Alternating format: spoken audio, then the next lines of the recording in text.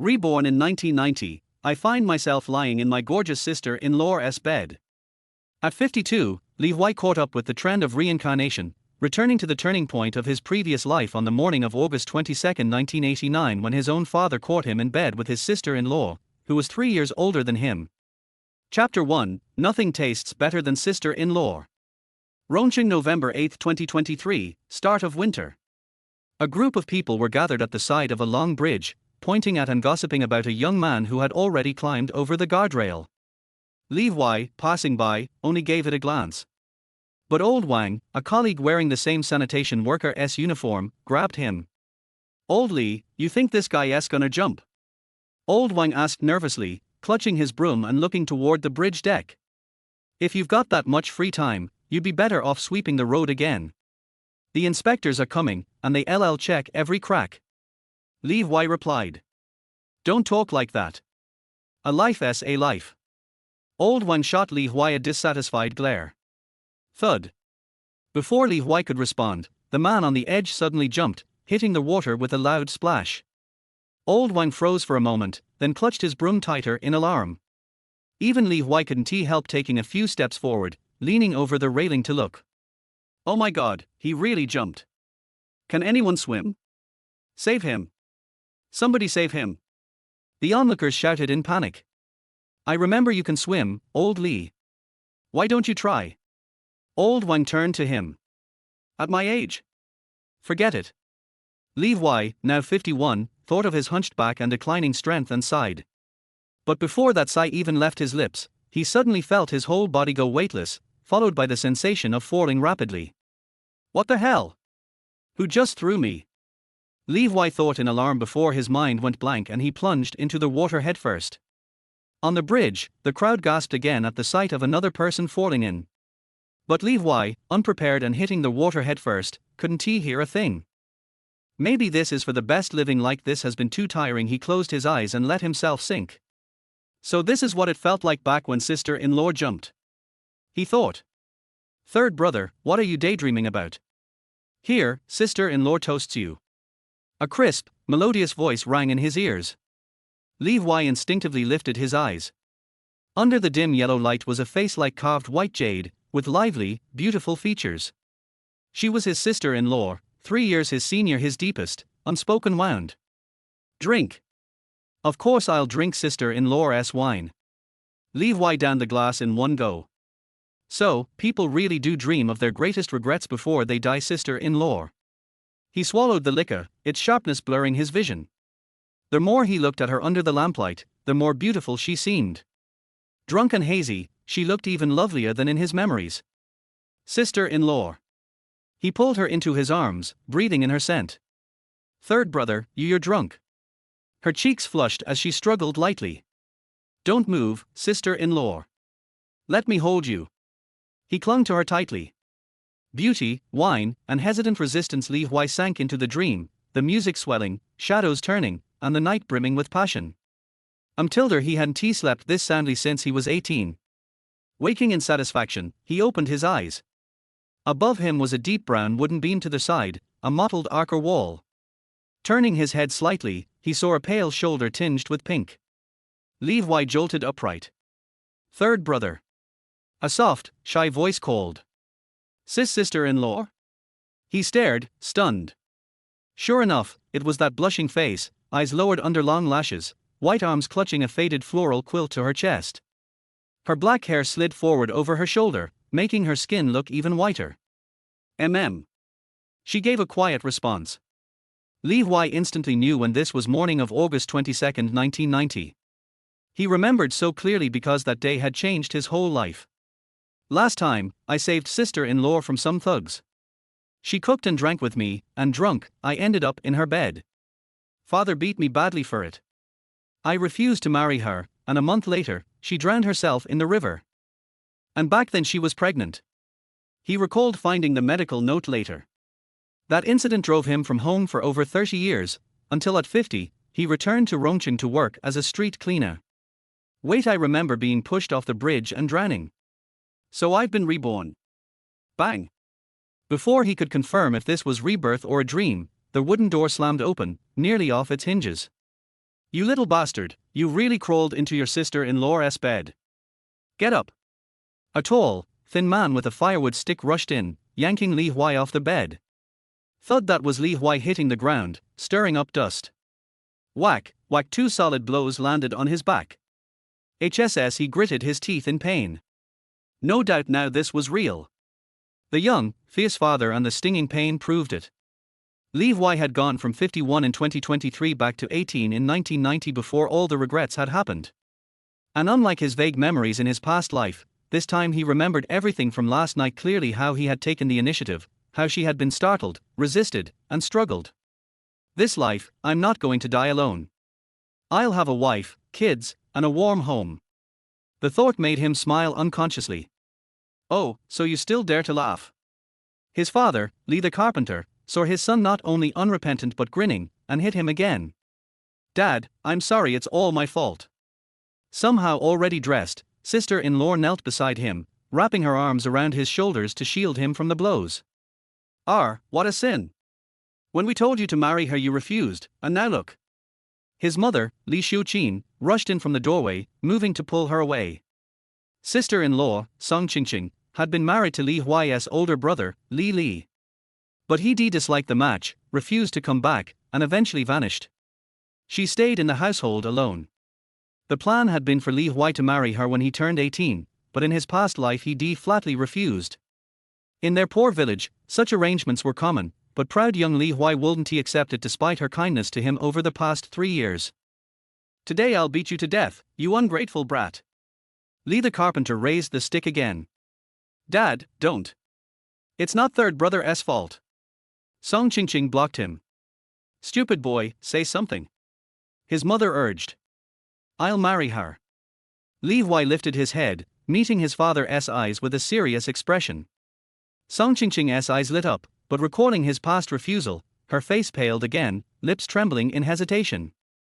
Chapter 2: The Goal. Li Huai's sudden marry made carpenter Li freeze for a moment. He lowered his head, scrutinizing his son with suspicion, clearly not believing him. Marry? Do you even have the right to say you want to marry now? Look at what you've done. Carpenter Li pointed at his son and scolded fiercely. It was unreasonable for Carpenter Li to be angry. Even Li's mother harbored resentment toward her youngest son.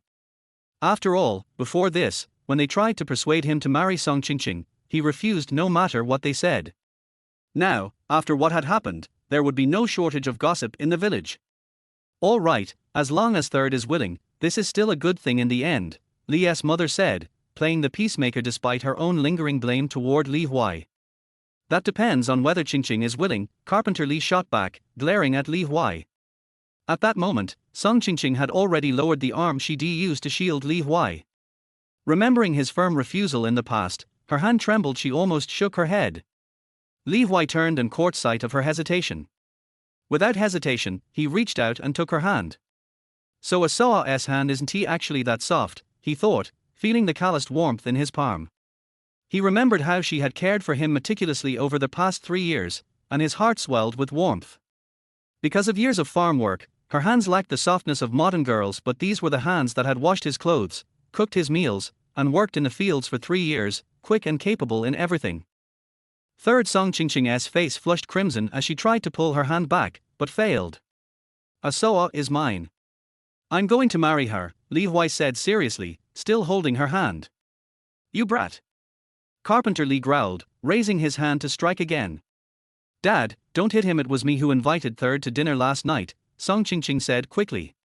It was my idea, Li Huai immediately added. You too. Carpenter Li looked at his son, then at Song Qingqing, tossed down the firewood stick, muttered I'm done with this, and stormed out. Now only the 3 of them remained in the room. Mom, please get ready. I want to marry a Sao as soon as possible, Li Huai said, turning to his mother. Li's mother poked her son's forehead in exasperation. Qingqing, you've been wronged, she said, patting Song Qingqing's shoulder. Mom, I'll do as you say, Song Qingqing murmured, head lowered. Good. Don't worry, Qingqing, things will be the same as before. If this brat misbehaves, just tell me and I'll have his father beat him, Li's mother said with a smile. Her reply was barely audible. This needs to be settled quickly. I'll start making arrangements now. Leah's mother glanced around, then got up to leave. Before she stepped out, she remembered her son and called back, "Don't go to the fields today, rest your back injury." "Thanks, Mom." Levi grinned and tried to stand up, but the stick wounds on his back throbbed sharply. Carpenter Lee, standing at 1.84 meters, was one of the tallest and strongest men in the village.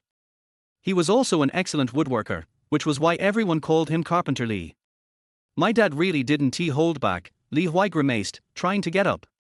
Song Qingqing hurried over, her face full of worry, to help him up. Huai leaned gently against her shoulder as he stood. "Third, I'll get the medicinal wine to rub your back," she said, and ran off before he could reply. But her running posture looked a little unusual.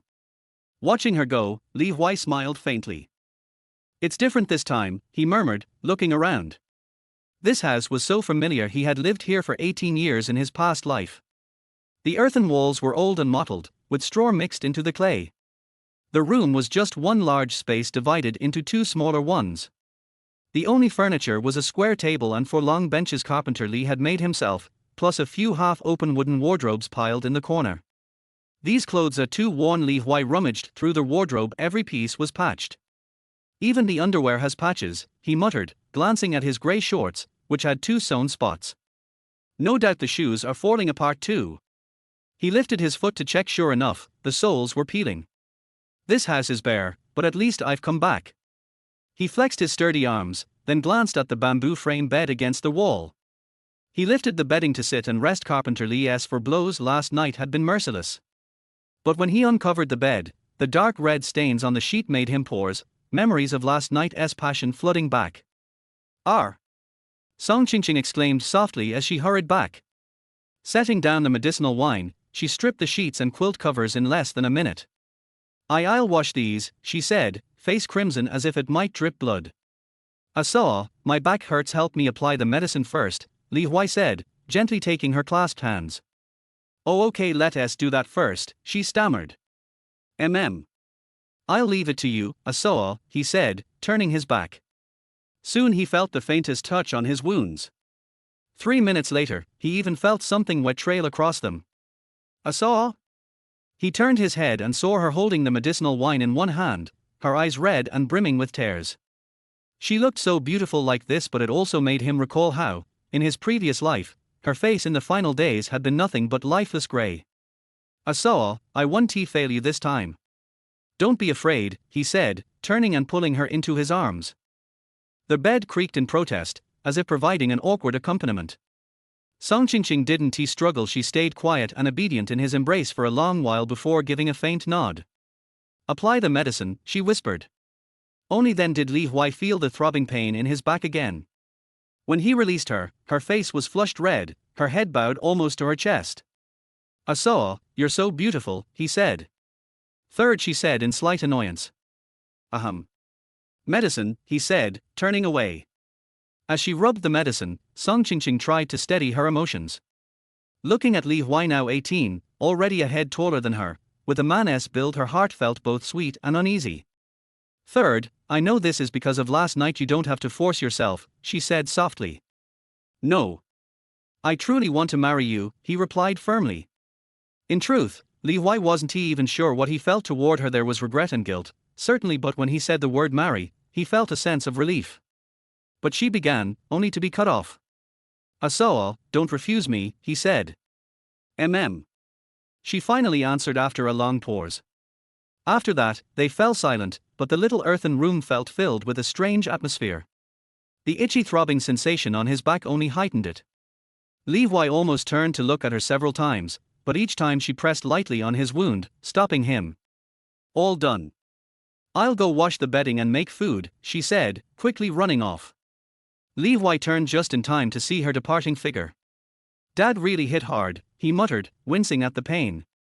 Still, he put on an old undershirt and stepped outside to look around. "This old house looks exactly like I remember." Stepping into the sunny courtyard, he took in the bright light.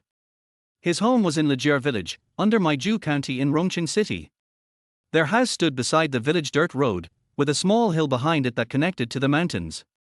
It was an L-shaped adobe house.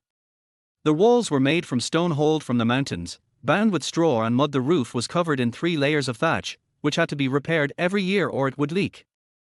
The courtyard and the house floors were packed yellow earth. On rainy days, it turned to mud everywhere you stepped. This mud brick house, it's been a long time, Li Huai thought with both nostalgia and discomfort. In his past life, he had lived in concrete buildings. The muddy, waterlogged days of an earthen house felt distant. At least it's sunny now, he thought, looking at the dry ground with relief. In front of the house grew a thick grove of bamboo. The tall stalks shaded the bedroom of his parents, leaving it cool and pleasant. He remembered how big that bamboo grove was. Market-goers often rested there, and during slow farming seasons, groups of elderly women would gather to chat, carrying their own little stools. The head of the L-shaped building belonged to his parents. The middle was a hall and bedroom for his eldest brother, Li. His own rooms were at the far end, 1 bedroom and 1 hall. Next to his section was a firewood shed, stacked full, and beside it, a small door, the back gate of the Li family home. I remember there's a small pond just outside. Passing the pigpen in front of his brother's hall, he saw 2 pigs grunting as they ate. Kriark. He pushed open the wooden door, and sure enough, not far away lay the pond. I really am back. The air is so fresh, Li Huai thought, taking a deep, satisfying breath, as if the fatigue of his past life had all vanished. The early 90s since I'm back, it's not too much to enjoy life and become a rich man, right? He mused, gazing at the lush green village. What's not too much? A crisp voice suddenly came from his side. Chapter 3: Catching a Turtle. Li Huai turned his head and saw a girl with a thick black braid, wearing a coarse cloth short shirt with small flowers and black pants, looking at him with burning eyes. Almost the moment he saw the girl, Li Huai remembered who she was. Jiang Fang, the village beauty from the neighboring Hongsha village, is just like Xiefang in the song, with thick and long braids, a fair and pretty face, and a plump figure with a sensual beauty. This kind of girl was Li Huai's girlfriend in his previous life, and that was why he was unwilling to marry his sister-in-law even after the accident that happened between them. After his sister-in-law jumped into the river in his previous life, Li Huai left his hometown. He vaguely heard that Jiang Fang also followed him out, but the two had never met. Maybe we are just not destined to be together. Li Huai thought to himself as he looked at Jiang Fang's pretty face. Why are you looking at me like that? Jiang Fang's face turned slightly red, but she was not afraid at all, and she glared at Li Huai. But this glare is more like a coquettish look, with a unique charm. However, Li Huai couldn't bear it now. After all, he had just agreed to marry his sister-in-law in the morning. If he turned around and got involved with Jiang Fang again, he would probably be beaten to death by Carpenter Li. No, no. Li Huai waved his hands quickly and turned his head away. Hey, why aren't you looking at me? Jiang Fang glared at him again and even took a few steps closer. Cough. Li Huai coughed, cleared his throat and was about to speak when Jiang Fang's hand suddenly reached his back. Li Huai instantly felt as if the place on his back that was touched was scalded by boiling water, and he immediately took a few steps away. I heard that your father beat you. Are you okay? Jiang Fang asked with worry in her eyes. It's okay, it's okay. I've applied the medicine. Li Huai couldn't say the words he was about to explain clearly, and quickly waved his hands.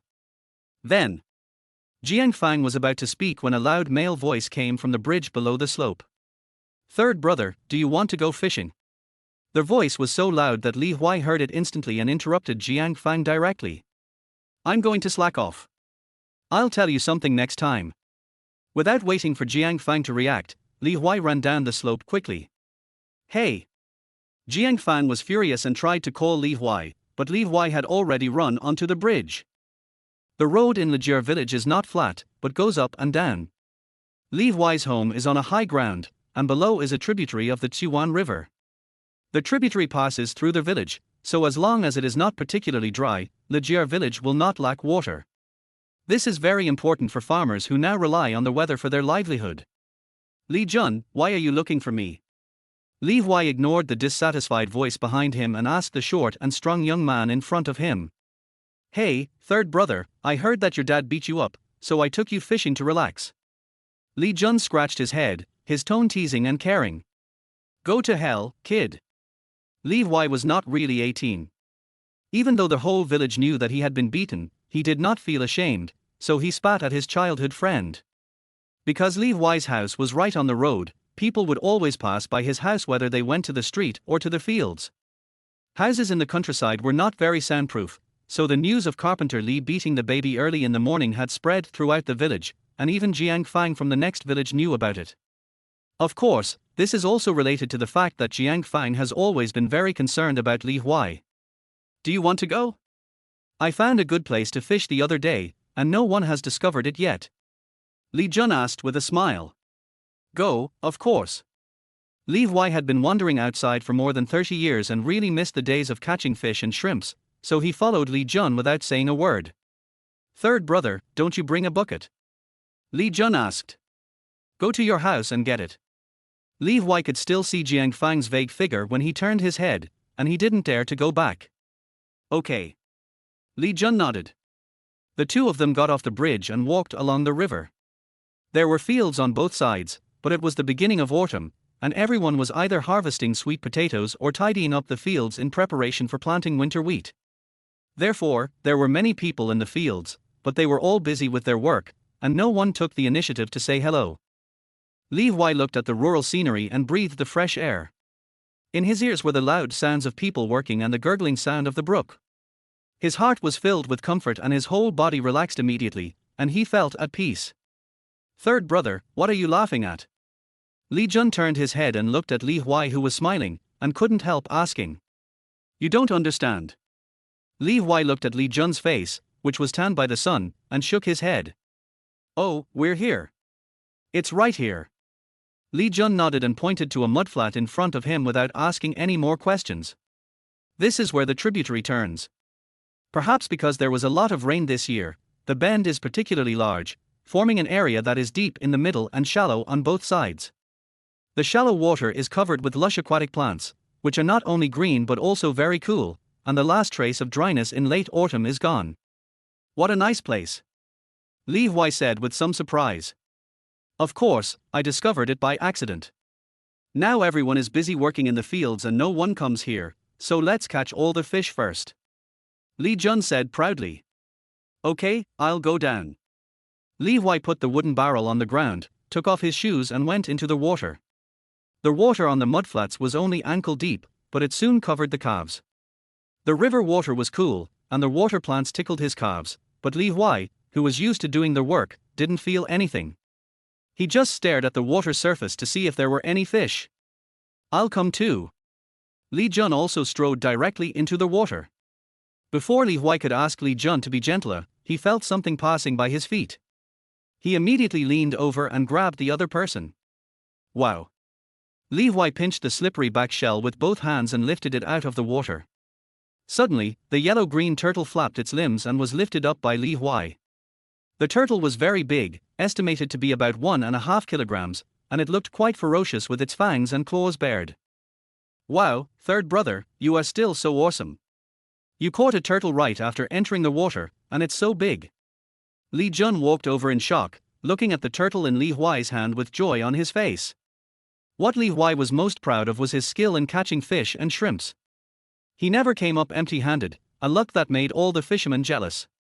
Li Jun also admired this the most, so he called him third brother sincerely. It's okay, it's okay.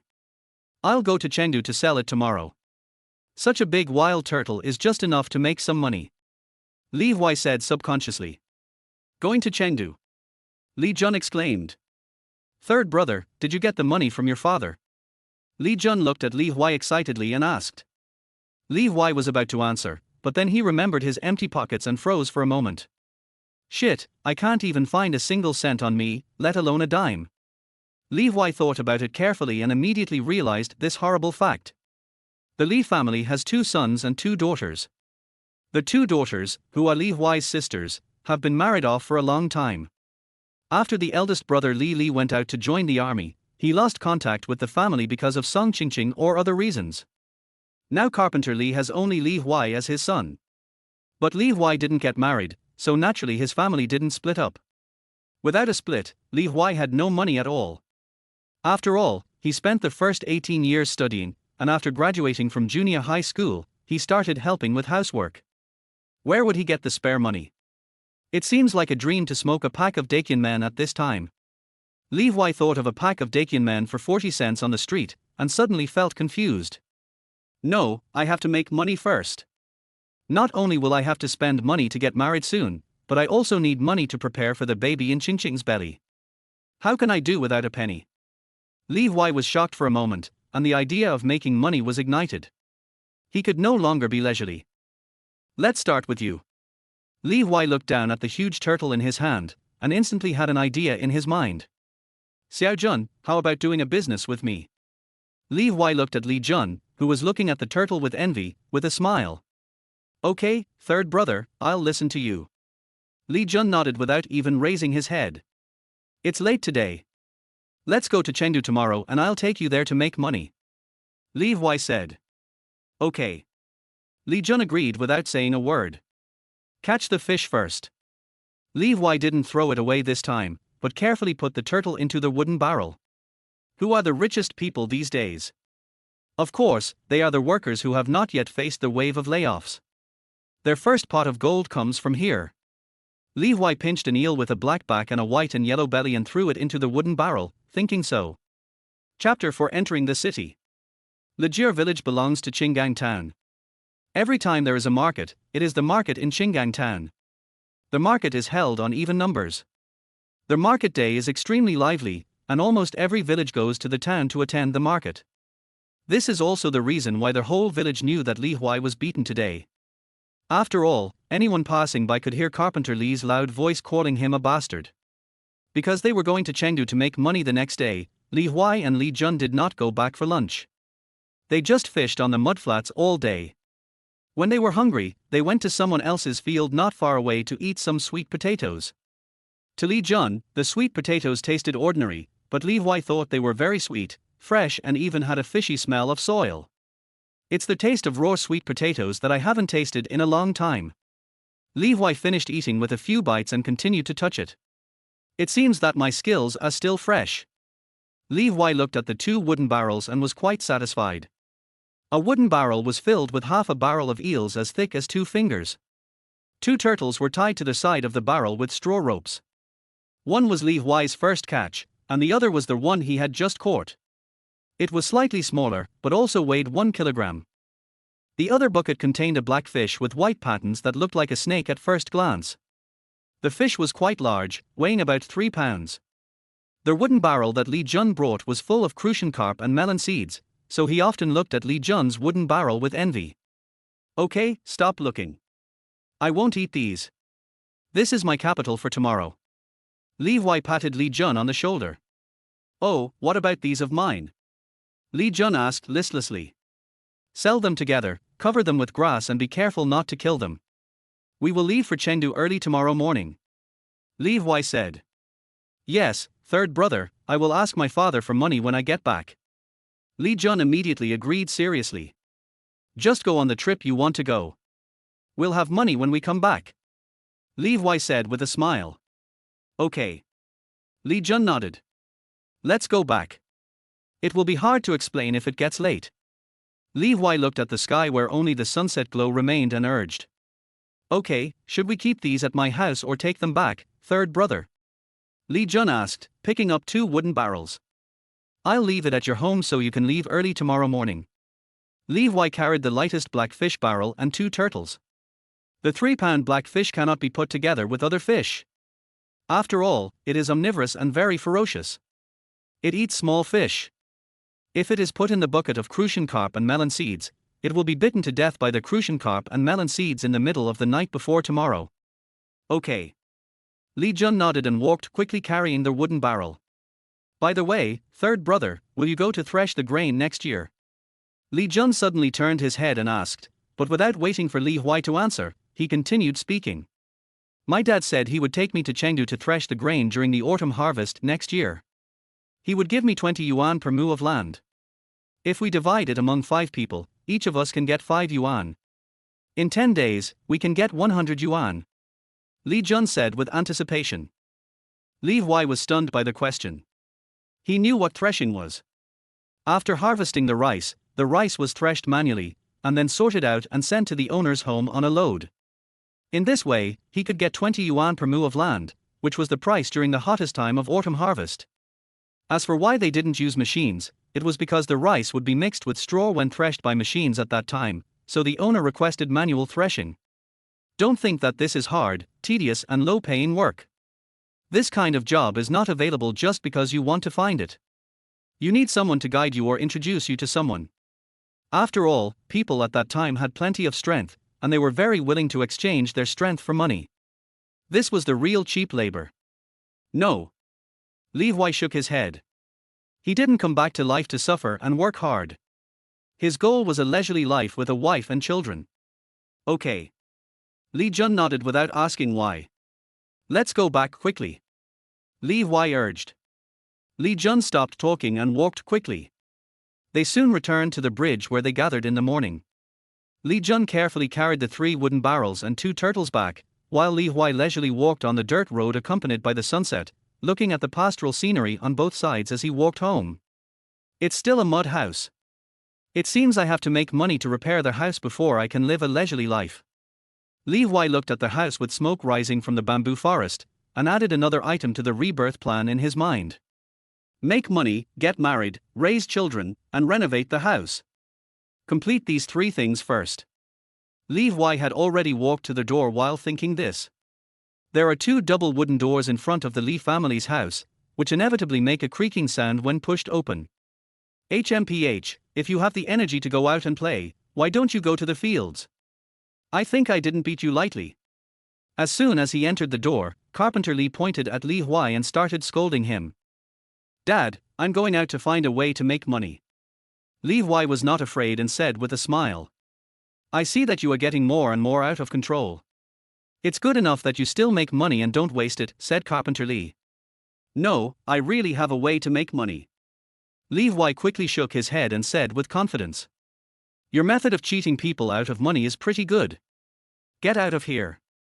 Carpenter Li turned around and walked towards the main room where he usually ate, ignoring Li Huai completely. Instead, Li's mother waved to Li Huai. You are such a naughty boy. Tell me what you want to do this time. You don't come back for lunch and you come back so late at night. Mother Li glared at Li Huai, and while she was nagging, she didn't forget to stuff a hot egg into Li Huai's hand. Thank you, Mom. Li Huai held the hot egg, just like his hot heart. Why should you thank me? This is your sister-in-law. No, Qingqing cooked it for you.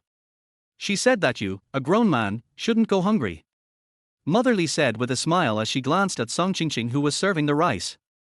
Well, sister-in-law is so nice. Li Huai's heart softened and said. Why call me sister-in-law? Call me Qingqing. I've already asked someone to pick a date. Mother Li slapped Li Huai on the back and said dissatisfiedly. Yes, yes, yes. Li Huai responded with a grimace in pain. Only then was Li's mother satisfied.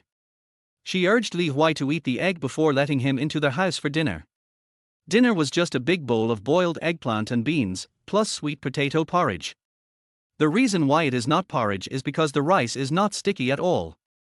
The rice is rice, the sweet potato is sweet potato, and the soup is soup, all packed into one bowl. Even so, Li Huai found that he and his father had the most in their bowls, while his mother and Song Qingqing only had half a bowl, and most of it was sweet potato. Even if Li Huai wanted to give some of the food to Li's mother and Song Qingqing, it would be impossible. After all, this was how they had always eaten at home, including the egg, which was eaten under Li's mother's watch. We have to work harder to make money. Li Huai felt a stronger sense of urgency for money. Because it had only been a day, Li Huai felt that his stomach was lacking in oil and water. He felt hungry again after just finishing his meal. Let's set a small goal first, pork freedom. Li Huai said secretly. After dinner, Song Qingqing and Li's mother were responsible for cleaning up and washing the dishes. When the moon came out, they would go back to their rooms to prepare for rest. There is less entertainment nowadays, and the Li family has only an electric light as the only electrical appliance, so naturally there is no TV. Therefore, they still work from sunrise to sunset and rest from sunset to sunrise. It's really a healthy schedule. Li Huai returned to the room where he woke up in the morning. Looking at the earthen wall under the dim light, he felt a sense of security and anxiety. But what about the fare to Chengdu tomorrow? Li Huai looked outside the house and wondered how to ask for more money for the trip. Mistress.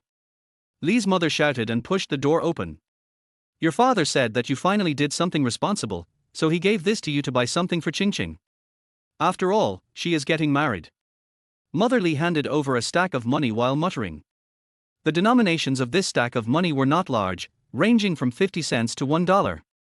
Li Huai calculated that there were $3 in it with just one glance. Thank you, Mom and Dad. Li Huai became happy instantly. After all, the travel expenses were enough in one go. Li Huai clearly remembered that there was a shuttle bus from Qinggang Town to Chengdu at 6:30 every morning. The fare was exactly 2.80 yuan, which left him 20 cents left. Don't use it carelessly, little brat.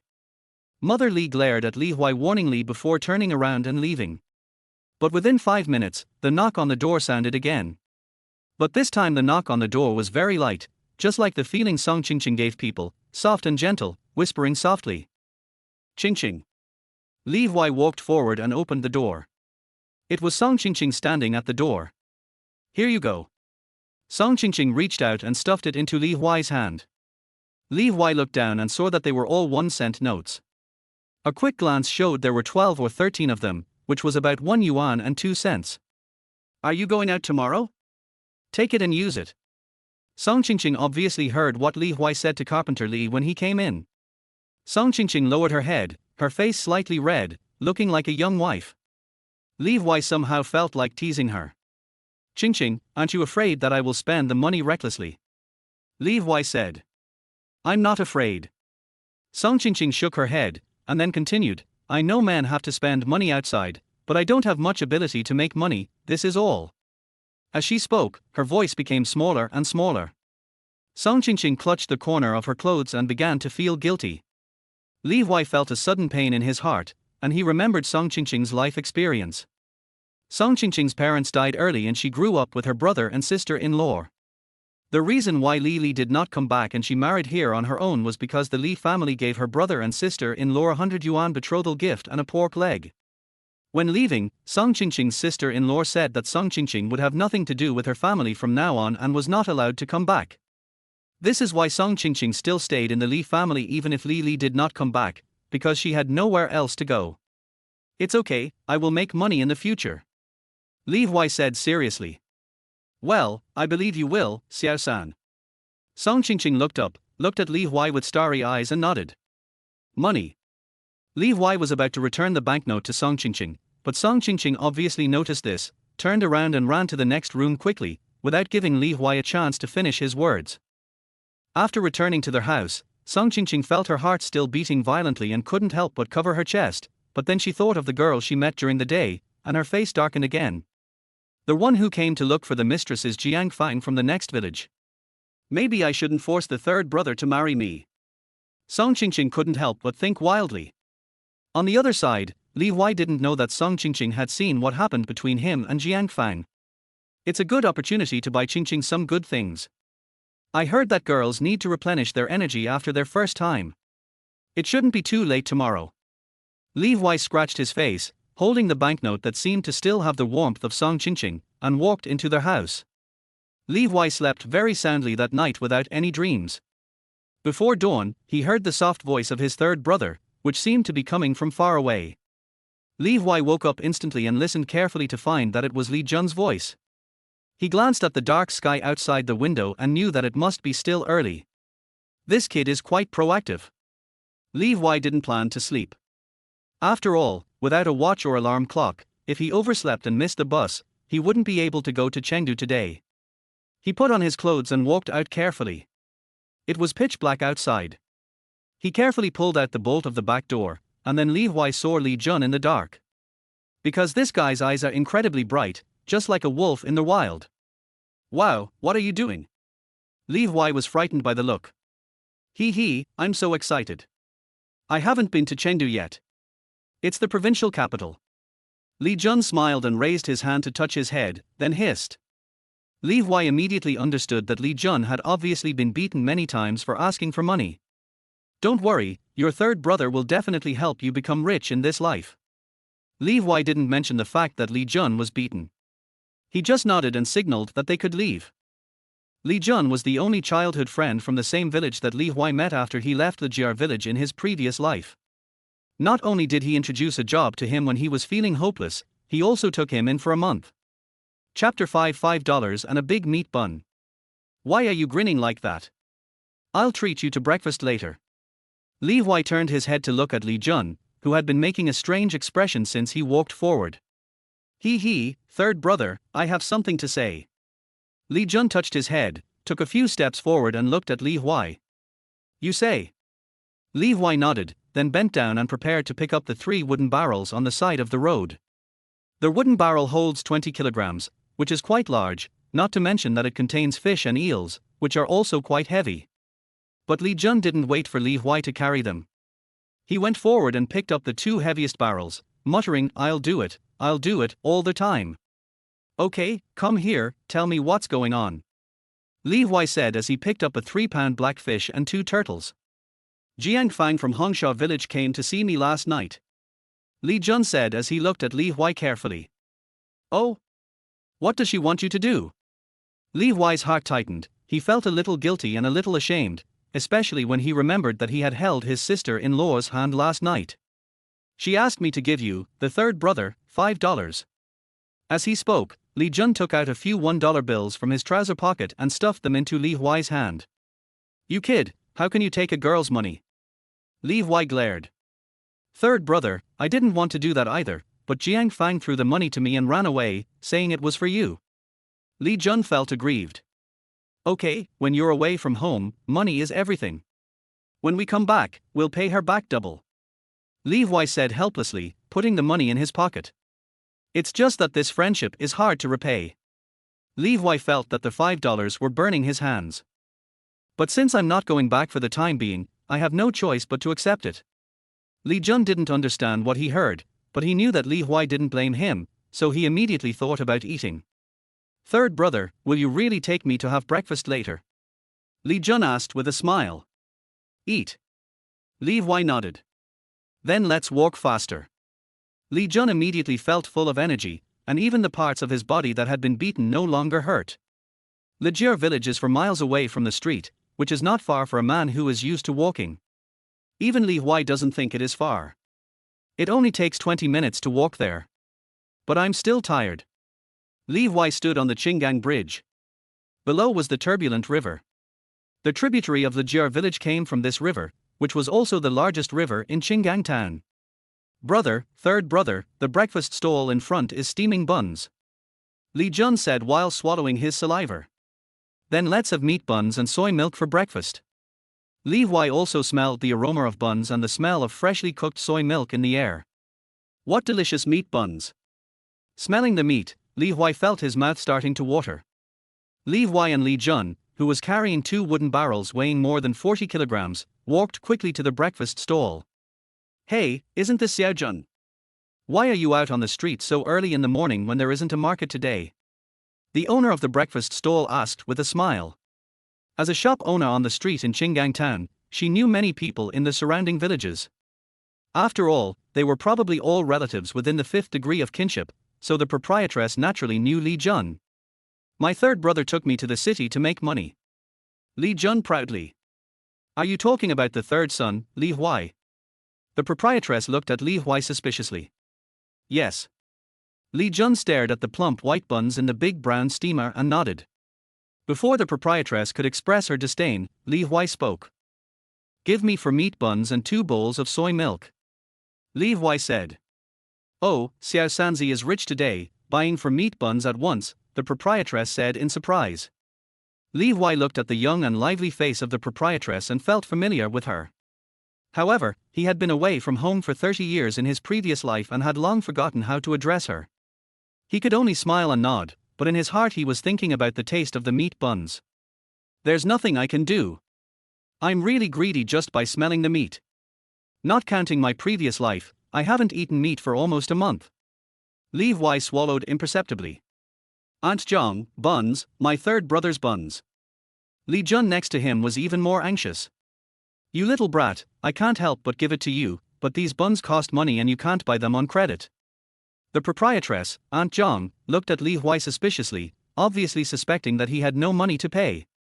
How much is it in total, Aunt Zhang? Li Huai was too lazy to care about this suspicion.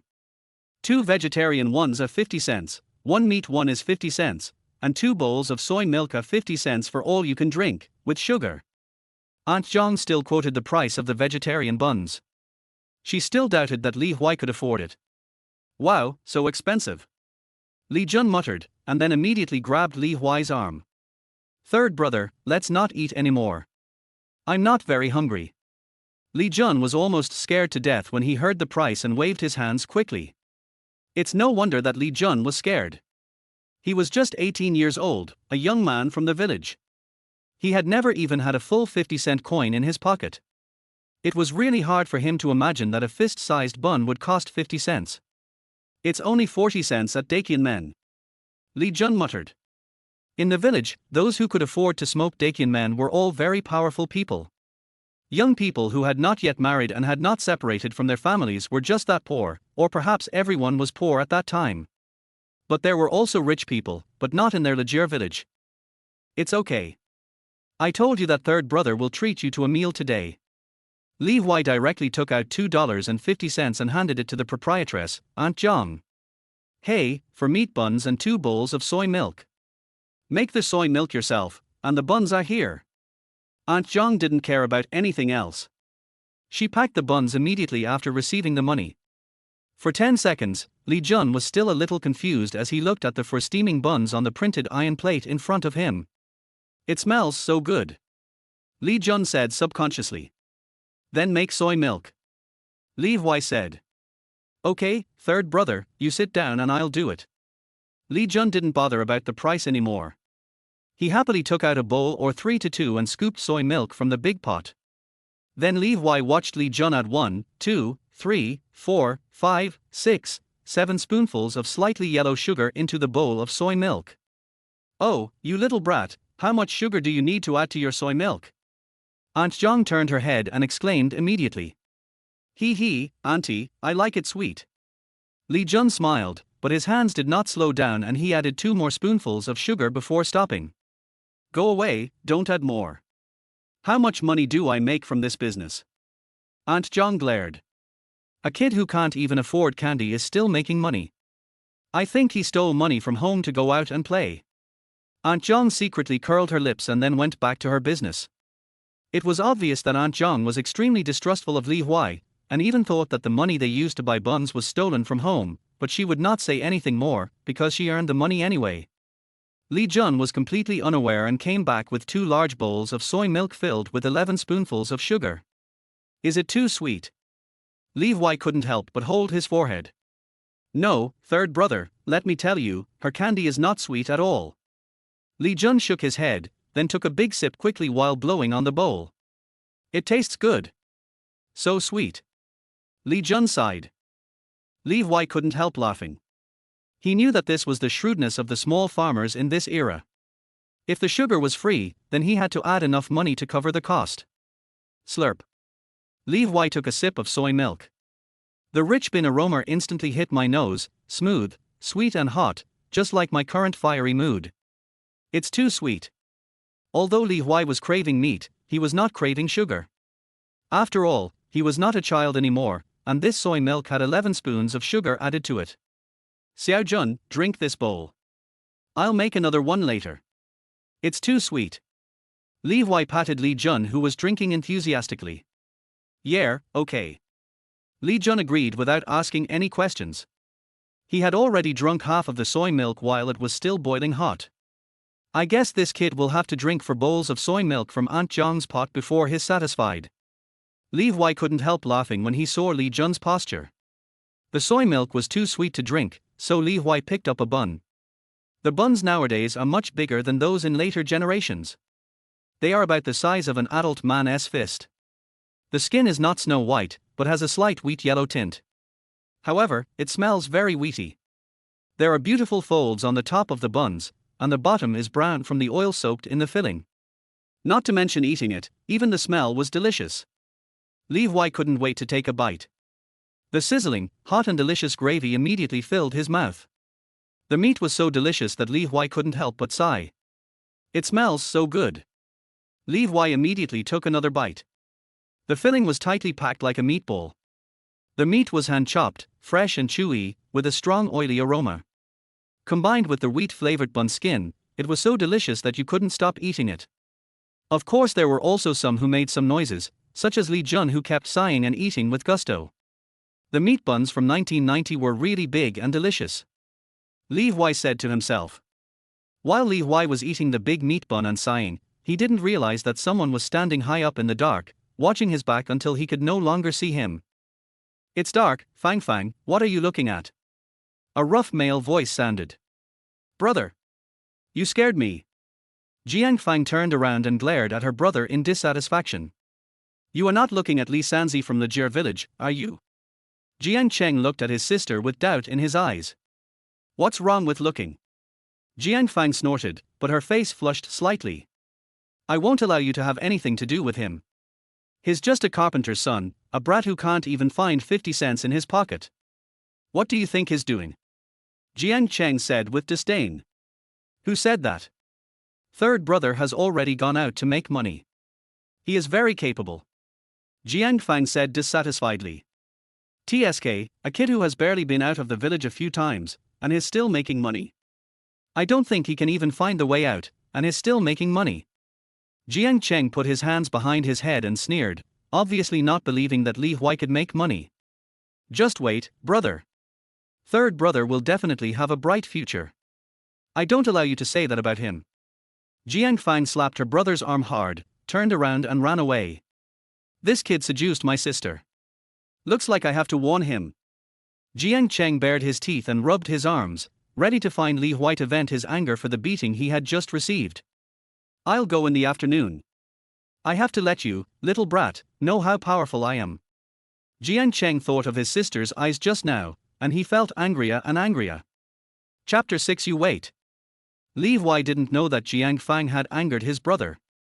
He was now frequently looking at Li Jun's belly next to him and was really worried. What's wrong with third brother? Li Jun turned his head and asked in confusion. You just drank 5 bowls of soy milk. Li Huai said in amazement. After all, it was a big bowl, 3 taels of it, and 5 bowls were equivalent to drinking 1.5 kilograms. Yes, it's too little.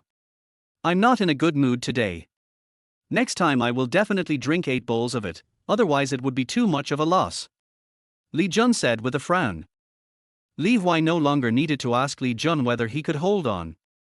Judging from the current situation, it was obvious that he could not. Wait, we're still getting on the bus. Li Jun had no idea what Li Huai was thinking. When he saw the grey bus parked there, he quickly called out. Those from Rongchen, Huai and Shoshin, please get on the bus quickly. It will leave soon. As soon as Li Jun called out, the ticket-selling lady on the bus called out loudly. Rongchen, 2 Rongchengs. Li Jun said hurriedly. Well, 2.80 yuan per person, to Chengdu East. The ticket seller immediately quoted the price. This is a bus with a maximum capacity of 45 people, and the actual capacity depends on the driver's skills. There are not many people on the bus now, only half full. Li Huai directly took Li Jun to sit in the seat behind the driver so that he would not get carsick. Li Huai remembered that the road to Chengdu was still a muddy road and was very difficult to drive on. But this time Li Jun paid for it himself, for 50 cents and the rest 10 cents, which he counted out to the ticket seller 1 cent at a time. The ticket seller was not impatient, obviously he was used to collecting money in this way. He leaned back in his chair and waited for Li Jun to finish counting, but his eyes were looking curiously at the wooden barrel under the feet of Li Huai and the other man. Are the 2 young men going to Chengdu to visit their relatives? The ticket seller asked curiously. No, my third brother is taking me to make money. Before Li Huai could speak, Li Jun next to him said proudly. Make money? You're not going to Chengdu to sell these worthless smuggled goods, are you? The ticket seller asked, glancing at the wooden barrel covered with straw curtains. Yes, these are the fish and eels we caught yesterday. Li Jun nodded and started counting the money again because he was interrupted. The ticket seller was no longer in a hurry. He looked at the young faces of Li Huai and Li Jun with a sense of superiority. Young man, don't blame me for not reminding you. Chengdu is the capital of our province. There is nothing missing there. Why would they need your junk that can't be sold? The ticket seller said earnestly. Yes, young man, my daughter married in Huai. It's much better there than in the countryside. The food is much better. They are all noble people. Who would eat these? An old woman in the back seat also glanced at the wooden barrel and said with a boastful look on her face. That's right. My car goes to Chengdu every day. We go in the morning and come back in the afternoon. People in the city don't care about these things. The ticket seller nodded. Yes, young man, you can't sell these. We don't even eat them ourselves. The old man on the other side also shook his head and said, I think it was you, young man, who instigated this. Young people should work hard in the fields and not be too ambitious. An auntie who was sitting farther away didn't hear what Li Jun said, but she saw Li Huai, who had an obviously different temperament, and she pointed at him and spoke. We're just trying it. Li Huai's expression was calm, and he didn't intend to explain further. After all, Li Huai is already 50 years old mentally, so he wouldn't get angry just because others don't have this kind of knowledge. But Li Jun was quite dissatisfied and started yelling. Who said my third brother is incompetent? My third brother is very capable. Li Jun shouted. Then how great is your third brother? How much money does he earn and how much education does he have? Asked the ticket seller. Li Jun was dumbfounded when he heard this. This was the first time that Li Huai took him to make money. Before, the two of them were just gangsters catching fish and shrimps in the village. As for studying, they had never done anything. They were both playful and couldn't sit still. As soon as the conductor saw Li Jun's expression, he had already made up his mind about the two of them.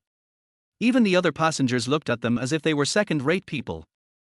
Surrounded by such gazes, Li Huai was calm and composed, but Li Jun, who was not even 18 years old, couldn't stand it. His face turned red and he grunted for a long time. You, just wait, my third brother is very capable and can make money. Li Jun said loudly. Yes, are you going back today? Let's take a bus in the evening to see if you have made any money. The old man who spoke just now said with a smile. That's right, let's see it for ourselves. Har har har, let's see how to make money with these rotten fish and shrimp. When you make money, Li-san, don't forget me, your brother. A frivolous and sarcastic voice sounded from the car door. Hisai, what does this have to do with you? Li Huai sneered, then continued, is there a way to make money for you? How can I be your father? Li Huai didn't care about the ridicule of other passers-by, but it was different for Hisai. He was one of those who teased A's sister-in-law, and it was also Hisai who spread the news that A's sister-in-law had a relationship with him in the previous life. You? Hisai didn't expect to be scolded directly after just saying yin-yang, and his face turned red immediately. What's wrong with me? Why are you still stuttering after not seeing you for a few days? This is difficult. If it really doesn't work, you can apply for disability allowance. Li Huai said with good intentions. Just wait for me. I'll be waiting here today, waiting to see you, Li Lao-san, come back with money. Hisai clenched his fists and got out of the car angrily. It's not that Hisai didn't want to fight, it's just that the injury he suffered a few days ago hasn't healed yet. After all, Li Huai is taller, stronger, and more flexible than him. I can't beat him, I really can't beat him. Coward. Li Huai sneered, completely different from his gentle self just now. Now the people in the car couldn't bear to give him orders by relying on their seniority, and they all sat back in their seats. That coward Hisai, let's come back tonight and beat him up together, Li Jun said hurriedly. No need, I can do it alone. Li Huai said confidently. Third brother is really awesome.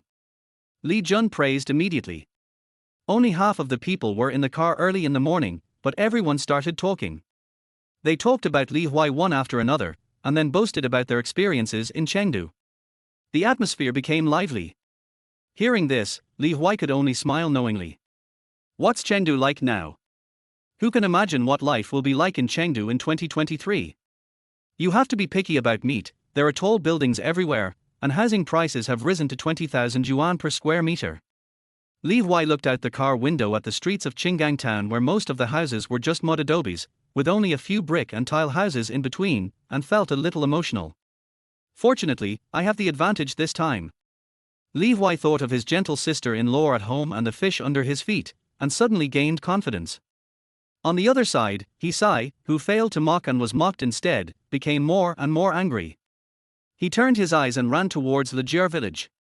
I'm going to promote you well and let everyone know that you, Li Huai, went to Rongqing to make a lot of money, but you still use rotten fish and shrimp. Hisai showed a malicious smile. People need face and trees need bark. Hisai plans to use conspiracy if he cannot win by force. On the other side, Li Jun finally counted the money and paid the fare. After the conductor left, he sighed softly. What's wrong with you, kid? Li Huai looked at Li Jun beside him and asked. My dad is so smart. He didn't give me any extra money. Li Jun sighed. It's okay, we'll make money after we sell it. Li Huai pointed to the wooden barrel. Third brother, can we really make money? Li Jun turned his head and looked around. After finding that no one was looking at him, he leaned close to Li Huai and asked in a low voice. Li Huai pushed Li Jun's big head away and said seriously, yes. Okay, I believe third brother. Li Jun instantly became active again, obviously believing what Li Huai said. There are a lot of crucian carp, melon seeds, eels and turtles in the countryside, but few people eat them. It's not because they have eaten enough, but because they need oil to cook them. Nowadays, everyone is poor and the oil they eat is counted. How can they waste oil just to eat a fish? It would be better to buy half a pound of meat from the street to make up for the oil and water. After all, what everyone lacks now is oil and water, and these fish and eels have no oil or water at all. This is why everyone in the car just now was not optimistic that Li Huai could make money from this. If the bus leaves at 6:30, it really does leave at 6:30. The bus will leave as soon as the time on it reaches 6:30. However, the speed is not fast. After all, the roads in Qinggang town are still all yellow dirt roads with potholes all over. The bus feels like a roller coaster and it shakes a lot. As the driver picked up people along the way, the car became crowded, and the smell of chickens, ducks and geese filled the air. As the temperature gradually rose, the smell in the car became touching. Fortunately, I don't get car sick. Li Huai had just finished sighing when a quacking sound of ducks was heard. The carriages nowadays are not as bright and clean as in later times. Now, any train heading to the city is a place where people and animals can ride together. There are all kinds of flavors and it is very rich.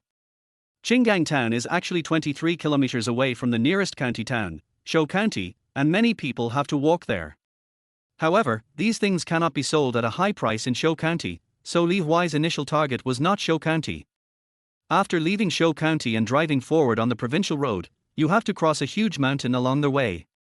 The winding mountain road looks scary, but the driver drove straight forward without slowing down. It was a 4.5-hour drive, with a 10-minute stop for everyone to go to the restroom. By the time they arrived in the east of Rongqing, Li Huai felt like he was soaked in the marinade. Third brother, are we here yet?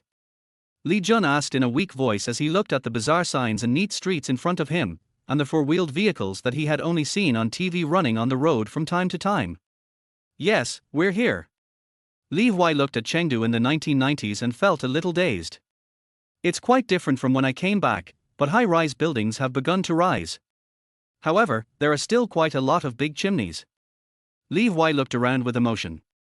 The large chimneys emitting billowing black smoke are most numerous in the eastern suburbs of Chengdu, which is exactly Li Huai's destination this time. Is anyone going to Yanshiku, Chuanxi Road, or New Wangmiao? One voice after another came from people soliciting passengers for the city buses. The history of public transportation in Chengdu can be traced back to before the founding of the People's Republic of China, and has been vigorously developed after the founding of the People's Republic of China. Therefore, the operation in the city is still very developed. No matter where you go, as long as you have money, you can take a bus. The Old East Station is not far from where Li Huai wants to go, so Li Huai will go over when he sees someone holding a sign to solicit passengers. What's wrong? Li Huai saw his arm being pulled and looked at Li Jun. Brother, third brother, do we need to take a car? Li Jun asked cautiously. Yes, let's go to the big chimney over there. Li Huai pointed to the big chimney which was at least 10 miles away from here. No, let's walk over. I heard it costs $1 to get on the bus. Li Jun held Li Huai and whispered. After all, it's in Rongqing. Li Huai nodded. It's only $2 for the two of us, and with an extra 80 cents we can go home. No, it's too expensive. Li Jun shook his head faster than a rattle. Third brother, I will carry the things and lead the way. I promise not to let you get tired. Li Jun directly hung the straw rope with the 2 turtles tied to it around his neck, then held 2 buckets in his right hand and 1 bucket in his left hand, picking up the 3 buckets and walked forward at a very fast speed. This kid. Li Huai looked at the ticket seller who was still greeting people with empty hands, and then looked at Li Jun who was walking away quickly, and could only raise his feet to catch up. I still have to make money, otherwise I will have to walk everywhere, which is too tiring and does not suit my purpose of leisure. Li Huai sighed, then asked about the dormitory area of Pancheng Steel Factory, and then walked forward. Li Huai was going to the most glorious steel mill in Chengdu, which had declined in the past 2,000 years and was officially closed in 2012. How prosperous was that place? At its peak, there were 30,000 workers alone, not to mention the employees of the large factories living in the surrounding area. It's just the 1990s, which is a glorious turning point. Everyone still has money in their pockets. Li Huai planned how to maximize profits as he walked. I just don't have much money left in my pocket. Li Huai touched the 3 yuan and 90 cents left in his pocket. With things on his mind, it was already 11 o'clock when he arrived in Chengdu. Therefore, Li Jun, led by Li Huai, walked all the way with his head covered. He walked so fast that he only took half an hour to walk the 10 miles, and that was while he was carrying a wooden barrel weighing over 100 pounds. Li Huaiyuan also planned to arrive before noon, so he did not stop him. After arriving at the place, Li Jun put down the wooden barrel and wiped the sweat from his forehead. Then he looked up at his surroundings and immediately shrank back. Third brother, who are we selling this to? Li Jun looked cautiously at the tall building next to him, and the passers-by who were dressed neatly and beautifully without any patches on their clothes did not dare to speak loudly. Li Jun felt inferior. He lowered his head and looked at the best clothes on his body. There was still a patch on the cuff. Although it was not obvious, it was there.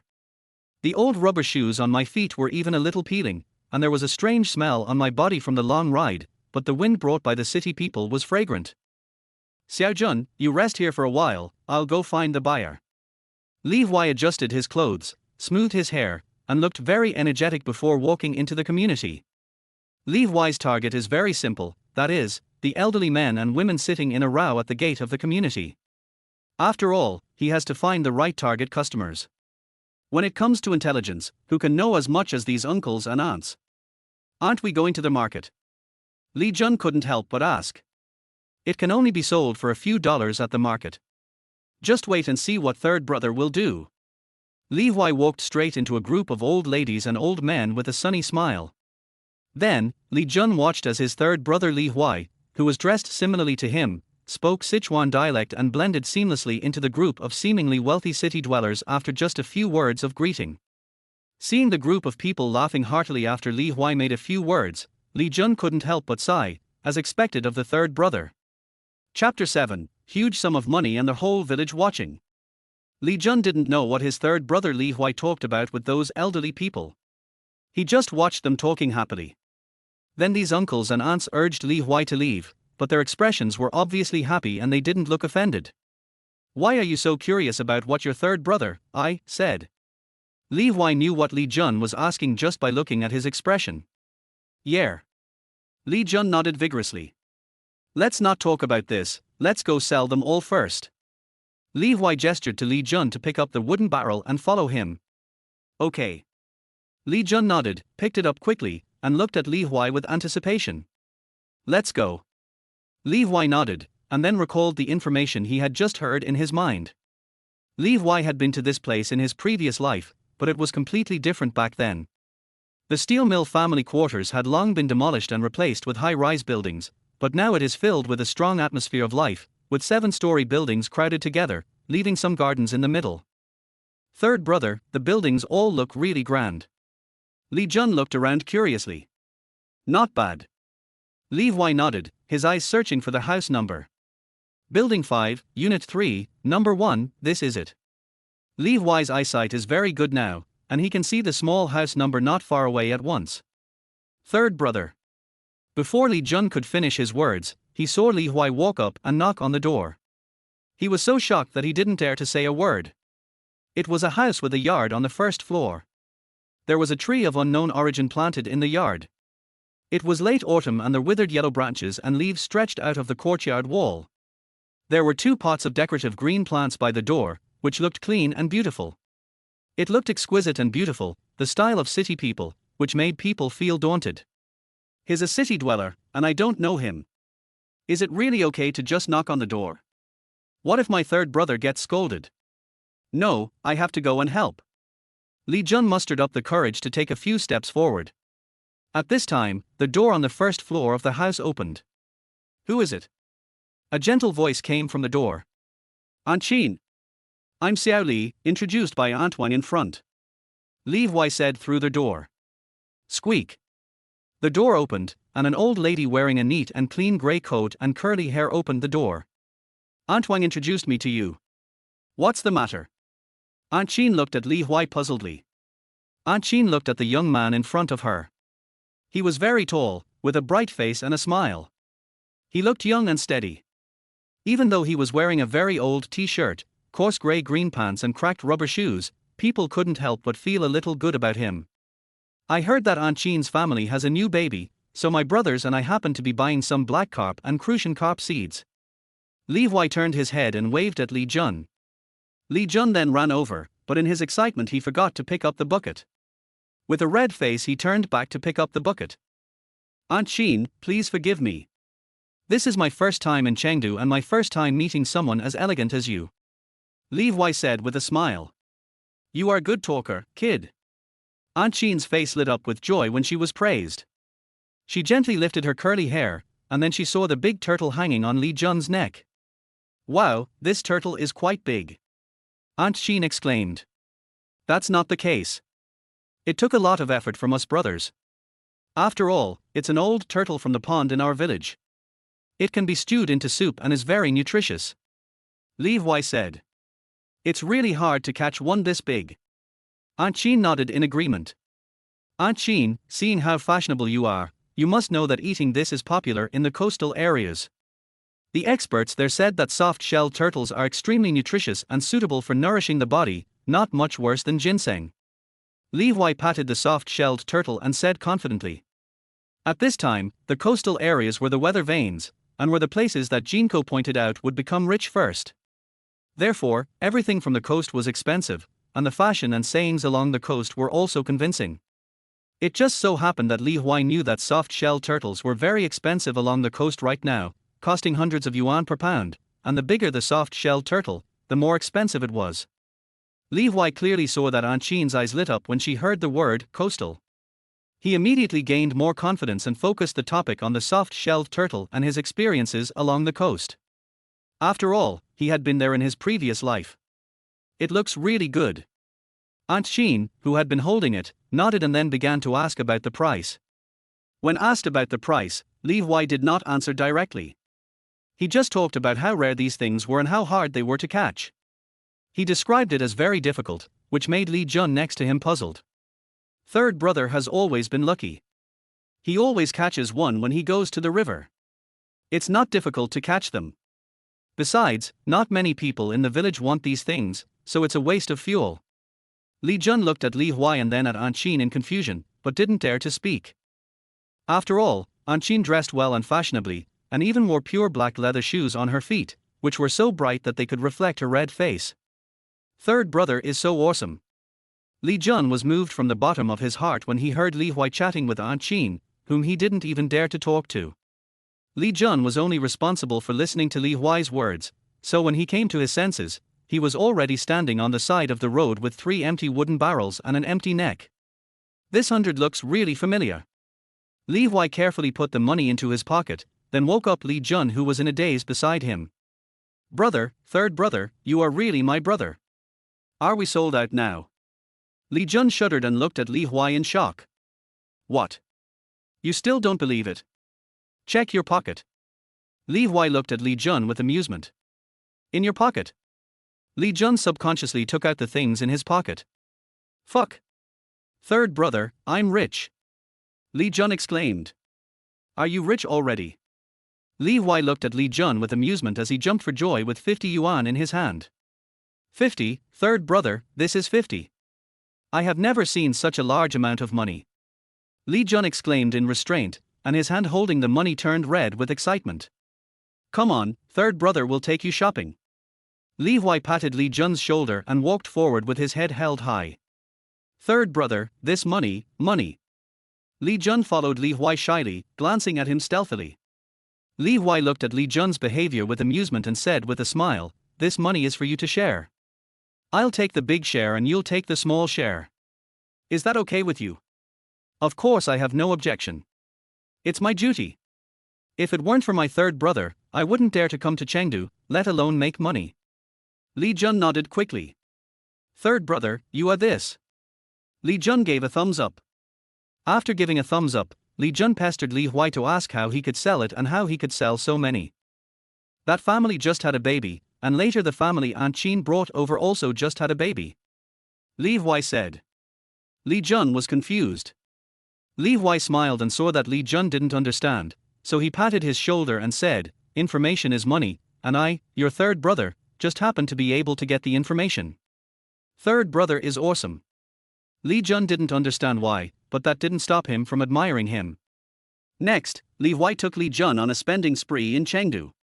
They even took the bus to the station and spent 1 yuan each to get back to the East Station.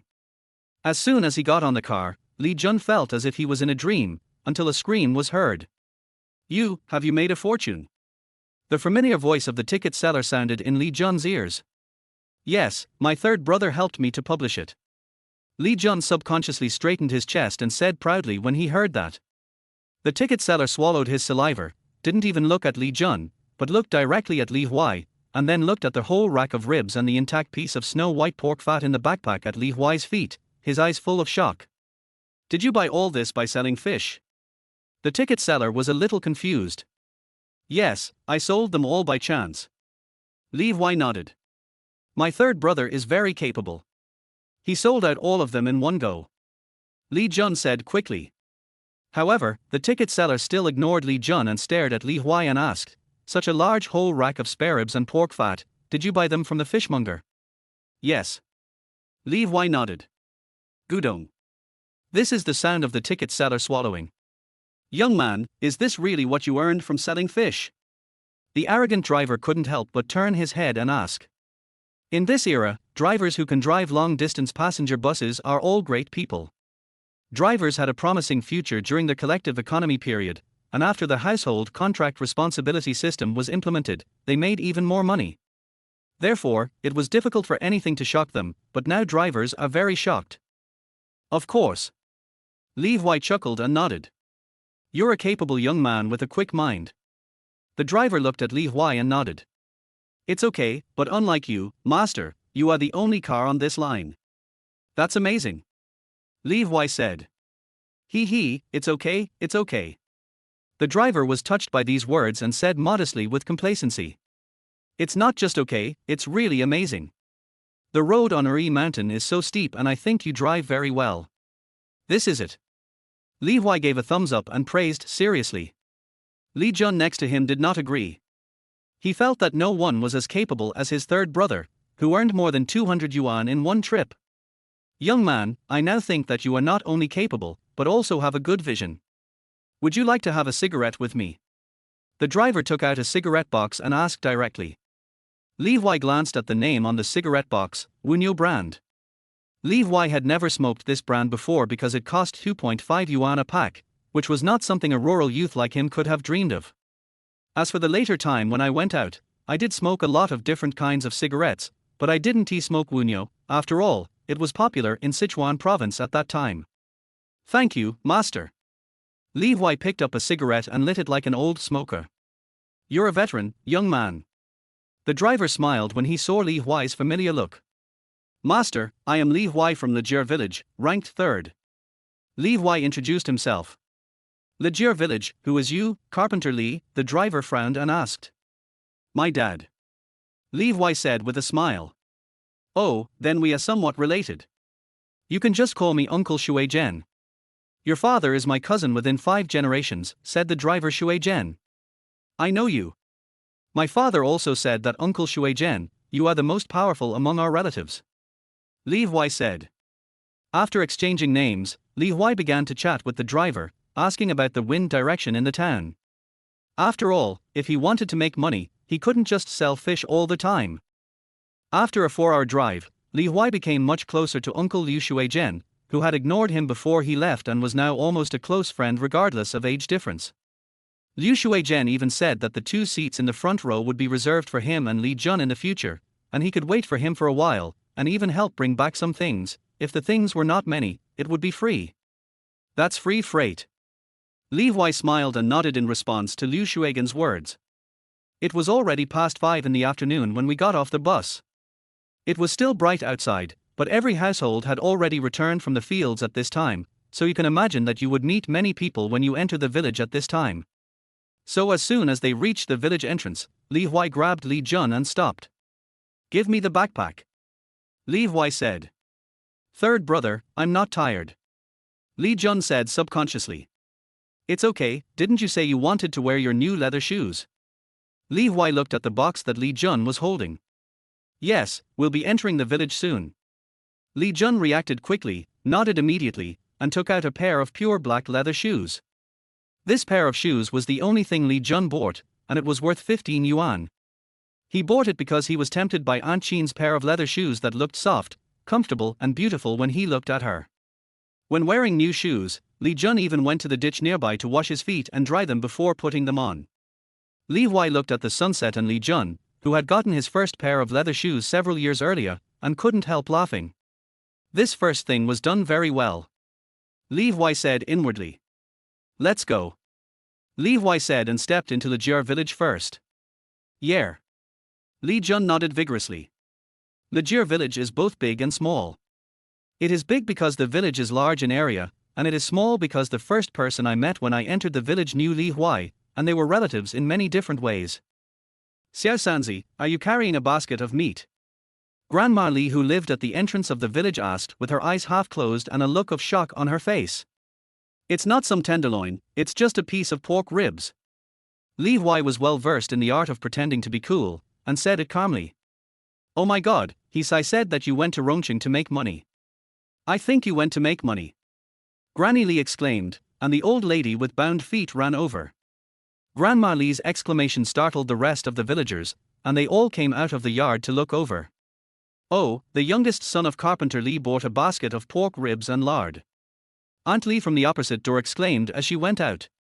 Everyone's attention was immediately attracted by the conspicuous whole rack of pork ribs on Li Huai's back.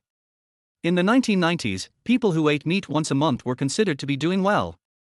Even during the Chinese New Year, they would only buy a few pounds of meat at most. Who had ever seen anyone buy such a whole rack of pork ribs? Therefore, even though Li Huai did not stop, the villagers followed him, talking and exclaiming as they walked. "What business are you doing, little Sanzi? I didn't believe he sighed when he said you were making a lot of money. Does that guy also tell the truth sometimes? You've made it big, you've really made it big. You bought a whole fan of ribs right away. And lard, a whole block of pork lard. What fortune did Xiao Sanzi make?" The Li family lived in the front half of the village, so soon Li Huai brought a group of onlookers to the door of the Li family. Carpenter Li, Mother Li and Song Qingqing were still worried about Li Huai, who had been out all day. After hearing the noise outside, the three of them looked at each other, stood up and walked out of the main room and came to the door. "My son is back," Li's mother said in surprise. "I want to see where this useless thing Tianai has gone." Carpenter Li followed him out the door with a fierce look on his face. Song Qingqing clenched her hands and followed quickly with a worried look on her face, thinking that if Li Huai was scolded, she could say a few words to help him. As the door opened with a crash, the three of them were frightened by the whole pork chop placed at the door with great impact. "Mom and Dad, Qingqing, I'm back." Li Huai looked at the three of them with a smile.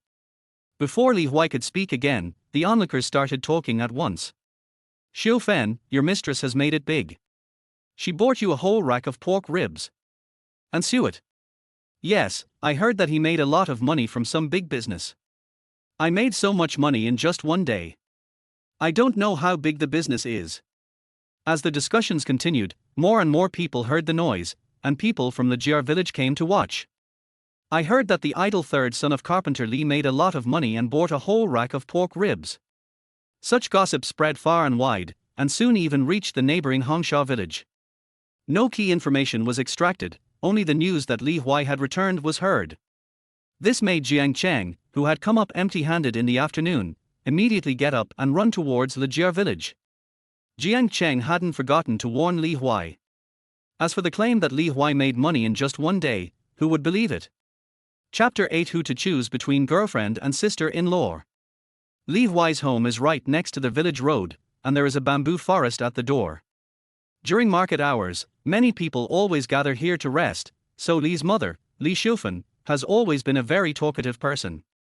Li Huai's father, Carpenter Li, was also well known in the surrounding villages for his good carpentry skills. Therefore, almost everyone who came and went knew the Li family, and Li Huai was originally the Li family's youngest and incompetent son. Since ancient times, the emperor loves his eldest son and the people love their youngest son. As the youngest son, Li Huai was always favored, and today he shocked the family of 3 and the entire village. Old Li, this money is not given to your third son, right? Li Duquan, who was at odds with the Li family in the crowd, said disdainfully. When these words came out, some people around were really skeptical. After all, Li Huai was only 18 years old, he was not good at studying, he was unstable, and he was lazy at work. How could he suddenly earn so much money and buy a whole rack of ribs? That's right, I haven't heard that this Li-san has any future. Yes, I think this money was given by Carpenter Li. This was said very loudly, and Li Huai knew it was Hisai as soon as he heard it. Hisai, stand up for me. Without waiting for Li Huai or even the powerful mother Li to speak, Li Jun next to him spoke and directly pointed out Hisai. Just come out, what's the matter? Hisai saw that many people were suspicious, but he didn't panic and stood out arrogantly. What's wrong? Just because you are waste, you think others are also wastes? Can my third brother be the same as you? Li Jun sneered. Xiao Jun, don't talk to losers. Li Huai ignored Hisai's provocative look. You? Hisai was furious, but then he calmed down and said, I'm useless. I can't make money with those rotten fish and shrimp, but people in the city are not fools. Can they accept what you have? Does this mean the money that Xiao Sanzi earned from selling fish? Grandma Li, who had bound feet, followed from the village entrance, asking curiously and suspiciously. That's right, Grandma. Li San brought back several buckets of rotten fish and shrimp when he went to the city. Hisai immediately responded. The crowd suddenly started to talk, and their tone was full of doubt. How could the city, with nothing to offer, possibly be interested in the fish and shrimp in our ditches? That's right, my sister-in-law from my mother's family married in Shou County, but I've never heard of this being sold for money. It can be sold, but it can't be sold at a higher price than beef. After all, it's not real meat. I know, big fish in Shou County cost 30 cents per pound. The speaker was Li Dao, who lived across from Li Huai's house. After hearing the price, Li Huai turned around and saw that it was Li Dao who had gone into business in his previous life and had made some money and was doing quite well. Li Huai, do you really make your living selling fish? Li Dao asked directly when he saw that he was being watched. Yes. Li Huai nodded. This is impossible. Li Dao frowned. What's impossible? My third brother is very capable. He went straight to people's door and sold it to them. Li Jun said with his chest puffed out. What are you doing here, you little brat? You didn't feel any pain from the beating you received last night. You haven't been seen the whole day today. I think you want to be beaten again. A powerful roar came from behind the crowd. Hearing this voice, Li Jun subconsciously trembled and couldn't help but look at Li Huai for help. Li Huai smiled and patted Li Jun on the shoulder, then reminded him, leather shoes. As soon as these words came out, Li Jun's eyes lit up, and he immediately said to his father, who rushed into the crowd with his hands raised, Dad, look, my third brother helped me earn a pair of leather shoes. Li Jun roared loudly, not only stopping his father's slap, but also amazed the onlookers. Everyone looked down and saw a pair of shiny black leather shoes on Li Jun's feet. They were obviously good stuff. They are really leather shoes.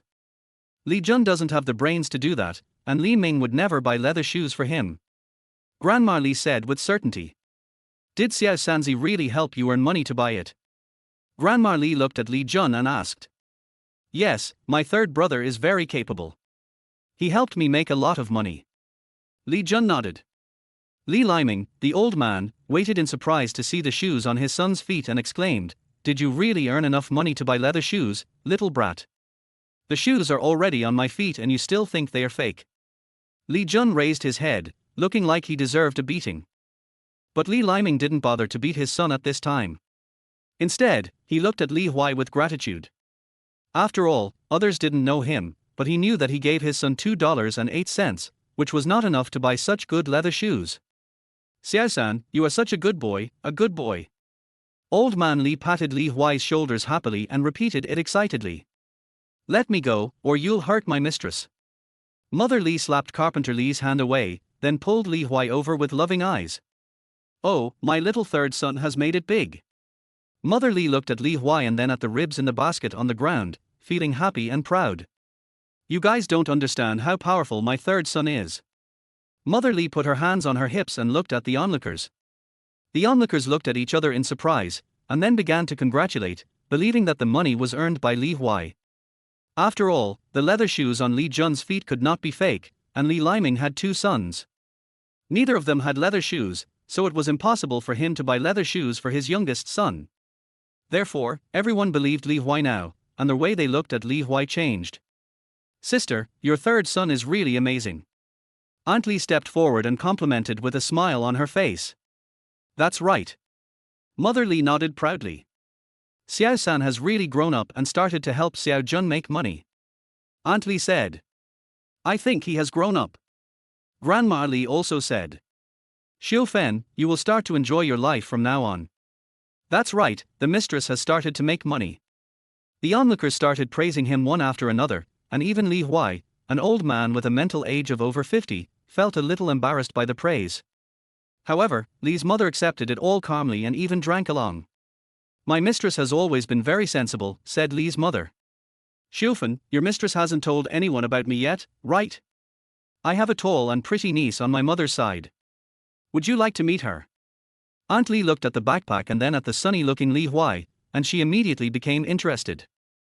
That won't do. Mother Li immediately shook her head. Why not? I'm telling you, my niece from my mother's side graduated from junior high school. She's literate, sensible, and gentle. Aunt Li was about to praise her when she was interrupted by Li's mother. My mistress is going to marry Qingqing. Li's mother took Song Qingqing in one hand and Li Huai in the other and announced the news in front of all the onlookers. Everyone in the crowd was a little surprised, but no one thought about it too deeply. After all, it was not a good idea for Song Qingqing to live in the Li family all the time. If she couldn't marry the eldest son, then it must be the second son, otherwise she would have to go back to her parents' home quickly. The wedding will be held soon, and everyone can come to the banquet then. Li's mother said happily. Song Qingqing, who was standing next to her, blushed and lowered her head, too shy to look at anyone. Li Huai smiled at Song Qingqing and nodded calmly to everyone who had already started to congratulate him. But when Li Huai turned his head, he was suddenly embarrassed. Outside the crowd, Jiang Fang pulled Jiang Cheng, whose face was flushed and furious, and he looked at her with red eyes, but he bit his lips stubbornly and refused to speak. It's over. This thought flashed through Li Huai's mind, his face looked embarrassed, and the joy of being praised just now slowly dissipated. Chapter 9 Braised Spare Ribs. Li Huai stood at the door, with the threshold behind him. He couldn't even take a step back, so he could only watch Jiang Fang looking at him with red eyes. Okay, it's getting dark, let's disperse and go home to cook. Mother Li was a smart person. She immediately saw that the little girl opposite was in trouble and hurriedly urged the crowd to disperse. Okay, Xiufen, please tell me in advance if you want to hold the wedding. Although the matchmaking was not successful, Aunt Li was not annoyed and said with a smile. That's right, Xiao Sanzi, you have to tell us in advance when you get married. A senior person in the crowd said loudly. Okay, I'll tell everyone when the date is set. Li Huai nodded and responded with a smile. Only then did everyone look at the ribs in the basket at the door with reluctance and leave. Have you noticed that little Sanzi seems to have matured? It seems so. I don't think so. If you squander the money you just earned, you're not cut out for life. Such words were heard vaguely. Obviously, everyone envied Li Huai for making money, but also felt that Li Huai could not keep the money. In this era, everyone believed that money was saved. Come on, let's go back to the house and cook. We're having braised pork ribs tonight. Qingqing, you cook. Mother Li held Song Qingqing with one hand and picked up the backpack with the other hand and was about to take it into their house. Okay. Song Qingqing didn't struggle. She just glanced at Li Huai carefully before entering. It tastes better if you add more oil. Mom, please chop a few more ribs so that Dad and I can have some tonight. Li Huai stopped Mother Li from refusing and Carpenter Li from cursing. Okay, you little brat is the one who's always making trouble. Mother Li glared at him unhappily, and then used her eyes to urge Li Huai to deal with Jiang Fang's brother and sister who had not left yet. Speak nicely, little brat. Carpenter Li took a puff of his cigarette, put away his smile, and said seriously. I understand. Li Huai nodded. Come here, you damned one. I'm going to beat you to death today. Jiang Cheng said in a low voice, gritting his teeth. Brother, you go back first. Jiang Fang pulled Jiang Cheng to the other side. No, I must beat this brat to death today. Jiang Cheng refused. Brother. Jiang Fang turned her head and stared at Jiang Cheng stubbornly with tears in her eyes. Okay.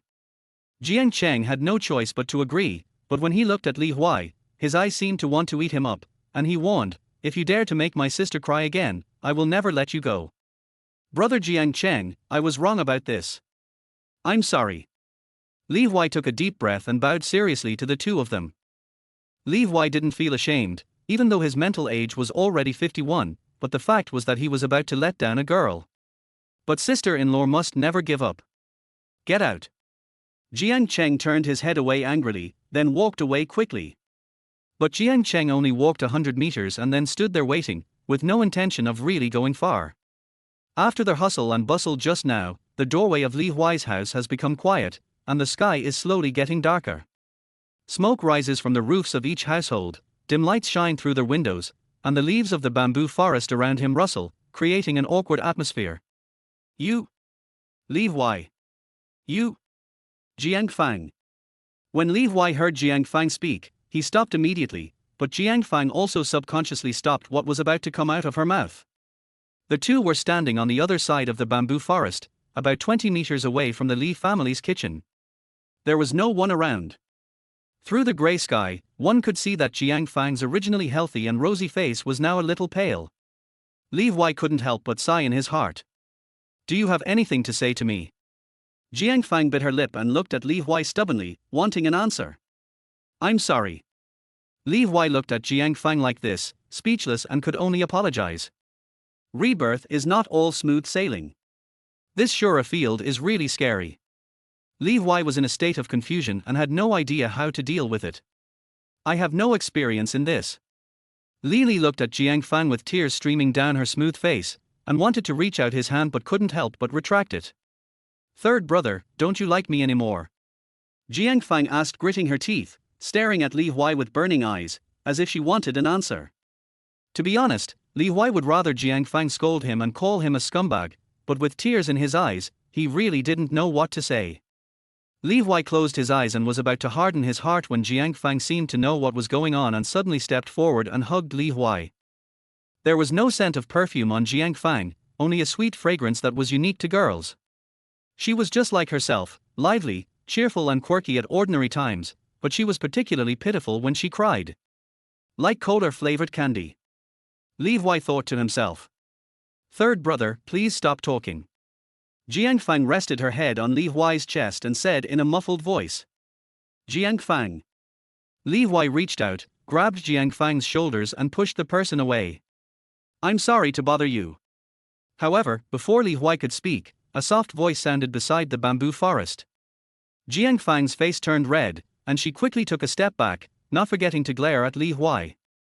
Li Huai touched his nose and didn't dare to speak, because the person who came was none other than his sister-in-law Song Qingqing. Qingqing, why are you here?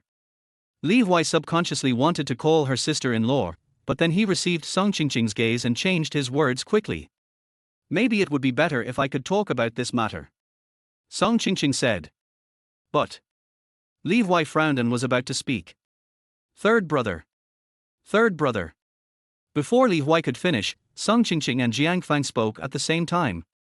Li Huai looked at the gentle and beautiful girl and the coquettish and unruly girl staring at him at the same time, and suddenly an idea flashed in his mind. Then I'll go see how my mother's spare ribs are cooked. After Li Huai said this, he slipped away in 2 steps. It seemed even more dangerous than the time I fell off the bridge. Li Huai patted his chest and walked into the kitchen without looking back. Li Huai walked into the kitchen in the dark, and then the light came on, because there was a square table next to the kitchen, which also served as the dining room. Now, among the 6 main rooms of the Li family, only the kitchen light is on. Mom, how many watts is this lamp? Why is it so dark? Li Huai looked up at the light bulb that fell from the beam and asked. You think it's too dark even if it's only 10 tiles long? Do you eat with your mouth or your eyes? Mother Li glared. I'm just afraid that it's too dark and it will get stuck in my nose. We have a 25-watt one at home, so I can just turn on that. Li Huai thought seriously and said. Par. Carpenter Li slammed the table with a loud noise and said dissatisfiedly, Don't think you can get excited just because you earned a few cents, you little brat. It's good enough to have a light. Don't let you not pay the electricity bill soon. You little brat, that light is left for someone to turn on when they come. This one is enough for now. Li's mother also said. It's too dark. I'll pay the electricity bill. Li Huai said generously. Get lost. You're so broke you can't even afford to pay the electricity bill. Go and make fire for your mother. Carpenter Li waved his hands, looking disbelieving. I can make money now. Li Huai said seriously. You are just lucky. Do you think you will be so lucky every time? Carpenter Li didn't believe how much money his youngest son could earn. Others didn't understand, but he, as a father, didn't understand. He had been learning carpentry for 3 days and then rested for 2 days. This time, he must have been lucky. Therefore, although he was proud when others praised his son, he was not complacent at all. Dad, you don't trust me, your son. Li Huai said. Do you believe that you can spend money lavishly to buy a whole rack of ribs, or do you believe that you can eat 3 ribs in 1 meal? Carpenter Li sat at the table, knocked his pipe with the edge of the table, and looked at me with empty eyes. Although his father looked down upon him and distrusted him, Li Huai had no intention of taking out the money in his pocket to prove it. After all, if he dared to take it out, his father would take it all away without leaving a penny and keep it for safekeeping, saying that it was saved for his marriage. After all, this is how we spent the 1-cent New Year's money in previous years.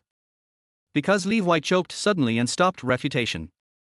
In fact, Li Huai was afraid that 3 ribs would not be enough. After all, there were 4 adults. Now everyone was short of oil and water. They could eat a big bowl of rice, not to mention there was meat today. It feels like at least 2 bowls of rice. Li Huai rubbed his stomach while smelling the aroma of meat and swallowed his saliva. I have to work hard to make money, otherwise I will be so craving for meat that I will drool in my dreams and won't even want to turn on the lights. Thinking of this, Li Huai immediately began to think about how to make money next time. Just when Li Huai was thinking about how to make money next, Song Qingqing walked into the kitchen, took over the work from Li's mother without saying a word, and started cooking. After Song Qingqing entered the room, Li Huai subconsciously looked behind her and found that there was no one there. He felt relieved but couldn't help feeling a little worried. Qingqing. Li Huai looked at Song Qingqing, whose face was calm and whose eyes were not even red, and didn't know how to start. I'll tell you later.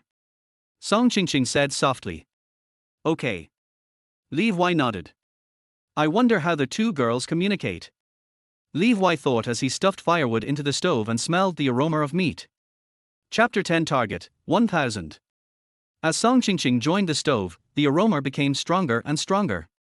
Braised spare ribs require a lot of seasonings and is a dish that is not cooked except during the Chinese New Year and other festivals. But today he made an exception and cooked 3 spare ribs at once. Carpenter Li also sat down at the table early with a cup of slightly turbid liquor. A large enamel basin was filled with pork ribs and was brought to the table with white steam rising from it. Xiao Sanzi, you and your father eat first, we will be here soon. Mother Li pulled Li Huai up and pushed him to the table. She went to light the fire and stir-fry some vegetarian dishes. Li Huai was pushed directly to his seat and sat down. Li's mother then went to light the fire, and the 2 of them worked in perfect harmony to cook. If he was really only 18 years old, the pot of pork ribs on the table would have attracted Li Huai so much that he couldn't see or think of anything else. But after all, he had experience, so he swallowed his saliva and turned his head to speak. Mom, Ching rarely eats meat, so I'll wait for you guys to come together. Li Huai said in a serious tone. Oh, my little third son has really grown up and become sensible. Mother Li looked relieved. Song Qingqing, who was cooking, couldn't help but smile and felt a little happy. Yes, I'll wait for you. Carpenter Li put down his chopstick secretly and nodded. Because there were people waiting at the table, Li's mother and Song Qingqing were obviously faster than before. They served a pot of stir-fried lettuce in just 3 minutes. Although it is called stir-fry, it is actually almost the same as boiling, because it is cooked in the soup of pork ribs in the pot, and it smells like pork ribs. There were 2 dishes for 4 people, 1 meat and 1 vegetable, which were served in 2 large bowls. Each person also had a large bowl of sweet potato porridge. This was Li Huai's dinner today, and it was quite good. After all, there was meat. Yesterday we had a completely vegetarian meal with chopped peppers, no oil at all, and I felt hungry the next moment after finishing my meal. Eat quickly. Mother Li first picked up a piece of pork chop that looked like it had the most meat for Li Huai, and then called out. Eat, it's rare to eat meat. Carpenter Li also spoke, then picked up his chopsticks and started eating. Li Huai picked up the red sauce-colored spare ribs in the bowl, which were covered with brown and red glossy soup. There was a lot of meat. When he took a bite, the oily taste with sweetness, sauce aroma and a hint of spiciness rushed directly into his mouth. Qingqing's cooking skills are really good, it's delicious. Li Huai quickly finished it in 2 bites and praised. The meat is all delicious. Song Qingqing lowered her head to eat, her ears slightly red. Qingqing is willing to add seasoning, it is indeed delicious. Li's mother nodded. Well, not bad. Carpenter Li spoke slowly, but his hands were not slow. He had already started eating the 3rd piece. You old man are the most cunning. Mother Li said as she picked up another piece of pork ribs for Song Qingqing. Mom, don't just pick food for us, eat it yourself too. Li Huai directly picked up a piece of food with chopsticks and gave it to Li's mother. Mother Li was so moved that she started to eat it happily. It's better to raise a son. Mother Li said as she glanced at Carpenter Li, who felt his back go numb. Mom, please eat more. Song Qingqing also took a piece. Oh, so good. Mother Li was even happier, but she looked at Carpenter Li more and more displeased. Eat something. Carpenter Li finally came to his senses and quickly picked up a piece of food with chopsticks and gave it to Mother Li. Only then did Li's mother snort and stop talking. Li Huai and Song Qingqing smiled at each other, then lowered their heads to eat. Their whole family was very satisfied with the meal. In the end, they finished all the soup in the bowls without leaving any. As soon as Li Huai finished eating, he set his eyes on the remaining ribs and lard. It's better to eat some meat tomorrow. I'll be craving it if I don't have it this time. Li Huai said to himself. But Li Huai knew he would be rejected without even saying a word, so he didn't plan to speak. Li Huai didn't say anything, but his mother, who had packed up nearby, spoke. Xiao Sanzi, I have already picked a date. 29 days from now is a good day.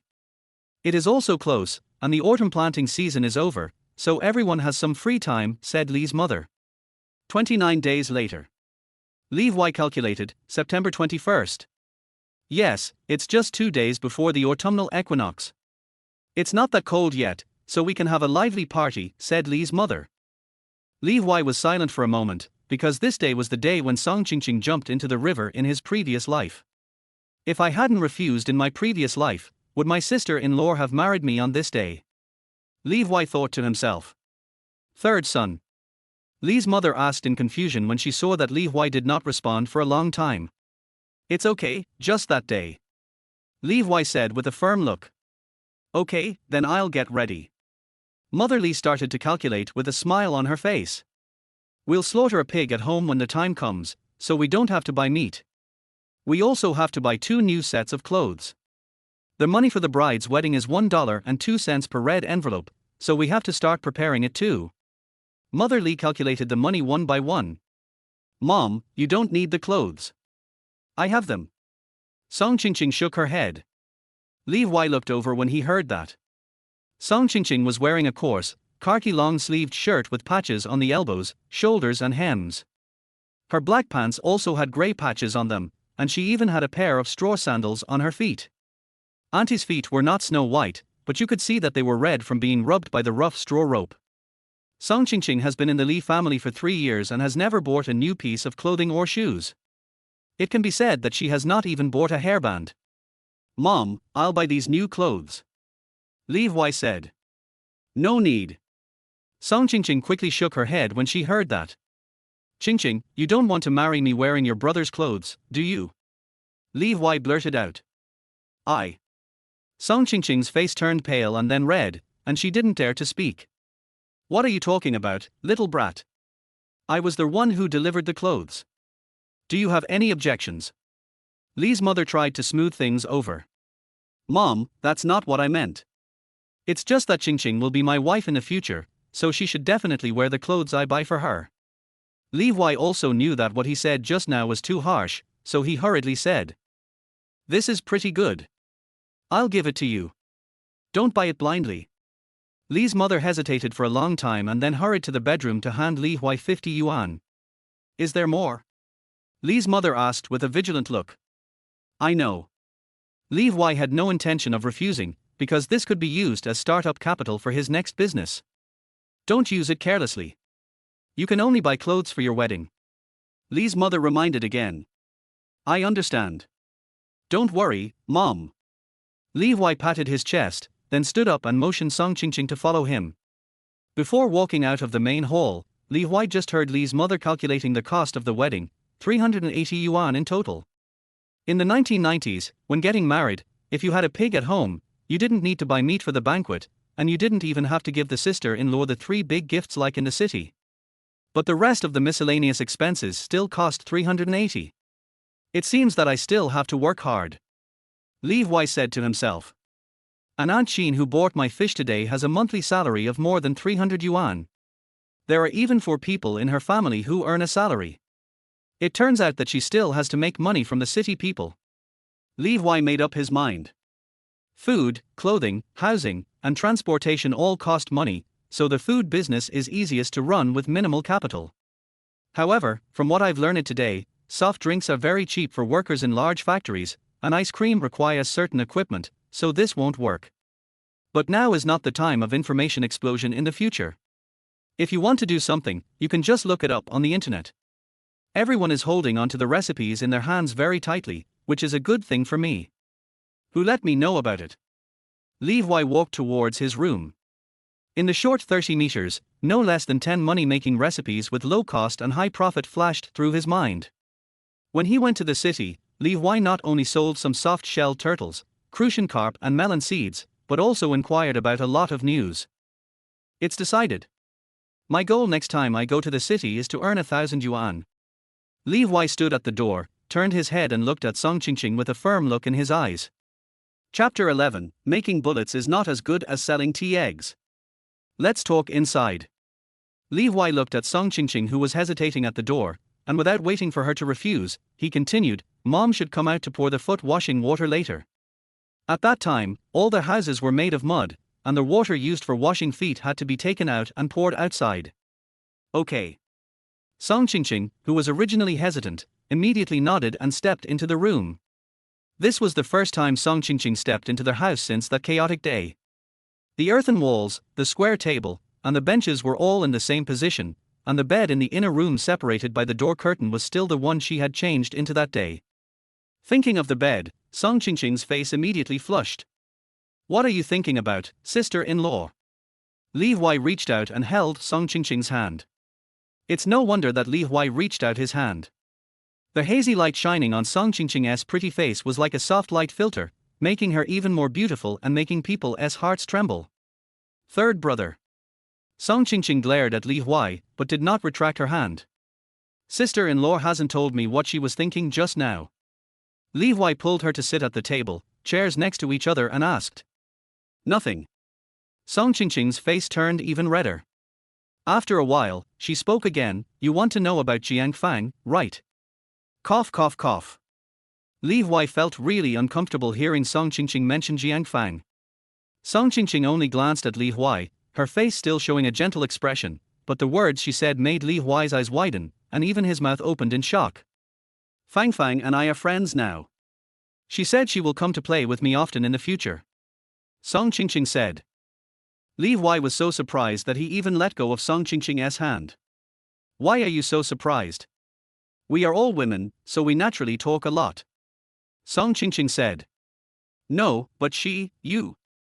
Li Huai felt that no matter what he said, it was wrong, and he couldn't even understand it, so he choked. Third brother, do you want to say that Fang Fang was your girlfriend before? Song Qingqing said directly, determined to shock the audience. Oh. Li Huai was so shocked that he couldn't speak. Fang Fang asked me to tell you that she doesn't want to be with you anymore. Song Qingqing lowered her head subconsciously when she said this. Li Huai was relieved when he heard Jiang Fang announce that she was breaking up with him unilaterally, but then he felt a little empty in his heart.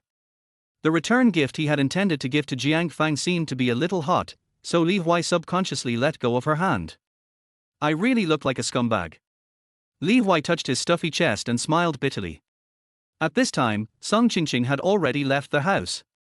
Of course, she did not forget to clean up Li Huai's house before leaving, and it became much tidier and cleaner in an instant. Forget it. Romance is not suitable for me. I already have a sister-in-law, and I can't let her down in this life. Li Huai shook his head to get rid of the inexplicable thoughts in his mind, and then lay down on the bamboo bed. Creaky. The bed made a sound. When you have money, buy yourself a new quilt. This one is too stiff and not soft at all. Li Huai touched the quilt and cushion, remembering that this room is the new home after the wedding, and it really needs to be decorated. The night at the end of August was neither too cold nor too hot. Li Huai had been sitting in the car for a whole day. He was fine before lying down, but as soon as he lay down, he felt sleepy and soon fell asleep to the chirping of cicadas in the back mountain. Perhaps because he earned money after only one day and changed his behavior in his previous life, Li Huai slept more comfortably than the previous night, until a loud noise was heard. In the blink of an eye, the room was pitch black. Li Huai stared at the roof beams and the thatched roof with confused eyes, still unable to come back to his senses. What are you going to sell with a basket on your back, Sister Huai? Eggs. Go to the street and sell the eggs you've saved. What are you selling? I'm going to put half a pound of meat in there for a treat. It's because that little boy bought a huge basket of spare ribs yesterday, and my grandson saw it and wanted to eat some. Oh, don't tell me those ribs are really good. What's good about it? What's so good about just bones? It needs pork belly to taste good. There was a sound of chatting outside the house, coming from far away and then slowly moving away. Don't like spare ribs now? It's okay. In another 20 or 30 years, 1 pound of spare ribs can buy 2.5 pounds of meat. Li Huai couldn't help but think to himself when he heard this. Today is the market day, so I can go buy some ingredients to sell in the city tomorrow. Li Huai suddenly realized and immediately stood up. You didn't even take off your clothes when you went to bed last night. Li Huai found that he fell asleep with his clothes and pants on, feeling quite helpless. Forget it, I don't need to wear it anymore. After patting the wrinkles on his body, Li Huai immediately tiptoed to the back door. It was only dawn outside, but Li Huai still found the bolt behind the door by relying on his memory. Stop. Where are you planning to run to? Don't you want to work in the fields? Carpenter Li's powerful voice rang out. Dad, I'm going to the market. Li Huai turned his head and said. No, you are not allowed to go. We have to go to the field to dig peanuts today. Carpenter Li frowned. In the past, Li Huai would have gone there impatiently. He loved digging peanuts the most because they were a rare snack for the young and old in the village. He could also dig and eat them at the same time, which was so refreshing. But now, although Li Huai also values peanuts, he has more important things to do. I'll go buy clothes for Qingqing. Li Huai said, his mind working quickly. After saying this, Carpenter Li hesitated for a moment before saying, go early and come back early. Okay. Li Huai nodded, opened the back door and was about to leave. Take the backpack. Carpenter Li reminded. Li Huai then remembered the backpack by the door. This backpack was made by Carpenter Li himself, woven with bamboo from his own garden in the back mountain. It was very big and could hold Li Huai himself and a half. As soon as he went out, Li Huai saw Li Jun waiting at the door, wearing a pair of new leather shoes without a speck of dust on them. Why is Xiao Jun here? Li Huai asked. Third brother, let me do it. Li Jun swung his backpack to the other side and took Li Huai's backpack. I thought my third brother would go to the market today, so I came here. Li Jun said. Will your father scold you if you don't go to the fields? Li Huai walked forward with empty hands. No need to tell, my father asked me to learn from you, my third brother. Li Jun shook his head and said proudly. Li Huai turned around and glanced at Li Jun, then asked, Did you give the rest of your money to your father? How did third brother know? Li Jun was surprised. Otherwise, why would your father let go of a strong laborer like you? Li Huai complained in his heart, but just said it was a guess on his face. This naturally earned Li Jun a lot of flattery. Although Li Junhui didn't say many words, Li Huai was still very happy to be praised like this all the time. Along the way, Li Huai met many villagers, as well as people from the village behind the Jia village. Everyone was talking all the way as they headed to the market.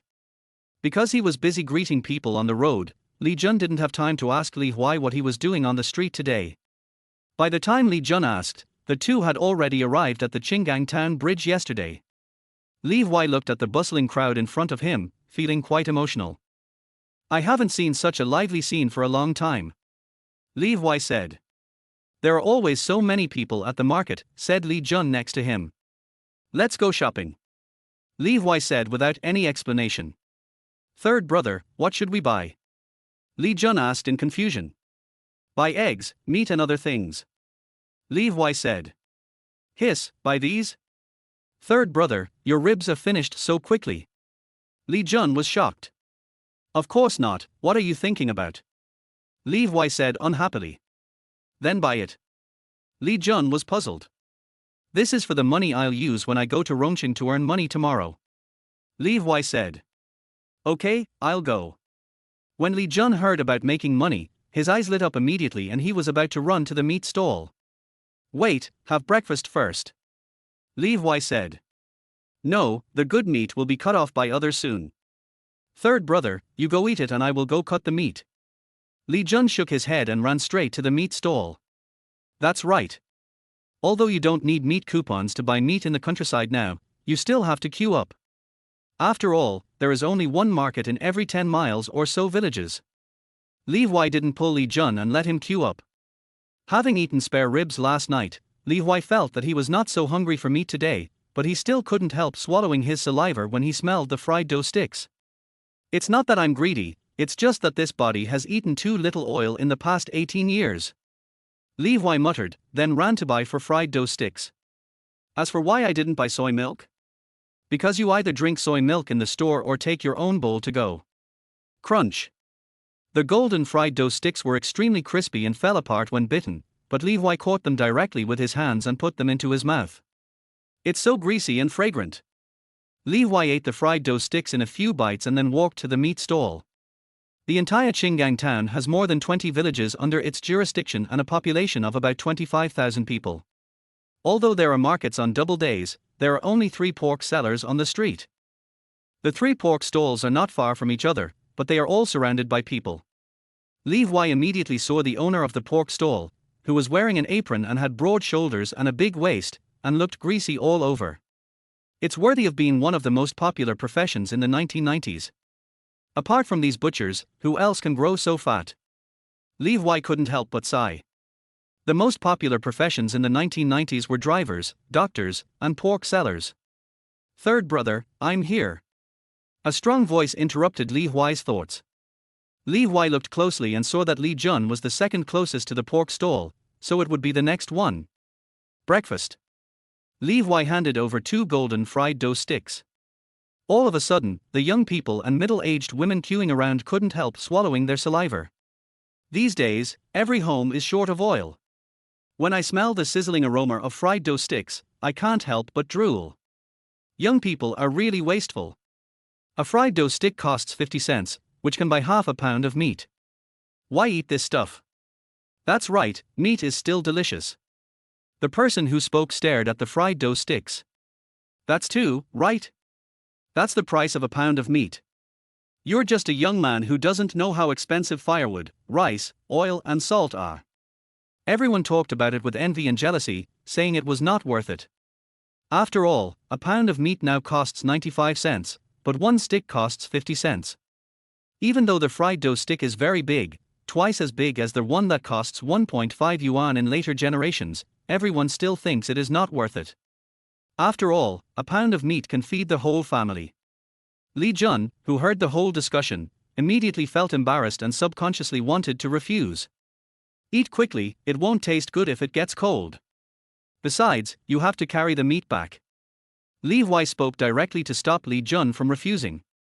Third brother, what you said should have been mine. Li Jun said seriously. Okay, there will be a lot of things to do when we get back. I will be out of energy if I don't eat something oily. Li Huai said. Li Jun was still a little hesitant. These two golden-looking and fragrant fried dough sticks cost the same as a pound of meat. He really didn't dare to eat them. But seeing that Li Huai didn't care and was even a little impatient, Li Jun could only nod repeatedly and then start eating the fried dough sticks in big mouthfuls. Li Jun was also extremely careful while eating, catching the leftovers with his hands. He finished a fried dough stick in 5 bites, and his mouth was full of oil, not to mention that his hands were also stained with some. Third brother, these fried dough sticks are really delicious. Li Jun said loudly. How can it not taste good with so much oil, said the aunt standing in line behind Li Jun unhappily. He, my third brother bought it. Li Jun became proud. What a wasteful young man. The aunt muttered. What kind of meat do you want to buy? Li Jun was about to argue when the person who was buying meat in front of him left and the owner of the pork stall spoke. Third brother, what should we buy? Li Jun subconsciously looked at Li Huai. Boss, give me 20 pounds of pork belly, 2 pig's trotters, and the pig intestines as well. Li Huai pointed at the meat stall and said. There are only 15 pounds of pork belly left. Would you like some 2 pieces of pork belly that are for fingers thick? The pork stall owner said enthusiastically when he saw a big order coming in. For fingers thick means that the pork fat is for fingers thick. This was the most popular fat pork in the 1990s and it is also the standard for testing whether a pig is well raised and fat. Yes. Li Huai nodded. Okay, I'll weigh it for you right away. The boss cut the meat and put it on the scale neatly. He was very fast and precise, and with one cut he got just the right amount. At the end, they even gave me half a page of pork liver as a gift. 20 pounds of meat, a whole set of pig intestines, 2 pig trotters and half a leaf of pig liver only cost 23 yuan in total. It's really cheap.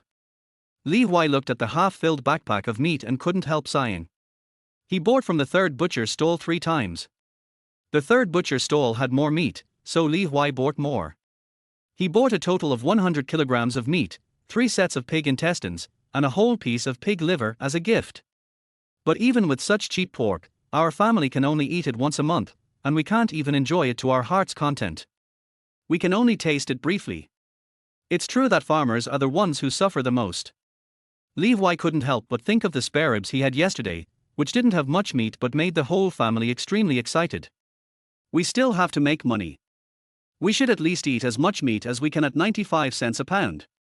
With this belief, Li Huai quickened his pace on his way back. However, although Li Huai walked fast, Li Jun was not slow either. Although he was short, he was strong. Although he was carrying more than 100 pounds on his back, that was meat, fatty pork belly and for finger-wide 2-piece meat. This was not a big deal, this was happiness. Li Huai and Li Jun returned to Li's house at a faster pace than when they came. Their whole journey took only an hour, and it was not even 7 o'clock in the morning. You little rascal, you tricked me into buying clothes and actually spent money on fried dough sticks, right? Are you that greedy? A shadow of a stick came flying from the air. Li Huai subconsciously tilted his head back to avoid the stick, and then he saw clearly that it was his father, mother, and Song Qingqing who were all there and had not yet gotten off the ground. Xiao Sanzi, what you did was wrong. How could you use that money to buy fried dough sticks? Mother Li also shook her head in disapproval. Song Qingqing quickly said, I asked the third brother to use it by himself. I don't need new clothes. Don't talk. I don't know what happened. Carpenter Li roared angrily with a ferocious aura, which scared Song Qingqing so much that she couldn't say the rest of the words. Qingqing, we can't take on this matter. The child is not a child anymore, and it's not okay for her to be so ignorant. Mother Li held Song Qingqing and said. Li Jun, who came in behind him, took a look and was about to speak, but was interrupted by Li Huai. Wait, who said I used the money for clothes to buy fried dough sticks? Li Huai asked hurriedly. What? Your third uncle went to the market early in the morning and saw you eating, and you still don't admit it. Carpenter Li glared. It's not that I don't admit it, it's just that there is a misunderstanding. Here is the money. Li Huai didn't care about anything else. Looking at his father's thick stick, he directly took out the 50 yuan that Li's mother gave him last night. Fortunately, I didn't have to use the money here to pay for the meat. Li Huai breathed a sigh of relief. Then where did you get the money? Carpenter Li was surprised when he saw that the money was still there. Of course I earned it myself. Li Huai said as a matter of course. Then this money. Carpenter Li was about to ask Li Huai to hand it over, but Li Huai immediately interrupted the spell and spoke. I have to go to Rongqing to earn money selling tea eggs tomorrow, so I can't hand the money over. Li Huai said. Selling tea eggs. X4. The four of them exclaimed in unison. Carpenter Li and his wife were surprised at what tea eggs were, as they had never seen or eaten them. Song Qingqing was curious about how Li Huai could make them. Yes, Song Qingqing never doubted whether Li Huai could do this. Li Jun was surprised that making tea eggs shouldn't require eggs, but his third brother asked him to carry back a pile of meat. Are tea eggs made of meat? Li Jun, who had never eaten tea eggs, couldn't help but think so, and still had no doubt whether Li Huai would answer this question. Chapter 12 3 Major Items. Li Huai first announced a shocking news, and then looked at Li's mother and Song Qingqing with a smile. Mom, Qingqing, I brought you something yesterday. I'll go get it for you. Li Huai said and hurried back to his room to get the thing. Son, tell me clearly what tea eggs you mean. Mother Li said dissatisfiedly. Song Qingqing looked at Li Huai's back somewhat embarrassedly, while Carpenter Li beside him was cursing with a look of dissatisfaction. The things Li Huai brought back were not big and could be put into his pocket. They were two cylindrical porcelain bottles of different sizes. Mom, winter is coming soon. Last year, I saw that your face was cracked by the wind. This is the yashuang used by people in the city. It feels very good when applied to their face. Li Huai handed the big one directly to Li's mother. Oh, for wiping your face. Li's mother took it with a look of surprise and asked. Li's mother is 40 years old this year and has suffered a lot. Therefore, she is reluctant to use oil when cooking and reluctant to use rice when making porridge. She is really scared by the famine, not to mention wiping her face. In Li Xiufen's mother's impression, only the daughters of landlords paid attention to wiping their faces, but now her son bought her a bottle. It felt heavy in her hand. It was a white porcelain bottle with a green lid and words. Although she didn't know the words, it didn't stop Li Xiufen from being happy. Oh, this is good stuff. It smells good even before it's opened. Mom doesn't use this stuff. You young people can use it. Li Xiufen, Li's mother, was about to put it back into Li Huai's hands with a smile on her face. I know you love your wife, so I gave it to Qingqing as well. Li Huai took out the smaller Huai Shuang and handed it to Song Qingqing. Li Huai didn't know whether Huai Shuang had large and small bottles at this time in his previous life, but he saw that there were three types in the store, two glass bottles, the large bottle was 80g, the small bottle was 50g, and the last one was bagged. When he saw the two sizes, Li Huai thought for a moment and chose one large and one small. After Li Huai took out the small bottle and gave it to Song Qingqing, Li's mother didn't say she was going to give it to Song Qingqing, and she looked very satisfied. The relationship between mother-in-law and daughter-in-law still depends on me. Li Huai felt relieved when he saw the expression on Li's mother's face. By the way, son, you need eggs for those tea eggs you want to sell, right? We don't have any eggs at home, how about I go and exchange some for you? Mother Li asked expectantly, touching Huai Shuang's glass bottle lovingly. I'm going to trouble you with this. I need 500 eggs. How much do you think they cost? Li Huai said immediately. What kind of eggs do you want to buy? If you don't tell me clearly, you are not allowed to go out starting tomorrow. Carpenter Li roared with full force. Who are you yelling at? I've been with you for so many years and even gave birth to 4 children for you, but you didn't earn a penny for me. Now my son has earned some facial oil, and you're getting so angry. Without waiting for Li Huai to speak, Li's mother glared at Carpenter Li with great momentum. Mom is so awesome. Li Huai silently pulled Song Qingqing back a step. Generally speaking, Carpenter Li has the final say on major matters at home, while Li Shufan, Li's mother, has the final say on minor matters. However, apart from entertaining guests, repairing the house, and purchasing home appliances, there are no major matters. No, I'm just worried that he'll waste it. He's getting married soon. Carpenter Li was anxious. How could I not know that my son is getting married? Li's mother asked back. Married people are naturally more mature, so is business so easy? Carpenter Li asked quickly. Oh, Brother Li is right. Is business so easy to do? A frivolous and sarcastic voice sounded. It's none of your business.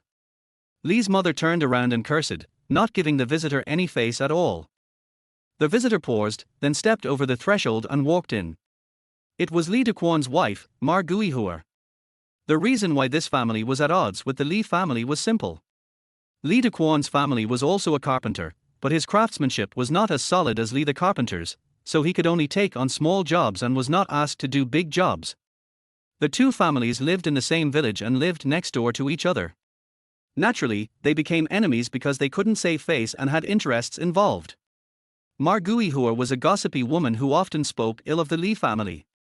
Li Huai's reputation as a good-for-nothing and unreliable little gangster was partly due to her.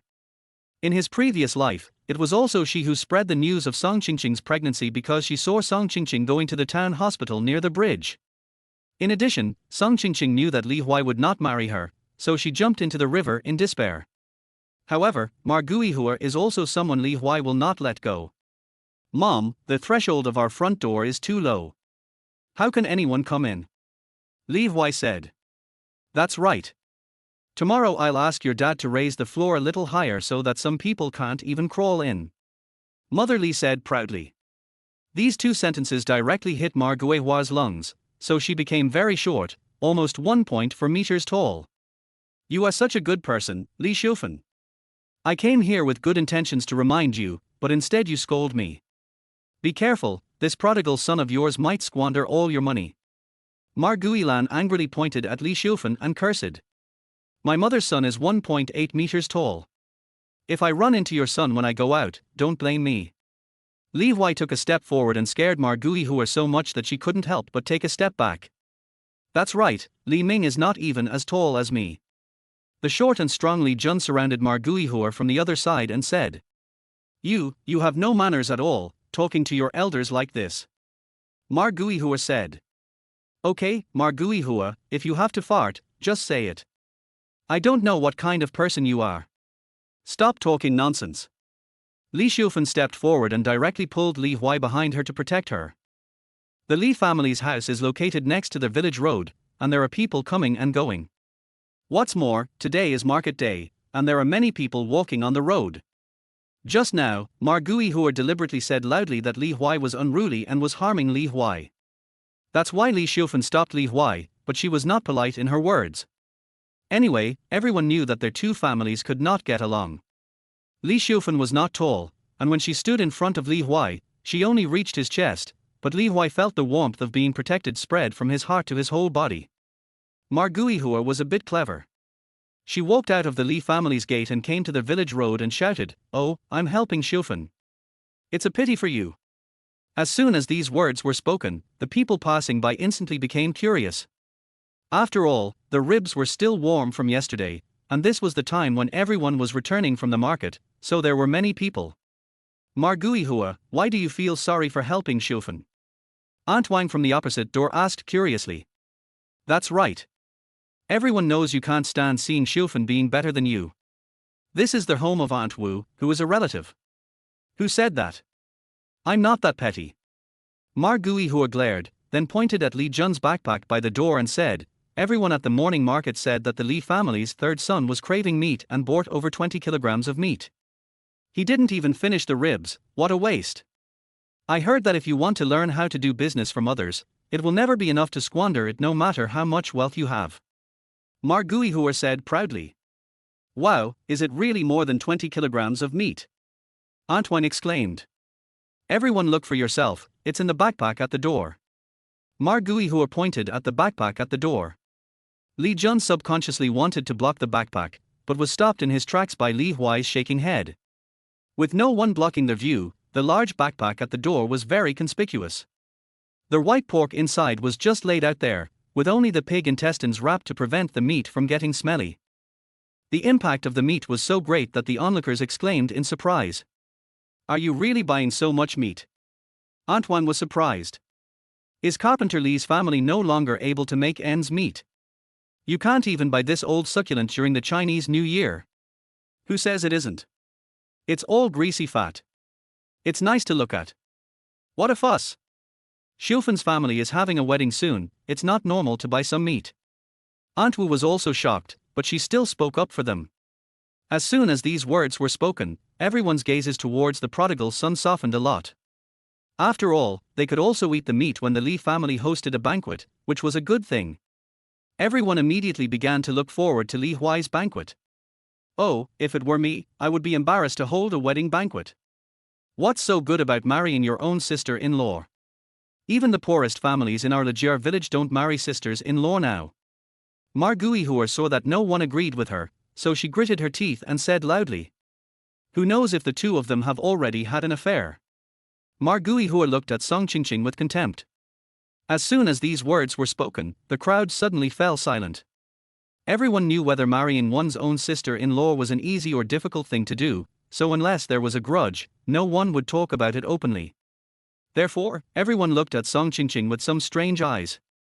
Li Huai frowned and looked at Song Qingqing, who was pale and had her fingers twisted white and lowered her head, and looked at Margui Huer. Before Li Huai could kick, someone was faster than him. Margui Huer, if you can't shut your stinky mouth, I will help you shut it. Li's mother was furious. She stepped forward and gave Margui Huer a slap in the face. There was a pop sound, and from the sound it was clear that Li's mother had used a lot of force. Margui Huer was stunned by the slap. She covered her face and couldn't speak for a while. Everyone in the crowd felt a little embarrassed, after all, they had just had this thought in their minds. Okay, well done. I see, Margui Huer, you're spewing shit every day. Aunt Wu was the first to react. Yes, you are thick-skinned. Ren Qingqing is a thin-skinned girl. How can you talk like that? Aunt Wang, the neighbor next door, also spoke quickly. These words are too harsh. No one would associate Margui Hua's words with anyone unless they have a grudge against her. However, people who are not familiar with her will still have some impression in their hearts. Don't pay attention to this crazy woman. My wife and I have already set a date for our 2 children. It's September 21st, a good date for the wedding. Everyone is welcome to come. Carpenter Lee stepped forward and said. This is a good day. That day will definitely come. Yes, I must come and ask for a glass of wedding wine. Don't forget to call us. Everyone deliberately ignored Margui Huer, who was covering her face, and congratulated her. Margui Huer covered her face, looked at Song Qingqing and Li Huai with gloomy eyes, and then left the crowd. Xiao Jun, let's go. Li Huai waved to Li Jun quietly. Li Jun always listened to Li Huai's words, and after going to Chengdu, he took it as his guiding principle. He escaped and followed Li Huai out through the back door. Li Huai took Li Jun and followed Margui Huer. The Li family lives on the slope, and Margui Hua's family lives opposite. Although they are called opposite, they are actually separated by a village road and 2 acres of paddy fields. There is a ridge in the middle, which is usually used for people to walk. Aunt Mar, why are you walking so fast? Li Huai spoke after walking to the middle of the ridge and making sure that he could not be heard by either side. Little bastard, don't think I will let you go. Margui Huer turned her head and cursed. After all, Margui Huer is the elder of Li Huai and Li Jun, and the place is not remote, so Margui Huer has no scruples. After all, not everyone dares to bear the reputation of beating elders. I don't know either, right Xiao Jun? Li Huai turned his head to look at Li Jun beside him. Of course, I will find Li Ming to practice tomorrow night. Li Jun snapped his fingers, making a crackling sound. Don't be too harsh on Xiao Jun. Just let him lie in bed for a month or so. Li Huai said. Then I have to think carefully. That kid is like a weakling and can't stand being beaten. Li Jun grinned, which was quite scary. It's okay. If you beat me too hard, I'll pay to redeem you. Li Huai said with a smile. That's no problem. Li Jun said. Huai felt terror in the words of Li Huai and Li Jun, and was so frightened that she dared not speak, because she only raised Li Ming, her only son, and he was her real weakness. You dare. Huai looked fierce but was actually weak. Of course you don't dare. You don't know how powerful my third brother is. He can make a deal worth hundreds of dollars with just a few words. Li Jun snorted. Good boy. Li Huai smiled and patted Li Jun's shoulder. Just wait for me. Huai didn't dare to say anything harsh. She just wanted to go home and look after her son and not let him go out for the time being. Aunt Mar, if I hear anything bad about Qingqing in the village, I will find Li Ming and beat him up every time I see him, unless you lock him up at home for life. Li Huai's tone was light, but his expression was serious. Looking at Li Huai like this, Huai even felt that these words were more painful and frightening than a slap in the face. You are just a little brat, but you still make money. What a shitty money. You are going to lose so much money, you son of a bitch. Huai looked at Li Huai, who was walking away to go home, feeling secretly resentful in her heart. But she did give up the idea of making up stories to smear Song Qingqing and Li Huai for their chaotic relationship, because this only child, Li Ming, was her weak spot. You can't talk about our relationship, right? Then let me publicize your business. I'm doing this for your own good, to help you become famous. Huai showed a malicious smile. She didn't go home this time, but went straight to the home of another gossipy widow, Widow Peng, in Lijiao village. By the time Li Huai brought Li Jun back to the Li family, the crowd had already left, leaving only the Li family members and Li Jun. You unfilial son, kneel down in front of me. Carpenter Li roared. Who are you asking to kneel down? Mother Li yelled even louder than Carpenter Li. I'm just being unreasonable. He's really irritating. Carpenter Li felt a little aggrieved. We have to talk to him nicely. Maybe it will be useful to him, said Li's mother. My mother is right, I am useful. Li Huai quickly interrupted. You're really going to piss me off to death. I stewed 3 ribs for you yesterday because you're craving meat. What else do you want? You are about to get married, so you can't keep the money you earn, right? It's true that a dog's stomach can't hide 2 ounces of sesame oil. Carpenter Li slammed the table in anger. Prepare to sell it together with the tea eggs. Li Huai said. Okay, son, if you have a plan, Mom won't say anything to you, but you have to remember that you are already an adult. Mother Li said seriously. Mom, don't worry, your son will definitely not do anything rash. Li Huai said seriously. Well, don't make a big announcement about your business. After all, a half-baked bottle of water will only make a fortune if you keep quiet. Mother Li advised. This brat can't endure hardship. He's afraid of the cold in winter and the sun in summer when doing work. How can he make money? Carpenter Li didn't believe that Li Huai could make money. As for the money now? Everyone has their moments of luck, that's what Carpenter Li thought. Did you buy Huai Shuang for me? Mother Li looked at Carpenter Li sideways. You can't get over this Huai Shuang thing, right? Carpenter Li was speechless. Son, let me buy you some eggs. Mother Li happily carried Yashuang into their house and even filled a basin with water, as if she was going to wash her face. I'll go help Mom carry the eggs. Song Qingqing lowered her head and went into their house. You're old, but you still fall in love with beauty. Carpenter Li muttered dissatisfiedly, and glared at Li Huai from time to time. Li Huai was confused by the stare and couldn't help but touch his cheek. However, Li Jun next to him had an idea. Uncle, do you also want something to wipe your face? Li Jun said. Get out. Carpenter Li was furious. Dad, I'm going to Rongqing tomorrow. I'll bring you a pack of good cigarettes from other places. You can try them and see how they taste. Li Huai understood Carpenter Li's thoughts instantly and said with a smile. No, don't make it more expensive than your mother's. Carpenter Li blushed and stammered. Don't worry, I promise I won't be biased. Li Huai said with a smile. Carpenter Li knocked off the ash on the table, then took a puff of tobacco with some satisfaction in his heart. Dad, this is the money to buy eggs. Li Huai thought for a while and took out 50 yuan, intending to hand it to his father. No need. I know you earn money. Just keep it with you. You are away from home in Chengdu. You can do anything without money.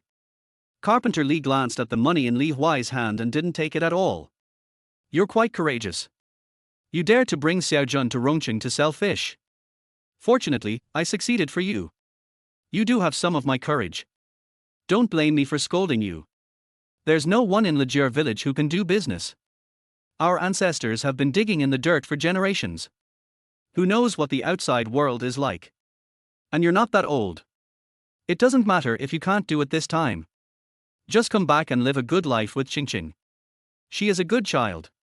Your brother is not around, so I will give you an extra acre of land. When you get married, the village will give Qingqing and you another acre. It will be enough for you to eat and use. Carpenter Lee kept muttering. Li Huai looked at his father's dark face. Although he was tall, Carpenter Lee actually had a typical farmer's appearance. He was only 40 years old but looked almost 50.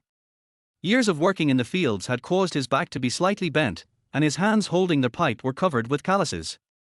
Dad works in the busy farming season and makes furniture in the slack season.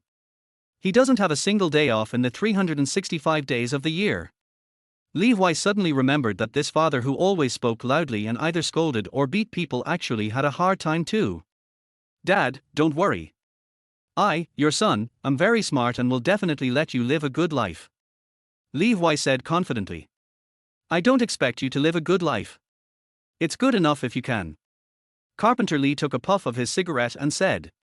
Okay, just keep your mother's words in mind, make a fortune quietly, and don't hang around all the time. Carpenter Lee knocked on his pipe again and waved his hand to signal Li Huai to leave. Come on, Xiaojun, go wash the meat, and I'll prepare the ingredients for the stew. Li Huai said. Okay, third brother. Li Jun nodded and went to work. The brat is ambitious. Carpenter Lee looked at Li Huai, who was busy, with a look of relief on his face, but when he saw his son looking at him, he quickly frowned and looked serious. Is this what the kids in later generations called sunder? Li Huai couldn't help laughing. Li Huai was busy preparing for tomorrow's business. Margui Hua was also busy. She told Widow Peng that Li Huai was learning how to do business and exaggerated that he would definitely make a lot of money. Then she left with satisfaction. When Widow Peng got the news, as soon as Margui Hua left, she took her knitting needles and went to chat under a big tree in the village. This is another place for women to rest and chat. When Widow Peng arrived, there were already several women sitting here, and she joined in as soon as she arrived. First, I updated some gossip about Margui Hua, and then Widow Peng brought out some gossip about Li Huai exaggerating in business. Since it was gossip, it would definitely change its meaning as it was passed around. When Li Xiufan, Li's mother, washed her face again, wiped her face and hands cruelly and went to Aunt Wu's house to show off, when she was about to buy eggs, the rumor had already turned into that Li Huai was going to prepare 3 big items that only city people had for Song Qingqing. Chapter 13. The gears of fate begin to turn. Li Huai took Li Jun to the water tank, ready to scoop water to wash the meat and then braise it. Third brother, I'll do the chores, you take a rest. Li Jun stopped him directly, and then quickly started to clean up. His quick movements showed that he had done a lot of work at home. Okay, then I'll go get the marinade. Li Huai didn't force it and turned to go to the kitchen. The thatched house is not very bright during the day, but fortunately there is a glass skylight on the roof. The rising sun shines through it, making the kitchen much brighter than last night. Fortunately, I bought soy sauce and sugar. We really don't have any left at home. Li Huai looked at the place where the seasonings were kept in the kitchen and felt relieved. The seasonings were placed in the recessed area beside the double stoves. There was a clay pot jar filled with lard, which lasted a year. Salt was placed in a slightly smaller jar, which was plenty. The rest was a small bag of Lotus MSG, which was white granules. Only the bottom of a wine bottle of soy sauce was left. What was left was the chopped pepper sauce, an essential seasoning in Sichuan province, and a jar of pickled cabbage as high as a calf at his feet. However, these 2 things were not needed this time, so Li Huai didn't look at them much. The sugar jar was not placed in the kitchen, but in Li's mother's room. At that time, sugar was still quite precious, costing about 1 yuan and 2 cents per pound. Dried tangerine peel, star anise, cardamom, and fennel. Fortunately, pharmacies have a pretty complete range of items nowadays. Li Huai rinsed them one by one and soaked them. Come to think of it, my memory feels much better after I came back. Li Huai sorted out the ingredients while thinking about the memories in his mind. I read in those novels before that it said that the mental power became stronger after 2 lifetimes. I guess it is true, otherwise it would be impossible for me to remember the recipe so clearly after only seeing it a few times. Li Huai nodded secretly without thinking too much. After all, he would be the one who benefited from the good memory. Third brother, it's done washing. What should we do next? Li Jun was holding a basin of meat and pig's trotters, and even the pig intestines were washed extremely clean. Xiao Jun washed it very clean. Li Huai turned over the fat intestines. I do it often at home. Li Jun scratched his head. Okay, then you light the fire and I'll burn the skin. Li Huai said. Okay. Li Jun was very happy to be given the command. He immediately sat on a small stool and started to make a fire. It was an honor for Li Jun to light the fire and adjust the size of the fire according to Li Huai's instructions. Li Huai picked up the washed pork belly with skin, drained the water, and scalded the pork skin with the bottom of the pot until it was slightly browned before moving onto another piece. By the way, each piece of pork belly is cut into long strips of 1 pound in size, which makes it convenient to sell after braising. After the pig's skin is roasted with the bottom of the pan, the meat is fried until both sides are golden brown. After the lard is fried out, add white sugar to stir-fry the sugar color. After the sugar color is fried, pour in well water, and a sweet smell instantly fills the entire kitchen. Third brother, are these the tea eggs we are going to sell? They smell so good. Li Jun asked excitedly. How do you know this is a tea egg? Li Huai was puzzled. Third brother, you said we sell tea eggs. Li Jun said. This is braised meat, and the tea eggs will be put into the pot last. Li Huai said. Oh, braised pork. It smells so good. Is it the same as the ones sold on the street? Li Jun asked. It tastes better than that one. Li Huai was very confident about this. I think so too. This one smells good, brother San. Li Jun nodded seriously. This time, Li Huai smiled. When he saw the soup start to heat up, he wrapped the spices in cotton yarn and threw them directly into the pot. Because there was a lot of meat being stewed, a lot of spices were added, and mountain tea was also added to enhance the flavor. Camellia is the wild tea picked by Li Huai himself. Its taste is not as fragrant as those famous teas, but it has its own rough wild tea fragrance. You don't need to remove the grease at this time, this amount is enough. Li Huai smelled the fragrance, covered the pot and waited for the water to boil. Li Huai looked at Li Jun, who was seriously making fire and was quite satisfied without being curious about why he did so. The good thing about Xiao Jun is that he never asks questions and just gets things done. Li Huai threw in a few more dried peppers from his own garden. Xiao Jun, please stay for lunch and try this braised meat. Li Huai said. This, gulp. Li Jun looked at Li Huai and then at the meat that was about to be put into the pot, feeling very confused. Although there was no famine in that era, no one would invite people to eat so easily, and every family was not rich. But the aroma from the pot and the reasons Li Huai gave made Li Jun dare not refuse easily. Third brother, I'd better go home and eat it. It smells so good, and I have to swallow it with my tongue without tasting it. Li Jun said. It's okay, there are so many. Li Huai waved his hand. Okay. Li Jun nodded. Here, Li Huai had already put the meat into the pot based on a tea braised pork recipe that he had read online. On the other side, Li Shufan also arrived at Aunt Wu's house with Song Qingqing, who was carrying a backpack. Aunt Wu's house is 500 meters away from Li Huai's house. The road is straight, but there is a slope and it is all going up, so it took several minutes to get there. Qingqing, I'll be there in a while. Li Shufan turned her head and said before entering the door. Mom, I understand. Song Qingqing nodded. Li Shufan then took Song Qingqing into their house, and as soon as they entered, they met Aunt Wu, who had just returned home and was carrying a hoe and preparing to go out. Hey, why are you two here? Come in and have some water. Aunt Wu put down her hoe with a smile and walked forward to hold the two of them. I came here to thank you. If you hadn't spoken up for me today, I don't know what nonsense Marguihua would have said. Li Shufan said.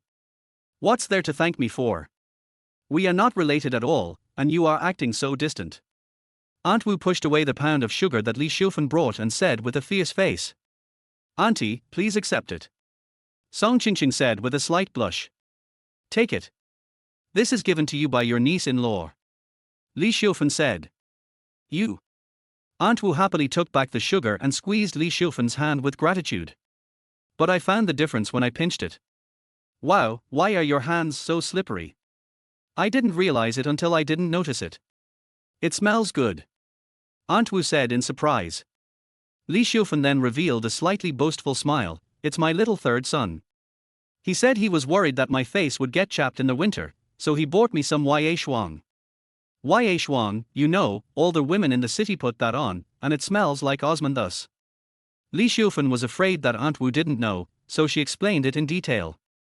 What she said was all what Li Huai had said. She didn't expect that Li's mother would write down every word of it, and now she is telling it to Aunt Wu as a capital. Oh, I know this very well. Such a small jar of Huai shuang costs several dollars, which can buy several kilograms of meat. Aunt Wu exclaimed. That's right. I always say that Xiao Sanzi is too wasteful. We country people can't use this thing. I heard that only Li Jiyuan's wife has a small jar. Li Xiufen said she was disgusted, but she was actually very satisfied. You old man, you come here to show off to me. Aunt Wu scolded with a smile. This will also open the eyes of your aunt. Li Xiufen and Aunt Wu had known each other since childhood, and they married into the same village, so their relationship became even better, so she showed off without reservation. It really opened my eyes. This stuff feels so smooth when applied on me. Even your dry bark has become soft and fragrant. Aunt Wu rubbed Li Xiufen's hand twice. Stop rubbing it, or I'll rub it all over your hand. Li Xiufen withdrew her hand. I let you show off, but I can't get a little bit of it. Aunt Wu glared. No. Li Xiufen retracted her hand. You and the village chief's wife are the only ones in this village who have it, so of course I have to try to get some. Aunt Wu said as a matter of course. She can't do that. Her jar of Huai shuang is only as big as my Qingqing's. The one my little Sanzi bought for me is a big jar, 80g. Li Xiufen looked proud. Wow, both of you have it. Aunt Wu was shocked. Mom is a kind person. She gave me what the third child bought. Song Qingqing said quickly. You, an old woman, really love your wife. Aunt Wu said with a smile. That's right, Qingqing, I treat her as my own daughter. Li Xiufen was proud and satisfied. Your little third son has really made it. Not only did he bring home a lot of oil and pork ribs, he also bought you some facial oil. He's really made it. Aunt Wu sighed. It's just a small business, not worth mentioning. Li Xiufen expressed her modesty, but her mouth was actually almost grinning behind her ears. This made Aunt Wu speechless. It just so happens that I need to buy some eggs, and I know that your eggs are not sold yet. After boasting a few more times, Li Xiufen put away her smile and then spoke out her purpose. Why buy it? Just take some and eat it. Aunt Wu said generously. Then I'll take them all. Come on, Qingqing, give them all to your aunt. Li Xiufen said with a smile immediately. Xiufen, you are so rude. Aunt Wu immediately scolded with a smile. I said I wanted to buy it, but you said it was a gift. If you don't feel bad about it, I'll give it all to you. Li Xiufen said with a smile. Then how much do you want? Aunt Wu slapped Li Xiufen and then asked. I want them all. Li Xiufen said. I have saved more than 200. What do you want so many for? Aunt Wu was surprised. Aunt Wu was a hardworking person, but she had a bad life. She married an only child and later gave birth to 5 children, 4 boys and 1 girl. The father died unexpectedly when the girl was just born, and the elderly in the family could not bear the blow and also passed away. A woman raising 5 children, one of whom is still an infant, is really in misery. Her family wants to find a man for her, but she says that the man must accept her 5 children, which scares everyone away. Therefore, their first 3 children were sent out to be apprentices when they were just 11 years old because they really could not afford to raise them. Although the life of an apprentice was hard, they were provided with food and accommodation, so they would not starve to death. I have 2 children now, a daughter who is 11 and a son who is 12. They are not in school but help the family raise chickens. Storing eggs can bring in more income. That's why there are more than 200. My son said he was planning to start a small business. Although Li Xiufen praised Li Huai, she would not dwell on things that were not accomplished. Okay, I'll get it for you. Aunt Wu didn't ask any more questions, nodded and went to get the eggs. These days, ways to make money have to be kept secret, so you definitely can't ask in such an inappropriate way. Let's go together and put it directly in the backpack. Li Xiufan said. Okay. Aunt Wu nodded, and then took the two of them to a special storage area next to the chicken coop. Two clay pots as tall as a person's thighs were placed in the bedroom, apparently to prevent them from being stolen. Yes, the chicken coop in Aunt Wu's house was connected to the bedroom. Finally, 268 eggs were taken out of Aunt Wu's jar. According to the current street price of 10 eggs for $1, Li Xiufan directly gave 27 yuan, and added a few cents. Because of these few cents, Li Xiufan and Song Qingqing, who was carrying a basket of eggs, ran very fast, for fear that Aunt Wu would catch up with them and take their money back. After Li Xiufan and Song Qingqing breathlessly returned with more than 200 eggs, they went to exchange eggs again. This time, they exchanged eggs with familiar families, with your family giving 50 and my family giving 30. For example, Aunt Wang next door, Aunt Li at the entrance of the village, and Grandma Li's family all exchanged eggs. Although this was no longer the time of the poor 1950s and 1960s when families relied entirely on chicken but banks for their expenses, rural families still saved eggs and sold them to exchange for oil and daily necessities. Therefore, every household saves some money, and everyone is willing to exchange it for money. In less than an hour, the 500 eggs were exchanged, and there were even 8 more. Xiao Sanzi, where did you learn how to braise meat? It smells so good. Li Xiufan sniffed the smell in the air curiously and swallowed her saliva. Mom, I'll teach you. How about I sell it to you next time you come? Li Huai said. Can it work? Your mother, I'm just an average cook. Let Qingqing learn. She cooks delicious food and she is young and skillful. Mother Li hesitated immediately. What's wrong? Mom is the best. Just let Qingqing help you. Li Huai said directly. Mom, you taught me how to cook, otherwise the food wouldn't be as delicious as it is now. Song Qingqing also said quickly. Okay then. Li Xiufan was proud but nervous. After agreeing, she saw Carpenter Li still happily smoking leaf tobacco in the main room, and she immediately exploded. What are you still doing at home?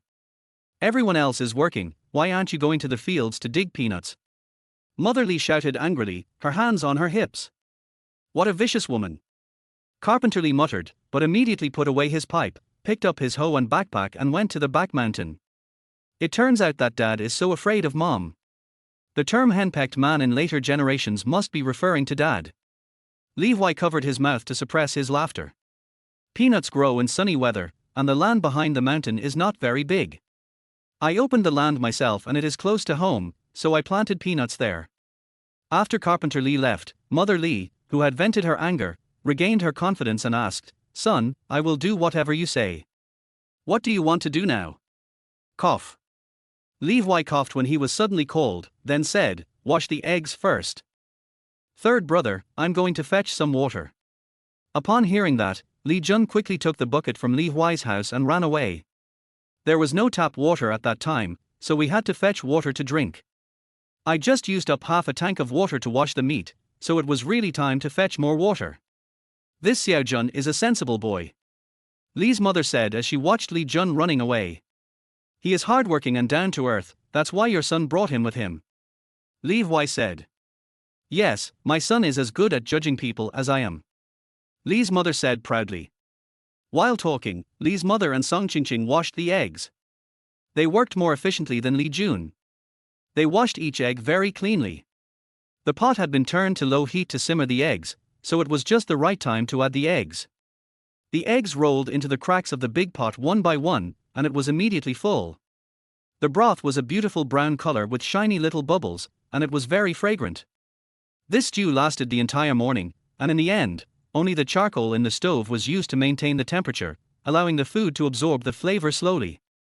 Of course, when Li Huai came back at noon, he also threw in a lot of peanuts that Carpenter Li had dug up. However, the peanuts were harvested too late, so we didn't eat any peanuts at noon. We only had a piece of pork belly. Although everyone felt sorry for it and drooled while eating it, Li Huai was a little dissatisfied. The morning is still too short. I guess it will taste just right tomorrow. Li Huai took a few mouthfuls of rice soaked in braised soup with meat, and his stomach was very full. As for the rest of the family, Li Jun, who was originally embarrassed, ate 3 big bowls of rice, each bowl of rice soaked in braised soup. Even Song Qingqing ate 2 bowls of dry rice. You can imagine how the braised meat tasted. Even the families living next to Li Huai's house started eating to the aroma. What is the Li family eating? It smells so good. Aunt Wang's husband Li Chundao asked curiously while smelling the aroma of the stew and eating the boiled vegetables with oil. I don't know, but it must be stewed meat. The third kid bought dozens of kilograms of meat this morning. Aunt Wang shook her head, her eyes shining when she mentioned dozens of kilograms of meat. Mom, I want to buy some meat too. The boy next to him started making a fuss. Eat your head, I'm not going to eat you, they earn it by themselves, what about you? You can't study well, you don't go to the fields, and you still want to eat meat. If you don't go to the fields tomorrow, you won't be able to eat. Aunt Wang immediately rolled her eyes. Li Lin. Okay, are you starting to tease me now? 8-year-old Li Lin was speechless. Li Huai didn't know that just with this meal of braised meat, he had become the big devil in the eyes of the children next door, and half a kid from another family in the eyes of his parents. The reason why it is half a meal is that it is really a waste of food, which is unacceptable to the frugal people in Lejier village. But Li Huai couldn't care about these things now. He was asking Carpenter Li to make 2 insulated fire barrels, which were the tools needed to sell meat tomorrow. Fortunately, we have a ready-made wooden barrel at home. We just need to modify it a little and burn some charcoal, which is not too troublesome. But, Carpenter Li's nagging is unavoidable. You haven't earned a penny yet, but you've already wasted a lot. You better be careful and don't let anything you do fail. Carpenter Li muttered as he made the revisions. If Li Huai was 18 years old before, he would not be able to hear these things. He would just think that they were denying and not optimistic about him. But after experiencing the experience of wanting to support his parents but they were no longer around in his previous life, Li Huai understood a lot, so when he heard these things, he just smiled and nodded. Dad, I know. Li Huai said. Well, you're already an adult, you should have a plan in mind. Carpenter Li felt a little embarrassed when Li Huai responded to his nagging so seriously, but his hands became more meticulous, even grinding the edges and corners to make them round and delicate for easy handling. In the evening, after fetching water and chopping firewood again, Li Jun refused to stay for dinner and ran back home, saying that he would come to see Li Huai early the next morning. Thinking about selling braised meat early tomorrow morning, Li Huai fell asleep as soon as it got dark after dinner. The pressure of reaching the target of 1,000 yuan made it still dark when Li Huai opened his eyes the next day. It seems that I am also a little uncertain. Li Huai raised his hand to cover his forehead and was depressed for a second. I don't want to live the kind of life I had in my previous life, so I will definitely succeed, and I must succeed. Li Huai recalled his experiences in his previous life, and then his eyes became firm.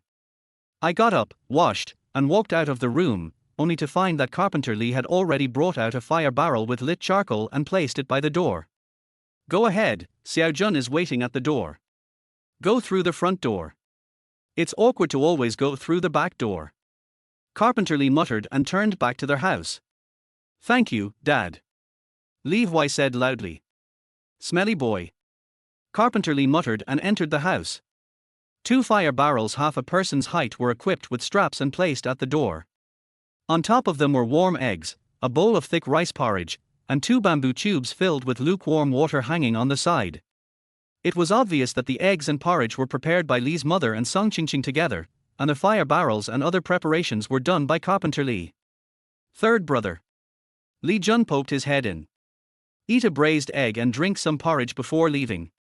Li Huai said. But. Li Jun blushed, feeling that he had been eating and drinking for free these past 2 days. This is the porridge made by your sister-in-law. Li Huai said. Okay, thank you sister-in-law. Li Jun thanked immediately. Song Qingqing in the middle room nodded with a flushed face, then hurried into the room. After eating a heart-warming breakfast, Li Huai's confusion and uncertainty were gone, and he confidently took Li Jun with him, carrying a fire bucket, and headed towards Chengdu. This time went more smoothly than last time because they had 2 large wooden barrels, so the 2 of them drove directly to the gate of the Pancheng steel plant. In the early 1990s, a term had become popular: going into business. As a result, there were many people setting up stalls in front of this large factory with a population of over 10,000 selling things, and there was a wide variety of goods. There was everything for eating, drinking, and having fun. As the bell rang to signal the end of work, a group of people gathered at the door in an instant. "Brother, third brother, what should we do?" Li Jun grabbed Li Huai's hand in panic. To be honest, seeing so many people rushing out, even Li Huai himself was a little panicked, but since Li Jun next to him was panicked, then he, Li Huai, could not panic. "It's okay, open the lid and let them see our craftsmanship." Li Huai smiled and patted the fire barrel that was tightly sealed and wrapped in old clothes to keep it warm. "Okay." Li Jun responded seriously with a stern face. In fact, while the two were talking, the vendors at the door had already started doing business, and the shouting was one after another in a rhythmic manner. "Selling sesame candy tilde. Steamed buns, big hot meat-filled buns, 50 cents each tilde. Skewers, braised skewers, 2 for 10 cents tilde. Hot and sour noodles, fragrant and spicy with lots of oil, $1.50 a bowl tilde." The shouts and conversations of the steel mill workers blend together, making the scene lively and bustling. Li Huai and Li Jun were a little different because neither of them shouted. Li Jun would not move without Li Huai's order, and Li Huai had not yet thought of what to shout. Snap. Li Jun opened the tightly fitting wooden cover installed by Carpenter Li, and immediately an overbearing, greasy aroma of braised meat rushed into everyone's nose. "What smells so good?" Hu Jun, who had just stepped out of the factory gate, followed the scent and locked onto the target. "Wow, so many people." Hu Jun looked at the people who were surrounded by 3 layers of people, and his curiosity instantly arose, so he also went over to surround them. For Hu Jun, the gears of his foodie life began to turn, while for Li Huai, the moment the wooden lid opened, the gears of his destiny began to turn. Chapter 14 Hot. Third brother, shall we shout? Li Jun carefully looked at the vendors around who were shouting enthusiastically, then looked at Li Huai beside him and asked, "Open it first." Li Huai said calmly with a smile. "Okay." Li Jun nodded and opened the wooden lid. "Wow, third brother, it smells so good." Li Jun was the first one to smell it as soon as the lid was opened, and he couldn't help swallowing his saliva. "This tastes good." Li Huai's eyes also lit up. "It seems that this recipe is successful," Li Huai said to himself, then looked at the crowd expectantly. There were a lot of people at the main entrance of Pancheng steel plant, and the noise was noisy. When people ate a lot, the smell was also mixed, but as soon as Li Huai opened the braised meat, it still swept towards the crowd domineeringly. "It smells so good. Boss, what are you selling?" Soon a young girl with 2 braids and wearing a dark blue work uniform came over and asked. Yes. Li Jun looked at the girl's face and suddenly stuttered and couldn't speak. "It's braised meat. Would you like to try it, girl? It's delicious." Li Huai stepped forward and took over the conversation. "Can I taste the meat?" The girl's eyes lit up. "Of course not meat, I haven't opened yet, but I have braised peanuts, braised with the meat, very fragrant, would you like to try too?" Li Huai said with a smile. "Okay, I'll try the peanuts." The girl nodded. "Boss, wait a minute, I want to try it too. It smells so good." Some young workers also came over curiously. "I want one too. Let me have a taste too. This smells really good." The girl thought the peanuts were good, but she didn't pay much attention to them. She was more interested in the sizzling aroma of the meat. But when she saw so many people suddenly gathered around her, she immediately became nervous and took a step forward. "Boss, I'm the first one here." Okay, we have them all. My hometown is in the countryside. Since you all like them, I won't sell the peanuts today. I'll give them all to you to try. If you like them, you must buy some of my braised pork and tea eggs." Li Huai responded calmly. "Okay, boss, don't worry, I'll definitely buy it as long as it tastes good." "Yes, boss, please take it out and let us taste it. It smells so good. Buy. Everyone couldn't wait to try it. Not only did it smell better the closer they got, but the sight of the shiny brown and steaming braised meat floating in the wooden barrel made everyone want to try it. "Xiao Jun, pick up the peanuts." Li Huai turned his head and patted the nervous and stunned Li Jun. Li Jun was indeed frightened by the crowd that suddenly surrounded him. He had never seen such a scene before and was stunned on the spot. Fortunately, he heard Li Huai's voice and subconsciously picked up the bamboo colander to start scooping peanuts. Their bamboo colander was still very new, even with the green color of the bamboo strips. It was woven by carpenter Li at Li Huai's request last night. The colander was large and finely woven, and with one scoop it not only scooped out moist, glossy, dark brown peanuts, but also 2 round eggs whose shells had turned dark brown. It smells even better after this stir. This is Hu Jun, who just squeezed in. Hu Jun came later but arrived first. With his flexible body, he squeezed into the front row and stretched his head to look at the peanuts in the colander. Come on, everyone take 2 and try them. Li Huai took the colander from Li Jun and handed it forward. At that time, everyone was still very simple, so when they asked to take 2, each person really only took 2 peanuts. The peanuts grown at home are of different sizes, but Li's mother has carefully selected them, so there are no rotten ones. Therefore, when you peel them, you will see plump peanuts. These peanuts are quite plump. Hu Jun peeled the peanuts and then poured the peanuts into his mouth and chewed them. As soon as you chew it, the aroma of the stew and the meat fills your mouth. The peanuts are soft and sticky due to the stew, and the outer peanut skin is wrapped in the fragrant stew. Not only is it full of meat flavor, but it also has a faint tea fragrance, which makes people want to eat more after eating one. Hu Jun finished 2 peanuts in one go, and even couldn't help chewing on the peanut shells. Slurp, slurp. The sound of Hu Jun sucking peanut shells was heard, but he immediately tilted his head a little embarrassedly, and found that everyone was sucking peanut shells at the same time. It's delicious. The shell has a meaty aroma. Not only that, besides the aroma of meat, it also has the aroma of tea, but it tastes better than tea eggs. Boss, how much is your braised meat? The little girl who asked the first question was also the first to speak. It's not expensive. Meat is 4 yuan per pound, pork intestines, pig's trotters and spare ribs are only 3 yuan each, and tea eggs are 50 cents each. They are all cut into at least half a pound, and you can buy 1 tea egg. Li Huai said quickly. This price was carefully calculated by Li Huai based on the information he had heard last time and the current prices in Chengdu. Pancheng Steel is the largest factory in Chengdu, and the monthly salary of workers is around 400 yuan, not including the salaries of managers, engineers, team leaders, etc. Therefore, 4 yuan per pound is really not expensive. After all, the meat will shrink after being braised, and only 7 ounces will be left per pound of meat. Not bad, give me a pound, I want this piece. The girl with double braids pointed at a beautiful piece of wuhuadao floating on the water. Okay, I'll weigh it for you right away. Li Huai agreed with a smile, then picked up the meat skillfully and asked Li Jun beside him to cut it. The knife for cutting meat is brought from the house, and the board is even simpler. It can be placed directly on another fire barrel at the right height. Li Jun did a great job of silent work, slicing the meat neatly and packing it into oil paper bags. I'll pour a spoonful of broth for you. When you get home, pour it into a bowl as soon as possible. Don't let the broth soak the oil paper. Li Huai poured a spoonful of broth on the meat with a small spoon. When pouring the soup, Li Huai deliberately opened the oil paper bag to the workers outside. Everyone watched as the white 3-layer pork belly was poured with the brown and shiny broth. Suddenly, the fragrance seemed to be more intense, and people were drooling. Okay, I'll be home soon. The girl with double braids quickly took a deep breath of the fragrance, swallowed her saliva and left. The second one was Hu Jun. He also chose the largest piece of pork belly to cut and handed his aluminum lunch box to Li Jun. The lunch box was more open.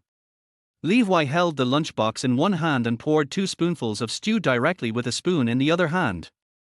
The aluminum lunch box set off the meat covered with oil beads, which made the onlookers open their mouths quickly and want to have some.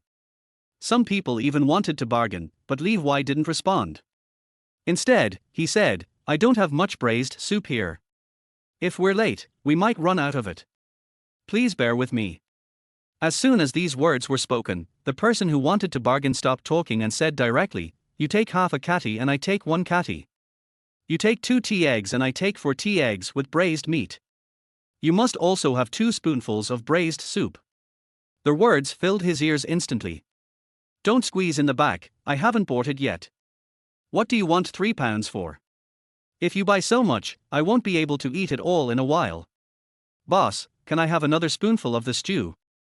Who stepped on my foot? Get that paw of yours away from me, it's almost reaching into my lunchbox. The scene was noisy. Li Huai looked at the scene and his worries were completely put aside. He relaxed and helped people scoop out meat while maintaining order. Slow down, slow down. I brought 2 buckets. Don't push, don't push. I'll try to give everyone a taste. Li Huai said with a smile. Do, the sound of Li Jun cutting meat was incessant, and he even felt numb from cutting for a while. It was not until Li Huai stopped handing over the meat that he raised his head and looked at the people around him blankly. Sorry, the braised pork and tea eggs are sold out today. Li Huai said apologetically to the man who was jogging over. You guys are too fast. I came here just after receiving the news. The man smacked his lips, obviously not knowing whose food he had tasted, and he couldn't help but stretch his head to look into the fire barrel. It's really gone. We'll come back the day after tomorrow. Li Huai said. The day after tomorrow? Not tomorrow, the man asked. This is troublesome to make. It requires a lot of ingredients and the process is very complicated. It won't be finished in a day. Li Huai shook his head. Okay, remember to come early the day after tomorrow. The man tasted the meat and believed that it was not easy to cook. No problem. Li Huai nodded. The man then left with an unwilling look on his face. After the man left, Li Huai looked at the dazed Li Jun and patted him on the head. Let's go, Xiao Jun, go home. Li Huai said with a smile. Third brother, are we sold out already? Li Jun asked in surprise. Yes, it's sold out. Li Huai opened the big army green shoulder bag and showed it to Li Jun. Just one glance and Li Jun took a breath. Let's go, third brother will take you to eat some hot and sour noodles before going home. Li Huai said. Yeah. Li Jun nodded vigorously. Li Jun carried 2 fire buckets by himself, and from time to time he looked at his third brother with admiration, his eyes full of admiration and respect. After all, it was a bag of money, and this was the first time he had seen so much money. The most important thing is that when the 2 of them walked, they would occasionally meet people who came out to buy braised meat. Third brother is so awesome. It's right to follow him. Li Jun sighed in his heart. Chapter 1500s a day. In Chengdu in the 1990s, carrying a huge sum of money, Li Jun felt a little nervous when eating hot and sour noodles. We really need to go back as soon as possible. This is not 2023. Li Huai felt a little uneasy when he saw Li Jun fidgeting. He quickly finished his spicy and sour noodles and walked towards the station. Li Jun got into the car right next to Li Huai and sat there staring for 4.5 hours until they returned to Qinggang Town. Even Li Huai was infected by Li Jun's nervous mood. He just chatted with the driver Uncle Shui Zhen for a few words and then quietly sat in the car with his bag. This time Li Jun didn't show off at all, nor did he even discuss it. Just as Li Huai, feeling cautious but slightly apprehensive, and Li Jun, who was extremely uneasy, were about to reach home, the Li villagers also left the fields to work and were walking in groups of 3 or 4 on the village road. Sister-in-law Xiufen. Li Xiufen, Li's mother, and Song Qingqing were walking on their way home. They were worried about Li Huai who was going to Rongqing when they were stopped by someone behind them. It's Sister Zhao, what's wrong?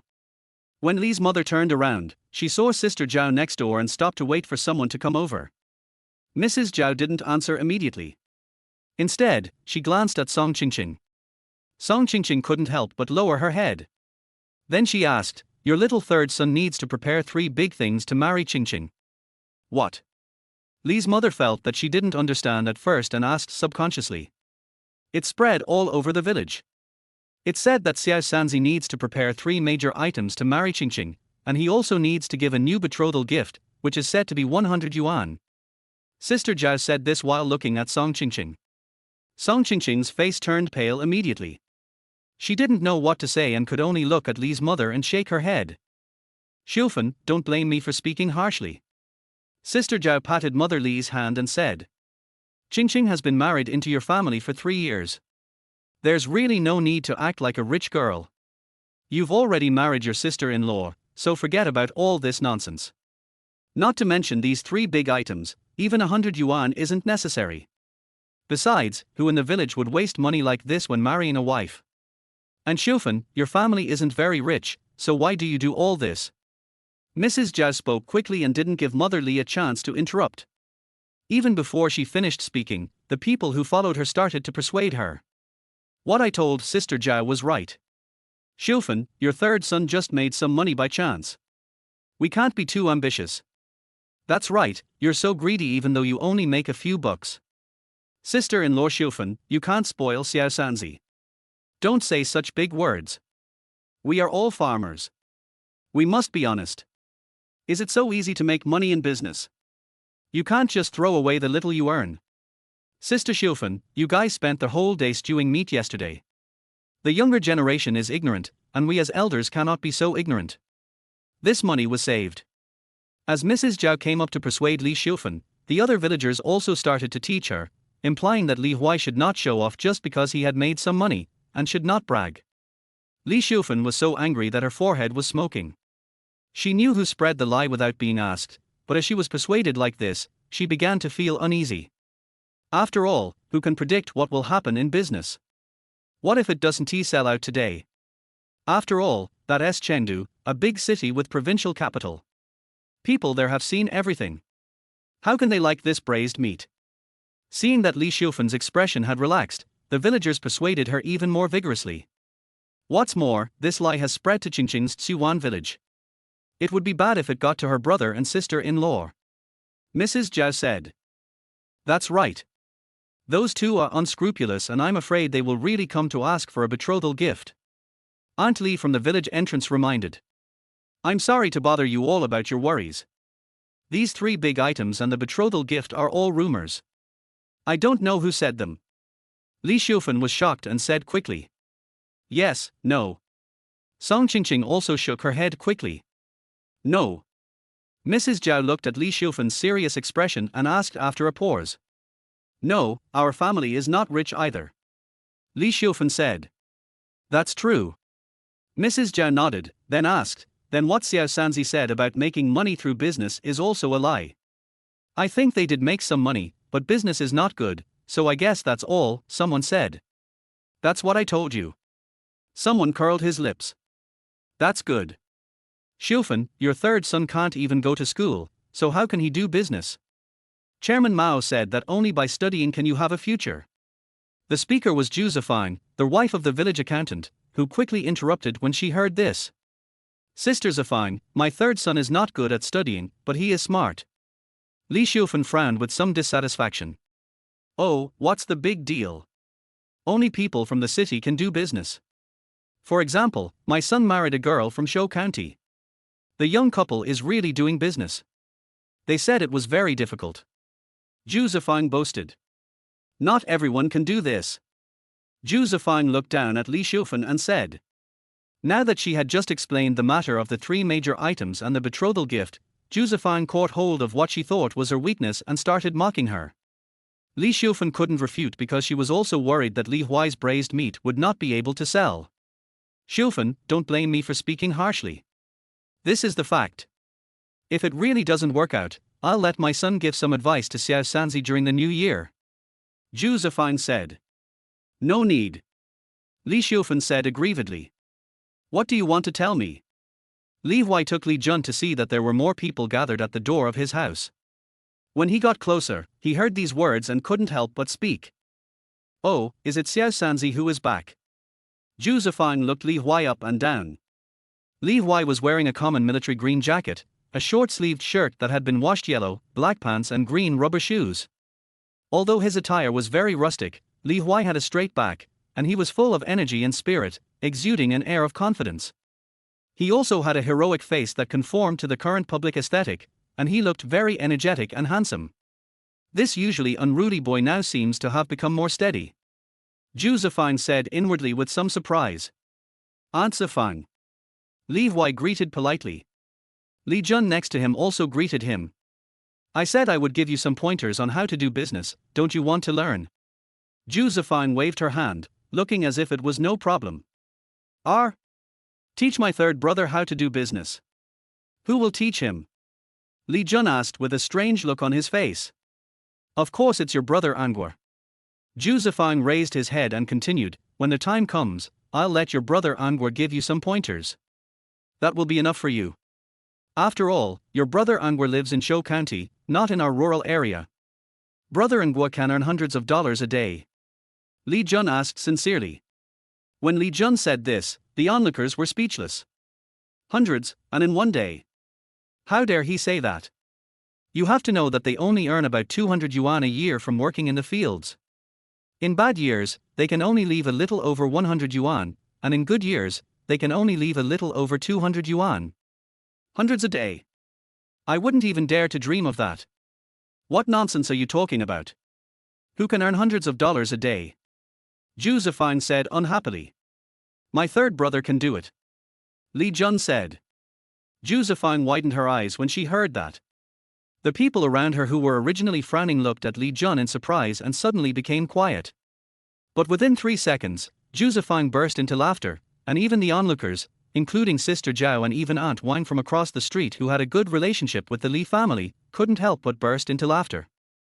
Originally, only the women were gossiping, but after hearing the laughter, even the men in the village couldn't help but gather around and ask what was going on. When they heard Li Jun say that he could earn hundreds of dollars a day, they all started smoking leaf cigarettes at 20 cents a pack or even for free and started laughing, obviously thinking it was a joke. Xiao Jun. Li's mother pulled Li Jun somewhat awkwardly. Obviously, Li's mother didn't believe it. She thought Li Jun was just trying to help her son, but she didn't understand what hundreds of dollars a day meant. You don't believe it?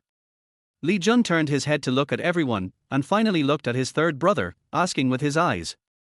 Li Huai looked at the looks of everyone around him, and the embarrassed expressions of his mother and sister-in-law, and nodded helplessly. I originally wanted to get along with everyone as an ordinary person, but now I can't pretend anymore. I'm going to be honest. Li Huai moved the military green backpack on the side in front of him. This is the money I made from selling it today. I haven't counted it yet, and I don't know if it's even a few hundred.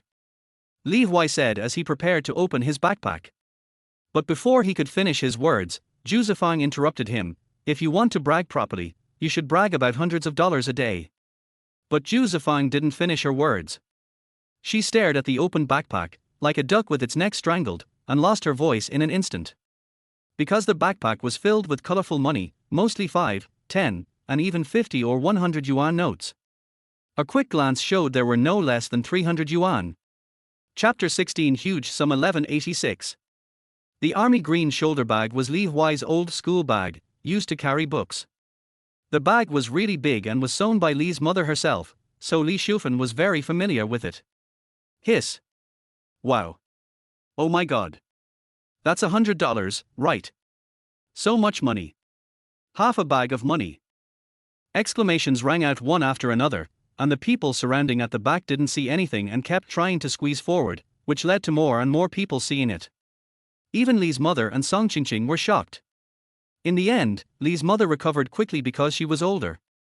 She grabbed Li Huai's shoulder bag and dragged Li Huai and Li Jun into their house, one in each hand. Mom, slow down. Li Huai almost tripped over the door frame and couldn't help but say. You are the only one who stands out. Mother Li glared at Li Huai, then turned around and spoke to the onlookers.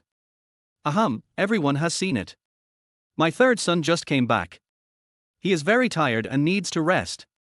Everyone, please go back quickly, said Li's mother. Why are you taking a break? Tell me how you make the money. Uncle Li from the opposite door. Uncle is a name given to relatives, not meaning old, spoke anxiously while tapping his pipe. That's right, Xiao Sanzi, tell me what business you are doing? Why is it so profitable? Someone shouted. Oh my god, that was half a bag of money, right? Yes, I didn't see it clearly, I just thought it was all money. This is incredible. How can you earn so much in one day? Everyone exclaimed in surprise at the door of Li's house. My little third son is very tired. Let's talk about it next time. Mother Li said proudly with her hands on her hips. At this time, no one tried to educate Li's mother anymore, and they all started asking about her, their faces full of envy. Shufan, you are really going to enjoy yourself. You earn so much money in a day. I should be able to build you a house in a month. Antoine said. Who said it wasn't true? Shufan, you kept it a secret so well. You didn't even tell me that Xiao Sanzi was so powerful. Mrs. Zhao also said hurriedly. Little Sanzi is so powerful. I can't call him Little Sanzi anymore. I have to call him by his real name. Maybe one day I'll call him Boss Li. He, it's nothing. My mistress has been smart since she was young. As long as she works hard, she can achieve anything. Mother Li was overjoyed by the compliment. She reluctantly responded with a few words before closing the door. Once the door was closed, their voices were shut out. At this time, Carpenter Li, who had been squatting in the toilet for a long time, heard the increasingly loud noise and hurried out. What's wrong? What's wrong? Carpenter Li asked anxiously while tucked his clothes into his pants. Why is the door closed? Without waiting for anyone to answer, he saw the closed door and asked curiously. The atmosphere in Leger village is quite good. People usually keep the door closed when they go to the fields, and they only lock the door when they are going on a long journey. That's why Carpenter Li was so surprised to see the door locked before dark. It's okay, don't ask.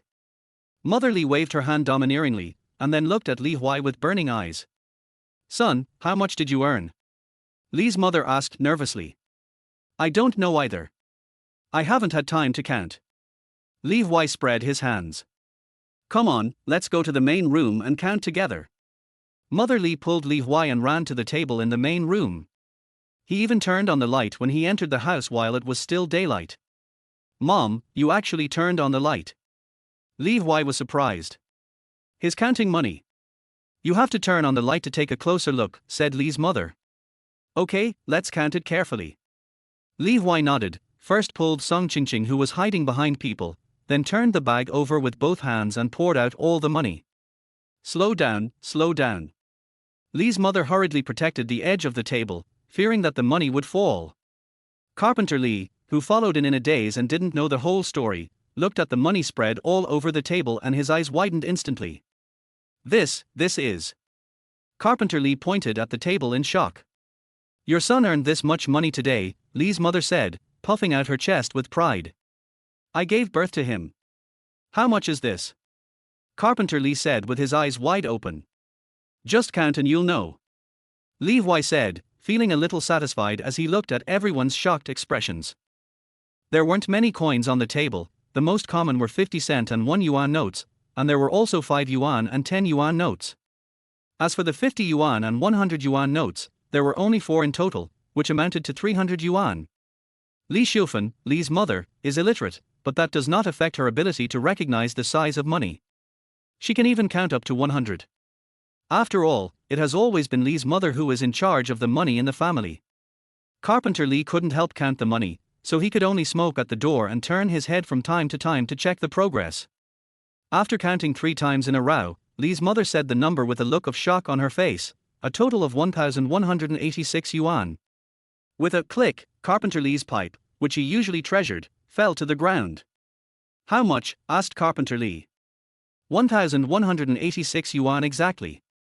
Li's mother repeated mechanically. Third brother, did you sell all this? Song Qingqing excitedly grabbed Li Huai's hand. Li Huai nodded, took it in his hand and didn't let go. Third brother, we are rich.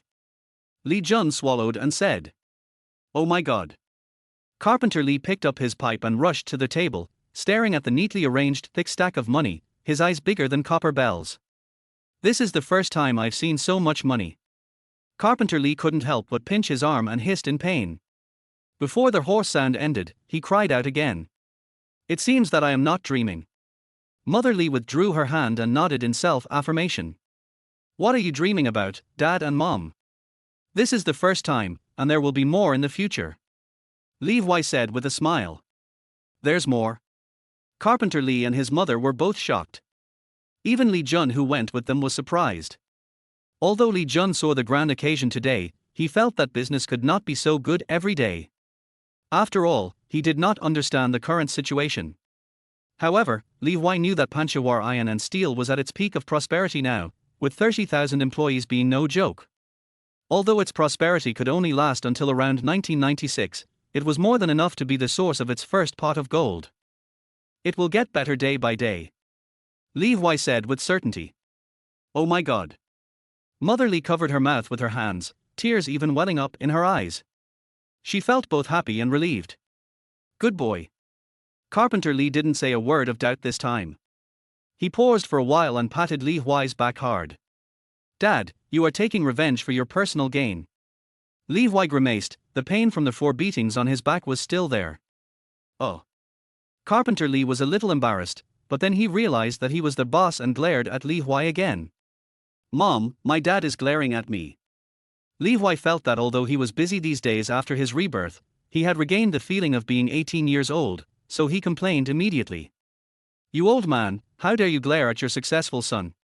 Mother Li immediately turned into a tigress, and turned her anxiety and excitement into muttering, and began to scold Carpenter Li.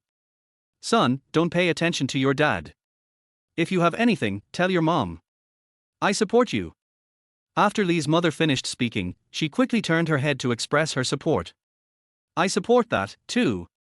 Carpenter Li also hurriedly said, I made the fire barrel. Thank you, Mom and Dad. Li Huai thanked. This time, the first step to rebirth and changing my destiny has been completed. Li Huai knew that now his family would no longer ignore his opinions, but would respect and do their best to realize his words. Money is the courage of a hero and also the right to speak. Li Huai looked at the people standing at the table headed by him and became more confident about the future. Chapter 17 Li Junyi. Li Huai looked at the expressions of his family members. Not to mention Song Qingqing, Qing Lingling's eyes were all on him. There was no need to worry about future family harmony. As for Li's mother, she had an expression that said, my son has made it big. Not only was Carpenter Li under the supervision of his mother, but she also began to take Li Huai's abilities seriously. As for Li Jun, he followed Li Huai's orders. Today's money was earned together with Xiao Jun, so a share of the money should be given to Xiao Jun. Li Huai said. Without waiting for Li's mother and the others to speak, Li Jun quickly waved his hand and spoke. No, I've already eaten so much of third brother's food, and besides, I can't help much. Li Jun scratched his head, his slightly dark face full of embarrassment.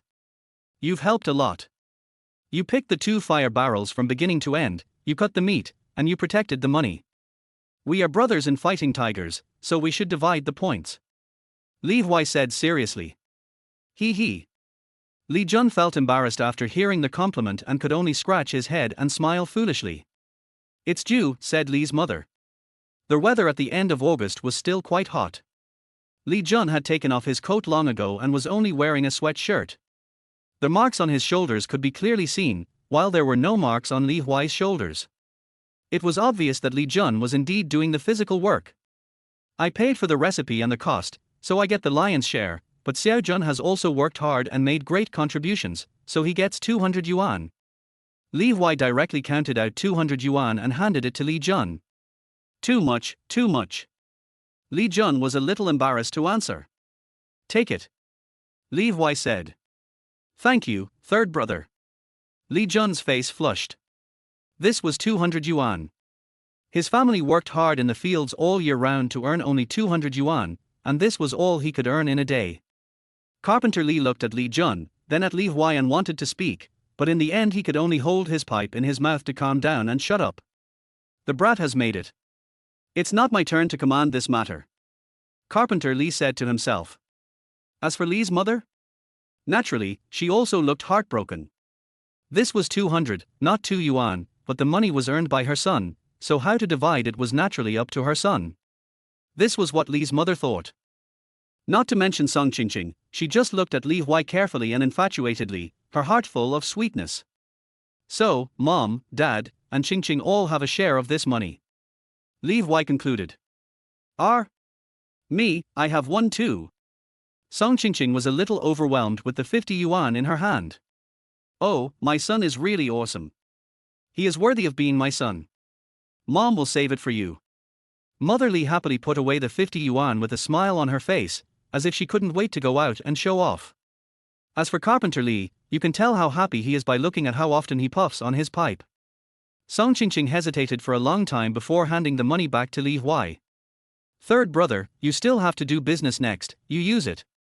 Song Qingqing said. I have enough. Li Huai said. But.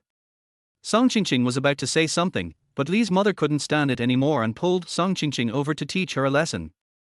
I tell you, a woman still has to hold money in her hands, otherwise. Mother Li said as she pulled Song Qingqing to prepare dinner. I hope Qingqing doesn't learn from my mother. Li Huai felt a chill down his spine and prayed inwardly. Are you going the day after tomorrow? Asked Carpenter Li. Go, we agreed on this. Li Huai said. Okay, is there anything else I can do for you?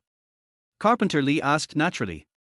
2 are enough, but Dad, I want to buy a pig because there is not enough meat this time. Li Huai said. Okay, I'll go ask now. Carpenter Li was about to go out with his pipe. Wait a minute, Dad, take this and smoke it slowly. These are Rongqing cigarettes. Li Huai took out a pack of Wunyo brand cigarettes and said. Oh, these cigarettes are $2.50 a pack.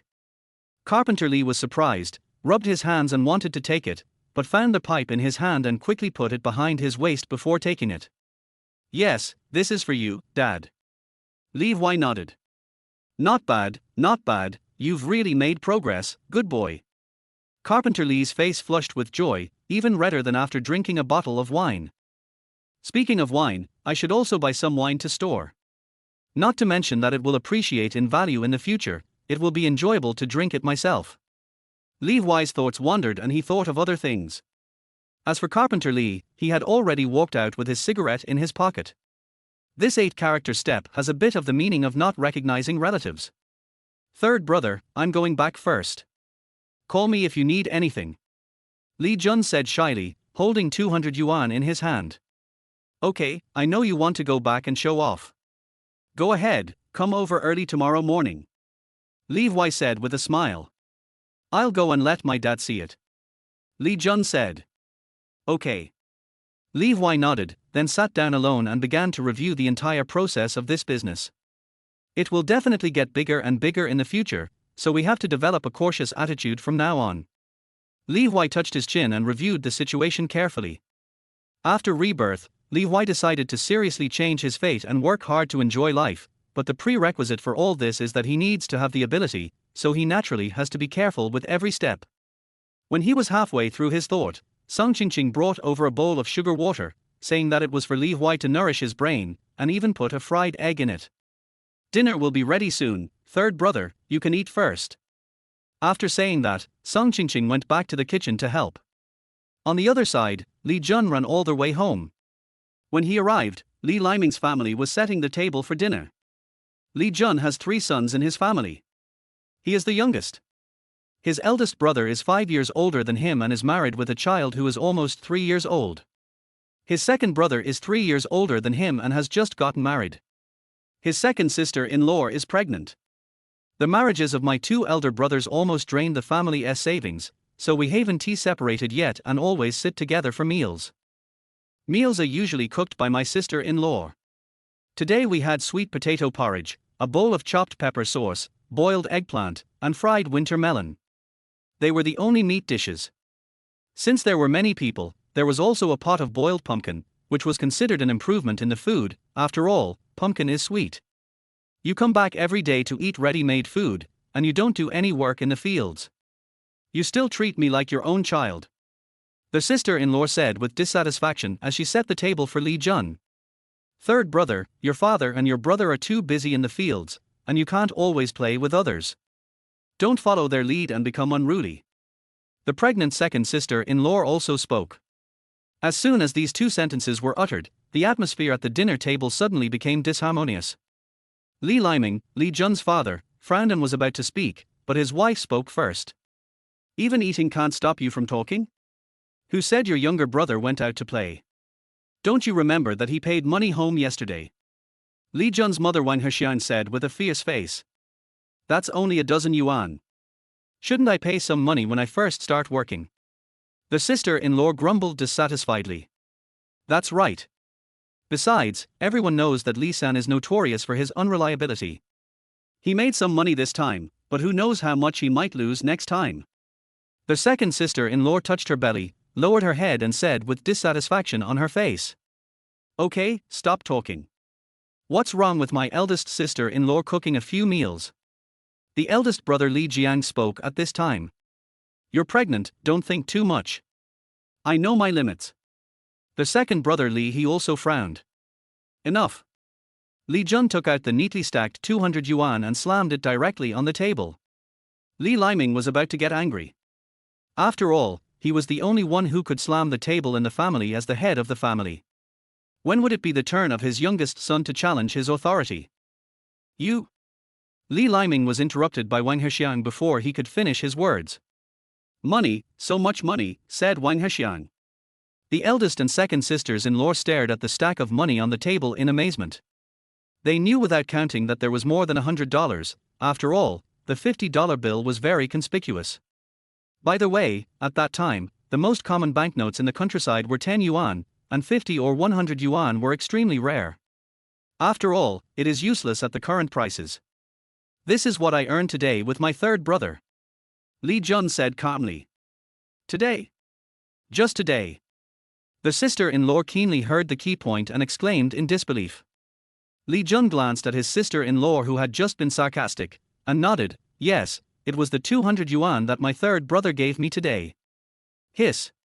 The sister-in-law covered her chest and took a long breath of the aroma of food on the table. Oh my god, 200 yuan a day. The second sister-in-law didn't care about anything else. She touched her belly and stared at the money on the table. Wang Guixiang couldn't help but pinch Li Liming beside her to confirm whether it was true or not. Good boy. Li Liming hissed, then laughed heartily. So can we eat now? Li Jun said, imitating Li Huai's calmness. Yes, you can. Thank you for your hard work. I will steam it for you. Instead of frying an egg, I will deep fry it. The sister-in-law said with shining eyes. Go ahead and fry an egg for the third brother. You've really worked hard. Wang Hexiang nodded immediately. Even Li Liming beside him couldn't help but nodded and said, fry it, add more oil. Thank you, sister-in-law.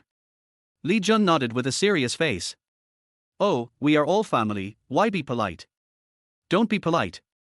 The sister-in-law wiped her hands, turned around and went to the kitchen. The eldest and second brothers of the Li family came to their senses at this time, looked at Li Jun with burning eyes and spoke together. Xiao Jun, what about Li San? No, does brother San need any more people? Your eldest brother second brother are strong, can do anything, and are obedient. Li Jiang and Li He asked in unison. The two of them even started following Li Jun and calling Li Huai third brother. Li Jun looked at his two brothers' expectant eyes and suddenly felt proud. After all, when he used to play with Li Huai, he was often taught to be down to earth and not to be a second-rate person. But now, because of the 200 yuan that Li Huai gave him, everything was obviously different. Chapter 18 Li Liming educates his son. Li Jun was secretly happy and admired Li Huai even more, but his face showed pride. Third brother said it's not necessary, I'm enough. Li Jun said. No, little brother, talk to your third brother. My eldest brother and I are also hardworking and can do anything. The second brother Li he said quickly. That's right, if we have wealth, we should all share it together, said the eldest brother Li Jiang.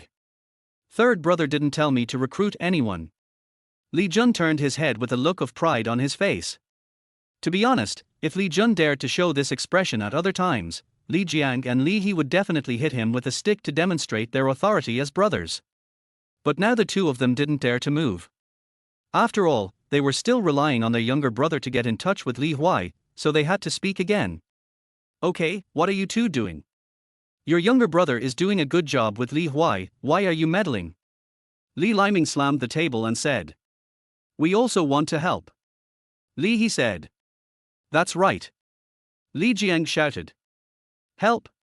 I think you are just greedy for money. Li Liming said. Who wouldn't be jealous? You gave me 200 yuan a day. How much does Li Huai have to earn? Li Jiang said. That's also Li Huai's ability. If you are not convinced, go and earn it.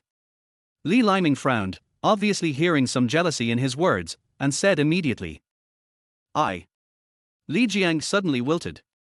Li He rolled his eyes and said, Dad, my brother and I also want to help my younger brother.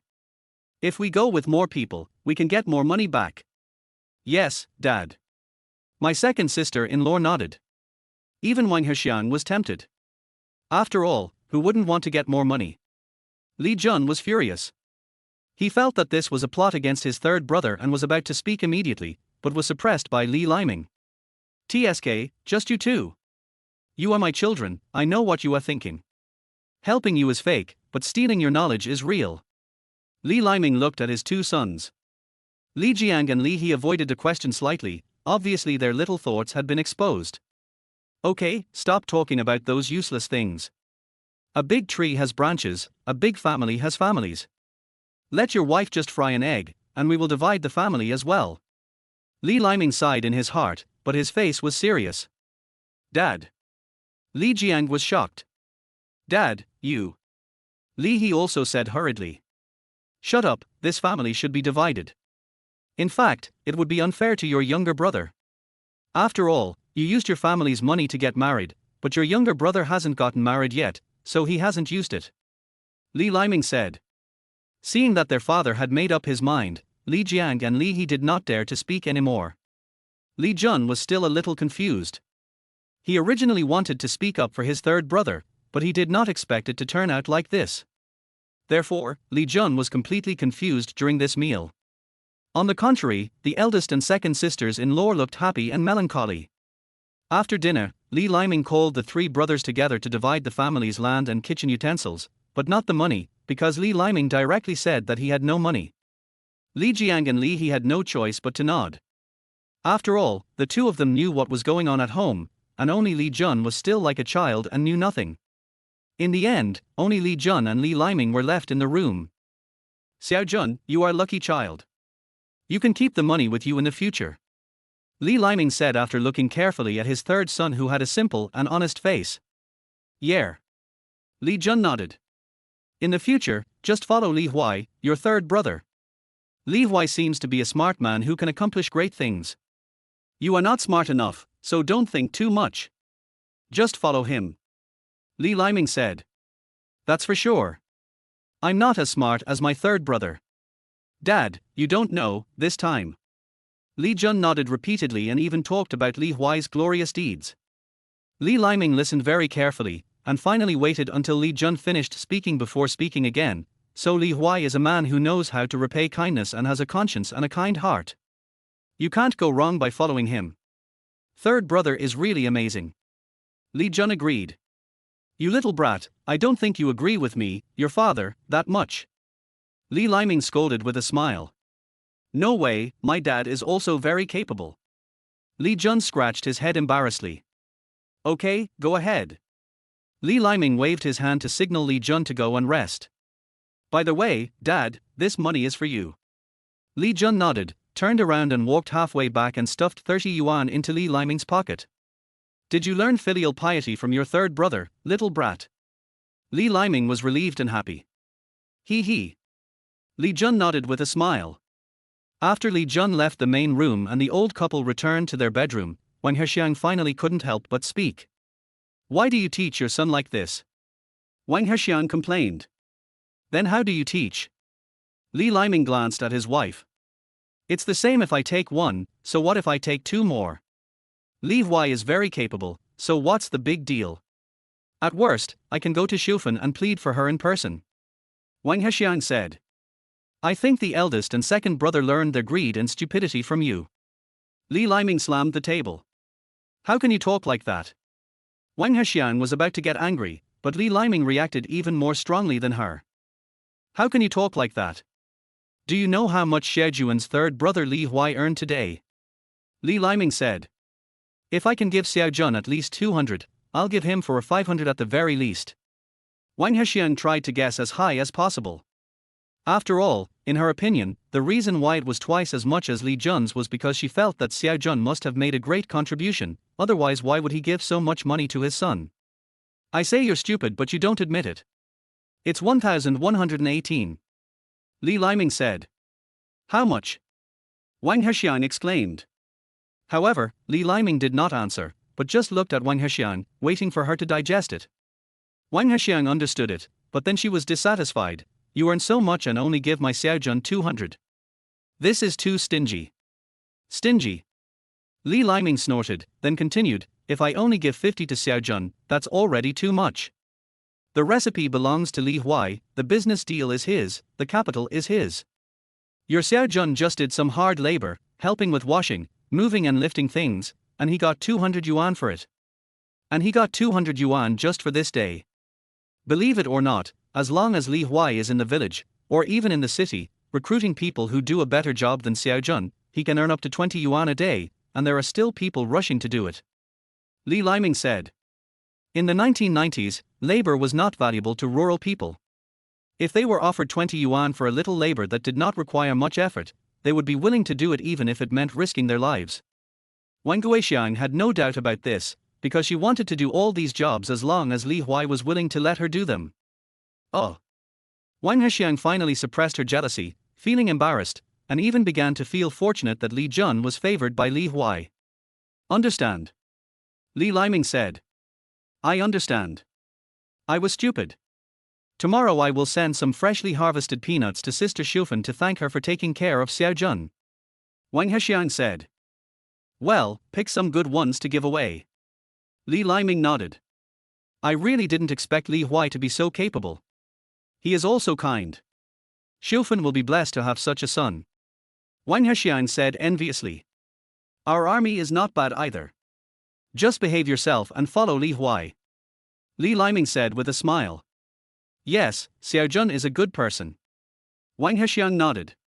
No, I have to tell Xiao Jun to work harder. That boy is very strong. Go and beat up the eldest and second oldest brothers. Wang Hexiang was a little worried that Li Jun and Li Huai would abandon her, so she turned around and walked out the door. Li Liming naturally did not stop him because he meant the same thing.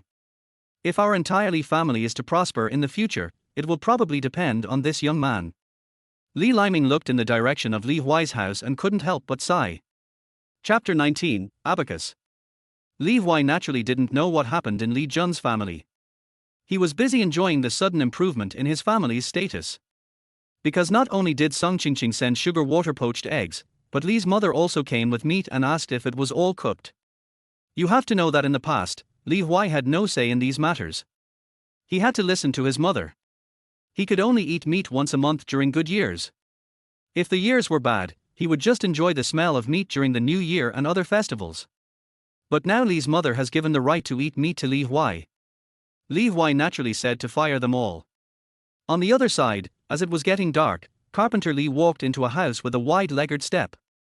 It's not that Carpenter Li walked slowly, but this family was a bit far from Li Huai's house, a full 2 kilometers, so when Carpenter Li arrived, the family had almost finished their meal.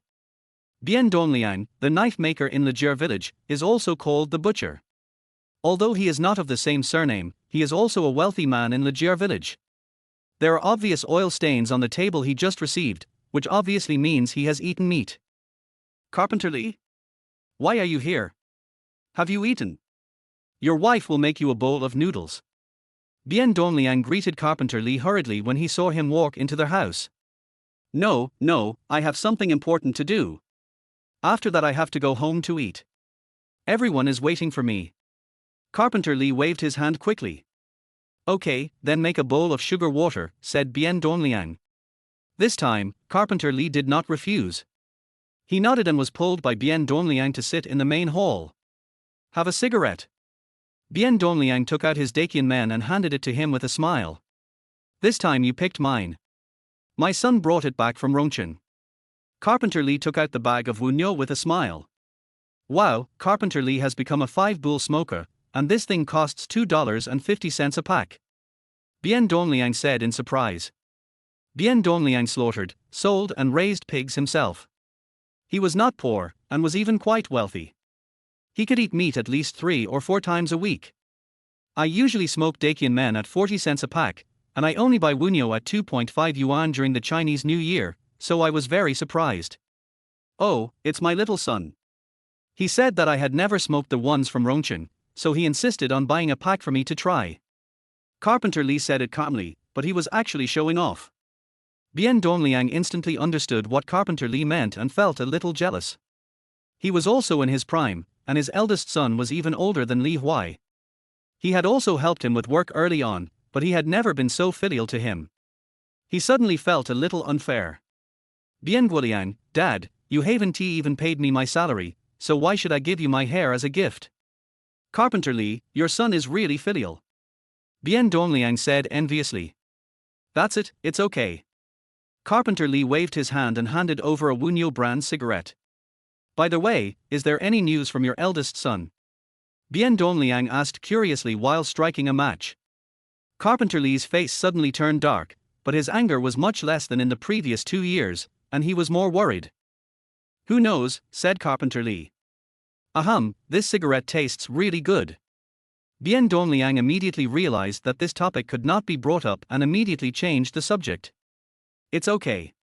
Not as strong as my leaf tobacco, but it's nice to smoke occasionally. Carpenter Lee commented pretentiously. Har har har, Carpenter Lee, if you don't like giving it to me, I'll give you 2 pounds of meat in exchange. Bien Dongliang said with a smile. No need for that. Xiao Sanzi just bought some meat. Carpenter Lee immediately held his pockets tightly, as if he was afraid that the big and strong Bien Dongliang would come to snatch it away. As a butcher, Bien Dongliang is not tall, but he is one of the few fat and strong people in Lijiao village. Okay, Carpenter Lee, what brings you here today? Bien Dongliang smiled and stopped joking. Carpenter Lee stopped showing off when it came to business and said seriously, I want to buy a pig from you, old Bien, and I need it urgently. I need it to be cooked tonight or tomorrow morning. Bien Dongliang was shocked and asked, didn't your mistress set the wedding date for the end of September? Why are you in such a hurry? It's not for the wedding banquet, it's for my mistress's business. Carpenter Lee waved his hand. Is your mistress really doing business? How is it? Bien Dongliang asked curiously. Bien Dongliang happened to be helping someone slaughter a pig at the last market, so he didn't set up a stall to sell meat. Therefore, he only heard that Li Huai was doing business, and he boasted a lot about it, but he didn't know the details. It's okay. I only earn a few hundred yuan a day. Carpenter Lee waved his hand, looking as if it was not worth mentioning. How many hundreds? Bien Dongliang was choked by the smoke and started coughing loudly. Yes. Carpenter Lee's face was calm. Looking at Bien Dongliang's shocked expression, he thought to himself, you're so excited before I even tell you the truth. You're really inexperienced. Are you kidding? Bien Dongliang asked. There's nothing to joke about. Everyone in the village knows about this, said Carpenter Lee.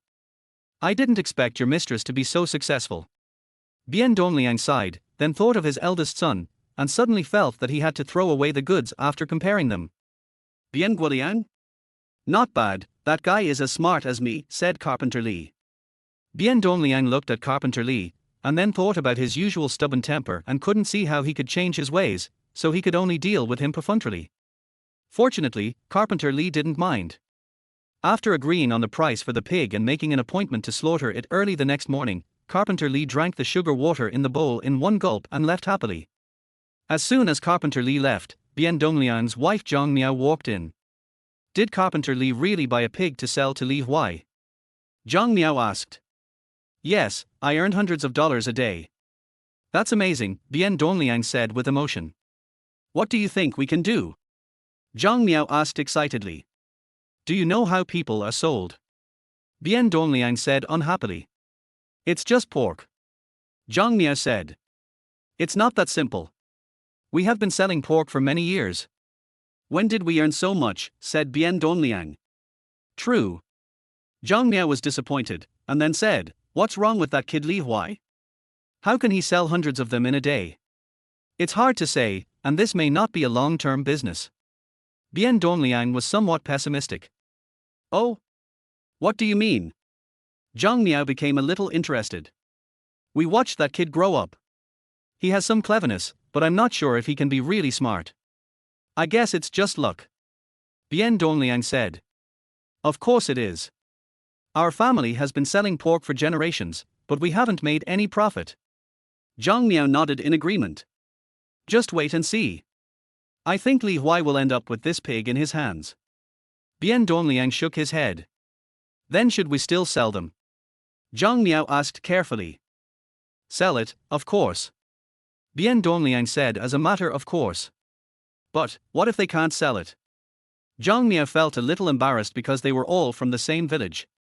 We can buy it back at a lower price when the time comes. It will only take one day. Bien Dongliang said, Li Huai will lose less, and I will make some money. Isn't that the best of both worlds? My husband is so smart. Zhang Miao's eyes lit up. Well, the child is so old now. Bien Dongliang said a little embarrassedly. Yes, let's stop talking. I'll go pick a pig. Zhang Miao said. Pick the biggest one, said Bien Dongliang. Okay. Zhang Miao nodded. Li Huai didn't know that the pig seller was already thinking of buying it back before he even bought it. Chapter 20 Sister-in-law's new best friend. Oh, there is a big moon today. Carpenter Li walked on the yellow mud road in the countryside, looking up at the moon in the sky happily. He held the half-smoked cigarette he hadn't finished at Bien Dongliang's house in his hand, taking a small puff from time to time, not too much, more like he was just trying to taste it as he walked home. At this time, most of the people in Lijiar village had finished their dinner and were enjoying the cool air at the door. Uncle Mao Ming, who was sitting on the side of the road, had just sat down when he saw Carpenter Li coming over and asked. Where did Carpenter Li come from? Asked the old man from Mao Ming. Buy a pig for Xiao Sanzi. The boy is doing business in Rongcheng now. Carpenter Li said calmly. Is Xiao Sanzi so capable? He went to Chengdu to do business. The uncle from Mao Ming was surprised. Yes. Carpenter Li nodded. Then he walked a few steps closer and took a puff of his cigarette without leaving any trace. Only then did the uncle from Mao Ming, who had poor eyesight, see that what Carpenter Li was smoking was not leaf tobacco. You kid, have you started smoking cigarettes? The Mao Ming uncle asked with a smile. It's cigarettes, but Xiao Sanzi said it's a famous brand in Chengdu, like Wunyo or something like that. Carpenter Li pretended to be confused. He was even afraid that the Mao Ming uncle didn't know how valuable the Wunyo brand was, so he said, it costs $2.50 a pack. If you ask me, it's not as strong as my leaf tobacco. What kind of cigarette costs $2.50? It can eat almost 3 pounds of meat. The Mao Ming uncle stared at the half-smoked cigarette in Carpenter Li's hand with his eyes wide open in shock. Today's cigarettes are still made very delicately, with golden mouthpieces, snow-white rolling paper, and neatly packed tobacco inside, which emits red sparks when you take a puff. Oh, it looks really good. The old man from Mao Ming was envious. Yes, I'll go back first. Xiufan is waiting for me to eat. Carpenter Li ignored Mao Ming's look of wanting to smoke, and walked away happily with the cigarette. This stinky boy. The Mao Ming uncle cursed angrily, and then said, I don't know what these 2 yuan and 50-cent cigarettes taste like. It would be nice if I could try it. The old man from Mao Ming felt his mouth itchy and took a puff of leaf tobacco to relieve the pain. After leaving Uncle Mao Ming, Carpenter Li slowed down his pace again because he met other families who were enjoying the cool air. With just this half cigarette, Carpenter Li walked the 2 miles back. Almost everyone in Lijiar village knew that Li Huai had made money in Chengdu, and they bought Carpenter Li a pack of Wunyo brand cigarettes for 2.5 yuan. The greedy men in the village started beating their sons that night, using similar tactics. Look at Li Huai, then look at you. People have already bought me cigarettes for 2.5 yuan. If not 2.5 yuan, I should at least take the 40-cent Dakian men. You still only know how to ask me for money every day. In just one night, Carpenter Li earned enough hatred from Li Huai with this pack of Wunyo brand cigarettes, so much so that the next morning when Li Huai took Li Jun to the market, everyone he met, from 3 to 23 years old, disliked him. Third brother, did Baogui glare at you just now? Li Jun touched his head and asked with a suspicious look at Li Baogui, who was a few steps ahead of them. It seems so. Li Huai touched his chin in confusion. Not sure, let me take a look. Li Huai felt that the peers, young people and even small children who just passed by seemed to have resentful eyes. Hiss, what the hell is resentment? Li Huai got goosebumps from the shock of his own imagination. But it turned out that this was not an illusion, but reality. Everyone glanced at him with resentment intentionally or unintentionally, and even secretly observed what he was doing. Is it for the recipe of braised meat? It doesn't seem like it. Li Huai scratched his head, but these people knew their limits. They watched him prepare the medicine without staring at him too closely. It's weird. Li Huai was puzzled, but didn't think much about it. He followed the improved braised pork recipe in his mind and added some of his own understanding to it. Of course, the feedback from first-time diners also played a role. When Li Huai walked into their house empty-handed with Li Jun's backpack full of goods, he could still faintly smell a bloody smell. It seems the pig has been slaughtered, Li Huai said to himself, and when he looked up, he saw a large table that was only used during the Chinese New Year placed in the yard. Two young women with long hair wrapped in cloth and wearing sleeves were standing by the table, cutting the pork carefully. This. Li Huai's eyes widened instantly. Because the two women who were acting intimately and talking and laughing were none other than his sister-in-law Song Qingqing and his ex-girlfriend Jiang Fang, who had just broken up with him and had not had time to return the $5. Jiang Fang has a healthy wheat-colored skin, and her bright eyes are extremely beautiful when she speaks with her head tilted to the side. Her sister-in-law Song Qingqing has fair skin, with a blush from exercise from cutting meat, and long eyelashes. Even when she is cutting meat, it cannot conceal her gentle beauty. Third brother is back, put down your things and take a rest. Song Qingqing was the first to notice Li Huai. She wiped her hands and immediately turned around to go to the kitchen to bring out some cold sugar water for Li Huai. Of course, Li Jun also had a bowl. Thank you, sister-in-law, Li Jun said loudly. Li Huai instantly looked at Jiang Fang. As expected, she turned her head away awkwardly, HMPH. Cough cough cough. Li Huai choked and felt that this Shura scene was really embarrassing. Sister-in-law, Qingqing, why is she here? Li Huai asked in a low voice. What? I don't have a name. Jiang Fang glared. Yes, Jiang Fang. Li Huai nodded and said seriously. That's good enough. Jiang Fang was satisfied and continued cutting the meat. I called her. You know I don't have many friends here. I was afraid I couldn't finish this pig by myself, so I asked Xie Fang to help me. Song Qingqing said. Yes, I'm here to help. Jiang Fang nodded proudly. Li Huai felt a headache when he saw Jiang Fang, who was obviously still a little aggrieved, and Song Qingqing, who looked a little embarrassed but had a determined expression. But this is just the beginning. By the way, I heard you bought Huai Shuang. I want one too. Jiang Fang wiped her hands on her apron, walked over and stood in front of Li Huai, stretched out her slender hand, and spoke directly. Li Huai looked down at the hand that just reached his shoulder, with the slender fingers still bearing the marks of holding the knife, feeling a bit troubled.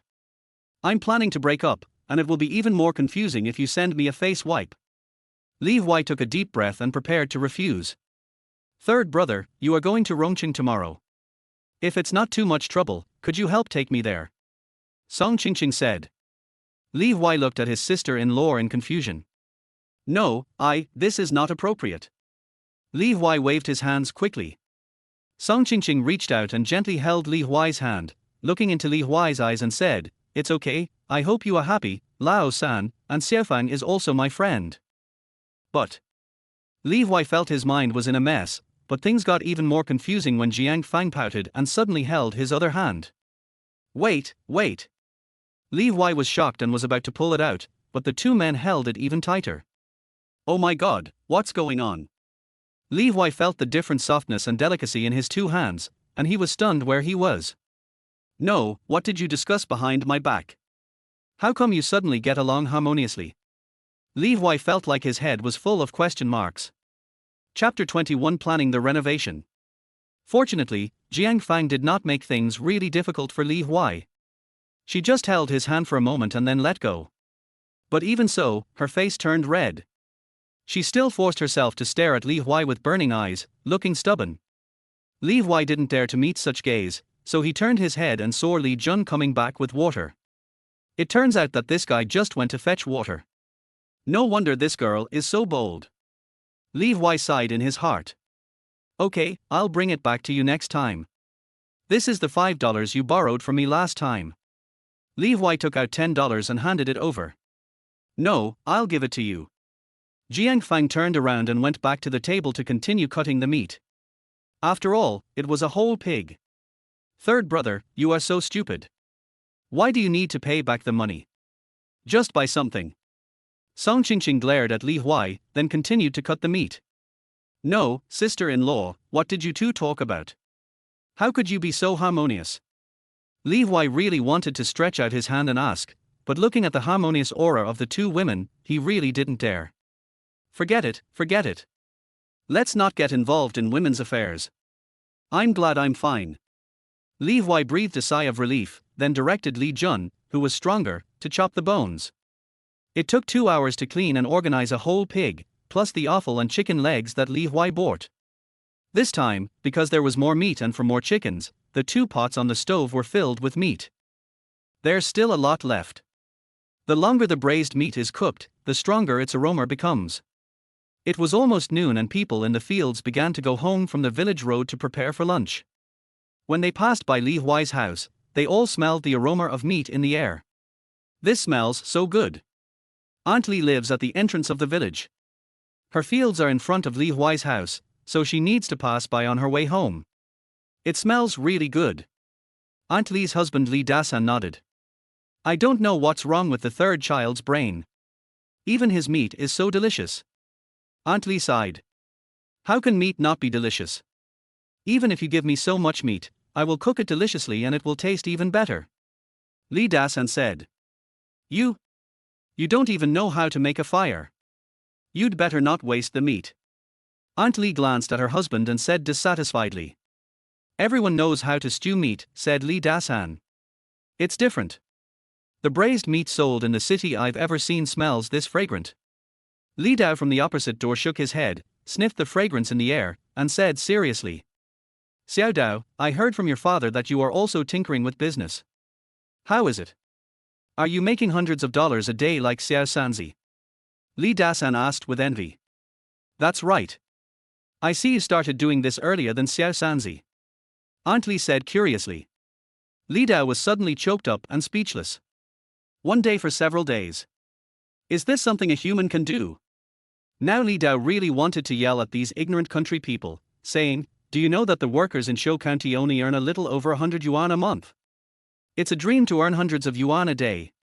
But when he looked at the Li Huai family in front of him, where the rich aroma of meat was wafting in the air, and then looked at the villagers who gathered around after hearing this, Li Dao immediately sighed.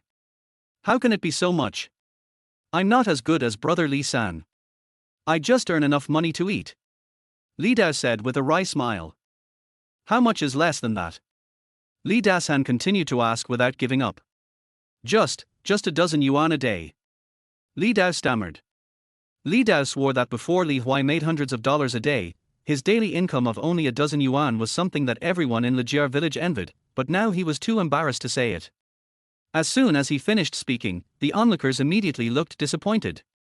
That expression seemed to be saying, it's only a dozen yuan a day. I heard that Li Jun, who worked with Li Huai, got 200 yuan a day. These words naturally came from Li Jun's elder and second brothers. Damn it. Li Dao's face turned blue and red, and he walked away quickly. Oh, the third son is really amazing. Aunt Li sighed, and then walked through the Li family's gate reluctantly. The other villagers ate the melons and left satisfied, but they had some idea of how powerful Li Huai was. After all, Li Dao, who used to be the most powerful and promising, can only earn a dozen yuan a day in Shou County, but Li Huai can earn hundreds of yuan a day in Chengdu. This is not a concept. But Li Huai didn't know all this. He was busy watching the fire, tasting the food, and seasoning it. After all, braised meat needs constant improvement. Fortunately, my brain works much better now. Li Huai tasted the stewed soup and found it delicious. He couldn't help but sigh. But if it was earlier, maybe I could have studied. But it's a bit late now. Li Huai recalled the knowledge in his mind. Apart from the poems and texts I memorized, the knowledge I learned from the ideological and political courses is what I remember most clearly. Li Huai held his forehead and gave up the idea of going to university.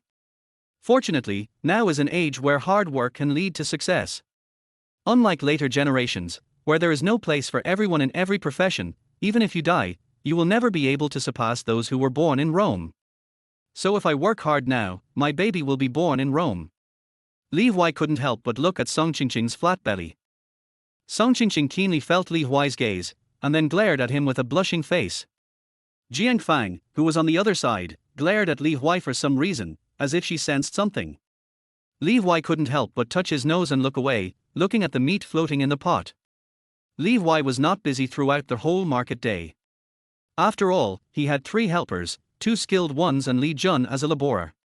Li Huai only needed to be responsible for seasoning and heat, so it was relatively easy. The next morning, when Li Huai got up, the meat had been boiled again and was simmering in the fire barrel. Breakfast was placed on the table: a bowl of thick porridge, pickled vegetables mixed with oil, sugar and chili, eggs and a small dish of braised meat. It was as rich as the New Year's meal. Third brother, I've eaten. Li Jun touched his head as soon as he arrived. Then eat some more. There's more food today than last time. Li Huai said. Okay. Li Jun looked at the full fire barrel and nodded.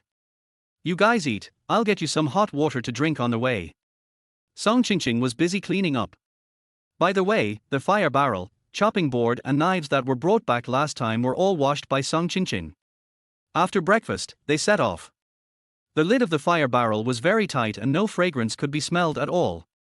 After getting in the car, Li Huai greeted the driver, Uncle Shui Zhen, familiarly and handed him a cigarette before he sat down with peace of mind. 4 hours later, at exactly 11:30, Li Huai and the sweaty Li Jun arrived at the gate of Pancheng steel plant again. As soon as they arrived, they were surrounded by workers who had been waiting there long before they could even put down the fire barrel. These are not front-line workers, but office staff wearing neat suits, and they all bring their own large white porcelain jars or lunch boxes.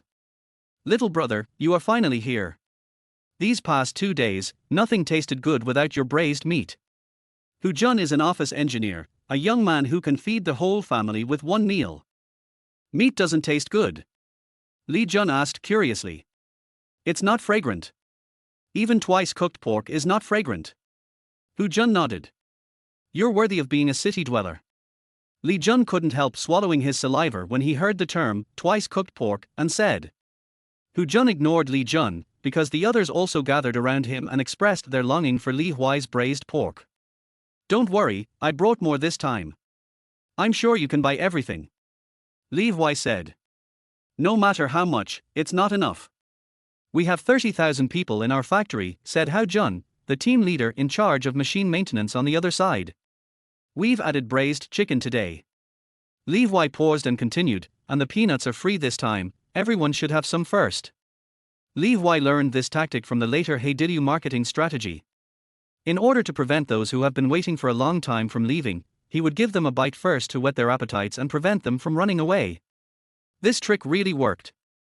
When everyone heard that they could get a couple of free bites of braised peanuts, they gathered even more closely and more people came. Li Huai started to greet people with ease, while Li Jun started to cut with a kitchen knife according to Li Huai's instructions. The busy time passed quickly, and by the time Li Jun returned to the Jier village carrying the fire bucket with all the broth gone, it was already dusk. If this goes on for another week, it will be enough to repair their house. Li Huai felt relieved as he felt the money in his bag, which was 1/3 thicker than last time.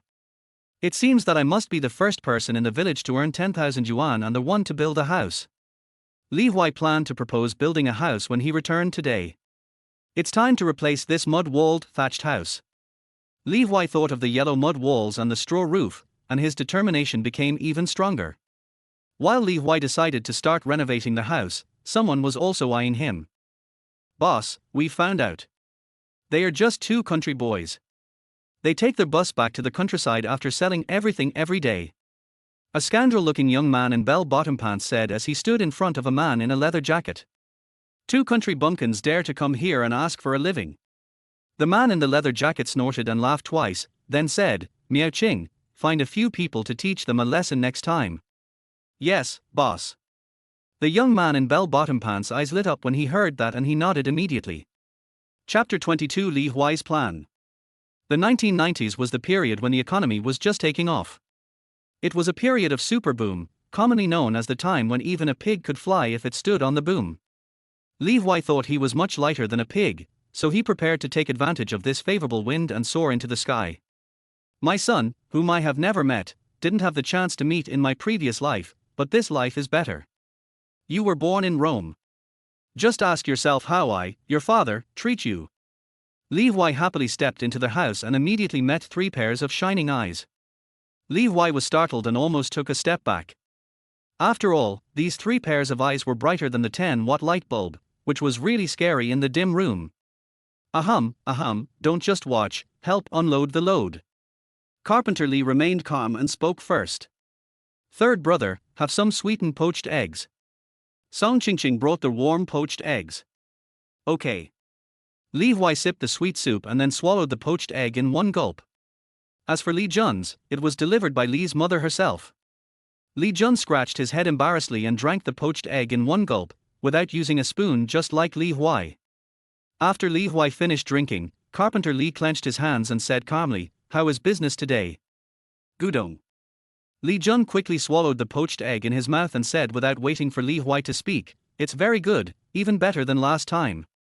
"Really, X3?" the three members of the Li family asked in unison. "So, Mom and Dad, you are worried and waiting here to ask me?" Li Huai said with a smile. "No way, my son is the best." Mother Li waved her hands quickly. "I believe in the third brother." Song Qingqing said. "Well, I believe you too. I just care about you." Carpenter Li said uncomfortably. "Look, they are all here." Li Huai took off his shoulder bag and put it on the table in the yard. From a 200-pound pig, about 130 pounds of meat was sold, along with some ribs and offal, 6 chickens, and 300 eggs. "More than last time," Li's mother said in surprise. "There is more meat than last time." Li Huai sat down and slowly drank the wild tea brought by Song Qingqing. 100, 200. Mother Li began to count the money happily. Carpenter Li, who was standing by, was jealous but did not dare to grab it. Song Qingqing paid attention to Li Huai's needs the whole time, even adding water from time to time, while Li Jun stared at Li's mother counting money without blinking. "Gudong, 1,876 yuan." Li's mother's voice was trembling. Li Xiufan and Li Mujian, who have the same surname, should not be allowed to get married according to the rules. But in fact, Li's mother's surname was not Li originally, but she changed it to Li after marrying Li Mujian. This is getting off topic. This was the first time Li Xiufan had seen and received so much money. "I've been managing money all my life, but this is the first time I've seen so much money." Li's mother sighed. It was still summer in Shu at the end of August. Although it was late at 7 o'clock, it was not completely dark yet, so Li Jun put down the money and went out again with Li Jun. "This time, you don't even have to tell me where you're going. Just say you'll be back for dinner and what dishes you want. It's true that you have more say after making money." Li Huai sighed. "Third brother, where are we going?" Li Jun asked. "Go find someone and go to Rongqing to sell meat together the day after tomorrow." Li Huai narrowed his eyes and looked in the direction of Rongqing. "It will probably come next time," Li Huai said secretly.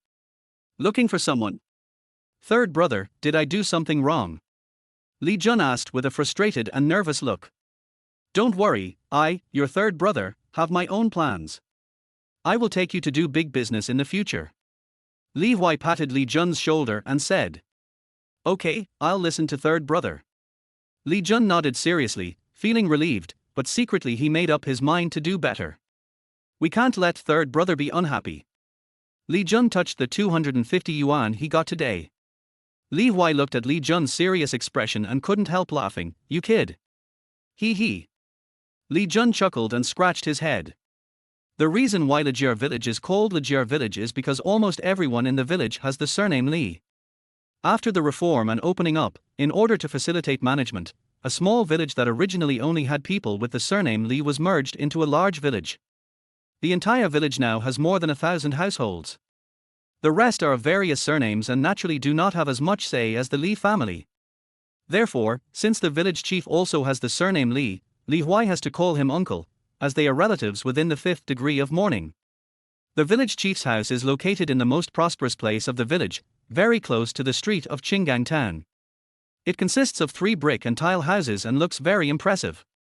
"Uncle, I'm Xiao Sanzi." When he walked to the door and the dog started barking, Li Huai also spoke. "It's Xiao Sanzi. I heard that you are doing very well recently." Uncle Li was dressed simply, just like an ordinary old farmer, but he smoked cigarettes. "It's okay." "Uncle, is my brother Yunxing at home?" Li Huai said with a smile. "Yes, I'll call him out." Uncle Li looked at Li Huai, then smiled and nodded, turned around and called his son. Li Yunxing, 22 years old this year, is in love but not married yet. Unlike Uncle Li, who looks kind and like an old farmer, he is big and strong and looks like the type who has killed several people. And the truth is not far off. When I met Xiao Jun in another place, he told me that brother Yunxing was imprisoned for stabbing someone accidentally 3 years later. Li Jun dug out this memory. Little Sanzi. A muffled voice sounded. Li Huai looked up and saw that Li Yunxing was 1.79 meters tall, only a few centimeters shorter than himself. He was considered very tall in Sichuan province, but his height was not his advantage, his body shape was. Uncle must have embezzled a lot of things to raise brother Yunxing to be so strong. Li Huai looked at Li Yunxing's thick arms and super broad shoulders inconspicuously, and couldn't help but sigh inwardly. My father said you were looking for me. Li Yunxing said. Well, brother Yunxing, I have a job I want to partner with brother Yunxing on. Li Huai glanced at Uncle Li not far away and said bluntly. Okay. Li Yunxing nodded without asking. Li Huai choked. It's so straightforward that it won't be possible to deal with Li Huai. My father said that you must have found me to help me get rich, so just let me follow Xiao Sanzi and do it. I may not be smart, but I am much stronger than Xiao Jun. Li Yunxing said. We in Legier village must unite, Li Yunxing said finally. Li Huai felt complicated and warm. Maybe this is how it is in the village.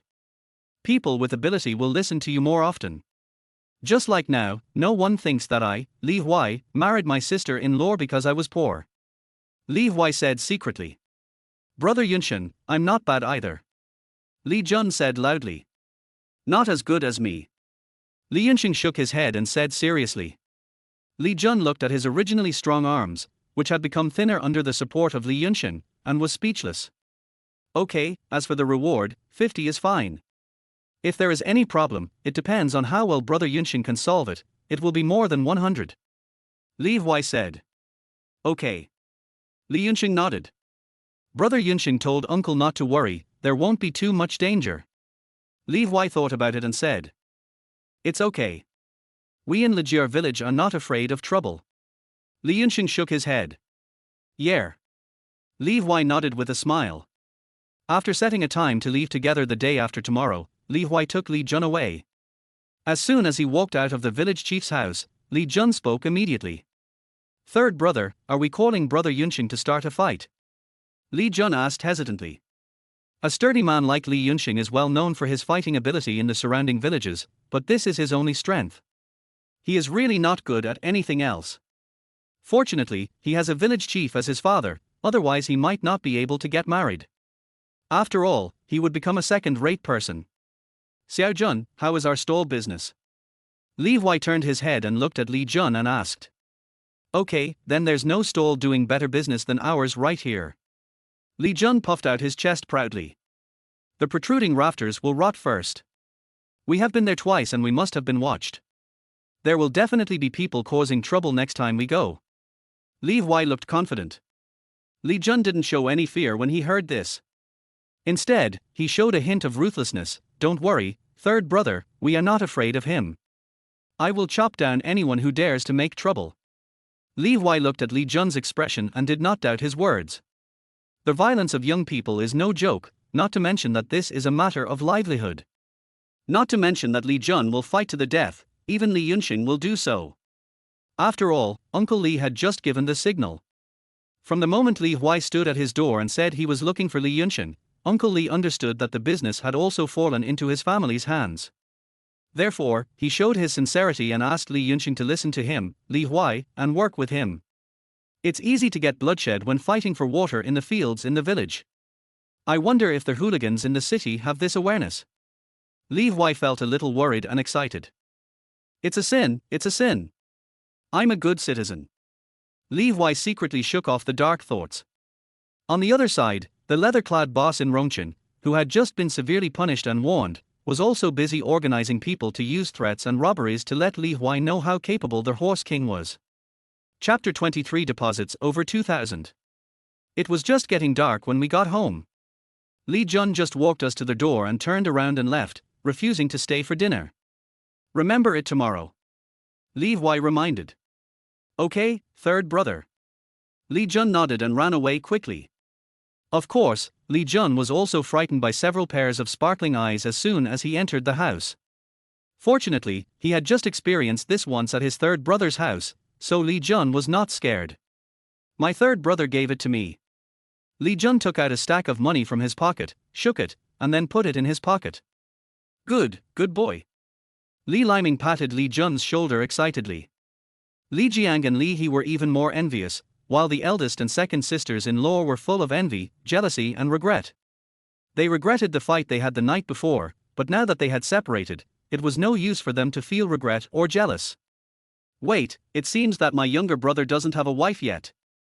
The sister-in-law suddenly remembered this and looked at the silly Li Jun, and another idea came to her mind. Li Jun didn't know what his sister-in-law was thinking and was enjoying the praise from his family. This was the first time he had heard so many words of praise since he grew up. Although 8 out of 10 sentences were praising Li Huai, Li Jun still felt proud of it. After all, Li Huai didn't bring anyone else with him, but he did. Third brother must have brought me along because he saw how capable I am. Li Jun thought. Squeak. On the other side, Li Huai pushed the door open and walked into the room. The aroma of meat instantly hit his nose. The meal was ready, and there was meat. Finally, I can have meat for every meal. Li Huai sighed. On the first day of his rebirth, the vegetarian Li Huai almost thought he had become a monk. After all, the country had developed rapidly in the next 20 years, and it was still easy for him to eat meat even if he was as disheartened as he was. Who knew that on the first day of rebirth, I would face rice mixed with bland pepper sauce and not a drop of oil? No, it was sweet potato porridge. I couldn't even eat dry rice because it was not the busy farming season. Fortunately, I decisively decided to sell the braised meat first, otherwise my stomach would be so uncomfortable. Li Huai touched his stomach and walked into the main room. The dining room is the room connected to the stove. Now the light bulb in this room has been replaced with 30 watts, which makes it much brighter and allows you to see the dishes on the table at a glance. A bowl of green pepper chicken necks and heads, a small dish of braised meat, and a pot of boiled eggplant with chopped pepper sauce. The difference is that compared to the pure chopped pepper sauce on the first night, this chopped pepper sauce is mixed with soy sauce, vinegar and a little bit of sugar. Finally, there is a pot of vegetables. There were also 2 Liang white porcelain bowls on the table. 2 of them were full, and the remaining 2 were only half full. They were the bowls for Song Qingqing and Li's mother. Little Sanzi, go wash your hands and have dinner. Mother Li called out. I'll be there right away. Li Huai nodded, then washed his hands in the warm water on the stove and prepared to sit down. Song Qingqing, who was standing next to him, quickly dragged out a bench for Li Huai to sit on. Thank you, Qingqing. Li Huai said. No need. Song Qingqing lowered her head. Eat quickly. Carpenter Li raised his chopsticks and picked up a piece of vegetable. Li Huai also picked up the chopsticks and picked up a chicken neck to start chewing. The chicken neck was fried till golden brown and then thickened with soy sauce to a brown-red color. It smelled extremely fragrant and I could imagine the taste even before I ate it. But at this time, Li's mother spoke. Little Sanzi, have some braised meat. You've been busy all day, so eat something good. Mother Li looked at Li Huai disapprovingly, and then pushed the small plate of braised meat on the table directly in front of Li Huai. Yes, eat meat. Why eat that mess? Carpenter Li also nodded. Third brother, eat more meat. Song Qingqing also nodded quickly. This is also meat. Li Huai said with a warm heart. These are not real meats, you eat this. Mother Li insisted. Li Huai couldn't help laughing, remembering that just over 20 years later, chicken necks were sold by the piece, and a roasted chicken neck could be sold for 12 yuan online. It's different now. This thing really can't be considered real meat. Li Huai had no choice but to pick up a piece of braised meat and put it in his mouth. This was specially left for Li Huai by Li's mother. It was half a piece of pork belly. The 5 layers of meat were cut half a centimeter thick. When it was picked up on the chopsticks, the meat was very soft because it had been marinated for a long time. It was trembling. The pig's skin was brown red, the lean meat was dark brown, and the fat in the middle was white and oozing with oil. Really good. Li Huai said to himself and started chewing. Suddenly, a strange fragrance filled his mouth. Because of the addition of chili peppers, there was a light spicy taste when he chewed it carefully. The spicy taste was even more appetizing.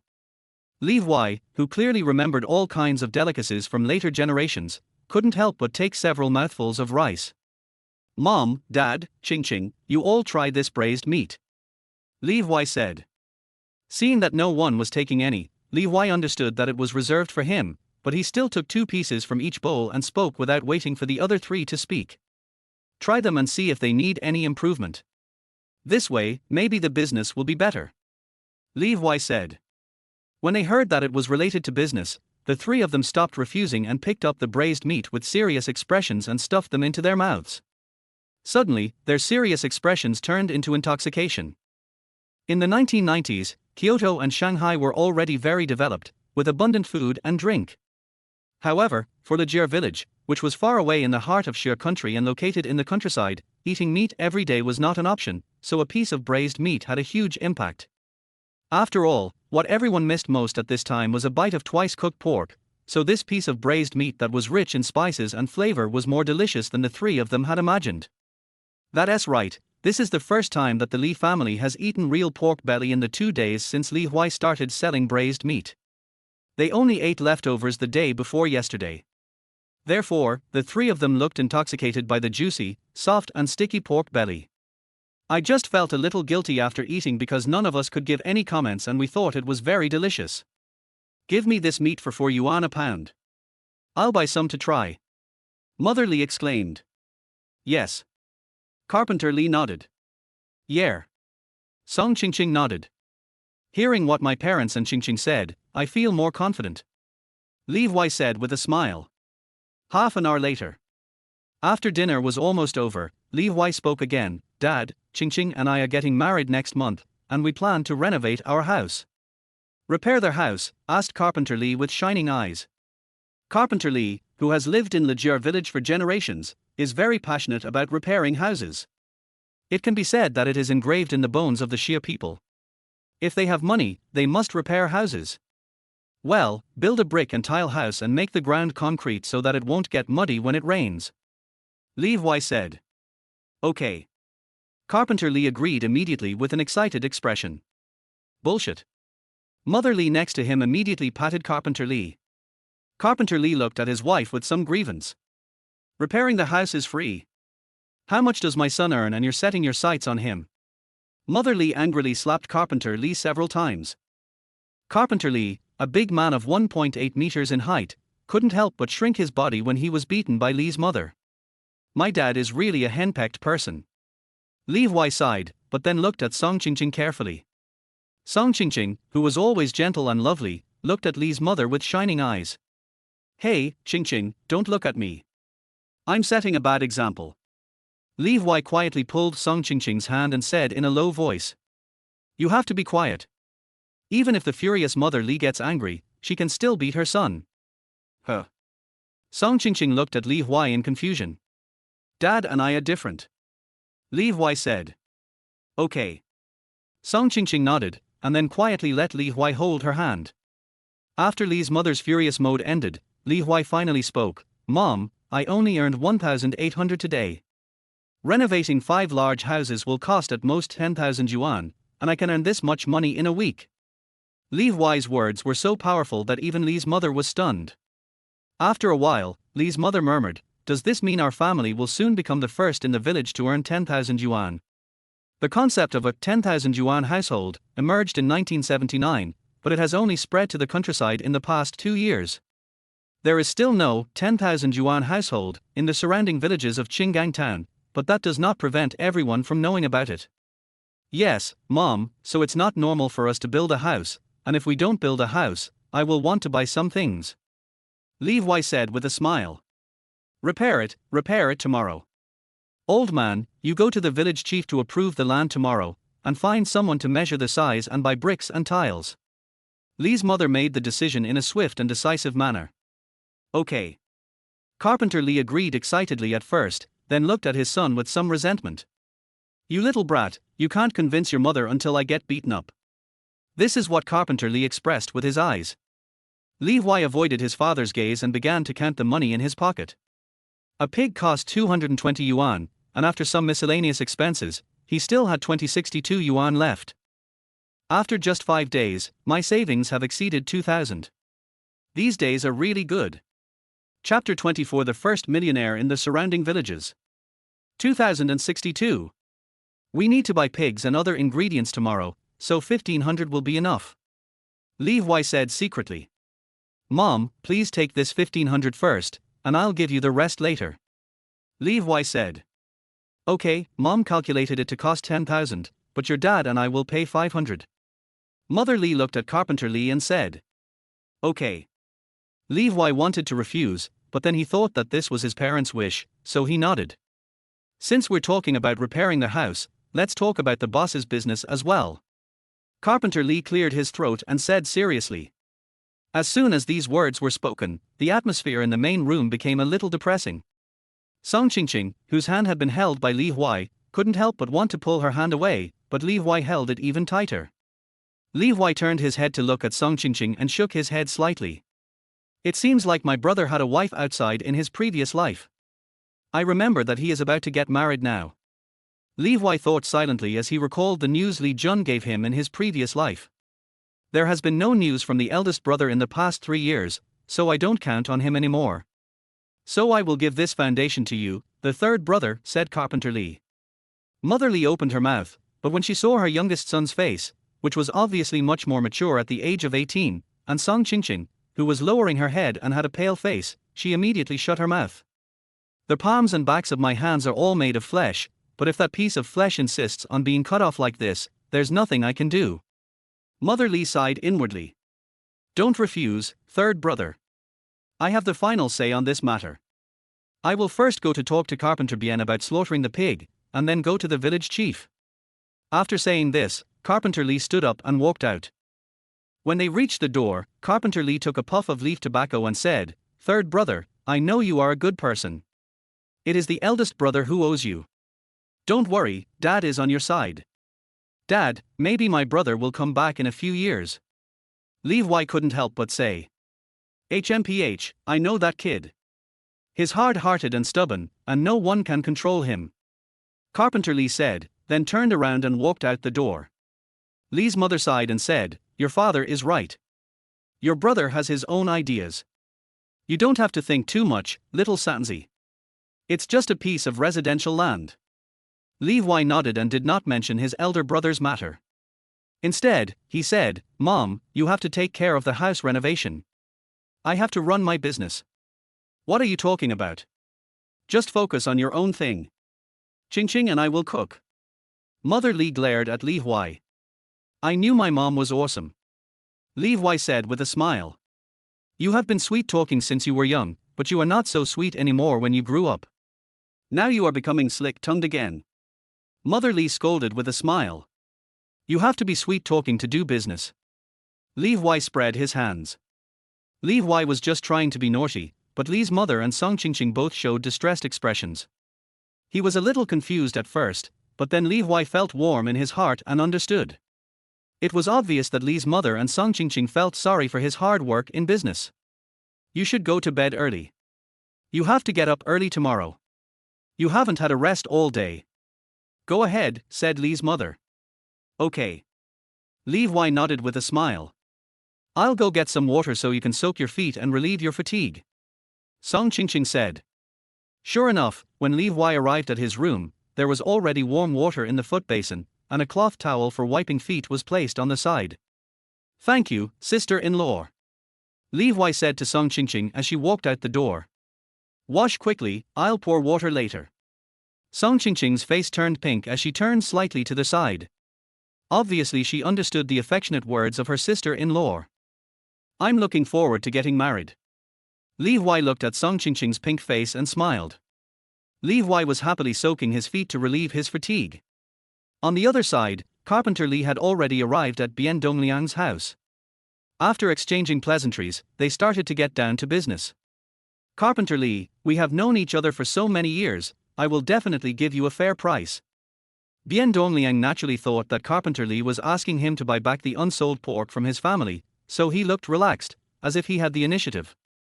What fair price? I think the price you gave yesterday was quite fair. Carpenter Li said subconsciously.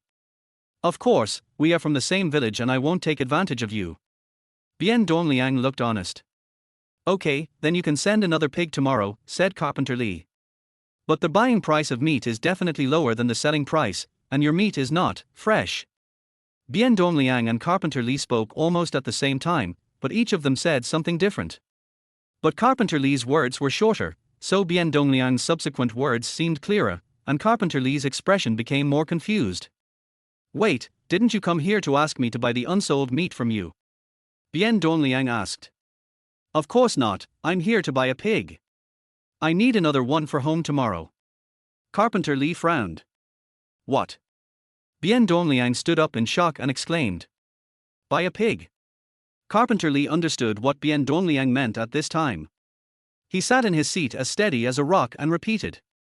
It can be said that Carpenter Li's appearance as a king is quite fluent. Have you sold all the pigs in your family today? Bien Dongliang felt that his voice had changed. Yes, my little son said the pig was not big enough, so we added 6 chickens and 3 sets of offal. Carpenter Li said calmly. Hiss. Bien Dongliang took a deep breath, as he had made a great contribution to the global greenhouse effect in advance. Carpenter Li didn't say anything, just looked at Bien Dongliang and waited for him to recover.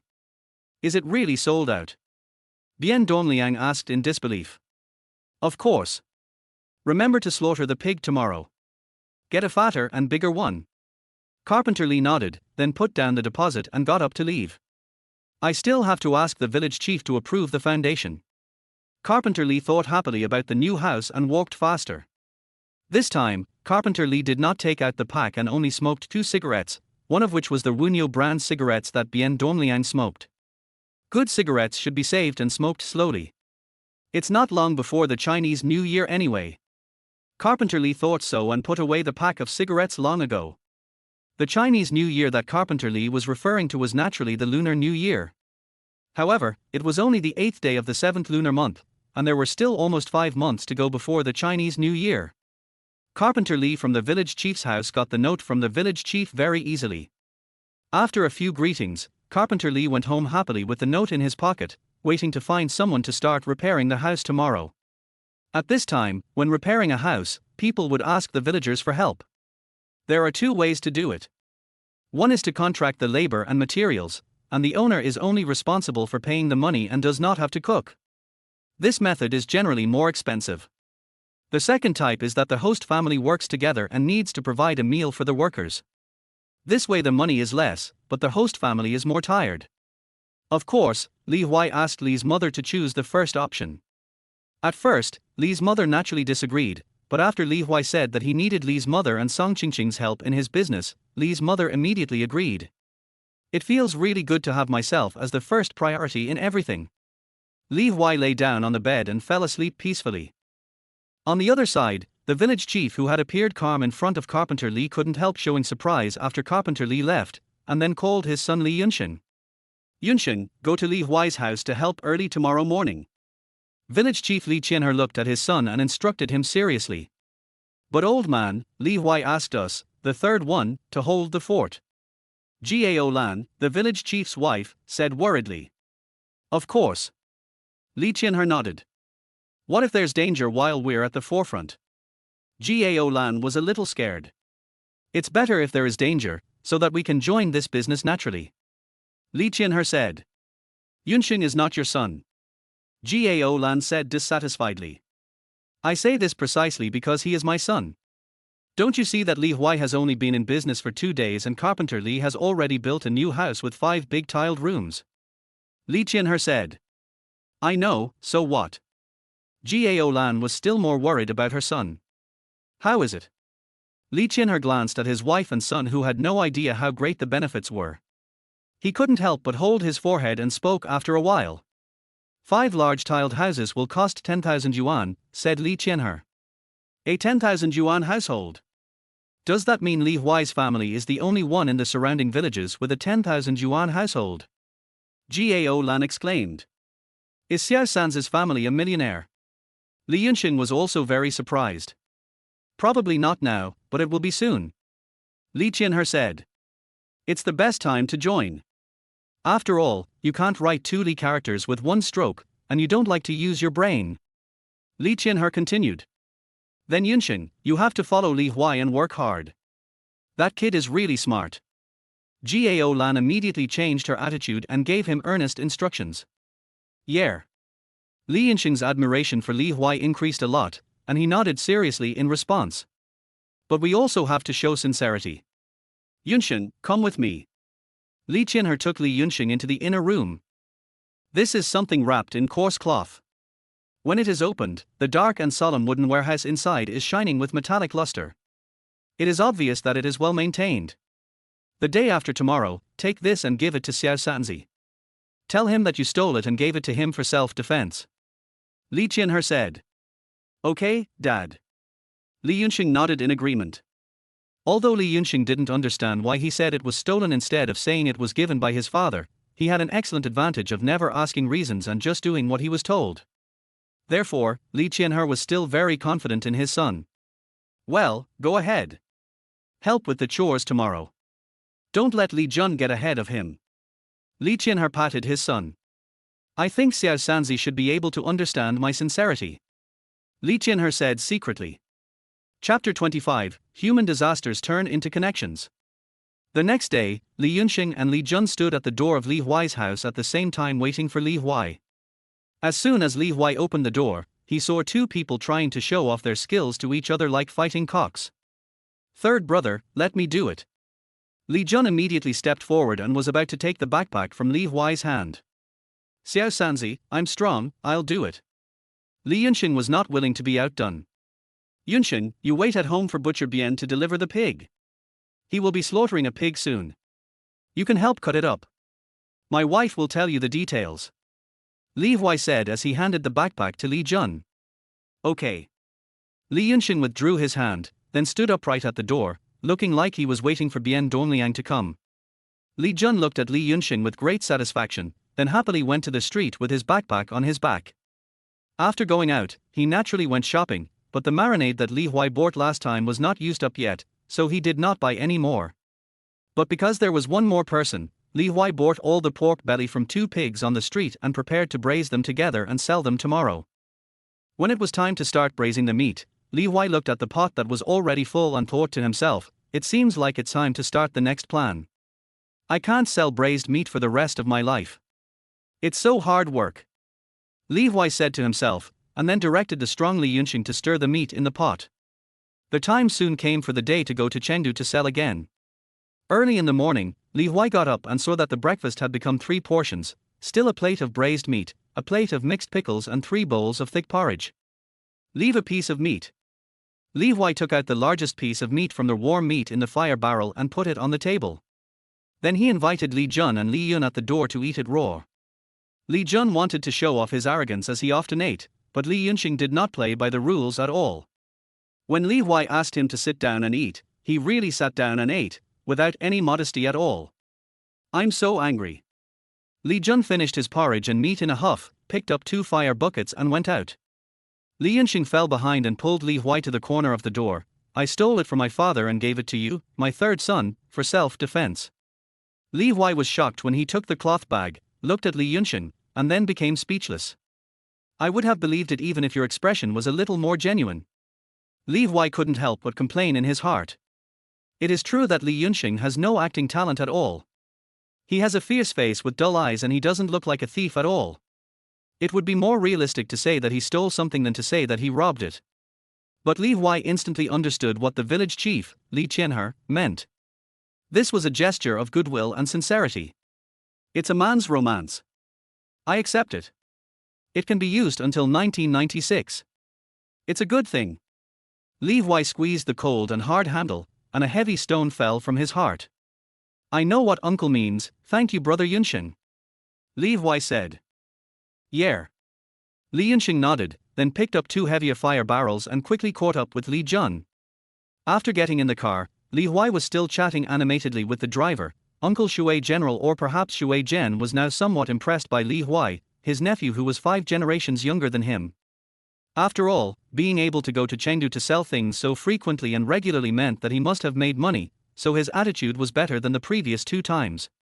After getting off the car, Li Huai took Li Jun and Li Yunxing straight to the gate of Panchang Steel Factory. There were still 10 minutes before the bell rang, but a group of people with lunch boxes were already waiting at the place where Li Huai had set up stalls the previous 2 times.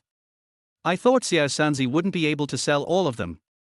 Li Yunxing looked at Li Huai in shock, who was surrounded but was greeting people with ease. How is that possible?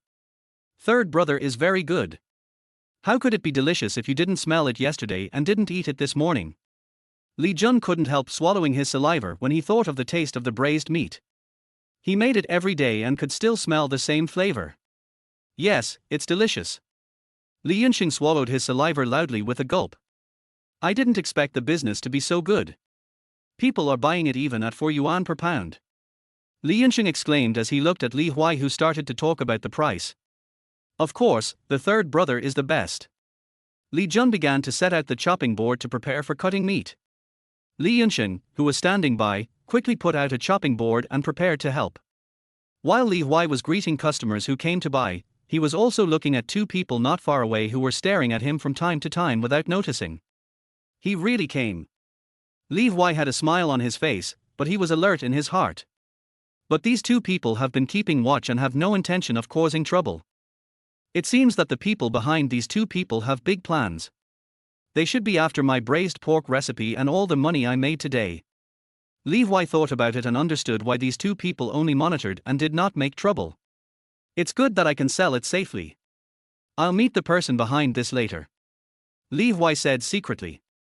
Normally, it would take Li Huai about an hour and a half to sell the goods, but today, even though there were 2 more buckets of braised meat, the selling time was even shorter with Li Yunxing there because the waiting time was shorter. After closing their stall, the three of them walked all their way to the East Station. During the trip, they also went to a department store to buy some things. However, Li Yunxing and Li Jun waited at the door and did not go in. The two of them couldn't overcome the fear of walking into a place that looked so high-end and bright. When you are almost at the East Station, you will pass a small road.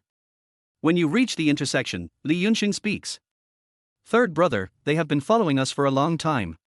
Li Yunxing turned his head to look at the two people who were no longer hiding. The two men even grinned arrogantly at the three of them. There are 4 more in the alley. Li Huai said with a smile. Third brother, be careful. Brother Yunxing and I will take care of it. Li Jun put down the fire barrel and looked at the two men fiercely. The 4 people who were exposed by Li Huai also stood out from the alley. Don't come out, wait for us to go in. Li Huai said. Pan Wei, the leather-jacketed boss who was walking with a heartless attitude, was suddenly stunned and looked at Li Huai strangely. However, Li Huai actually took the two of them into the alley. The scene immediately turned out as Pan Wei had expected. The 3 of them were surrounded by 6 of them, and all of them were holding machetes as long as their arms.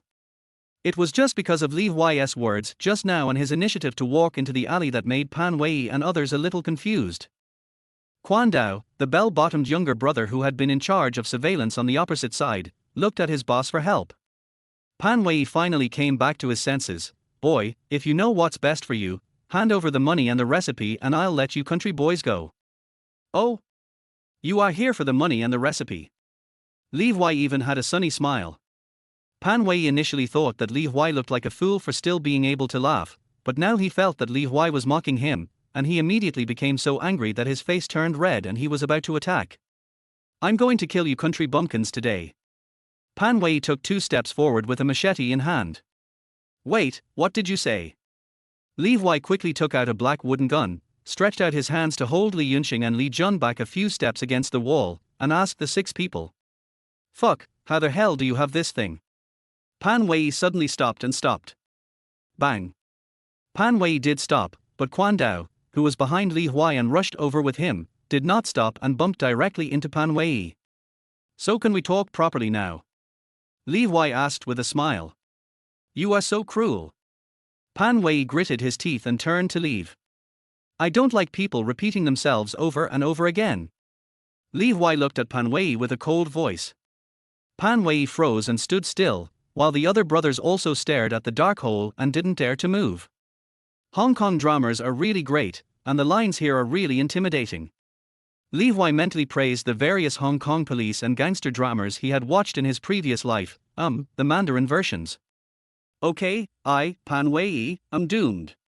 What do you want to do? Pan Wei asked in a soft tone. It's nothing, it's just Pan Wei, right? You know that the 3 of us are from the countryside. I have 8 bullets here, plus my brother's knife. How many of you think can escape? Li Huai tilted his head and looked at Pan Wei and the others and asked. Li Yunxing and Li Jun cooperated to make ferocious expressions, but they were sincere and full of intimidation. Besides, we are from the countryside, who would know it was us who did it? Li Huai spread his hands and said innocently. Pan Wei was shocked, his scalp tingling. This guy seems crazy. He wants me to die before he even succeeds in robbing the house. And he wants all of us to die. The other brothers were even more miserable. They looked at Pan Wei tremblingly, waiting for his answer. You tell me what to do. I still have a few $100s here. I'll give it all to you. Pan Wei asked as he took out all the money he had on him. Boss Pan, you are being too polite. Why do I need money? Li Huai said with a smile on his face, but his raised right hand was very steady. Now that we have a clear path, what should we do? Pan Wei asked in a deep voice, though his voice was a little shaky. After all, it was pitch black in front of him, and Pan Wei felt that his performance was already very good. A pistol and a hunting rifle are not the same thing, and this also represents an identity. Therefore, Pan Wei felt that he was not wrong to be cowardly. Cooperation, I want to cooperate with you, Boss Pan. Li Huai said with a smile. Well, you can call me Pan Wei. Pan Wei did not answer the question of cooperation, but looked at the wooden warehouse entrance carefully and said. Then Pan Wei, do you agree to cooperate? Li Huai asked seriously. Pan Wei cursed in his heart, who would hold this thing up and ask others if they agreed. Is there even an option to disagree? Suddenly, Pan Wei was furious, and then he nodded immediately, I agree. I just don't know what to cooperate on. Pan Wei asked cautiously. I want to open a chain of braised meat shops in Chengdu, and I'm looking for a local partner. I think you, Boss Pan, are a good candidate, right? Li Huai looked at Pan Wei expectantly. Of course, very reliable. There is no one in Chengdu that I don't know. Pan Wei patted his chest and made an assurance.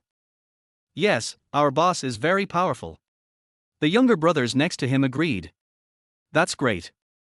Li Huai seemed happy to put down the wooden door, and Pan Wei and others immediately looked happy.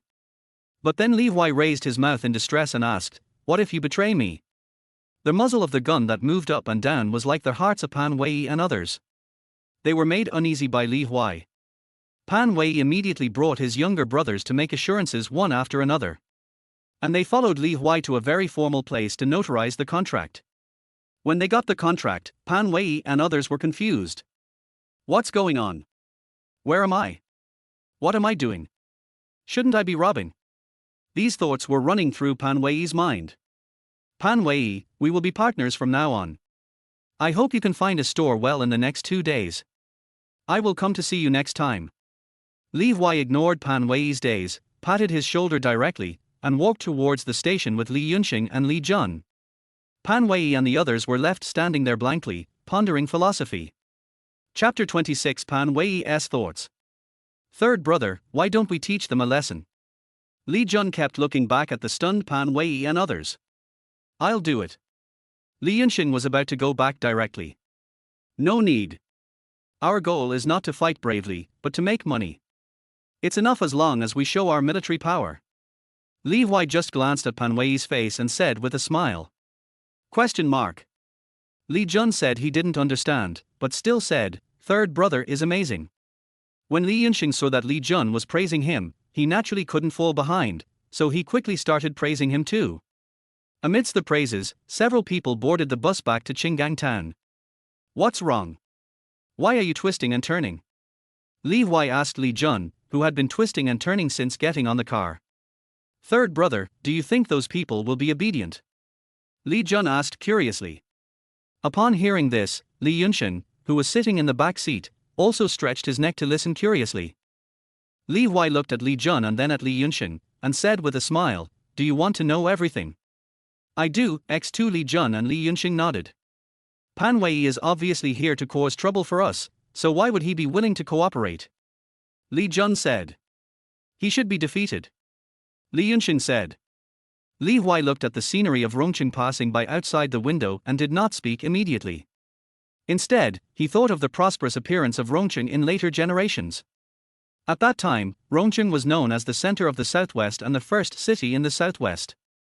Xiao Jun, brother Yunshin, we have to make money in an honest way. We should avoid these things if we can, but now we can't avoid them, so we have to find a way to let others do it. Li Huai said. Without waiting for the two to ask, Li Huai directly asked, what do you think they are doing? Of course it's money, X2 said in unison.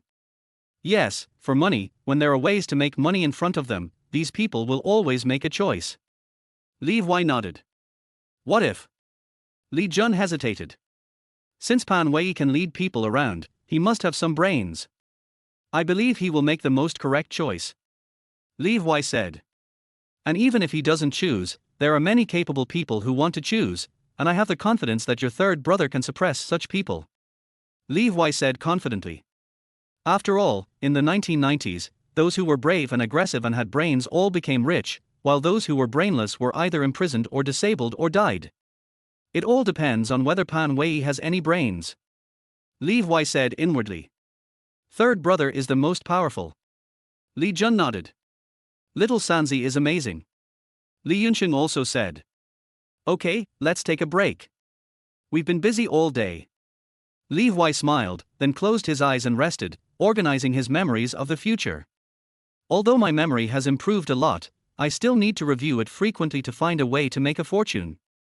Li Huai began to search for his memories of his previous life. On the other side, Pan Wei finally came to his senses after he could no longer see Li Huai and the other two. Boss, what should we do now? Quan Dao, a young man in bell-bottom pants, clenched his fists and looked fiercely in the direction where Li Huai left. Par. Pan Wei slapped Quan Dao on the head. The sound was so loud that the other four brothers couldn't help but cover their heads subconsciously. Quan Dao, who was being photographed, looked even more aggrieved. Boss, you knew you could vent your anger by hitting me, so why didn't you resist just now? What's the point of resisting? Didn't you see what that black thing was? Pan Wei felt his fists stiffen. Didn't that guy say that the gun is fastest at 7 steps away? At that time, boss, you were less than 7 steps away from Li Huai. Quan Dao muttered.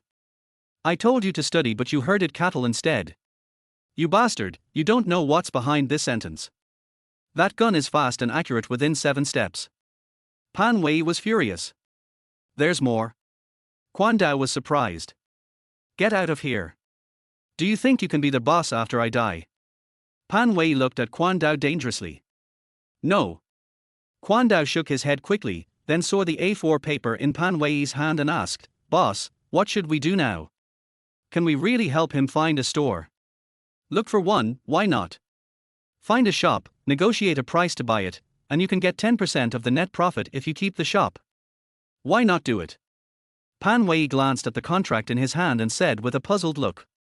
It's only 10%. We want 90%. Giving him 10% is out of your kindness, boss. Quan Dao said disapprovingly.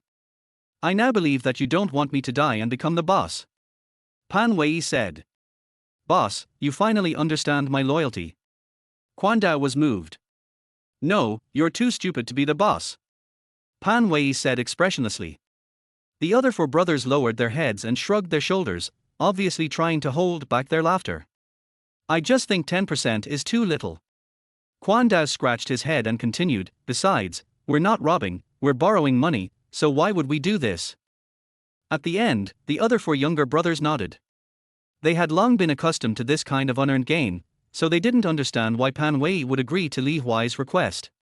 Pan Wei looked at his 5 younger brothers. None of them had graduated from elementary school. They were fat and strong, with fierce looks on their faces. Their clothes were even more strange. You could tell at a glance that they were not good people. We can't keep robbing each other for the rest of our lives, said Pan Wei. Why not? Quan Dao was curious. Quan Dao's problem is also the problem of the other 4 people. Pan Wei felt a headache when he looked at the 5 people. I, Pan Wei, am considered a big shot. I came from the suburbs and recruited ruffians, and I've been doing very well. But how come I met 5 idiots like you? Pan Wei began to lament for himself. Pan Wei is 26 years old this year. He had nowhere to go in his hometown in the suburbs when he was 21 years old. He came to Chengdu in 1985. With his brain and fists, he took over the grey area of Pancheng Steel area. Naturally, he has more than 5 younger brothers, but these 5 are his confidants and the most useful ones. Quan Dao's parents both work at Panchawar Iron and Steel, as front-line workers. He is the only child in the family and has no talent for either literature or martial arts, so he just has to make do with his life. The remaining Yu Kang and Du Hui are children of cotton garment factory workers, and their reasons are similar to Quan Dao's. The other 2, Yarn Guang and Cheng Dong, had no other hope because their families were poor, so they followed Pan Wei. They worked loyally and had meat to eat, so they stayed like this for 3 years. Gathering his scattered thoughts, Pan Wei looked at the 4 people waiting for his answer and said seriously, "Don't ask any more questions. I guarantee you'll have meat to eat and money to spend, and it will be better than before." Pan Wei no longer wanted to explain whether he could continue to rely on robbery. It was obviously not allowed because he and other so-called bosses in the city, big and small, had been warned one by one before. Some people are convinced, while naturally some are not, and there are even many who don't care. But I, Pan Wei, am not a fool. This is definitely a signal of reform from above. If we don't seize the opportunity now, we may not have another chance in the future. Pan Wei touched his chin, thinking non-stop. Yes, boss. As soon as these words came out, the 5 people responded in unison. Well, go look for them now. Just look for 5 or 3 shops first, near Pancheng Steel. Ask around. Pan Wei said. The 5 of us looked at each other, wondering if it was too much. Li Huai didn't say how many rooms he wanted. Pan Wei said. The 5 people nodded in agreement and left. I want to see how big your appetite is. Li Huai, please don't let me down. Pan Wei clenched the contract in his hand and said secretly. Chapter 27. The whole village helps. We got on the bus at 2:30 in the afternoon and arrived at Qinggang town at 7 o'clock. Before getting off the bus, Uncle Shui Zhen called Li Huai. How is Xiao Sanz's business in Chengdu doing recently? Li Shui Zhen asked. It's fine, it went smoothly. Li Huai stopped getting out of the car and nodded. Didn't you encounter anything? Li Shui Zhen asked curiously. It's not that Li Shui Zhen has a bad heart, but he knows that life is not so peaceful these days, and he has also reminded Li Huai openly and secretly, so he asked this question. No, the people in Chengdu are pretty nice. Li Huai said with a smile. Li Jun and Li Yunsheng, who were waiting at the car door, looked at each other subconsciously, and then silently carried the empty fire barrel and waited. Xiao Sanzi has some good tricks. Li Shui Zhen looked at Li Huai carefully before praising him. Li Shui Zhen now really looked up to Li Huai.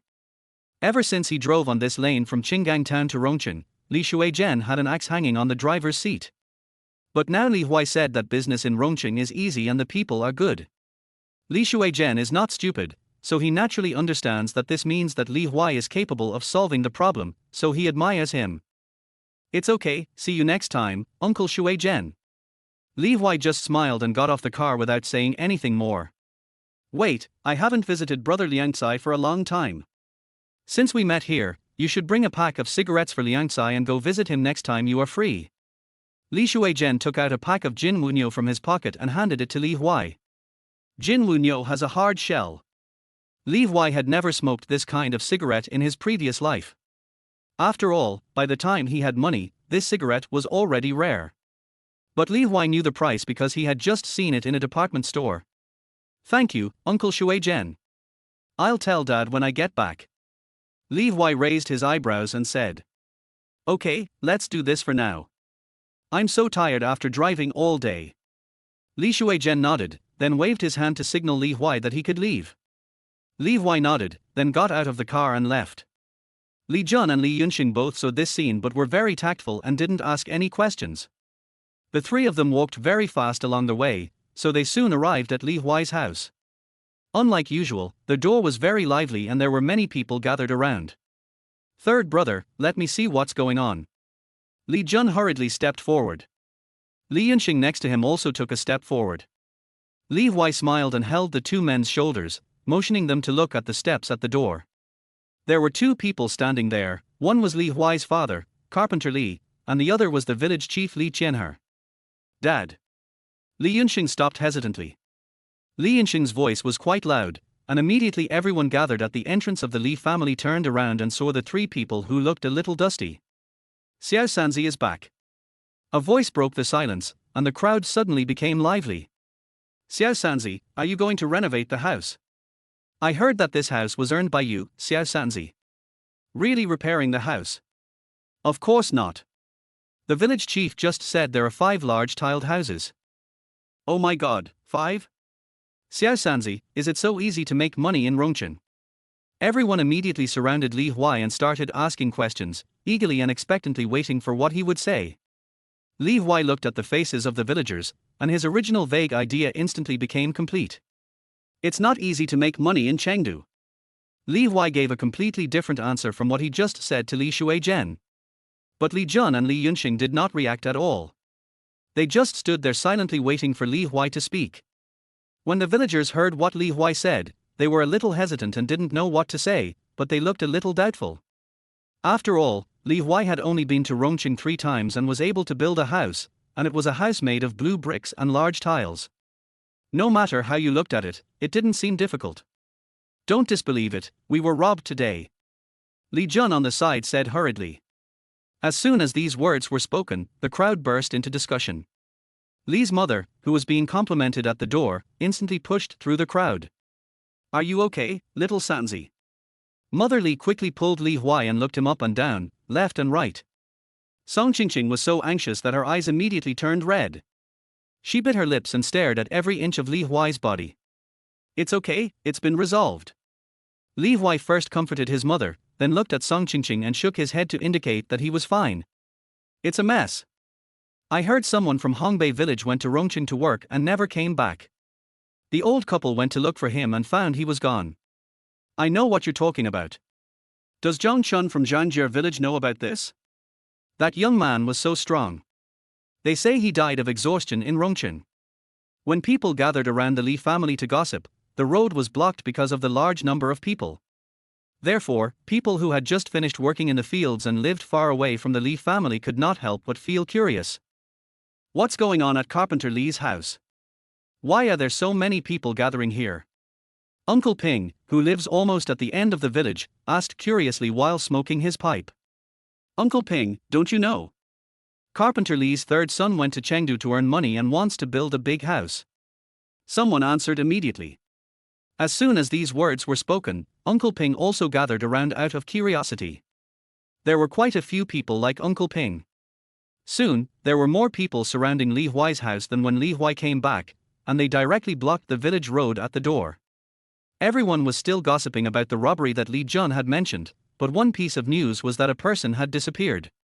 Carpenter Li, who was standing at the door as steady as a rock, couldn't help but get anxious after hearing it. I don't know what's going on with this woman. She just comes to ask if Xiao Sanzi is okay. What is he doing at the door and why doesn't he come in? Carpenter Li looked at his son who was about 10 meters away and wanted to go over and see for himself. Don't worry, Yunxing is here. The village chief Li Qinher said with a smile. Yunxing is a good person. Carpenter Li paused and nodded.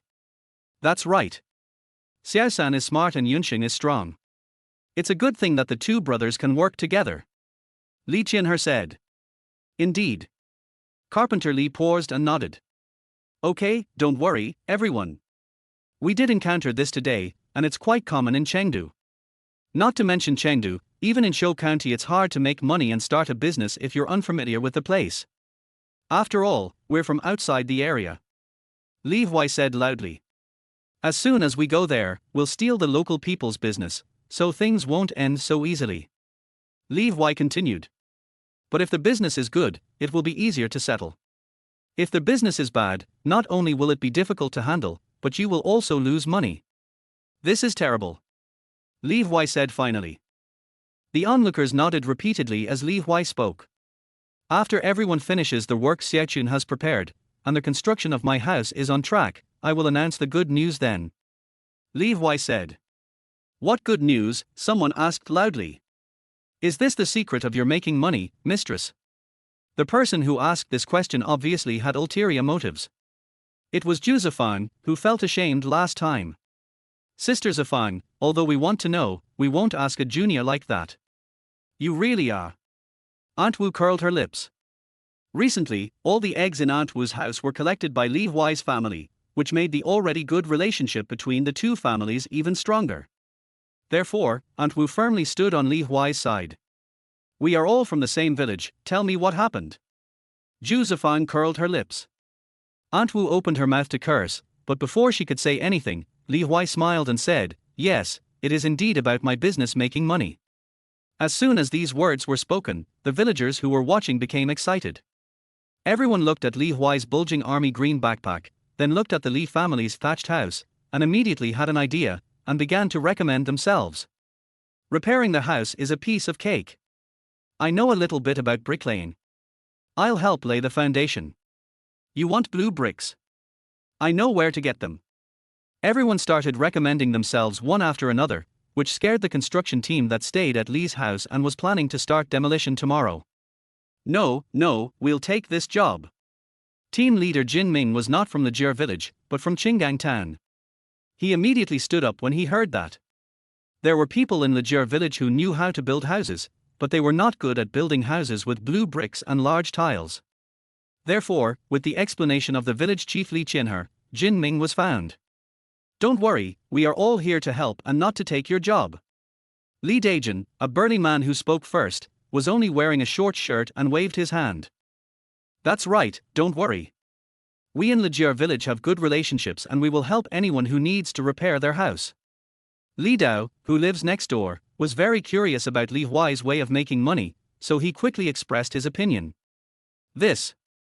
Jin Ming didn't dare to respond or refuse, and immediately looked at Carpenter Li.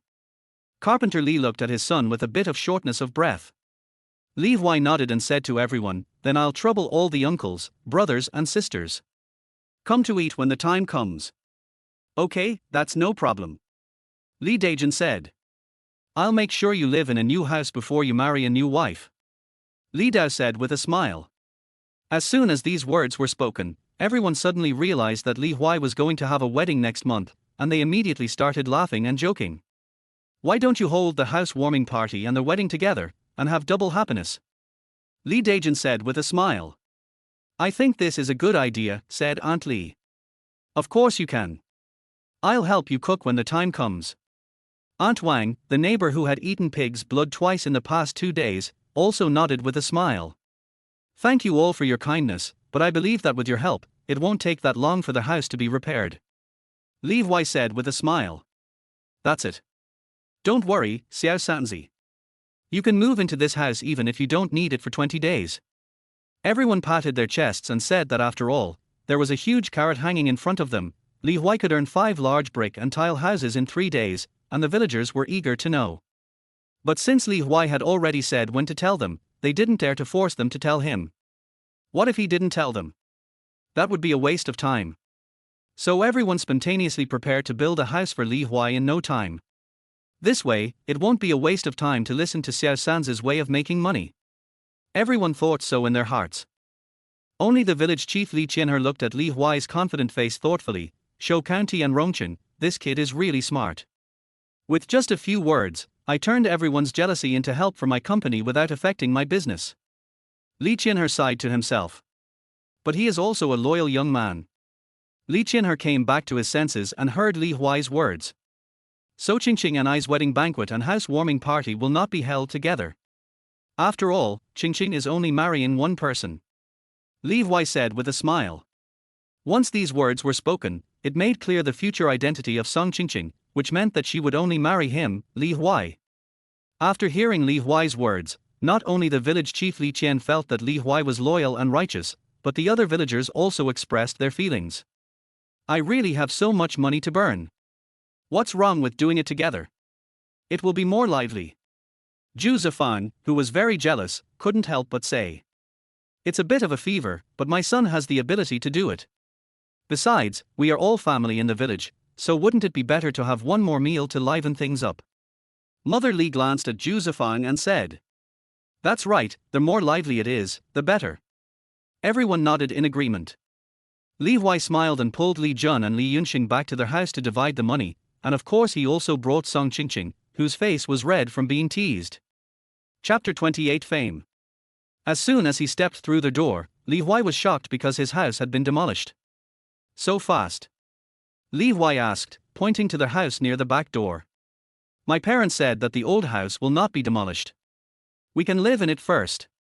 It can be converted into a storage room or a firewood room later. We will start with your side, the third child. Song Qingqing said hurriedly. Then where should I sleep tonight? Li Huai asked subconsciously. As soon as these words were spoken, Song Qingqing's face turned red and she ran away quickly. I'll go get you some water.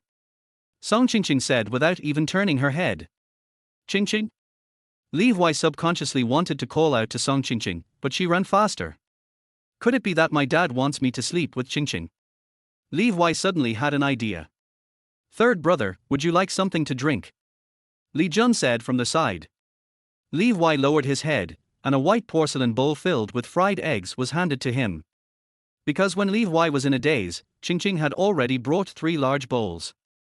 Li Jun and Li Yinxin's were sweet soup, and only Li Huai's was sweet soup with fried eggs. Okay. Li Huai drank it in one gulp, chewed it a few times and swallowed the poached egg. The eggs are so fragrant at this time.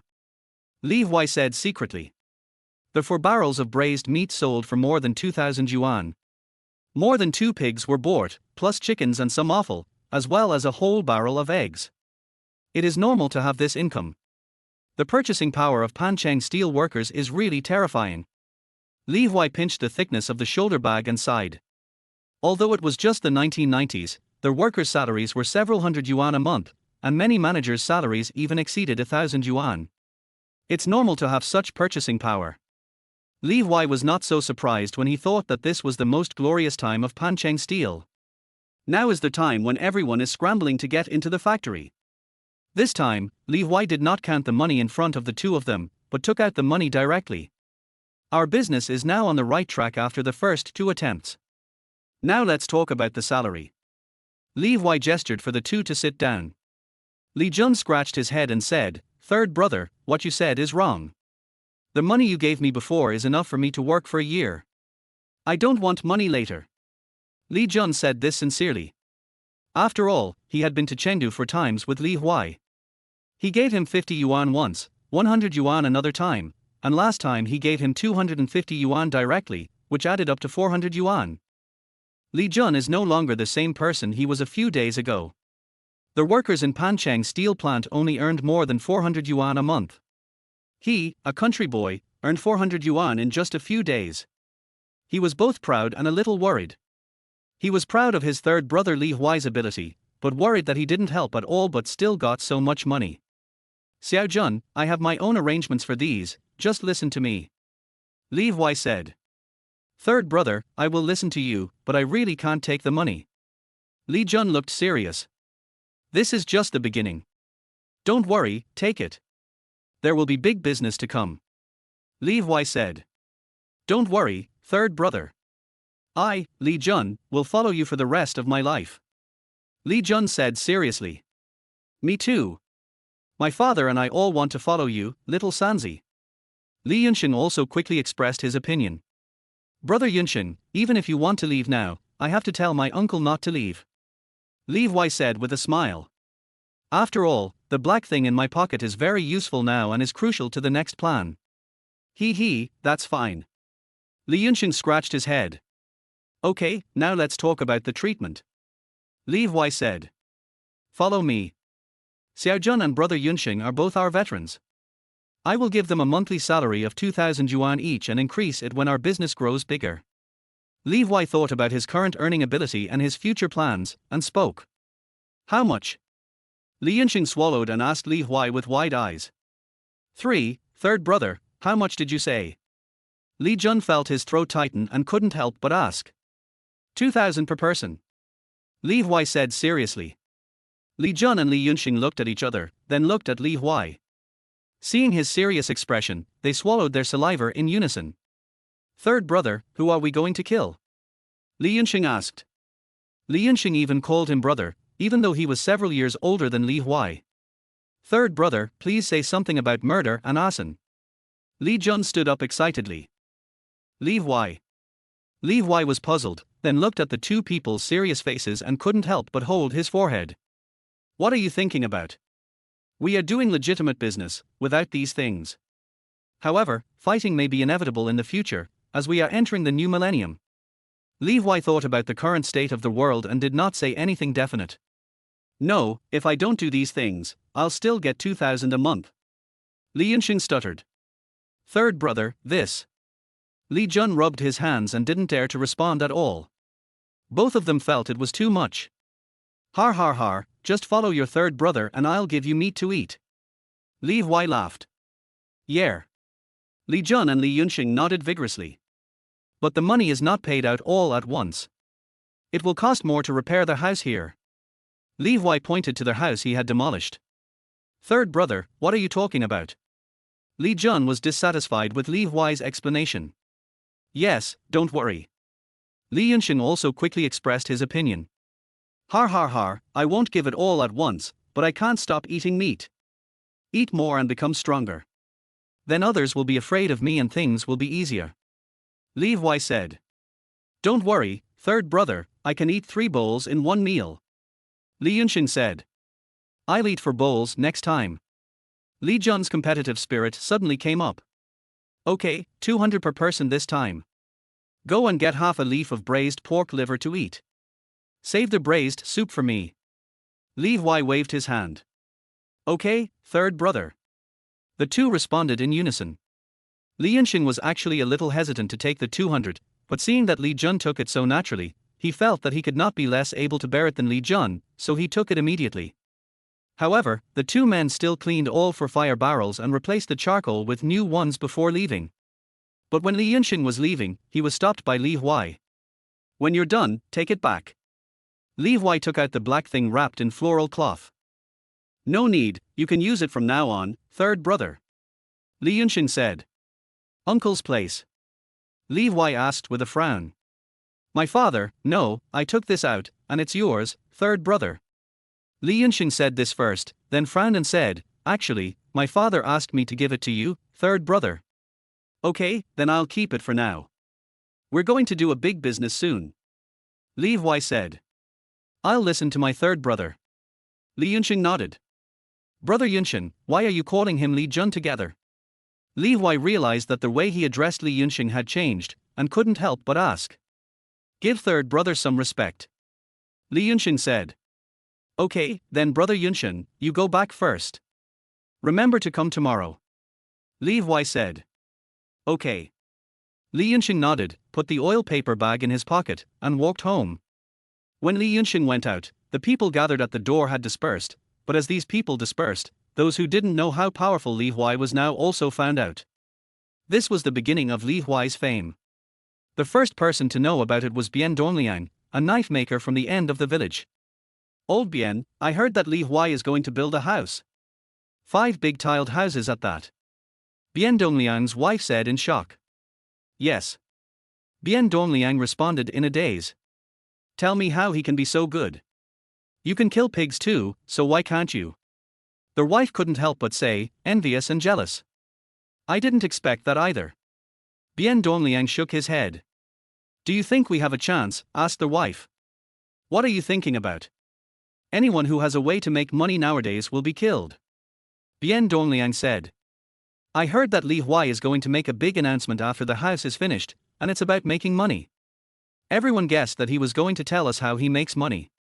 The wife looked expectant. Dream on. Bien Dongliang rolled his eyes at his wife, who seemed to him to be having wild dreams. Seeing his wife about to lose her temper, Bien Dongliang quickly said, that's impossible. Carpenter Li came today and ordered 2 pigs. That's 2. This. Bien Dongliang's wife finally stopped thinking. You can sell 2 pigs a day. Who would be willing to make such huge profits? It's like picking up money. If you don't pick up money, you have to bend down. It feels easier than picking up money. So who would tell others this method? The people in Lejier village were shocked, and because Li Huai's house was on the roadside, people in neighboring villages knew about it, such as Hongsha village. Little sister, is Li Huai really repairing the house? Jiang Cheng looked awkwardly at Jiang Fang, who was looking at the distance beside him. Yes, I have to repair it in order to marry sister Qingqing. Jiang Fang said softly. Jiang Cheng was suddenly stuck and didn't know what to say. He was originally curious whether Li Huai really earned so much, but he felt a little awkward when he heard Jiang Fang say it so confidently. Don't think too much, little sister. Maybe he didn't earn that much at all. It was Carpenter Li who gave him some money. 5 big blue brick and tile houses cost 10,000 yuan. Jiang Cheng couldn't help being amazed when he mentioned the number of 10,000. No, he earned it himself. Jiang Fang shook her head and looked at her brother seriously. Okay, he earned it, so what are you going to do? Jiang Cheng couldn't help but ask. Let's leave it this way for now. Jiang Fang turned her head and stopped talking. Looking at his silent sister, Jiang Cheng couldn't help but mutter, this kid is really provoking my sister and then provoking his own sister-in-law. Even if he has some ability, he can't do this. No, I have to teach him a lesson. Jiang Cheng clenched his fists, but then felt a little uncomfortable. This kid can earn money to build a big brick and tile house by himself, but mine. Jiang Cheng turned his head to look at his own bungalow, which was built only because of his father who was the village chief. He suddenly felt a little short of breath.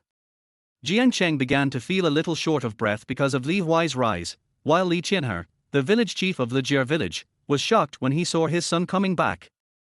As soon as Li Yunqian came back, he gave the pork liver to his mother to cut and put the money on the table. It's more like patting for Li Yunqian, who is so big in stature. So much money, Xiao Sanzi, is this your monthly allowance?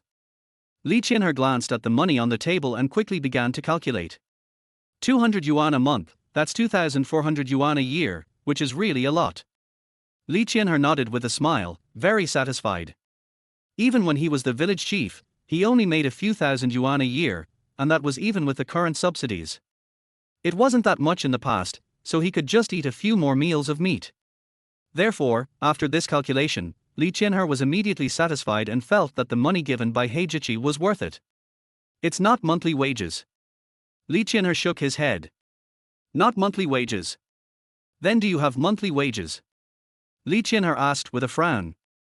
Third brother said he would give me 2,000 a month, and the salary will increase in the future, said Li Yunxian.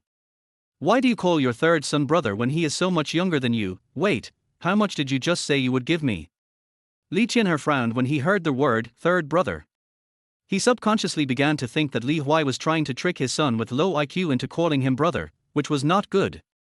My support is one thing, but you can't insult my son like this. Li Qianhe frowned and said inwardly. But then he suddenly realized that he had heard something. 2,000. Li Yunqian said with some pride and excitement. Hiss. Li Qianhe took a breath of cold air.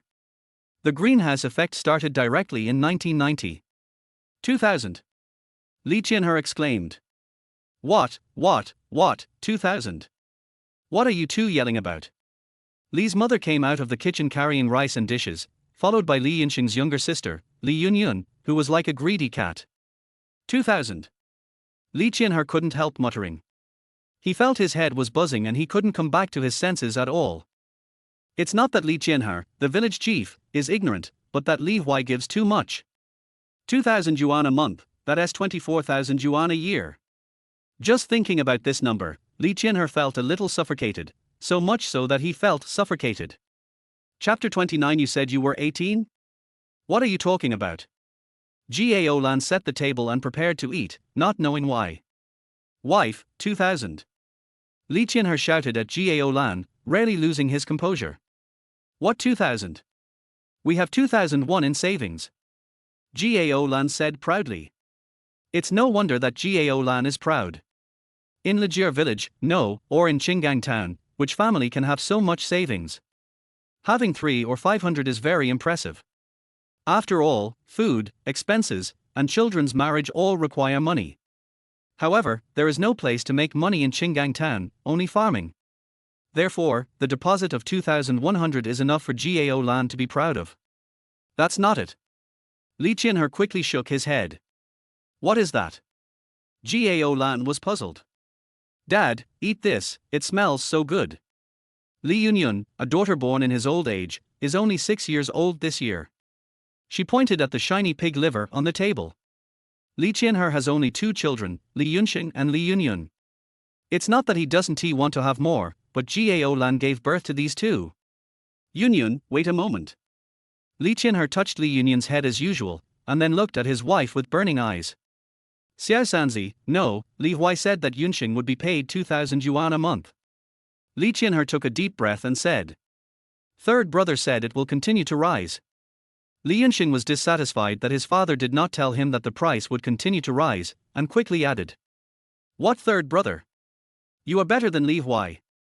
Gao Lan wanted to correct Li Yunxing subconsciously when she heard his name, but then she realized what the father and son had just said.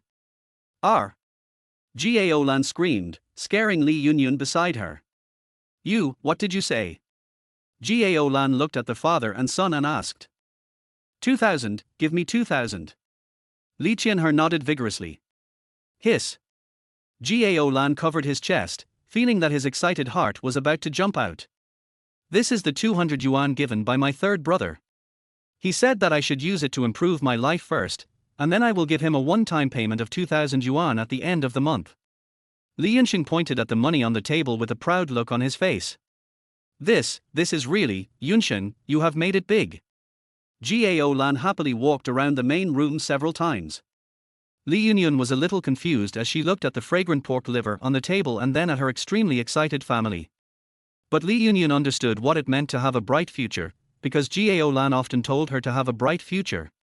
Brother, can you bring milk candy to Yunyun every day in the future? Li Yunyun immediately looked at Li Yunxing. Sure, I'll bring it next time. Li Yunxing felt a little guilty for not bringing it this time. He really didn't feel comfortable stepping into the glazed department store. I can ask my third brother to buy it for me. Li Yunxing instantly thought of a solution. Brother is so awesome. Li Yunyun quickly clapped her hands in praise. Son, do you really want to be given so much? Gao Lan asked, pinching Li Yunxing's arm. Really? Third brother is a man of his words. Li Yunxing thought about it and nodded vigorously. Okay. Gao Lan couldn't help but smile. Okay, Yunxing, tell me in detail what happened when you went to Rongqing today. Li Qianhe said. It's like this.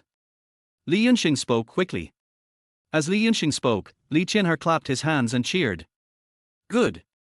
As expected of Carpenter Li's son, he has a quick wit. Clever.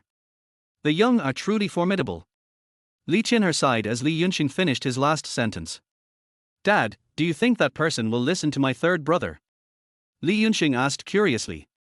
Li Qianhe glanced at his dull son and suddenly began to envy Carpenter Li.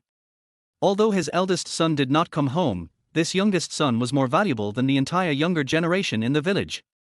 Li Huai will definitely be the leader of the young people in the surrounding villages in Qinggang town in the future. Li Qianhe exclaimed. As for the fact that his son Li Yunxing called Li Huai, who was several years younger than him, brother, it was an insult.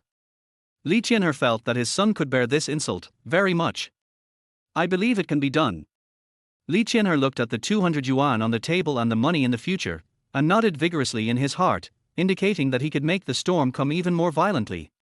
Dad. Li Yunxing couldn't help but speak when he saw his father in a daze. Yes, just like your third brother said, as long as those hooligans have brains, they will listen. This is the olive branch your third brother is extending to them. Li Qianhe came back to his senses and said slowly. Li Yunxing didn't like his father's flowery words. He felt that they were not as easy to understand as what Li Huai said, and immediately frowned. Eat. I'll send some eggs to Xiufan tomorrow. You guys can sell them. Gao Lan looked at her son. Well, 50 cents each. Li Yunxing nodded. The mistress is Li Huai. He can sell a 90-cent egg for only 50 cents. Gao Lan sighed. If someone else sold an egg for the price of half a pound of meat, Gao Lan would have to curse the profiteer, but this profiteer is now working for her son and paying him 2,000 yuan a month. Is this a profiteer? It cannot be. This is a kind person, a person with great ability, otherwise why can't others sell it for 50 cents each? This is pure double standard. Dad, I told my third brother about the gun. Li Yunxing said. It's okay, he must have known about it a long time ago. I feel relieved to have him with me. Li Qianhe said with a smile. Yeah, third brother is very powerful. Li Yunxing nodded vigorously. As she spoke, Gao Lan began to urge everyone to go to the table to eat, and Li Yunyun was the most active. The child had a keen sense of smell and did not understand the concept of 2,000 yuan, so he kept staring at the plate of pig liver and drooling. "Brother, this is delicious, delicious." As soon as Li Yunyun sat at the table, her chopsticks went straight to the plate of braised pork liver. The braised pork liver is cut into slices, still slightly warm. It is incredibly delicate and smooth when you put it in your mouth. Because it is braised together with the pork belly, the pork liver is soaked in excess oil and tastes extremely smooth. When you chew it carefully, you can taste the unique flavor of the pig liver itself, and the aroma of the marinade slowly bursts out in your mouth as you chew it, and it becomes more fragrant the more you chew it. It smells so good, no wonder the business is so good. Li Qinher squinted his eyes and chewed a piece. "Oh, this is so delicious. If the pork liver is so delicious, the meat must be very delicious." Gao Lan also praised it repeatedly.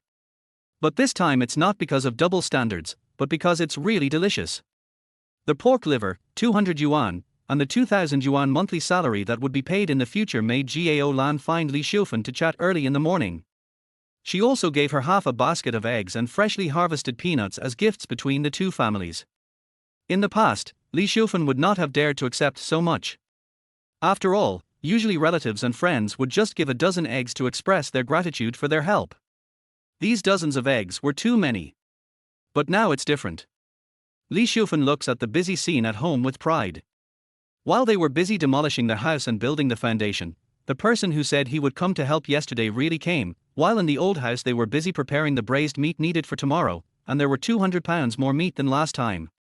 By the way, Li Huai's family did not provide meals when building the house, but the fellow villagers who came to help did not ask for money, but they had to have a meal. Therefore, this time, in addition to filling the stove at home with braised meat, we also temporarily built 2 stoves, and braised the meat in super large iron pots. Because Li Huai always left the old braising sauce, the aroma of the new braising sauce combined with the old braising sauce was mellow and rich. The people who came to help felt that smelling the aroma was like eating meat, and they were more motivated. However, everyone was very sensible and did not come over to watch. Everyone knows that the recipe is the soul of a dish, so no one was so annoying. "Alan, you are too polite. The third child is still young. We are all helping each other," Li Xiufan said modestly. "I know what kind of person my son is. If he didn't have Xiao San's brain, you wouldn't be able to earn 200 yuan a day even if you worked him to death." Gao Lan shook his head. "Alan, you are such a mean person. How can you speak ill of your own son like that?" Li Xiufan scolded with a smile. "Aunt, my mom is right. If it weren't for my third brother, I wouldn't be able to earn so much." Li Yunsheng, who was helping to stir the pot, scratched his head. "You kid." Li Xiufan scolded, and then continued chatting with Gao Lan. Finally, the eggs and peanuts that Gao Lan brought were naturally washed and put into the braised meat pot. On market day, Li Huai got up early in the morning to buy meat and ingredients for the stew, and to see if there was any beef. After all, braised beef is a very popular type of stewed meat. Beef is for yuan a pound at this time. It sounds cheap, but for a village like Lijiar village where the annual income does not exceed 200 yuan, it's no wonder that the beef seller only comes to Qinggang town once every 3 to 5 days to sell beef. Li Huai looked at the large piece of beef leg floating in the pot and sighed secretly.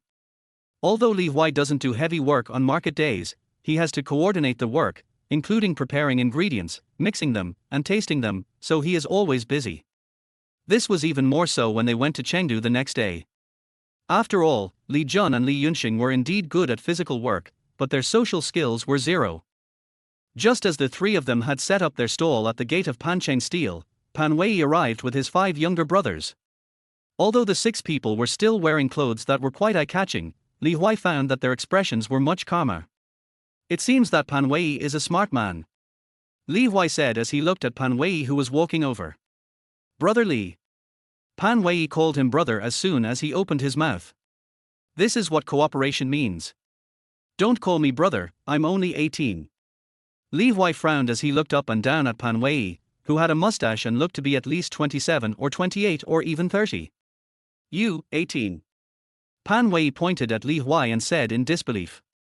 Li Huai raised his eyebrows and couldn't help but touch his smooth and handsome face, then said, "Don't look like it."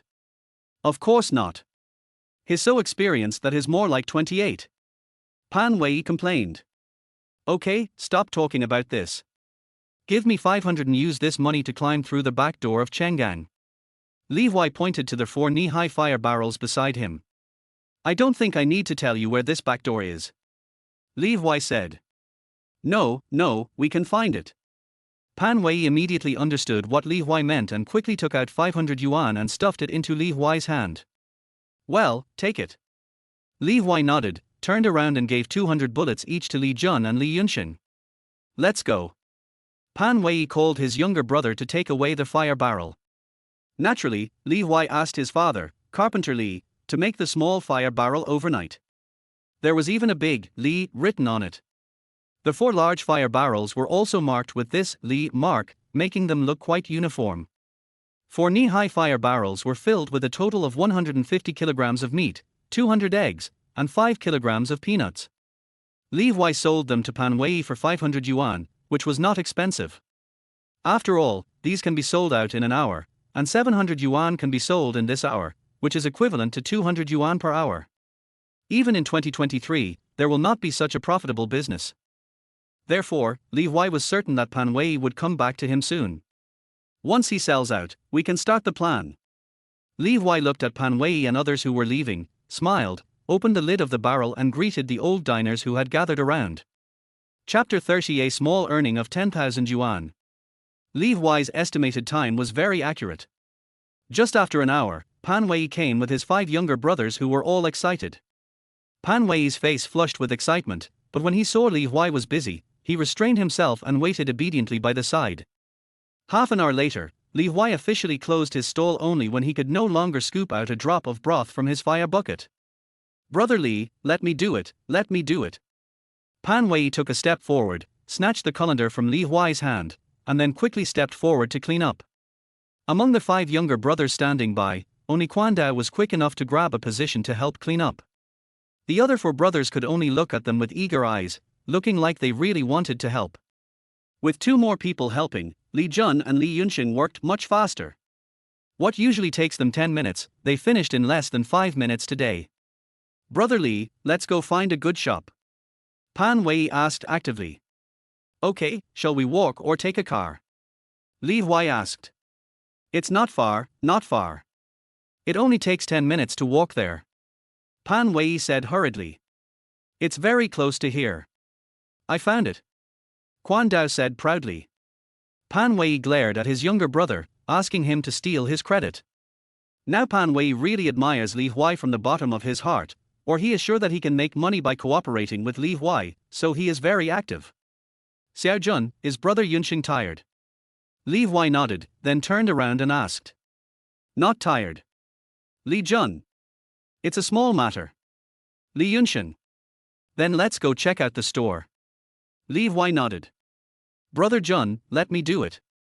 I'm quite strong. Quan Dao squeezed his way to Li Jun's side with a somewhat flattering look on his face. It's no wonder Quan Dao changed so quickly. He was still a little worried when he was setting up the stall at the back door. But just as he was setting it up, a man on a bicycle appeared. Quan Dao watched him rush away and then quickly fall back. Are you selling Boss Li's braised pork and tea eggs? Asked the young man. Yes, it belongs to Boss Li. Pan Wei nodded quickly. Give me 2 pounds of pork belly, a pig's trotter, and 5 tea eggs. Hurry up. The young man glanced back and urged directly. Okay, right away. Quan Dao was busy loading and cutting for others. The other brothers had not reacted yet. Overall, it was still okay.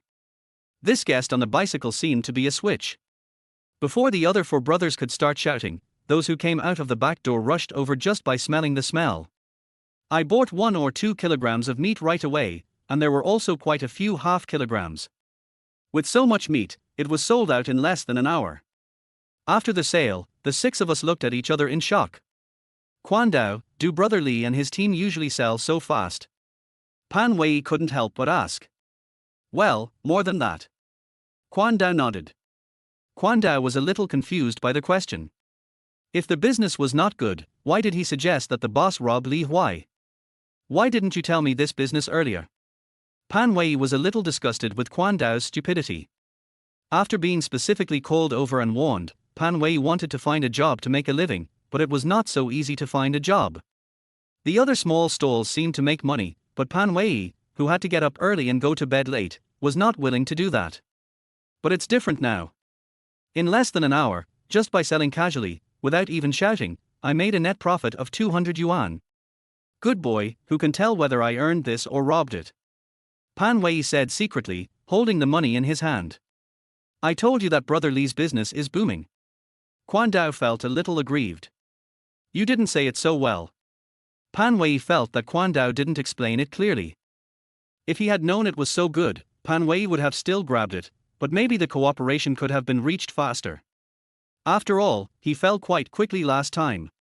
Pan Wei scolded Quan Dao for a few words, and Quan Dao realized that he had earned 200 yuan in just 40 minutes, which was faster than he usually did. After all, robbing is a technical job. It depends on whether the other party has the capital to be robbed, and you also have to observe various details. But now this braised meat is being snapped up by people and he can make so much money. Quan Dao instantly understood why his boss cooperated with him and he can't wait. Okay, you carry it. It's a bit heavy. Li Jun thought about it and nodded, then gave the load to Quan Dao and stood next to Li Huai. It's really heavy. Quan Dao bent down, but in order to save his impression, he picked it up without saying a word. On the other side, someone also tried to take over Li Yunxing's burden, but Li Yunxing refused. He was really strong. He could carry 2 fire buckets that were almost as tall as a person and still follow Li Huai at a brisk pace as if they were weightless. Brother Li, how do we cooperate? After leading the way, Pan Wei couldn't help rubbing his hands and looked at Li Huai and asked. I wonder what you think, Boss Pan. Li Huai lowered his head slightly and glanced at Pan Wei and asked. Brother Li, it's too formal to call me Boss Pan. Just call me Little Pan. Pan Wei immediately said seriously. Brother Pan, you are really suitable for doing business. Let's call each other by our names. Li Huai was shocked by Pan Wei's shamelessness and said helplessly. After all, Pan Wei clearly knew that he was only 18, but he could call him brother without any burden, and even called himself Xiao Pan. It would be a waste if he didn't do business with him with such a thick face. Okay. Pan Wei nodded with a smile, and his face, which looked fierce, now looked a little more honest. Then how does Brother Pan want to cooperate? Li Huai asked while looking around the street. There were not many high-rise buildings in Chengdu in the 1990s. Because this is the Panqingang area, there are many pedestrians on the road, and there are also many shops around, selling braised meat, snacks, noodle shops and the like. And business seems to be pretty good. It is indeed the beginning of the economic boom, and everyone's pockets are full. Li Huai looked at the many people in every small shop and couldn't help sighing. But there aren't many colorful clothes on the streets now. Li Huai observed the clothes of passers-by and had some understanding in his mind. It seems that we are still too far away from the coast, and the fashion trend has not yet blown here, but everyone should be able to accept it. Li Huai turned his head to glance at Pan Wei, who was wearing bell-bottom pants, a white shirt, and a leather jacket in such a hot day, and thought to himself. Although Chengdu at the end of August was not as hot as in later times, it felt about 33 today. However, Pan Wei refused to take off his leather jacket even though he was sweating profusely. Not hot. Li Huai couldn't help asking. It's hot, but it's so humid. Look at everyone. Pan Wei proudly puffed out his chest and gestured to Li Huai to look at the passers-by. Li Huai looked at the people passing by, and it was true that everyone would subconsciously look at Pan Wei, especially the girls with double braids or hulanchu. Even those girls who looked rather conservative couldn't help but secretly look at Pan Wei while spitting at him. You're obviously not as sunny and handsome as me. Li Huai touched his chin. He, right. Pan Wei laughed. Indeed. Li Huai nodded. Brother Li, let's be frank. I, Pan Wei, want to follow you in the future, just like these 2 little brothers. Pan Wei suddenly stopped and said seriously. I want to take the right path. In fact, this is not what I wanted to do in the beginning. There is really no other way. I have to. Pan Wei Juo is a smart man. He first expresses his attitude and then tries to play the victim. Stop, forget about the talk about having elderly parents and young children to support. Let me be frank with you. I already have a plan for cooperation. Li Huai interrupted Pan Wei's complaints and said. Brother Li is still the most thoughtful one. Pan Wei said with a smile without any embarrassment of being interrupted. Li Huai glanced at Pan Wei and said with a smile, join us. I wonder if Brother Pan has heard of this concept that came from the Magic City. You really know it, that KFC, right? Pan Wei racked his brains and asked. Yes, that's it. Li Huai nodded, and then said, my Li Ji braised food will also adopt this franchise model. I heard that the franchise fee is over $1 million. Pan Wei gasped. Har har har, it seems that Brother Pan, you read the news. Li Huai smiled and patted Pan Wei's shoulder. Pan Wei smiled and didn't answer. After all, he didn't have $1 million now, but he really wanted to cooperate with Li Huai, so he felt a little embarrassed. You don't need mine. The franchise fee is 10,000 yuan.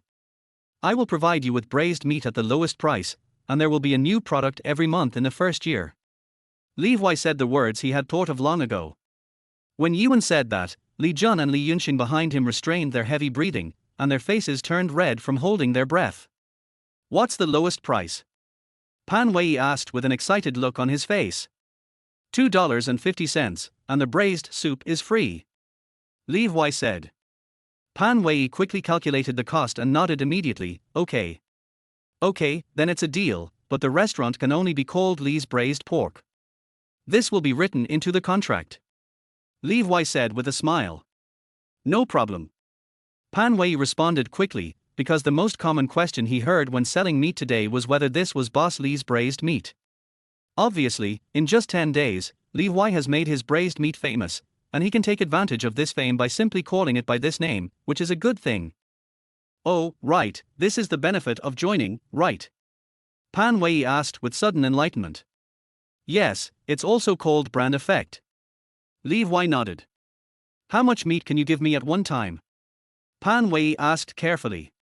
Supply according to your store's sales quota. Don't worry, there will definitely be enough to sell. Li Huai said confidently. Let's go, we'll be there soon. Pan Wei nodded repeatedly, then looked at the surrounding streets and walked faster.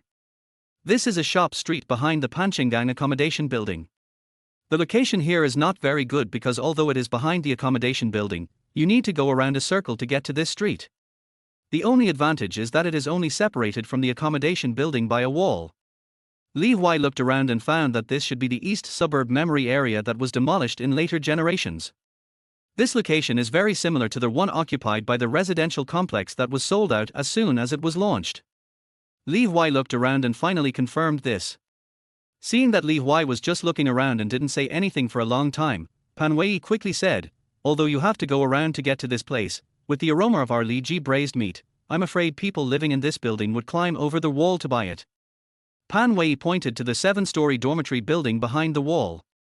And this place is very big. There is a 20 square meter store in the front, and there is a yard and 3 back rooms for living in the back. Pan Wei hurriedly took Li Huai into the open door. Chapter 31, 20,000 stable. And it's cheap here, only 25 yuan a month for rent. Pan Wei looked at Li Huai carefully and said. Pan Wei didn't feel guilty when he first found this place, but now after this sales experience, he wanted to cooperate with Li Huai and felt that this store was a bit bad. Thinking of this, Pan Wei couldn't help but turn around and glare at Quan Dao, who was looking for this house. Quan Dao touched his nose a little embarrassedly.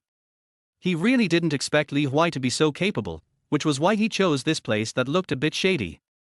But it's not a complete scam. The rent is really cheap and the place is large. The front shop, backyard and 3 houses cover an area of more than 150 square meters. I just thought it would be more convenient to place things here. Quan Dao explained, touching his nose with a guilty look on his face. Li Huai ignored this and had other thoughts in his mind. How is it, Brother Li? Pan Wei asked carefully. Sure, ask the landlord if he wants to sell it. I can buy it so I have a place to stay. Li Huai said. After all, the demolition will cost a huge amount of money.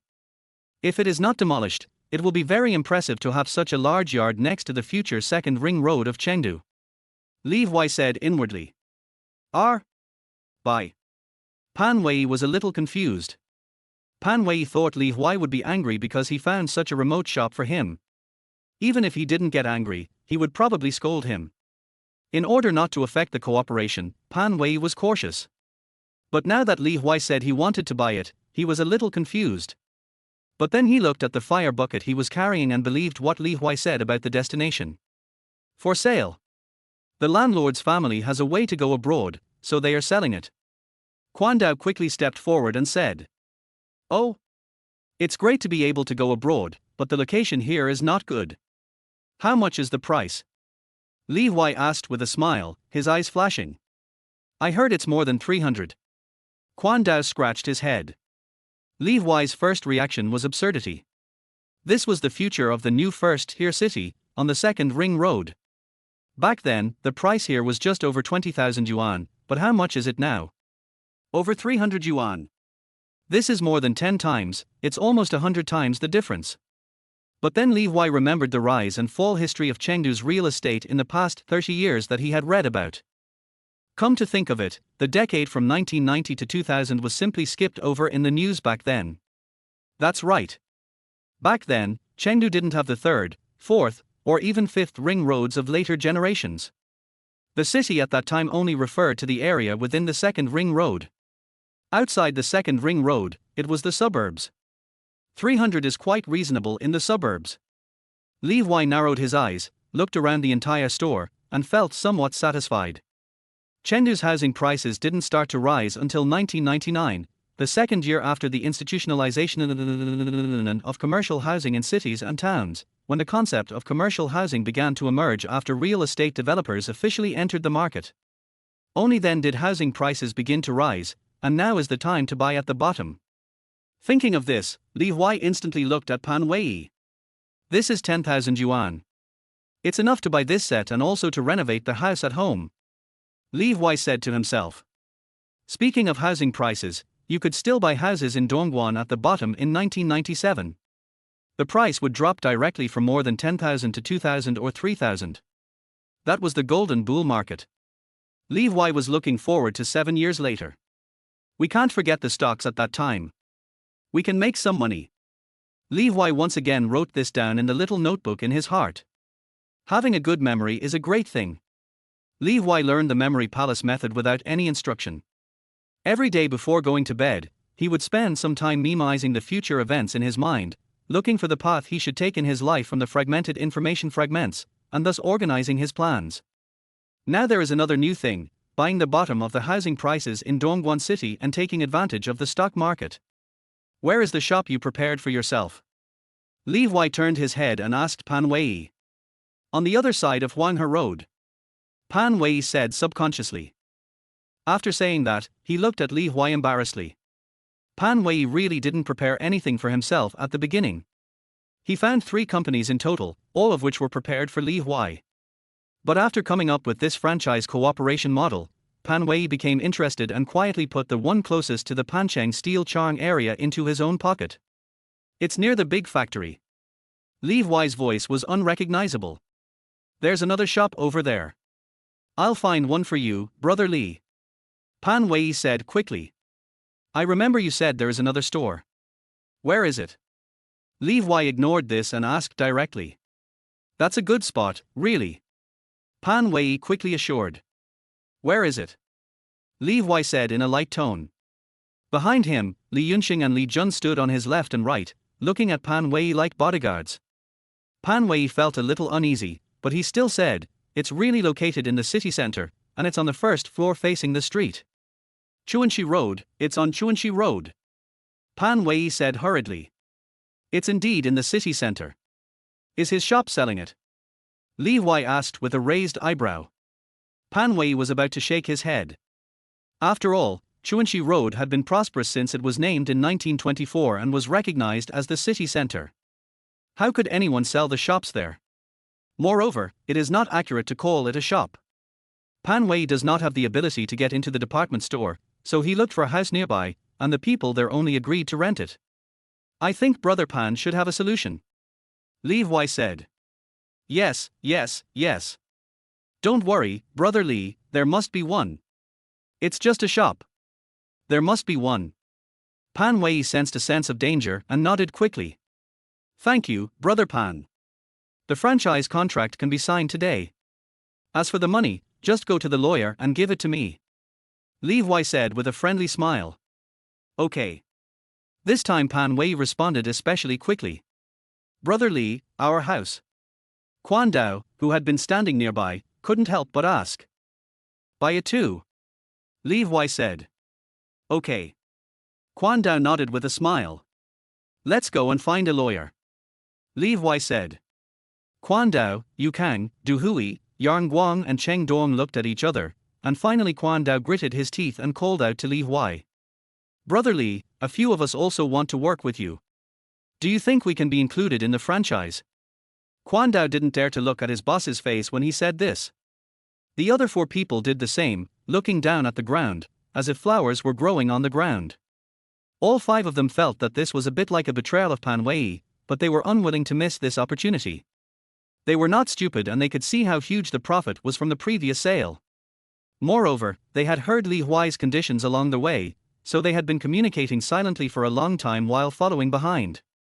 Oh? What do you think, Brother Pan? Li Huai didn't agree immediately, but turned to look at Pan Wei and asked. Of course it's a good thing. After all, I can't take care of them forever. Pan Wei said expressionlessly. Boss, you are still our boss. We will definitely open a shop far away and will not hinder you. Quan Dao quickly assured. Yes, boss, let's go further away. Yang Guang said. Let's drive to the suburbs. Yu Kang also quickly expressed his opinion. Don't worry, boss. Du Hui also said. I think so too. I definitely won't open it next to you guys, Brother Li and boss. Cheng Dong said it more beautifully. Pan Wei didn't say anything. He was obviously a little dissatisfied that these 5 people came to Li Huai directly without discussing it with him, and did it in front of him. Li Huai smiled and said, Don't worry. Panchang Steel now has 30,000 workers. Even if not everyone buys, and only 10,000 people do, we will never run out of business no matter how much we sell that day. As soon as these words were spoken, Pan Wei immediately realized that this was indeed the truth. With so many people, it was impossible to finish all the business. So I suggest that everyone's shops should not be too far apart so that they can look after each other. The look after each other that Li Huai mentioned is to prevent those thugs who take bribes and cause trouble. Now is not 2023, which is why Li Huai is willing to cooperate with Pan Wei, who has a lot of ideas. Pan Wei still has some influence in the area south of Panchenggang, so at least he has no problem opening a store safely. After all, I still need to sell braised meat for a while to accumulate some capital before I can completely transform into an upstream supplier. Li Huai thought. Boss, we will definitely support you. Quan Dao immediately expressed his opinion, and the other 4 also nodded. Pan Wei thought for a while before nodding. Okay, but do you have money? No. Quan Dao scratched his head embarrassedly, but as if afraid that Li Huai would misunderstand, he quickly said, We plan to have 5 people come together, and each person will contribute a little over 2,000. So, Brother Li, can we give you the money next time? Quan Dao and the other 4 looked at Li Huai expectantly. Okay, but the franchise fee. Li Huai pretended to be hesitant and didn't finish his words. Brother Li, what do you mean? Quan Dao asked nervously, and the 4 people beside him also clenched their fists waiting for his answer. Everyone has seen the business today, right? You took over 100 kilograms of meat and it was sold out in less than an hour. That means you can make more than 200 yuan an hour. The profit is faster than robbery. Li Huai said. Yes. The 5 of them nodded in unison, and even Pan Wei next to them couldn't help but nod. Li Jun and Li Yunshen, who had become the atmosphere group, also nodded in agreement. So the franchise fee is actually more than that. After all, I provide you with meat, and the taste is guaranteed. You can directly use my fame to sell it, and the profit is guaranteed. Li Huai said. This time, Pan Wei nodded imperceptibly. This was why he was very optimistic about cooperating with Li Huai. It's just that your brother Pan and I are acquainted with each other, so I gave you a 50% discount, only 10,000, but you. Li Huai didn't finish his words, deliberately leaving some imagination for a few people. He had already been persuaded by Li Huai's many clients, and now he felt even more comfortable after hearing these words. He looked at his 5 younger brothers who looked depressed and spoke. Thank you Brother Li for taking a liking to me. I also feel that we have a special affinity with each other. The 5 of them have been with me for a long time. Otherwise, would you have given me less face? Pan Wei said. Brother Li, I will definitely get this house done for you, and I can bargain for the price. Quan Dao said immediately. My sister married and moved to Chuanxi Road. I can ask her for help. Cheng Dong said. The remaining Yang Guang and Yukan also spoke up quickly. Okay, for Brother Pan's sake, you can just give him 10,000. Li Huai looked as if he was giving face to Pan Wei. This made Pan Wei, who was originally somewhat dissatisfied with Li Huai's dominance, feel a lot more comfortable instantly. Thank you, Brother Li, thank you, Brother Li. Quan Dao and the other 4 were overjoyed and kept thanking him. Finally, they suddenly caught a glimpse of Pan Wei standing beside them and quickly added thank you to the boss. Li Huai looked at the 5 people with grateful faces with satisfaction and said to himself. I gave you face, and I got the second 10,000. Li Huai was not just after Pan Wei's 10,000 yuan at the beginning. It was obvious that the younger brothers around him could also squeeze some money out of him. Naturally, Li Huai would not be polite about this, so he mentioned those cooperation conditions and the final performance. The next step was to turn the intended cooperation into reality step by step. When Li Huai put their 100 brand new green 100 yuan bills into his pocket, he felt that they were a bit heavy. Yes, Pan Wei was out for only half an hour and brought back 10,000 yuan in cash, and then he signed the contract and paid the money. The reason why Pan Wei was relieved was that Li Huai and the other 2 took out their ID cards. He directly recorded the address on the ID card, so he was not afraid that Li Huai would run away. After all, selling braised meat at the door can probably earn 1 or 2,000 a day, so there's really no need to take advantage of my 10,000. Pan Wei. This is why Pan Wei is truly relieved. Because of the income of 10,000 yuan, Li Huai was fine and quickly suppressed his excitement. It's normal to earn a little 10,000 after being reborn. Li Huai thought so while carefully touching the money in his pocket. Li Jun and Li Yunshin, on the other hand, were very excited, but they did not dare to show it too much, which resulted in their faces being distorted and even scary. So much so that Li Shuizhen, who was driving, was a little puzzled by the 2 people's behavior. Could it be that you lost money? You look so grumpy, must you have lost a lot? I didn't lose money on my $5 pack of Jin Wu Nyo cigarettes. Li Shuizhen felt a little sorry for his $5 cigarettes. He doesn't even smoke 5 yuan cigarettes whenever he wants. Just when Li Shuizhen was feeling uneasy, Carpenter Li was already showing off with the bag of gold bulls given to him by Li Huai. Chapter 32. Am I dreaming? In the afternoon, when Li Huai got into the car with a huge sum of money, Li Jun and Li Yunxing were on edge and extremely careful, but on the other side, Carpenter Li was sitting on the open ground with a small stool, planing wood very comfortably. Carpenter Li was planing wood while watching the workers laying the foundation. Laying the foundation was still a laborious job at that time. After all, unlike the excavators of later generations, everything was still done manually. This step was the slowest and required the most effort. Carpenter Li, you have finally made it and can take a rest. Uncle Guang, a fellow villager, who was passing by Carpenter Li's house, said with envy while smoking a pipe. Uncle Guang is a generation older than Carpenter Li and is also quite old, nearly 70 years old. His sons, daughters-in-law, and grandsons and daughters-in-law all make a living by digging in the soil. 10 years ago this was a very glorious thing, but now after 1985 and early 1990s this glory has turned into the glory of being poor. Whether you can make a living from the soil depends on whether God is kind or not, but when Uncle Guang was young, he saw many people who were caught for speculation and profiteering, and he was very scared. At the beginning, he even didn't dare to raise chickens or pigs. They could be said to be the poorest family in the village. They only started raising livestock in the last 2 years, but they were too poor to have enough food for themselves, and naturally the livestock didn't have enough to eat either. Therefore, the only valuable property in the family was a skinny pig and a few chickens. I realized it too late and hurt Dashu and the others. Uncle Guang took a puff of his pipe sadly. Uncle Guang, what you said is serious. Who could have thought that he would be released so suddenly? Carpenter Li comforted. Uncle Guang, why do you envy him? At least your 3 sons are by your side, unlike Shufan, whose eldest son doesn't even recognize them. These words were harsh. Everyone turned around and saw the accountant's wife Zhu Zifang speaking in a persuasive manner. The workers digging the foundation pricked up their ears carefully, ready to listen to gossip. After all, they came to the town to do work. They only knew that Carpenter Lee's family was wealthy, but they didn't know any gossip about the eldest son. The other people in Legier village who knew the inside story changed their expressions and started scolding Zhu Zifang without waiting for Carpenter Lee to get angry. Zifang, if you are bored, just go home and soak the sauerkraut. Why are you here talking so much? Aunt Wang's husband Li Chundao was helping to carry soil. Upon hearing this, he stood up and pointed at Zhu Zifang and shouted angrily. How does Dalu manage his wife? She runs here to cause trouble. Li Gong, the father of Li Dao next door, also spoke up.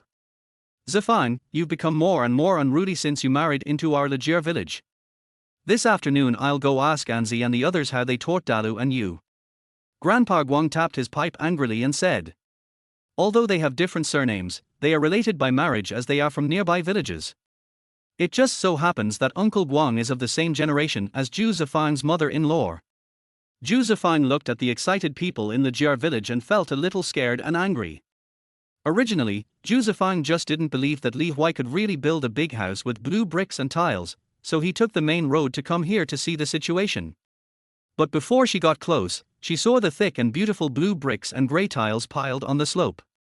When she got closer, she could see that the foundation had been marked out, enough to build 5 rooms, and she even saw cement. Damn it, my house doesn't even have a cement floor or a tiled house yet. What right do you have to do this? Zhu Zifang's face was distorted with jealousy. At this moment, Zhu Zifang, who was about to become more vicious, heard Uncle Guang's sigh and started to mock him. Almost everyone in Legier village has the surname Li. If it weren't for the sake of harmony, people from other villages would not have been merged in. But now the daughter-in-law of the merged village, who used to be an accountant in Wangier village, actually dared to directly slap the people from Legier village in the face. Everyone was immediately upset. Don't hit people in the face, and don't expose people's weaknesses when scolding them. Everyone knows that it is a taboo for Carpenter Lee's eldest son to not come back for 3 years and there is no news. Zhu Zifang's ridicule was obviously a taboo. Of course, the most important thing is that they have seen Li Huai's strength in just 2 days. Their blue bricks and large tiles that were transported in one after another, these proofs of hard power made everyone look forward to what Li Huai would say next. Therefore, everyone criticized Zhu Zifang even more harshly, and Zhu Zifang left in shame. Har har har, thank you all for your hard work. Little Sanzi is still waiting for the new house to get married. Carpenter Lee didn't mention Zhu Zifang at all. He stood up happily and went to his bedroom, then took out a pack of cigarettes and started distributing them. Old Li, this is great. You are smoking a pair of Wunyo cigarettes that cost 2.5 yuan. Li Chundao wiped his lips first and then took the cigarette. My son bought these, and they are not all gone yet. Everyone, have a try. Carpenter Lee said as he distributed the cigarettes. There are 20 cigarettes in a box. I smoked 2 last time, so there are 18 left. There are not 18 people who came to help, but including the construction team and Carpenter Lee himself, there are a total of 20 people, so Uncle Guang and Carpenter Lee himself did not get any. It's okay, I don't need it. Dry tobacco is easy to smoke and has a strong effect. Without waiting for Carpenter Lee to speak, Uncle Guang waved his hand. Uncle, let's have some good cigarettes. Carpenter Lee approached Uncle Guang with a smile and took out a golden 5-bool cigarette. This is Jin Wunyo, a pack costs $5. Li Dao's father Li Gong had seen this cigarette before and couldn't help but exclaimed. What, this thing costs $5 a pack? Uncle Guang, who had just lit his cigarette, exclaimed and was about to put it out. The old man was reluctant to eat the meat that cost 95 cents and only left it for his great-grandson. How could he be willing to smoke cigarettes that cost 5 yuan a pack? It's true, Carpenter Lee, this is really this. Li Chundao took a closer look and couldn't help but give a thumbs up. Did Xiao Sanzi buy it? What do the cigarettes that cost 5 yuan a pack taste like? Without waiting for Carpenter Lee to answer, Li Chundao asked curiously. Xiao San is really amazing. She even lets Carpenter Lee smoke cigarettes that cost 5 yuan. Li Gong, who has always been envied in the village, now envies Carpenter Lee. Carpenter Lee couldn't help but straighten his back with a smile on his face. The most common tobacco smoked by people in the village is free dry tobacco. They grow some tobacco leaves themselves, harvest them the next year, and roll them up to smoke. Younger people or those with better financial conditions, such as Li Gon, who often goes to Shou County to do business with his son, smoke Dakian cigarettes. There were few people who smoked in Dakian. They were already very precious about the 2 yuan pack of wunyo. Except for those from the construction team, no one ordered it. They were all waiting to go home and savor it slowly to relieve their fatigue. Now Carpenter Lee took out the more expensive golden wunyo. How could this not shock everyone? Just when everyone was shocked, Carpenter Lee spoke. It was bought for our little Sanzi. It was given to him by someone else. After Carpenter Lee said the first half of the sentence, everyone was shocked by the second half of the sentence before they had time to wonder. Someone gave Xiao Sanzi a $5 cigarette. That's amazing. Uncle Guang said in surprise. It's okay. That kid is like me, he has some fighting spirit. Carpenter Lee said calmly. You can just brag. I think Xiao Sanzi is just smart. Uncle Guang scolded with a smile. My son is not like me or anyone else, except that he is smart. Carpenter Lee looked proud. The incident between Zhu Zifang and Yang finally ended with everyone envying, admiring, and arguing about who Li Huai looked like. Just when Carpenter Lee, who had been installing B for the entire afternoon, felt that he had reached the peak of his life, Li Huai came home, took out the stack of $100 bills and put them on the table. Am I dreaming? Carpenter Lee. Chapter 33 Franchise and Direct Sales. Before Carpenter Lee could come to his senses, Li Jun beside him said shockingly, not only that, there will be another 10,000 the day after tomorrow. Yes, there are still 10,000. Li Yunxing nodded in confusion and shock. Obviously, Li Jun and Li Yunxing had only just relaxed and dared to show such shocked and unbelievable expressions. Still, there are still 10,000. Carpenter Lee swallowed 3 times in just one short sentence. I feel like I haven't woken up all day. Am I dreaming? Carpenter Lee shook his head and looked at his son, but before he could doubt it anymore, he suddenly screamed. Hiss, why are you pulling me, old woman? Carpenter Lee looked at Li Shufan beside him with grievance. It's okay. I thought I was dreaming too, but now it seems not. Mother Li shook her head and stared at the stack of money on the table with her eyes wide open. Song Qingqing even covered her mouth and dared not make a sound, but she looked at Li Huai with admiration and excitement, without blinking. This is just the beginning, everyone stay calm. Li Huai concealed his pride and said calmly. Will there be more in the future? Carpenter Lee couldn't help but ask. Yes, and more. Li Huai nodded, then looked at his parents seriously. I said I would let my parents live a good life. Good, my son is really promising, really promising. Carpenter Lee laughed loudly. His face, which was obviously old even though he was only in his 40s, relaxed at this moment, as if he had become younger all of a sudden. Mother Li, standing by, nodded at Li Huai with red eyes, feeling happy, excited and proud. Mom will cook for you. I'll make egg porridge. It was your favorite when you were a child. Mother Li wiped her eyes and said. Make more, I want to eat 2 bowls this time. Li Huai said with a smile. Don't worry, just eat, it will definitely be enough. Mother Li took Song Qingqing to the kitchen. Looking at the backs of his parents as they left, and the house being renovated in the yard under the golden sunset, Li Huai smiled. I will definitely not be an unfilial son in this life. Li Huai clenched his fists secretly. Thanks to his rebirth, Li Huai's memory is particularly good. He also clearly remembers when his sister-in-law jumped into the river in his previous life and he fled from the Jiar village in a panic, unable to bear the condemnation of his conscience and the world. It seemed as if Mr. and Mrs. Li knew something in advance and secretly stuffed all the family savings into his clothes, because it was 232 yuan and 60 cents, with both small and large amounts. These $200 supported him all the way south to hide along the coast. However, when I met Li Jun, I learned that after he left, the family had a poor harvest that year and the winter wheat did not grow well. His parents gave all their money to him, and he almost starved to death without even a little subsidy. Although he was later helped by a family in the village and the Li clan in the village, he survived. But in the end, hunger and anger damaged their physical foundation, and they passed away within a few years. At that time, the 2 elders were not even 50 years old. At that moment, Li Huai was really desperate. Fortunately, everything is different now. Li Huai breathed a sigh of relief. Third brother, everything is washed, let's go back first. Li Jun and Li Yunxing stepped into the main room. Well, this is 200 for today. Take some pig blood and liver back. Li Huai said. Third brother, you don't have to give it to me every day. I'm afraid I can't keep it. Li Jun scratched his head. Yes. Li Yunxing also nodded. Li Huai looked at the two of them and found that their expressions were sincere. When they looked at the stack of 100 yuan bills on the table, they only felt envy and admiration, but not jealousy. Xiao Jun, brother Yunxing, this money is the capital for doing big business in the future. Your wages will be paid later. Li Huai said in a gentle voice. That's great. Third brother, please save our salary. I want to follow you too. Li Jun said. I'll follow you, third brother, said Li Yunxing. Don't worry, I've already included your share. Do you really not want this money? Li Huai pointed to the 400 yuan on the table. No, we don't need it now. Li Yunxing shook his head quickly. I'll leave this with my third brother. Li Jun even took out the money that Li Huai had given him a few days ago, and only used 50 of it, keeping the rest in his hand. Even Li Huai knew without asking that the 50 yuan must have been given to his parents by Li Jun.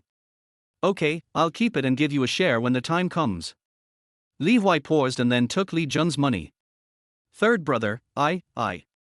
Li Yunxing became anxious when he saw that Li Jun had handed over his money. Brother Yunxing, don't worry. The 200 is for living expenses. There will be more later. Li Huai said. Wait a minute. Li Huai said without waiting for the two to react. He took out a small notebook and quickly wrote it down. Li Jun and Li Yunxing each had a page, on which was written the amount of money they currently had.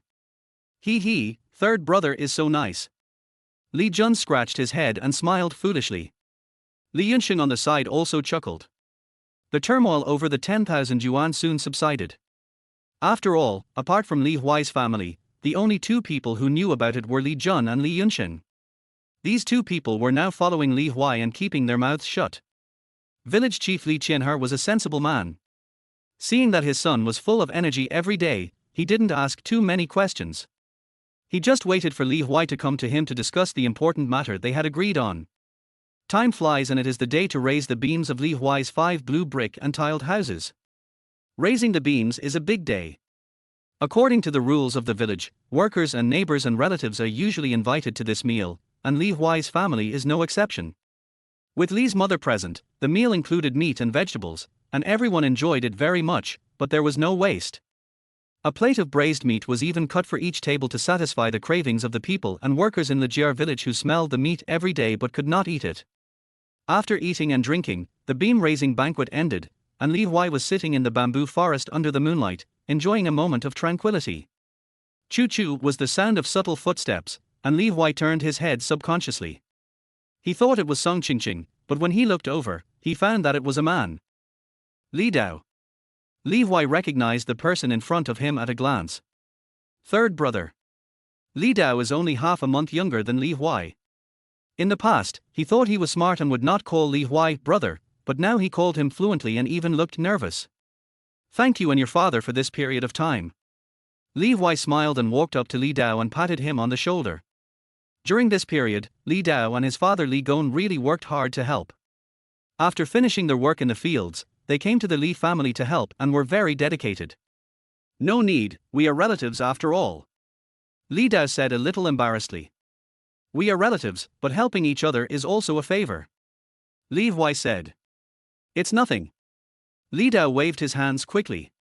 But I just happen to have something I want your help with, Li Dao. Li Huai didn't say much, just patted Li Dao's shoulder, his face a little serious. What's the matter, third brother? I'm very familiar with the area around Qinggang town, Shou County. Li Dao said. It's about Shou County. You should try to find 2 shops in Shou County, where there are a lot of people. Li Huai said. Okay. Li Dao nodded quickly. Once you have found a shop, according to the rules, the big event of our Lijier village can begin. Li Huai said. Don't worry, third brother. I will definitely look for it carefully and complete the task in 3 days. Li Dao quickly expressed his opinion. I believe you. Li Huai nodded. After hearing this, Li Dao ran away happily. Thinking of Li Jun and Li Yunxing in their black suits, he secretly looked forward to it. I wonder if I will be qualified to work with third brother after this matter is done.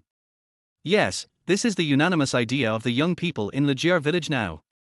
They all want to follow Li Huai. After all, the changes in Li Jun and Li Yunxing are really visible to the naked eye. They both wear clothes called suits that only people in the provincial capital wear. Li Jun and Li Yunxing's actions directly brought Li Huai's reputation to the peak, so the 5 large blue brick and tile houses were completed in just 12 days. On the 16th day of my rebirth, the 5 large blue brick and tiled houses have put up their beams. Li Huai looked at the houses with complete outlines and frames with satisfaction, feeling very content. I'll go find the village chief tomorrow and do the preliminary preparations first. It's time to put forward the concepts of franchising and direct operation. Li Huai said to himself. Chapter 34 arriving at the right time. Li Huai's plan is to develop franchises to recover funds while opening some directly operated stores to increase the village's income. It can be regarded as 2 parallel lines, which can accumulate capital faster. Otherwise, I'm afraid I won't be eligible to enter in 7 years. Li Huai touched his chin and thought seriously. Third brother. A soft voice sounded from outside the bamboo forest. Ching ching. Li Huai put aside his thoughts and looked at Song Qingqing, who was coming under the bright moonlight. Song Qingqing is not tall, about 1.6 meters. She used to have a slightly yellowish complexion and was a bit thin, but she has been eating well in the past half month, with plenty of oily food. Her complexion is fair and rosy, and her figure is slim and well proportioned.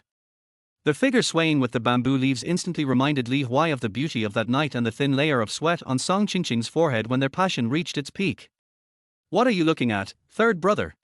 Song Qingqing asked angrily, and slightly turned sideways to avoid Li Huai's burning gaze. Sister-in-law. Li Huai reached out and held Song Qingqing's hand. The soft hand with thin calluses tried to escape in panic, but Li Huai grabbed it directly and even used a little force to pull the person in front of him. As soon as Li Huai lowered his head, he could see Song Qingqing's black hair, blushing face, and her towering breasts that were only 1 centimeter away from his chest. Sister-in-law is so beautiful. Li Huai couldn't help but sigh. You have no shame. What are you talking about? Song Qingqing's pretty face flushed red and she didn't dare to look up at all. Sister-in-law, don't you want to see me? Li Huai couldn't help teasing Song Qingqing when he saw her like this. You. Song Qingqing was held by the hand and held loosely in the embrace. The distance was too close and she didn't dare to struggle, because if she struggled she would fall into the arms of the person in front of her. Thinking of Li Huai's warm embrace, Song Qingqing's face turned even redder, as if it was about to burn. Seeing Song Qingqing like this, Li Huai stopped teasing her and rubbed Song Qingqing's face with the back of his hand, then said, Auntie, are you here to see me? As soon as these words were spoken, Song Qingqing suddenly came back to her senses from her increasingly embarrassing situation and couldn't help but look up at Li Huai. She always knew that Li Huai was handsome. Under the bright moonlight, his facial features were 3-dimensional and sunny, his brows were relaxed, and his eyes were smiling. Thinking of the increasing amount of money he had brought back recently, the redness on Song Qingqing's face suddenly faded away. What's wrong? Li Huai asked, looking at the change in Song Qingqing's expression. Third brother, I'm sorry for putting you in trouble by marrying me. Song Qingqing sighed. What are you talking about, sister-in-law? I'm not wronged.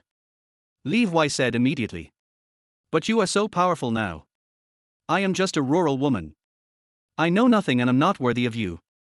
Song Qingqing bit her lip and turned her head away, not daring to look at Li Huai. Marry a virtuous wife. Sister-in-law is the one I want to marry. When Li Huai said this, his mind kept thinking of the image of Song Qingqing lying silently on the door panel in his previous life. But Song Qingqing wanted to say something, but was interrupted by Li Huai. Sister-in-law, I don't want you to have any wild thoughts. It was indeed an accident that night. This time, Li Huai no longer hugged her lightly, but hugged her tightly. But it also gave me the opportunity to marry my sister-in-law openly, so my sister-in-law doesn't have to think too much about it. Li Huai said. Then you can always call me sister-in-law. Song Qingqing rubbed her face against Li Huai's chest and said awkwardly. Qingqing, don't you think sister-in-law sounds better? Li Huai spoke close to Song Qingqing's ear, and the heat made Song Qingqing's white and tender earlobe turn red instantly. Third brother. Song Qingqing was really embarrassed and angry now. Sister-in-law is so cute. Li Huai couldn't help laughing. Brother Li, so I am part of your PALY? Crack. The sound of dead branches being stepped on was heard, and a sad voice followed. It seems I came at the wrong time. Jiang Fang's round eyes were a little red, and her face was red with shame and anger, and her hand was clutching a bamboo branch beside her. No, you came at the right time. Li Huai suddenly remembered the douyin he watched in his previous life and said subconsciously. This is not a movie or TV series. If it were any other girl, they would probably point at Li Huai and scold him, but Jiang Fang obviously didn't do that. Come on. Jiang Fang raised her head and walked over. Then, while Li Huai was shocked, she took his hand and squeezed into his arms. Song Qingqing, who was struggling to leave his arms, froze in shock. Li Huai's right hand was around Song Qingqing's waist, and his left hand was pulled up by Jiang Fang and placed on his shoulder. Jiang Fang also leaned her head against his chest on the other side. When he lowered his head, Li Huai saw that both of them had red faces. What the hell is going on? Li Huai had a headache. Hey, Jiang Fang, what's the matter with you coming here? Li Huai quickly let go of his hands, took a step back, and asked with a serious face. Jiang Fang first glared at Li Huai with resentment, and was about to speak when Song Qingqing turned around and was about to leave. I'll go first, you guys chat. Song Qingqing felt like she could fry eggs on her cheeks, and she walked away quickly without waiting for the two of them to speak. Sister Qingqing. Jiang Fang was a little shy. It's okay, let her take it easy. Li Huai said. HMPH, it's all your fault. Jiang Fang said. Okay, blame me. Tell me what's the matter. Li Huai nodded without refutation. It was he who had let Jiang Fang down, but who would have thought that not only did she not hate him, but she even took the initiative to help him when she saw he was busy. She would sneak into his house every day to help cut meat, clean, and do all kinds of work. He even became friends with Song Qingqing. Li Huai felt both touched and guilty, and didn't know what to do with this person in front of him. Therefore, facing Jiang Fang's almost coquettish accusations, he naturally accepted them all. My brother is very capable. How about letting my brother follow you? Jiang Fang said. Without waiting for Li Huai to speak, Jiang Fang continued, although my brother is not as big as Li Yunxin, he has practiced some martial arts with my father and is very good. The city is in chaos, and you're always running back and forth like this, third brother. If someone sets their sights on you, it's terrible. My brother can protect you. And I heard you and brother Xiaojun and the others say the other day that you would be leaving the province in a while. My dad said it was a mess on the train. Jiang Fang said while looking at Li Huai carefully. My brother listens to me. He doesn't dare to bully you, third brother. In fact, my brother also thinks you are capable, third brother. My brother will not take advantage of you. It's just that I am worried about you. Jiang Fang was a little incoherent at the end. Li Huai's heart suddenly felt full and warm. Thank you, Xiaofang. Li Huai reached out and patted Jiang Fang on the head. At this moment, Li Huai felt that he was no longer the 51-year-old Li Huai who was alone, but the Li Huai who had just turned 18, had family, friends, and a heart full of love even though he had been let down. This feels so good. At dawn, Li Huai woke up and looked at the unfamiliar roof, unable to help but sigh. Song Qingqing in the inner room had already gotten up quietly and started cooking in the kitchen next door. The crackling sound of burning firewood could be faintly heard. It's a new day again. I have to slaughter a pig and buy meat. I'll go find the village chief after the meat is put into the pot. Li Huai stood up and decided on today's itinerary. When the sky gradually brightened, Li Huai had already watched everyone put the meat into the pot. After tidying himself up, he turned around and prepared to go out. I'm going to find my uncle. You guys watch the fire and I'll be back soon. Li Huai said before going out. Don't worry, third brother. Li Jun and Li Yunxing nodded. Yeah. Li Huai responded and walked towards the home of the village chief, Li Qianhe. The first step of the Jie village's rise will begin from this moment. Li Huai called out, Uncle, and walked into Li Qianhe's yard. Chapter 35, Conquering People with Virtue. Little Sanzi is here. Would you like some tea? Your aunt just made it. It's very fresh. Uncle Li Qianhe, who is the village chief and also a relative of Li Huai, smiled and invited Li Huai to sit down. Li Qianhe's attitude was gentle, and he looked the same as usual, but more approachable. Gao Lan, on the other hand, became a little restrained. I heard from Yunxing that Li Huai earned 10,000 yuan just by joining us. What a talented kid. Gao Lan was lost in thought and had no idea how to respond. Go make some tea, why are you still standing here? Li Qianhe's voice interrupted Gao Lan's confused thoughts. Aunt. Li Huai greeted with a smile. Hey, I'll be there right away. Yunyun, take out the oranges and peanuts from the house. Gao Lan quickly responded and shouted again. I know, Mom. Li Yunyun responded crisply, and then Li Huai saw a little girl with 2 braids and round eyes walking out with a bamboo tray. Li Yunyun tilted her head curiously and looked at Li Huai, then said, You are the amazing brother my brother was talking about. Li Huai couldn't help but laugh at the little girl's cute performance and said, How amazing is that? When asked this question, Li Yunyun really looked at Li Huai seriously, looking him up and down, which made Li Qianhe beside her couldn't help laughing. Did you see it? Li Huai said. Yeah, I see. Li Yunyun frowned and nodded seriously. What did you see? Li Huai continued. Your brother is more handsome than my brother. Li Yunyun said seriously. Har har har, Yunyun is so good. Take this and eat it. Li Huai took out a 250g bag of white rabbit from his coat pocket. Yes, big white rabbit, you are so nice, brother. Li Yunyun's eyes lit up instantly. She took it, thanked him and ran away. Xiao Sanzi, you are spending too much money. Li Qianhe pretended to be angry. It's just a bag of candy, and Xiao Yun also praised me for being handsome. Li Huai said. Har har, you are a guy who likes to hear nice words. Li Qianhe said with a smile. I like to hear good words. I wonder if you, the village chief, like to hear them. Li Huai asked with a smile. Village chief Li Qianhe is in his prime. The village usually changes its chief every 5 years, but in the 1990s, if a rural chief performed well, he could be re-elected for 15 years. This year is Li Qianhe's 3rd year as village chief. He is still nostalgic for this position, so he couldn't help but sit up straight when he heard this. Of course I'd like to hear that. Li Qianhe said affirmatively.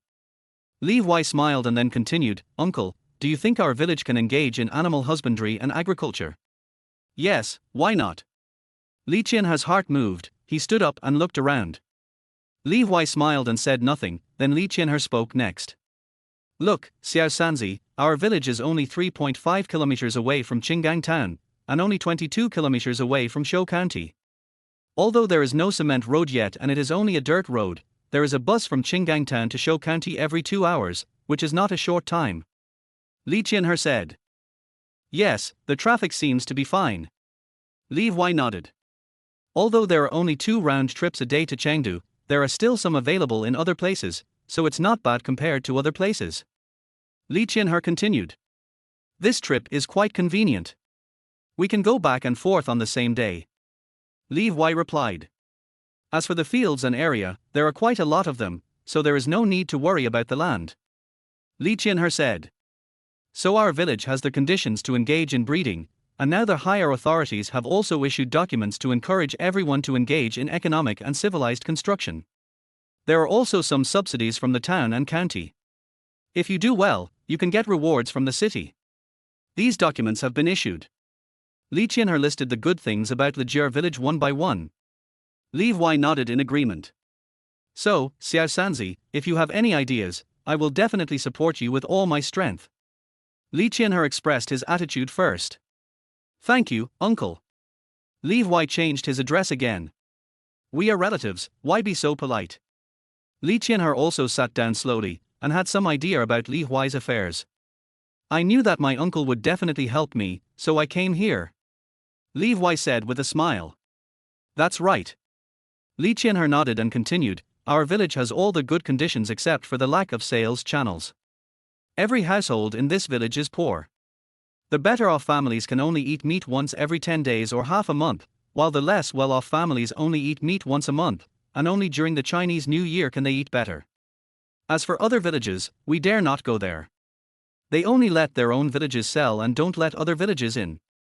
As for the town, we are completely in the dark. We have no connections. Li Qianhe sighed.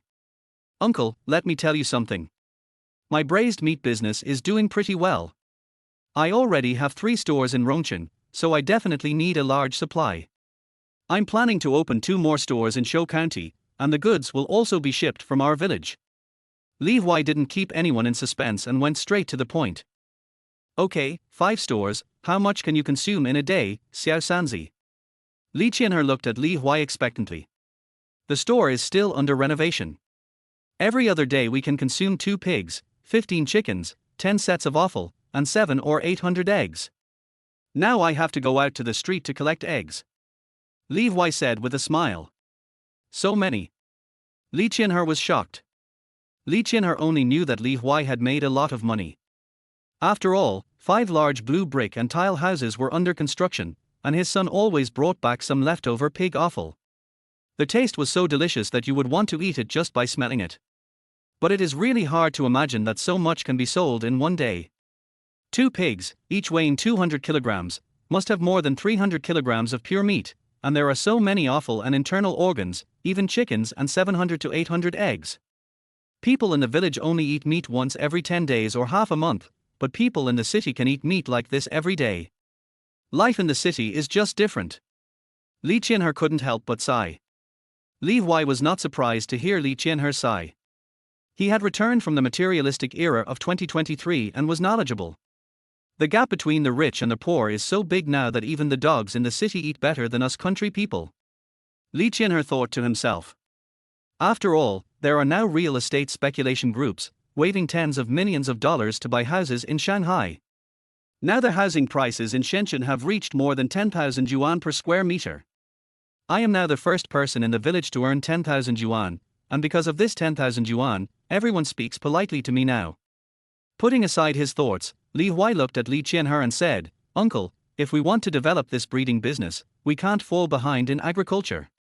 Besides, we need everyone's help in collecting pigs in the early stages of opening the store. That's no problem. Everyone in our village has relatives in these surrounding villages, and they all raise pigs. Li Qianhe waved his hand and nodded. But in addition to pork, the stores in Rongqing and Shouxian also need people to look after them. I'm afraid I'll have to trouble my uncle with the recruitment. Li Huai said. Little Sanzi, aren't you going to? Li Qianhe's meaning was very clear. He was asking Li Huai if he was going to use his relative's words. Li Huai thought of the old couple of the previous generation who relied on the villagers to bury the body, and his sister who wanted to get a piece of the pie after hearing that he had become rich. He sneered and shook his head. Li Qianhe thought about Li Huai's 2 sisters, sighed and nodded. It's all because of poverty. Maybe. Uncle, you should worry more about judging people. You are good at judging people. Li Huai said. That's right. I, your uncle, have sharp eyes. Let's start looking from your branch first. Li Qianhe stated. Okay. Li Huai nodded, and then continued with a serious face, Uncle, I have taken care of the situation in Rongqing, but Shou County is not like Rongqing. There are many ruffians and hooligans. It may not be so easy for us to open this store smoothly. Not easy. Then make it easy. We are not as good as the people in the county when it comes to seeing other people, but when it comes to bravery and fighting, those rich and powerful people in the city can't compare to us common people. Li Qianhe snorted and laughed, feeling confident. Besides, there are people from our Legier village in Shou County. Li Qianhe said. Uncle, we have to convince others with our virtue. After all, we are on the right path. Li Huai said as he took out the black sword that shone with a cold light from his arms. How can you win people over with virtue? Li Qianhe was speechless. Of course, this guy named her has a backer, and those people in Shou County probably have homemade cannons. Li Huai said. It's okay. We are not young or old. Li Qianhe waved his hand. He had not worked as the village chief for the past 3 years in vain. Then, what about those ruffians? Li Huai didn't finish his words, but his meaning was clear. Leave it to your uncle and I to arrange it. After all, cutting off someone's source of income is like killing their parents. It's not easy to cut off the source of income for everyone in our Legier village. Li Qinher squinted and looked around the village. Uncle, I also want some bullets to win people over with virtue. Li Huai said with a smile. You little brat, I got it. I'll get some for you. Keep this thing safe and be careful. Li Qinher warned.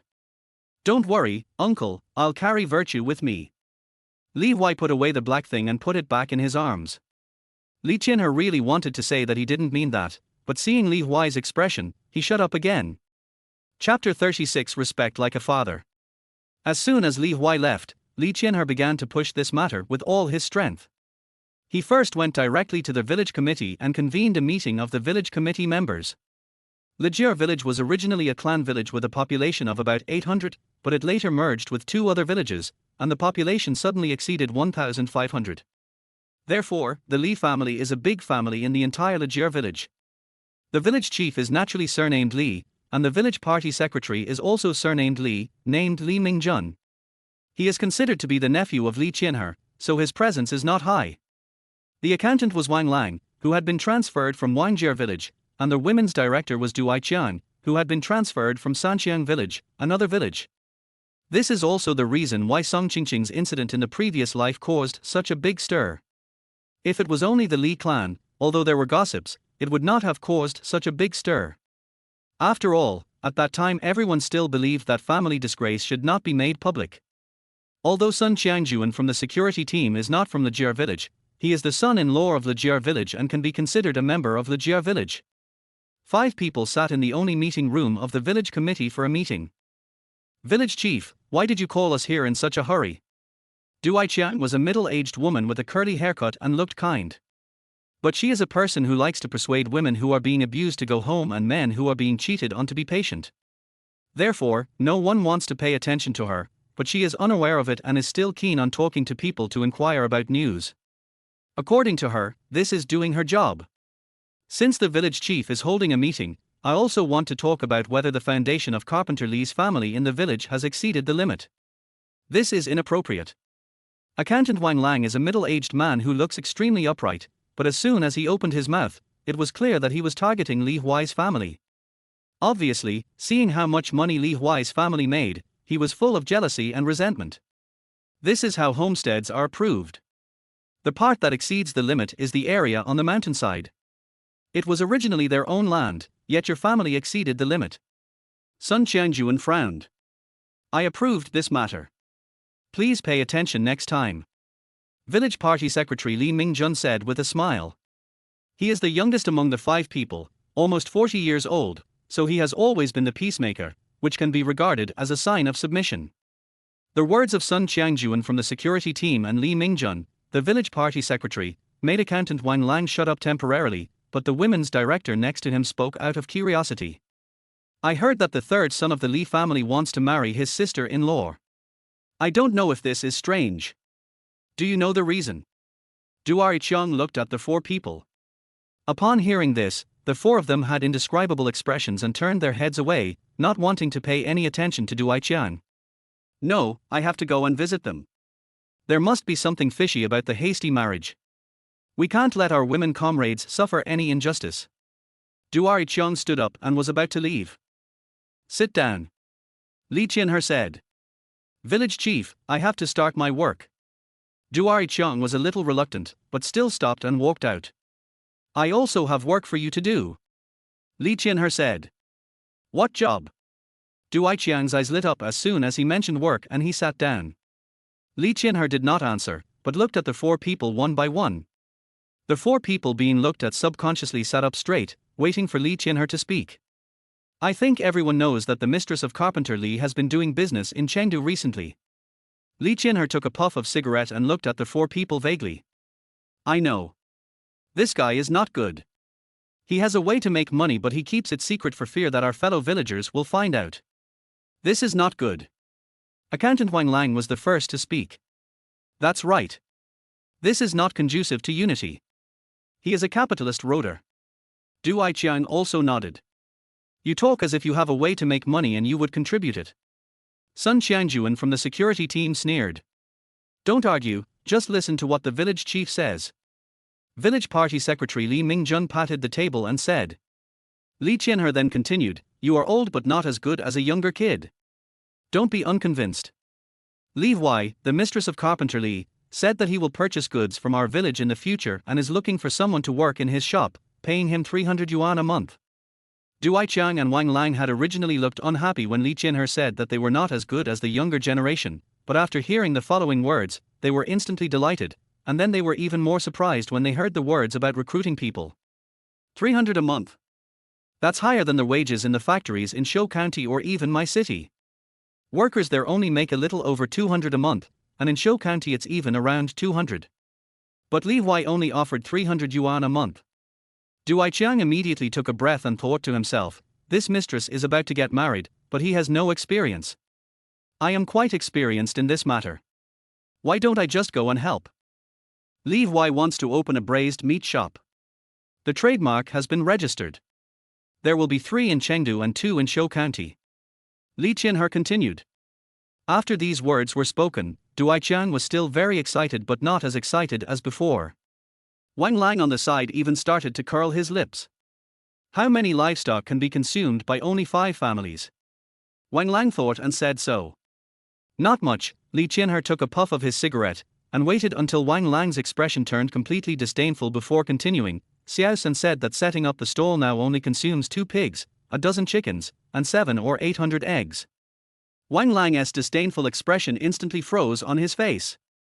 How much? Wang Lang couldn't believe it. Village chief, are you wrong? Du Aiqiang couldn't believe it.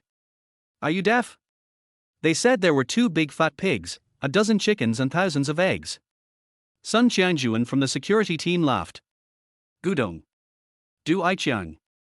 It seems that we shouldn't go against Li Huai. Wang Lang. Du Aiqiang, you are responsible for counting which families in the village want to sell pigs and chickens. Xiao San will buy them at the market price. Li Qianhe looked at Du Aiqiang. No problem. Du Aiqiang nodded repeatedly. Accountant, please calculate how much money our village has in its account that can be spent. Our Legier village and Li Huai jointly run a pig farm. Li Qianhe said. What? Everyone was shocked when these words were spoken. Ask the villagers who are willing to invest. Even if those who don't have money contribute people, it will be considered a portion of the shares, and our village will also support it. Li Qianhe said in detail. Yes, one of the solutions Li Huai proposed was for the whole village to jointly run a pig farm, just like the former Qinshir Yitsuan, which would directly lead the whole village to prosperity. However, in view of the final failure of the number 1 village in the world, Li Huai decided to adopt the principle of voluntariness and give priority to his own interests. Li Huai is so rich, why don't he do the work for us? Wang Lang was the first to cover the account book with a reluctant look on his face. That's right. Our family has no money. We have been poor farmers for 3 generations. Du Aiqiang also nodded repeatedly. Okay, then both families don't want to, right?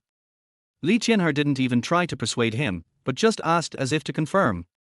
Du Aiqiang and Wang Lang looked at each other, and finally Wang Lang asked, if we don't invest, will it affect our chances of getting a job with Li San? No, as long as you meet the requirements, it won't have any impact. Li Huai said it's voluntary. Li Qianhe smiled kindly. Du Aiqiang and Wang Lang breathed a sigh of relief and nodded, saying that they would not invest. However, Li Mingjun, who was familiar with Li Qianhe, felt a tightness in his heart and decided to invest in this pig farm. After all, anyone who was laughed at by Li Qianhe like this would definitely be unlucky. Sun Qiangjuan also looked at the village head and the party secretary with a sense of understanding and said, I'll go along, but can I have both the work and the salary? Of course, the shares will be converted according to the wages. Li Huai will ask a famous lawyer from the provincial capital to calculate it in front of us. Li Qianhe said. That's fine with me. Sun Qiangjuan nodded. The task of counting and notifying the villagers is left to you, party secretary. Those who want to sign up can come to me, said Li Qianhe. Don't worry, village chief. I will go to the broadcasting room and use the loudspeaker to inform everyone about this. Li Mingjun nodded. Make it clear that it was Li Huai's suggestion. Li Qianhe reminded. That's for sure. Li Mingjun nodded. Okay, that's it. Sun Qiangjuan stay for a while, and the rest of you can go back and get to work. Li Qianhe waved his hand. Du Aiqiang and Wang Lang walked out of the door together, and Li Mingjun went to the broadcasting room. Director Du, why is Li Huai so rich but still eyeing our wallets? Wang Lang said, unconvinced. Who said it wasn't? My family doesn't have the money to do any business. What if I see the good things now and end up engaging in speculation in the future? Du Aiqiang shook his head. So, do you think we should stop this pig farm? Wang Lang asked with a gleam in his eyes, looking distressed. It's not possible for village chief Yin to act arbitrarily alone. Du Aiqiang nodded. Then let's. Wang Lang suggested. Okay, I'll do this first. Du Aiqiang nodded. Wait, we still have to collect these pigs. After all, it is a task assigned by the village chief. Wang Lang's family raised 2 pigs, which were not small. That's right. Du Aiqiang nodded, and then wanted to report the substandard pigs from his own family and stuff them into Li Huai's hands. After all, they were all pork, so what was the difference? No one knew the 2 men's evil plan, but since Li Huai dared to ask Li Qinher to help, he arranged people to stand guard at the inspection site. My mother is more accurate than that scale. She won't accept a pig that is less than 200 kilograms, or one that looks ugly or unhealthy. My mother is still reliable. Li Huai felt relieved when he saw Li's mother, who had already started to stare at the pigs and learn. Sun Qiangjuan, who was left behind on the other side, felt a little confused. Village chief, what's wrong? Sun Qiangjuan asked. You said someone wants to cut off our source of income. What should we do? Li Qianher asked meaningfully. Then let him taste how hard my fist is. Sun Qiangjuan clenched his fist as big as a sandbag, his face full of seriousness. Okay, I understand what you said. The security in Shou County will be left to you then. Li Qianher looked at Sun Qiangjuan and said. Sun Qiangjuan was not an ignorant young man. He understood Li Qianher's meaning instantly, but he was a little embarrassed. After all, wasn't it rude to talk about business without talking about money? Jiangwo is already 20 years old. I wonder if he is willing to work for a monthly salary of 300 yuan. Li Qianher said. Well, of course I'm willing to do that. I'll personally protect the 3rd child. Sun Qiangjuan immediately said with great energy. Jiangwo is a kid who looks like me. He has a muscular body and is careful in his work. He will definitely be able to take care of the store. Sun Qiangjuan emphasized. Well, let Jiangwo go find Xiao Sanzi and see if he is satisfied. Li Qianher nodded and instructed.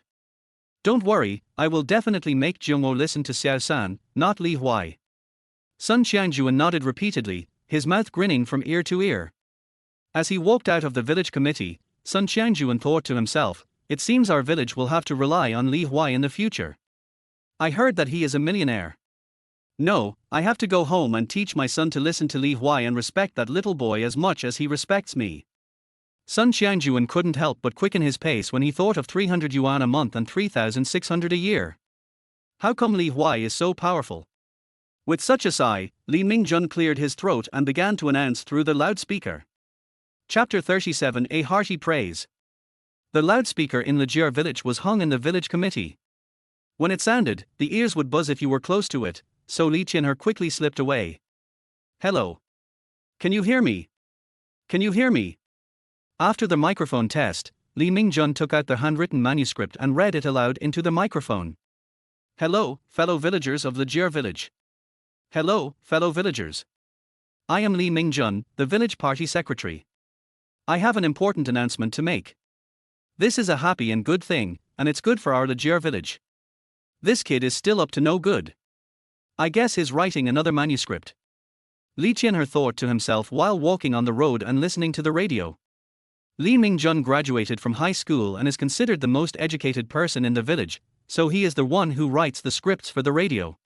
The other villagers of Lejier village who heard the broadcast looked up at the village committee, and then gathered together to gossip.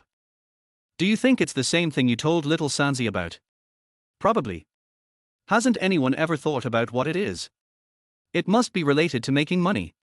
I've sounded out that, right, Gon? The man looked at Li Gon with a gleam in his eyes. Why are you saying so much, Li? The branch secretary has already said it. Li Chundao stood up from the side. I'm just concerned.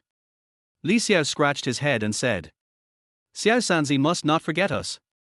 Uncle Guang put down the backpack, sat on the edge of the field and tapped his pipe. As soon as Uncle Guang said this, everyone nodded. If the people with the original surname Li are relatively harmonious, then the people from the two merged villages are not so harmonious. Most of the people in Wangjie village are surnamed Wang, and they have been here for more than 10 years, but they don't get along so well with Lijiao village. The reason is that they feel that Lijiao village is closer to Qinggang town street and has an advantage in terms of geographical location.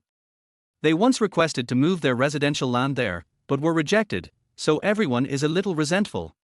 This loudspeaker does nothing all day and it's very noisy. Zhu Zifang was the first to grumble in dissatisfaction. That's right. They are talking about the affairs of Lijiao village. What does it have to do with us? We have never gotten any benefits. The other lady was Wang Shuhua, a native of Wangjie village. Who said it wasn't? I heard that Carpenter Li's third son made a lot of money doing business in Rongqing, but he didn't even mention taking us with him. So do you think this means they are going to help us make money together? Some people also had this idea. How is that possible? Li San has a very bad conscience. How could he take us with him? Zhu Zifang rejected it outright, and everyone around him became dissatisfied. Some of them were embarrassed. They did not hate the Li family, but they really could not fit in. The people in Sanxiang village also heard the loudspeaker at the same time, but they were a little far away from the village committee, so the sound was a little blurry, but fortunately they could hear it clearly. What's the loudspeaker saying? Asked Jinzi, an old man from Sanxiang village, with his eyes narrowed. Grandpa Jin, the village party secretary, said he has good news to announce. The little grandson Jin Yuanbao beside him said seriously. What good news? Jinzi asked again. The others on the side also looked at Jin Yuanbao with smiles, waiting for the child to answer. Jin Yuanbao's name is Jin Yuanbao. He is chubby and likes to put on a stern face and pretend to be an adult. Therefore, he especially likes to play with this group of old grandfathers. Jin Yuanbao was feeling a little helpless when the loudspeaker started to sound again. Dear villagers, our village's Li Huai has made a big business in Rongqing. Now, in order to give back to our village and let everyone have meat every meal, he will help you.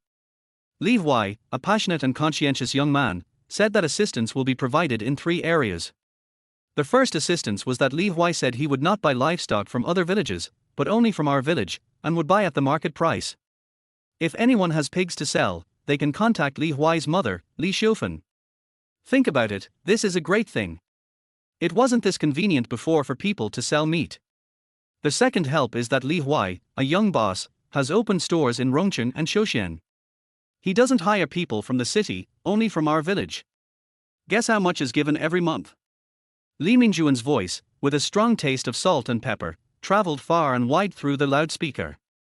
I couldn't hear everyone's speculations at the village committee, but I'm sure no one could guess it. Li Mingjun said with a smile and pride. Except for Zhu Zifang and the others, everyone was quite looking forward to it. After all, if they were selected, they would go directly to the city to work. Maybe they could marry a city wife and become a city dweller, or marrying a city dweller would have the same effect. So everyone pricked up their ears. Jin Yuanbao repeated Li Mingjuan's words in a serious manner. Grandpa Jin, the village party secretary, said he would give a lot of money. How much is it? Can it buy a pound of meat? Jin Yuanbao asked expectantly. Har har har, Yuanbao wants to eat meat. Jinzi asked with a smile. I do. Jin Yuanbao sucked his saliva and nodded vigorously. I'll let your father cut a little later. Jinzi said. Sure, you said it again, said the old man next to him. Jin Yuanbao nodded immediately, then pricked up his ears and listened carefully. 300 yuan a month, this is higher than the salary of workers in my city. I want to go.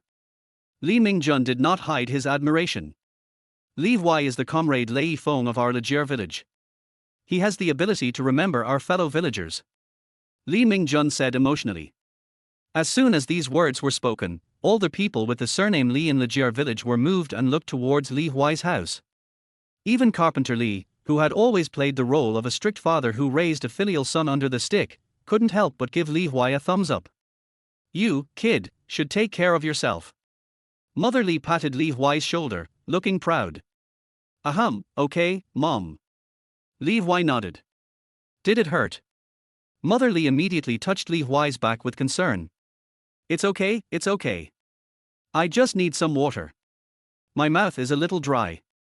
Li Huai turned his head to look for water, and then there was a bowl of slightly warm poached eggs and sugar water on the table. Obviously, this was placed here by Song Qingqing for Li Huai to eat. Fortunately, I have become thicker-skinned as I get older, otherwise, with such compliments, I would have doubted whether I was a saint. Li Huai listened to all the compliments coming from the loudspeaker, and felt that the old man in his 50s could no longer bear it. Li Huai has a heart of gold, pure and flawless, always willing to help others, and considers everyone in Lijier village. He has a noble and lofty character. We should all be proud to have such a young and outstanding person like Li Huai. He is like the earliest ripening ear of rice in autumn, as low-key yet eye-catching as ever. Li Huai is only 18 this year, yet at such a young age he already has such responsibilities and commitments. Even though he has dropped out of school, he is still an outstanding young pioneer. Li Mingjuan's rhythmic words came through the loudspeaker.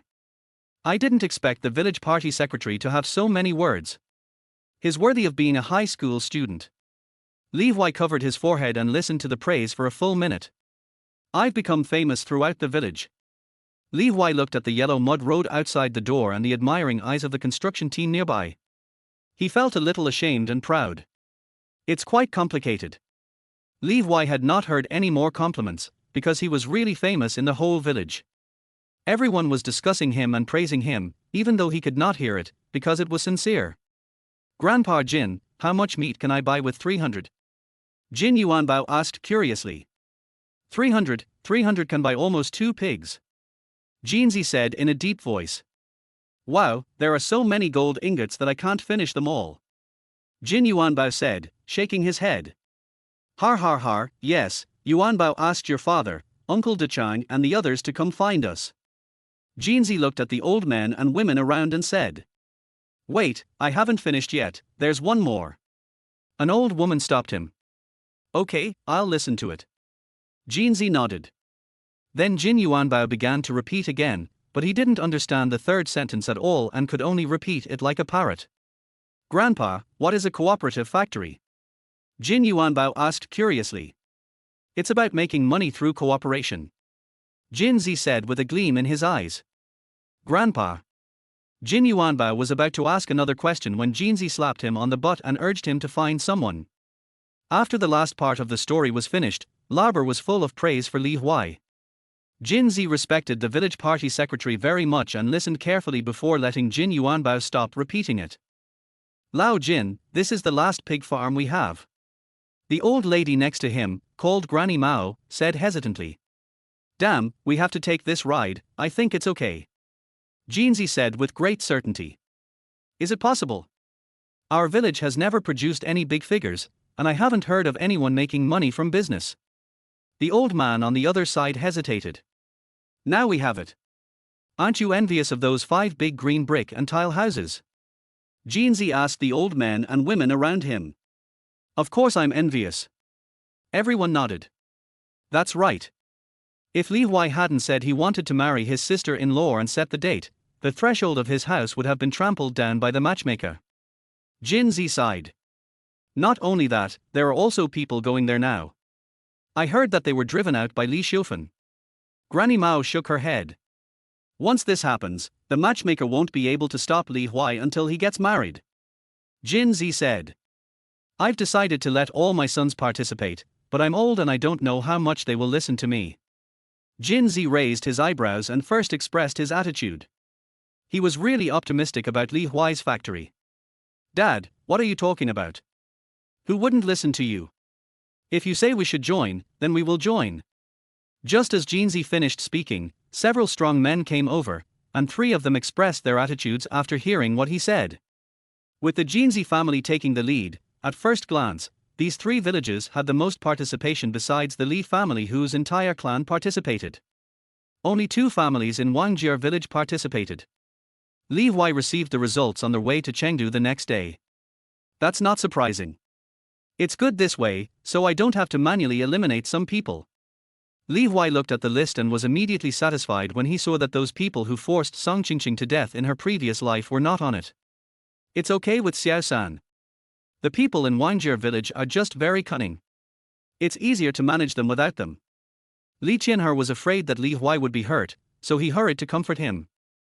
Uncle, I am very satisfied. After all, Wangjie village is not that simple. Li Huai turned his head to look in the direction of Wangjie village, and then said, I'm glad you're okay. Don't worry about them. Li Qianhe didn't ask any questions. He handed the list to Li Huai and left in a hurry.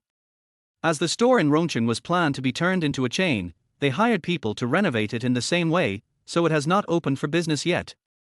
Li Huai still brought Li Jun, Li Yunxing and the extremely unwilling Jiang Cheng to sell braised meat in front of Panchenggang. This look of dissatisfaction but inability to get rid of me is surprisingly pleasing to the eye. Li Huai found Jiang Cheng's fierce face, glaring eyes, but helpless look quite interesting. Jiang Cheng was extremely reluctant at first, but when Pan Chenggang got off work at noon, the surging crowd that surrounded him stunned Jiang Cheng. This state of dumbfoundedness continued until they got on the bus back to Qinggangtan. After getting off the bus, they were still a little dazed. Jiang Cheng would look at Li Huai's ordinary-looking army green shoulder bag from time to time. I dare say there are at least 2,000 yuan in this bag, definitely. Jiang Cheng screamed in his heart. Stop. Just when Jiang Cheng was in a trance and screaming in shock, 8 people suddenly jumped out from the harvested field in front of him. The leader was Huai, who had disappeared for a while. Chapter 38 Living King of Hell. Li Huai looked at the 8 people in front of him who were wearing strange clothes and couldn't help but want to hold his forehead. Huai, do you want us to stop or do you want to rob us? Li Huai asked directly, which stumped Huai. Li Huai inherited his father's height, which is 182 centimeters in Sichuan province where the average height of men is 169 centimeters. He is very intimidating just by standing there. Moreover, due to the nutritious meals in the past 20 days, he is no longer skinny, but has become lean instead. I have abdominal muscles. Li Huai touched his belly without any sense of crisis. Li Huai really had no sense of crisis. On the contrary, Huai, who was just 1.7 meters tall, subconsciously took a step back when he saw Li Huai raising his hand. 20 days ago, Li Huai was still 18 years old. He beat people without any method, but with the ruthlessness unique to young people, he was extremely scary. Hiss. Huai even felt a little pain. Why are you retreating? It's them. As Huai retreated, the man next to him, who was wearing a military green short-sleeved shirt, black pants, and a pair of grey leather shoes, pulled Huai behind him with a fierce look in his eyes, stood up and looked at Li Huai. Yes, Brother Biao, it's them. I've observed it several times. The bag is full of money. I estimate there is nearly 1,000. Huai nodded quickly, and even couldn't help swallowing when he said 1,000. Obviously, 1,000 was an unattainable dream for Huai. Even the man called Brother Biao's eyes lit up and he stared at the shoulder bag on Li Huai. Kid, you'd better throw the bag to me obediently, otherwise be careful of Brother Biao's knife. It has no eyes. Brother Biao had a short haircut and looked at Li Huai with a fierce look. But besides being fierce, he also took a special look at Li Yunxing, who was the most eye-catching in height, build and facial features. He was the one that Brother Biao was most afraid of, and he didn't take the other 3 seriously at all. Swish. Brother Biao pulled out a machete as long as his arm. The sharp blade was obviously sharpened. It's better to listen to our Brother Biao. The other brothers also drew their swords and looked at Li Huai and others fiercely. Kid, be smart. Quick, take out your bag, money, and cigarettes from your pockets. The 4 of you take everything out. Don't let me search it myself. As soon as Brother Biao spoke, the other brothers immediately started shouting and took a step closer in a threatening manner. The level of ferocity was comparable to the time when he met Pan Wei in Chengdu, and there were more people this time. Li Huai frowned. He was really not familiar with this so-called Brother Biao. Huai was just a gangster on the streets of Qinggangtan. He committed many petty thefts and molested women, but none of them were as vicious as Brother Biao. Brother Biao, just. Li Huai laughed and reached out to take out the black thing from the bag, but was interrupted by Jiang Cheng next to him. Ever since he was stopped, Li Huai quickly reached into his bag. Even though he looked down on Huai, he was still habitually cautious. After all, he had been traveling since 1990 in his previous life and had seen a lot of things. You few scum dare to rob your grandfathers. I think you are looking for death. As he spoke, Jiang Cheng was even more ferocious than Brother Biao in front of him, and he strode forward. Wait, you didn't even take your weapon. Li Huai didn't finish his words when Jiang Cheng pulled out a thigh-long dog-leg knife from his crotch, waistband. He always carries this knife with him. Li Huai couldn't help but turn his head to look at Li Jun and asked. I don't know. Li Jun shook his head in confusion. That should be the case. I noticed that he was not walking fast in the morning, so I thought he was weak. Li Yunxing said. From this point of view, he is not weak. He is probably afraid of being cut off permanently. Li Huai couldn't help but glance at the area below Jiang Cheng's waist and above his thighs. TSK, this knife is so fast. Li Huai said. Third brother, shall we go? Li Jun was eager to try. Third brother, I'll bring it too. Li Yunxing directly took out an axe from the fire barrel. The back of the axe was extremely thick, and when the tall and strong Li Yunxing held it in his hand, he felt a sense of great power and he only swung it once. No need, watch me teach these scum a lesson. Jiang Cheng actually had time to turn around and speak. Li Huai looked over in surprise. Jiang Cheng moved forward extremely quickly. As he spoke, he stretched out his hand and knocked off Brother Biao's arm-long machete. Then he kicked him and sent him flying into the hands of the younger brothers behind him. In 2 moves, he pinned down 4 people, and in an instant, only 3 were left. The third reason was that Huai was holding a knife and didn't dare to move when he saw the brave Jiang Cheng. Huai lived on the streets of Qinggang town. As soon as he saw Jiang Cheng moving, he knew that this man was the famous ghost-fearing Jiang Cheng in Qinggang town. Come up and argue with me. Do you know where this is? How dare you rob your uncle? Jiang Cheng said as he came up with a dog-leg knife. Jiang Cheng would not show any mercy to anyone who dared to wave his knife at him. He would just cut the fleshy part of the person, and the grey clothes would be covered in blood. However, the dog-leg knife was still as sharp as ever, obviously a good knife. Brother Jiang Cheng, please be gentle. We are law-abiding citizens. Li Huai reminded him quickly. I know, they won't die. Jiang Cheng didn't even turn his head back and kicked the remaining 4 people. Yes, Jiang Cheng did not let go of Huai, who was shaking with a knife and didn't dare to go forward. You're looking for death. At this time, the boss Brother Biao who was kicked out stood up and rushed over with a knife in hand. Jiang Cheng, who had freed his hands, kicked Brother Biao again at a faster speed than before, and also stabbed him in the chest. It was the tip of the dog-leg knife that cut through the clothes, revealing the fat particles inside. Li Huai even clearly saw that because the knife was too fast and too sharp, the blood only gushed out afterwards. Fuck! Brother Biao instantly fell to the ground with his butt covering his chest. The 3 people who were originally rushing over again looked at each other and stopped. I didn't expect Xiaofang's brother to be so powerful. This little girl is really... Li Huai looked at Jiang Cheng who was fighting 8 people at once and it was quite easy, but he felt jealous of Jiang Fang in his heart. No wonder Jiang Cheng looks so grumpy. I guess Xiaofang must have put in a lot of effort to convince him to follow me. Li Huai thought of his plan for a few days and decided to take Jiang Cheng with him. With Jiang Cheng and Li Yunxing as the 2 responsible persons, the long-distance train journey will definitely be extremely smooth.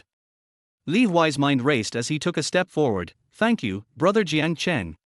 No need. I can't do anything else, but this is easy for me. Jiang Cheng waved his hand and looked at the 8 people with fear in their eyes and said, I'll leave it to you next. Jiang Cheng took a step back behind Li Huai. Li Huai looked down at Jiang Cheng's location, and he had an idea in his mind. Then he looked at the 8 people lying on the ground with a smile. Do you know where this is? Li Huai asked seriously. Where? Brother Biao asked subconsciously. Huai, you say? Li Huai didn't say anything.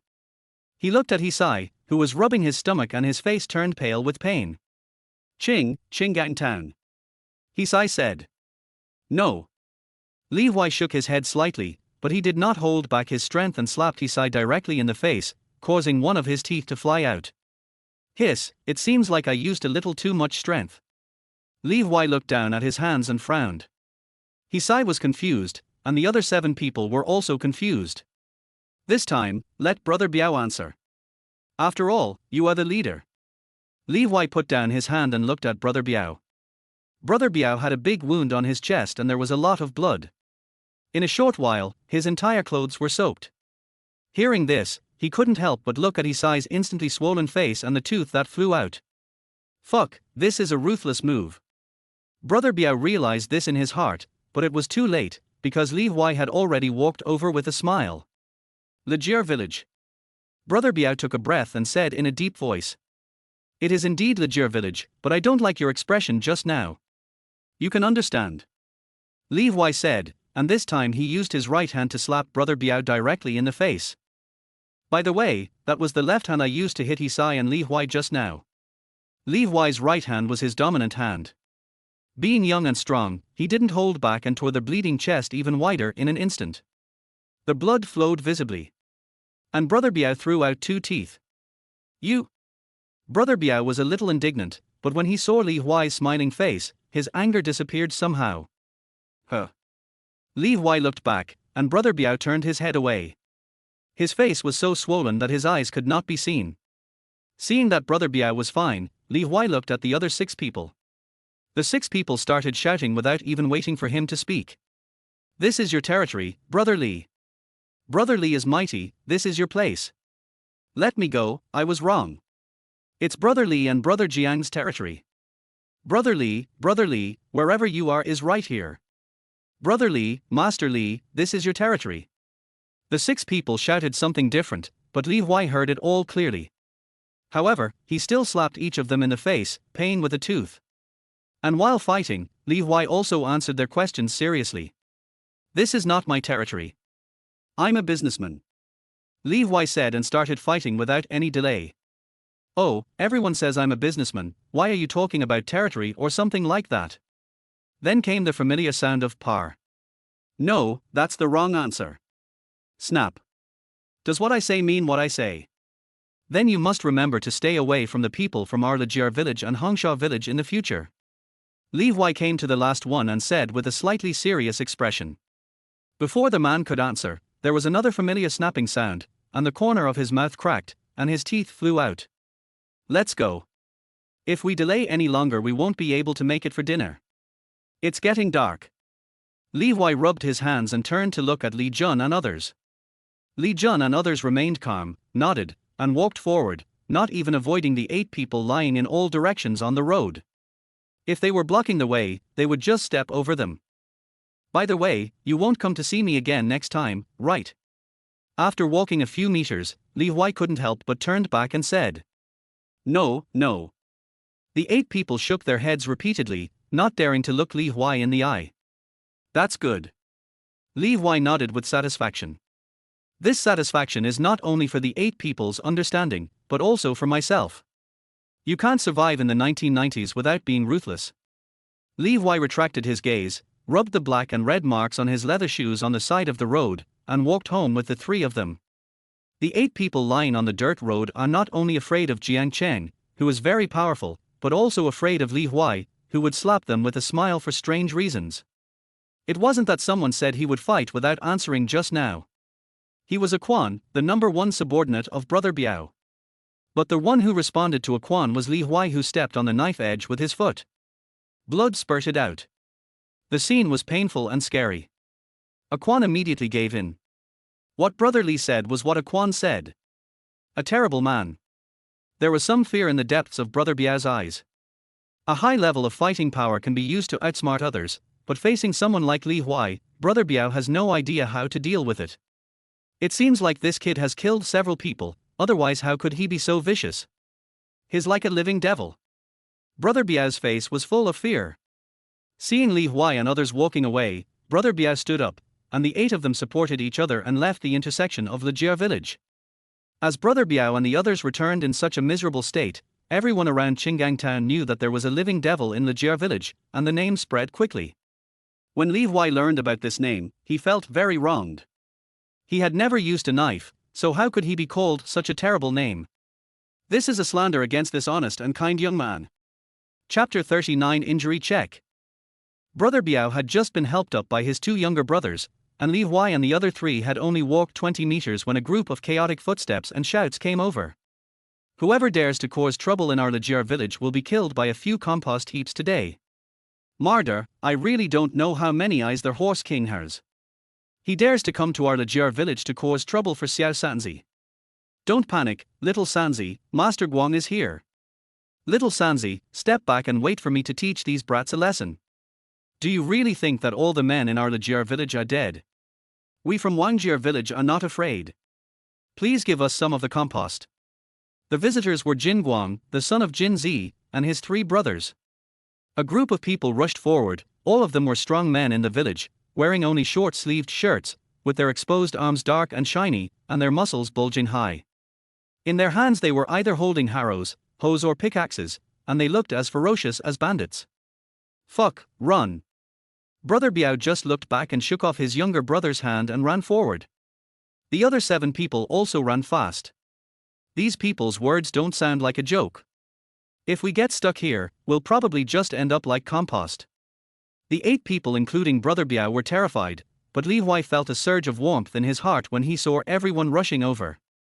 These people didn't have much interaction in their previous lives, but none of them spread gossip. They would just sigh when they met him and look at him with a look of disappointment. Xiao Sanzi, are you okay? Carpenter Li was pushed behind by Uncle Guang because he was a step slower. It's okay, Uncle Guang. Li Huai said with a smile. Where are those little brats? Li Chundao asked. Xiao Sanzi, who is he? Village Chief Li Qianhe also spoke.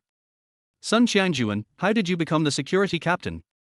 People have come to our village, but you didn't even know about it.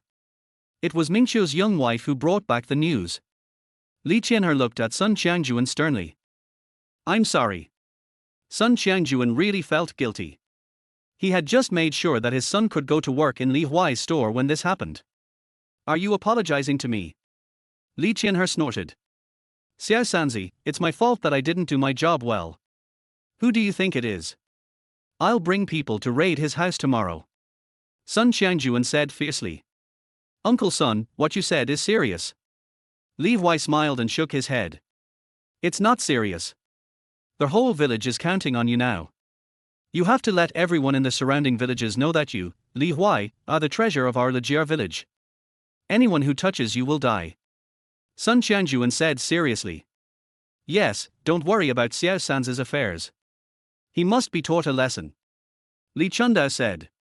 These bastards must have forgotten the time when I, Li Qiangguan, fought against bandits. Uncle Guang also had a cruel look on his face. That's right, Xiao Sanzi, you can't be too kind.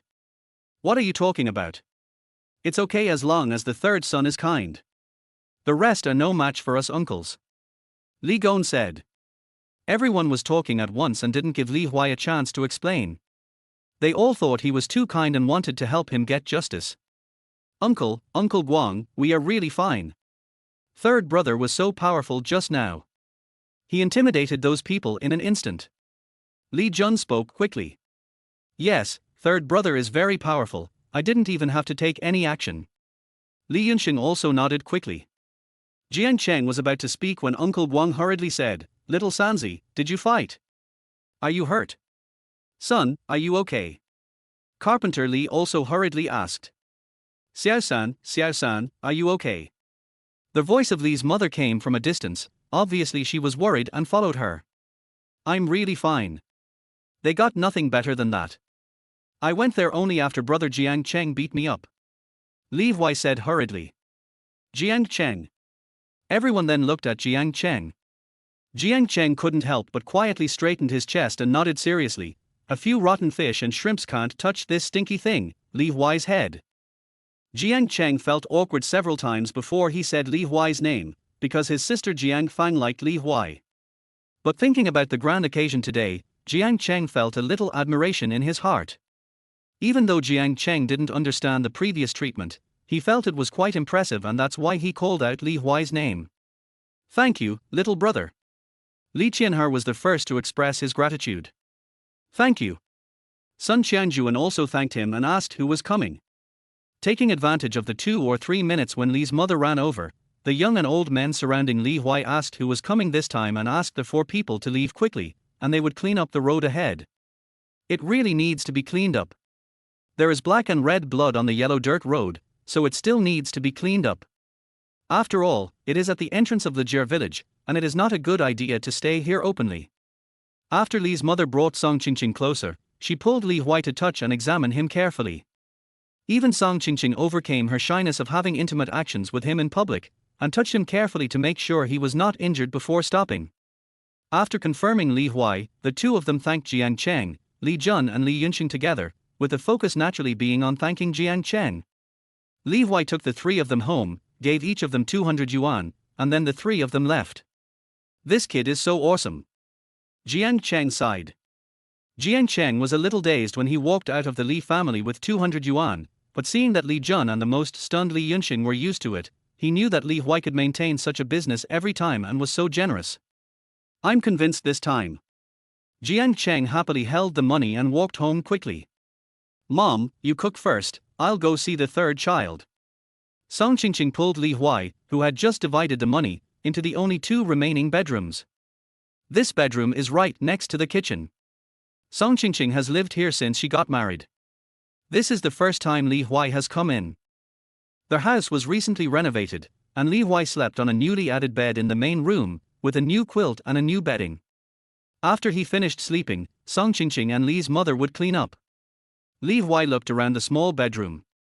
The quilt was thin and faded, and there were only a few pieces of clothes. He could see everything at a glance. It seems that the whole family needs to buy new clothes and pants. Fortunately, I have already bought them. I will give them to my sister-in-law in the evening. Li Huai said to himself. The cloth shoes beside Song Qingqing's bed were the kind that had been patched over and over again, but the whole room was very clean and even had a faint fragrance.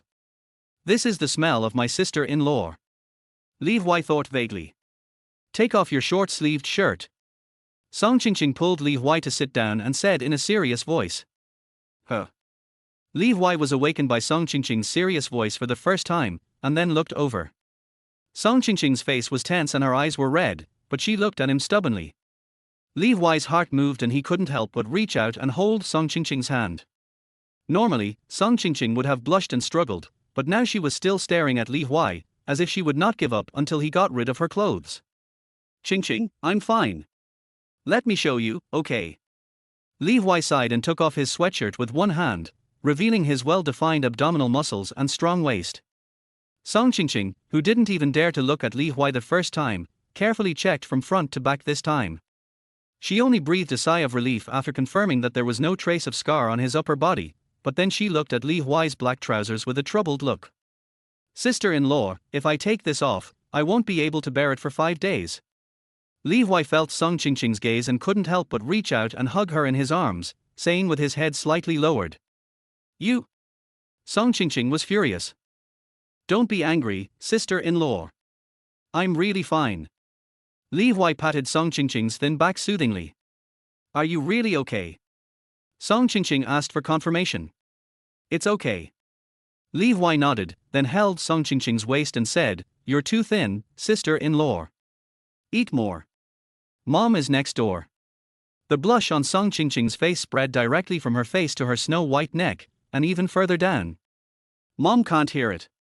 Li Huai had sensitive ears and heard that Li's mother was chopping bones. She really couldn't hear it. Well, that won't work either. I have to treat the villagers to a simple meal later. After all, they all came to help. Song Qingqing continued to shake her head. Okay, let's do it for a while.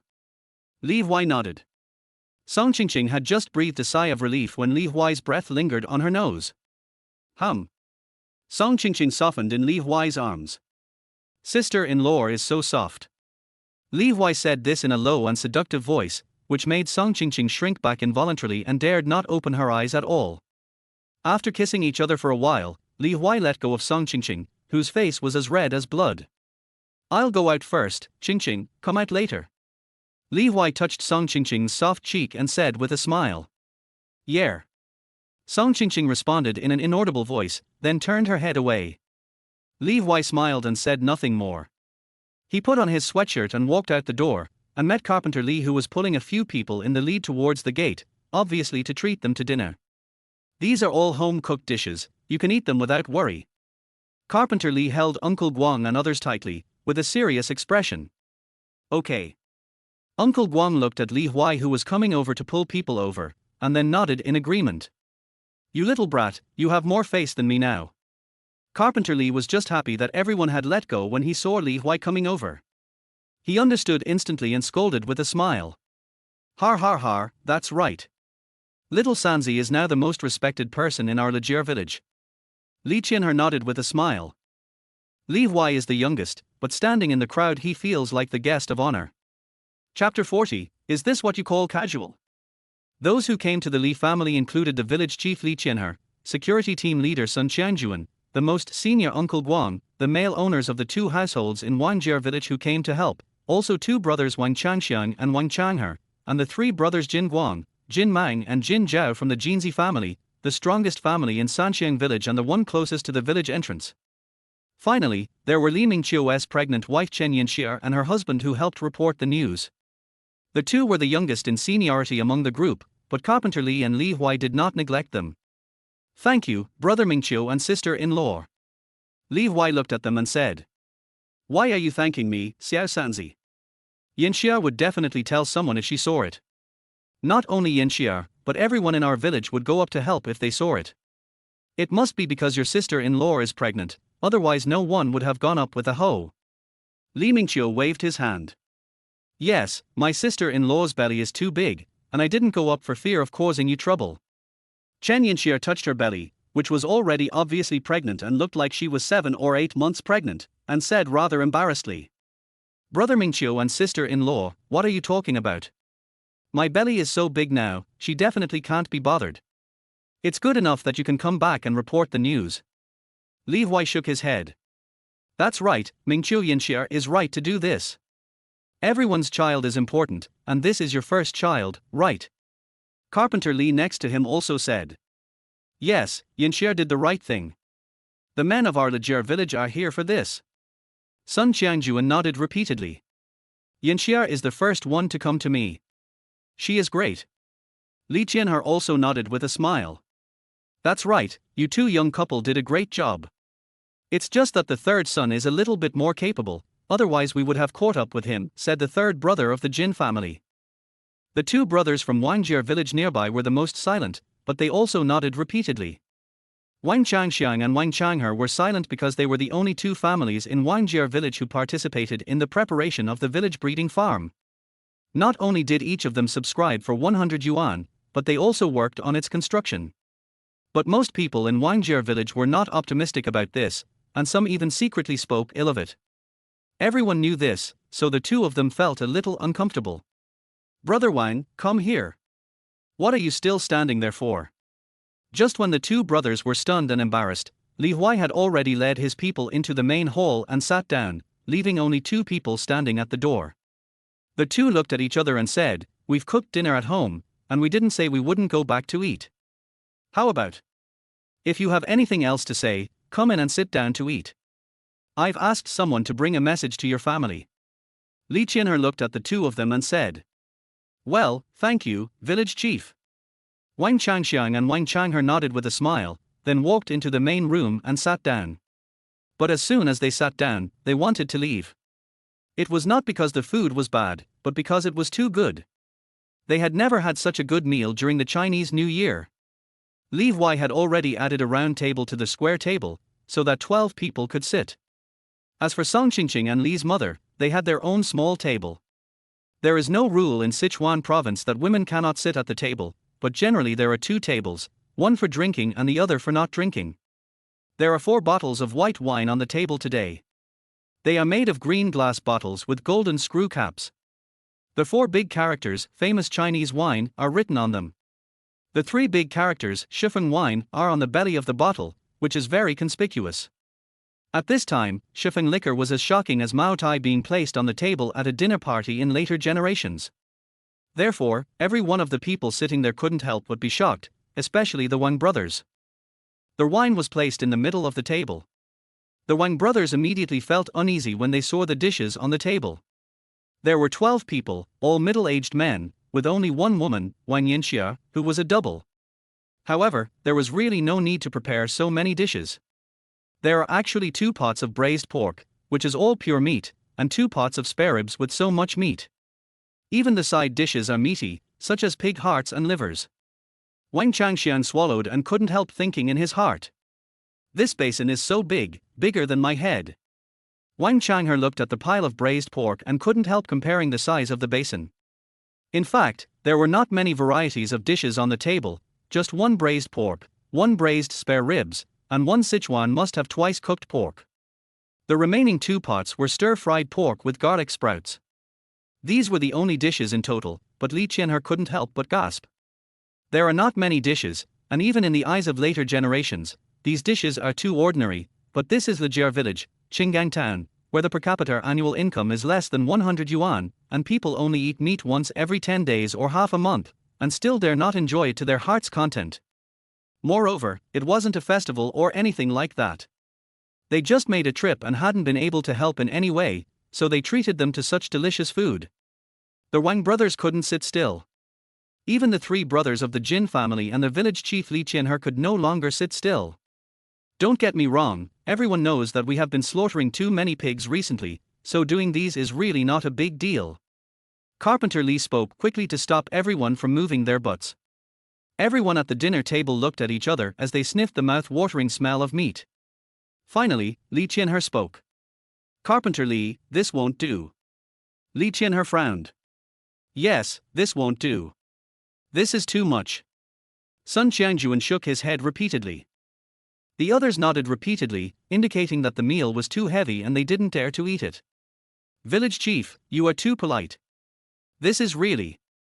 Carpenter Li wanted to explain something, but was interrupted by the village chief. We couldn't help this time, and Xiao Sanzi is from our village. The village should step in to handle this matter, said Li Qianhe. Yes, I haven't fulfilled my responsibilities as a security guard. Sun Qiangjuan nodded. I just notified the village chief. Chen Yanxia on the side also said quickly. We didn't see the troublemaker, said the 3 brothers of the Jin family. That's right. The Wang brothers also said. We dare not waste it like this. Uncle Guang said repeatedly. Uncle Guang, Uncle Sun, Uncle Jin, Uncle Wang, Brother Mingqiu and sister-in-law, you have misunderstood. Li Huai grabbed his father who wanted to speak again, and stood up and said. Carpenter Li really didn't think it was a big deal. This dish was indeed a home-cooked dish, because for the past 20 days or so, the family had been cooking according to Li Huai's taste, and these were dishes they ate often. It's just that the weight is bigger this time. Carpenter Li muttered to himself. What's the misunderstanding? Asked Uncle Guang. I've already told my uncle about this. In the future, we in Lijiao village will also have to eat meat every meal, so isn't this a good time to let everyone experience it in advance? Li Huai said with a smile. Har har har, you kid. Uncle Guang was stunned at first, then burst into laughter. What about this wine? I know that Shifeng wine is not cheap. Uncle Guang pointed at the wine on the table. Let's try the wine in the city and see what's the difference between it and our local wine. Li Huai responded calmly. It's too expensive. Uncle Guang shook his head. Uncle Guang, if you don't drink this wine, it will belong to my dad alone. Li Huai joked with a smile. That's right. I brought this wine out to entertain guests. It's a gift from my 3rd son. If you don't drink it, I'll take it back. Carpenter Li said hurriedly. I must drink your wine. Li Qianhe said then. So it's your wine, Carpenter Li. We have to try it. The 3 brothers of the Jin family laughed.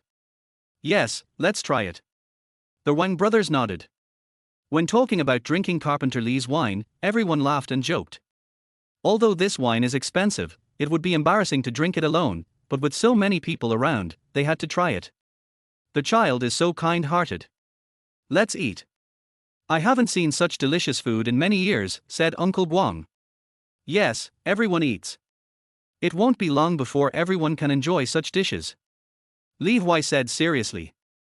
The people at the dinner table couldn't help but look at each other, and then they all raised their chopsticks after Uncle Guang started eating first.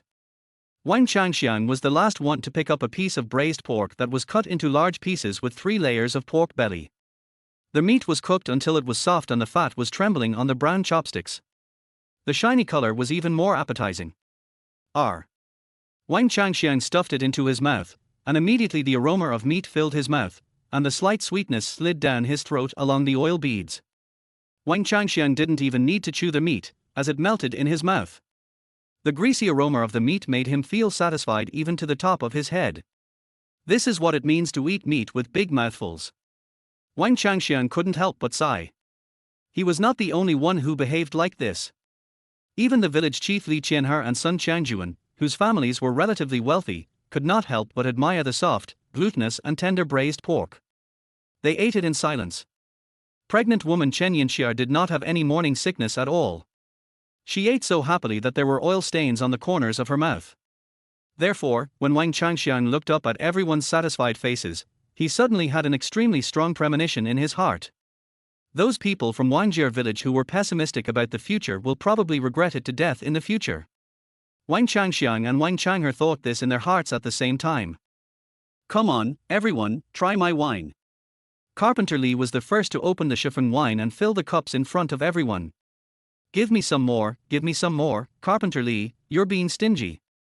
Sun Qiangjuan urged with a smile while holding up the glass to receive the wine. Just drink some. Do you really want me to drink all 4 bottles? Carpenter Li glared. Of course. If you put it out there, we will definitely help, right? Sun Qiangjuan looked at everyone and asked.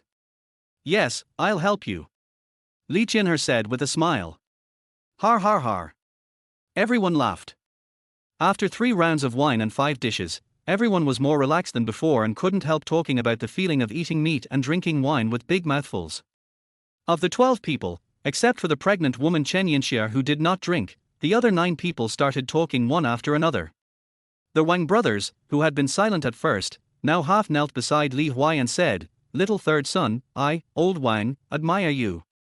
You are living like a human being now. That's right. I, old Wang, also admire you, the young man.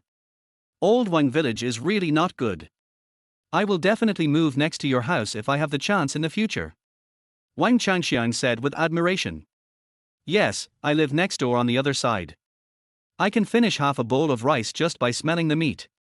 Wang Changhe also drank drunkenly. So I'm treating you to meat, but you two want to be like the Wangs next door, one on my left and one on my right. Li Huai was speechless. Chapter 41 New Clothes. The joke about Lao Wang next door doesn't exist now, so Li Huai didn't say anything. He just patted the 2 of them on the shoulders to comfort them. In the past, if Li Huai had just raised his hand like this, Carpenter Li would have slapped him in the face. After all, Wang Changxiang and Wang Changhe were of the same generation as Carpenter Li, and it was really disrespectful for Li Huai, a junior, to slap them like this. But it's different now. After Li Huai finished filming, the 2 of them nodded happily. Xiao Sanzi, you are really good. This is it. Wang Changxiang gave a thumbs up. What this and that? If you ask me, he is the best. You are the right one to follow. Wang Changhe also patted Li Huai's shoulders and said repeatedly. This meal, which was considered an exceptional meal by everyone, lasted until the moon was at its highest point. Not a drop of the 4 bottles of chiffon wine was left for Carpenter Li, who drank them all. However, Carpenter Li was still happy. After all, he had been envied the entire night. Without him saying a word, everyone praised him and Li Huai one by one. Every word he heard was what he loved to hear. Carpenter Li's smile was harder to suppress than AK's. I was so happy that I was laughing even after washing up and lying on the bed. You old man are still laughing in your sleep. Li's mother scolded with a smile. I'm happy that my 3rd son has made great progress. Carpenter Li said happily. What? Is it your responsibility alone to make the 3rd son successful? Mother Li glared. You will definitely be involved. Carpenter Li patted Mother Li soothingly. Xiao Sanzi is like me, brave, careful and smart. Mother Li said happily. Who says it's not? I have all of these. Carpenter Li whispered. You are talking about the boss. Mother Li suddenly thought of Li, who had not been heard from for 3 years, and could not help but speak. Why are you talking about him on a good day? It's bad luck. Carpenter Li glared angrily. What nonsense are you talking about? He's our son. Li's mother was dissatisfied. The palms and backs of the hands are all made of flesh and blood. Now that her youngest son has become successful, Li Shufan has less to worry about. Naturally, she thinks of Li who went out to join the army at a young age. Carpenter Li had his eyes closed comfortably, but when he heard this, he opened his eyes and looked at Mother Li. Seeing that she looked sad and worried, he sighed. I didn't want to tell you, an old woman, but since you insist on knowing, I'll tell you, said Carpenter Li. You old man Li, you are hiding something from me.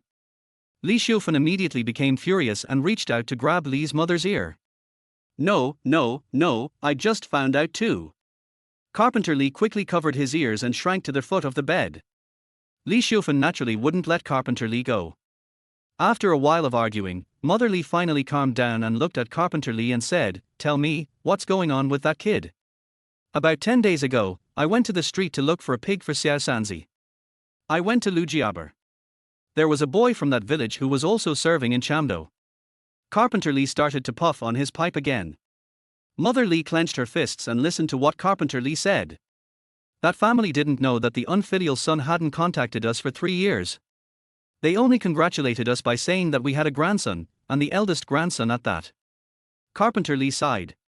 What did you say? Li Xiufan exclaimed, then thought of her little son not far away and lowered her voice again. That boy got married a long time ago, and even his unknown grandson is already 4 years old. Carpenter Li snorted and laughed. Li Xiufan covered her mouth, her eyes filled with tears, and filled with concealed anger, sadness and disappointment. Okay, from now on, just pretend that you don't have this son. Carpenter Li said firmly. 4 years old, doesn't that mean she came home earlier than Qingqing, said Li's mother. The unfilial son is very capable. He never mentioned this matter when we contacted each other before. I just heard it from others. Carpenter Li took a deep puff of his cigarette. How could this happen? We have never done anything wrong to the child. Mother Li was puzzled. I heard that he got a promotion. Carpenter Li didn't finish his words, but his mother understood. This means that Li got promoted and married the daughter of a wealthy family, but he kept it a secret because he was afraid that these old country couple would take advantage of him. So you knew about this before their house was being renovated? Mother Li couldn't help but ask, suddenly remembering that Carpenter Li was unusually unwilling to even leave a homestead for Li. Yeah.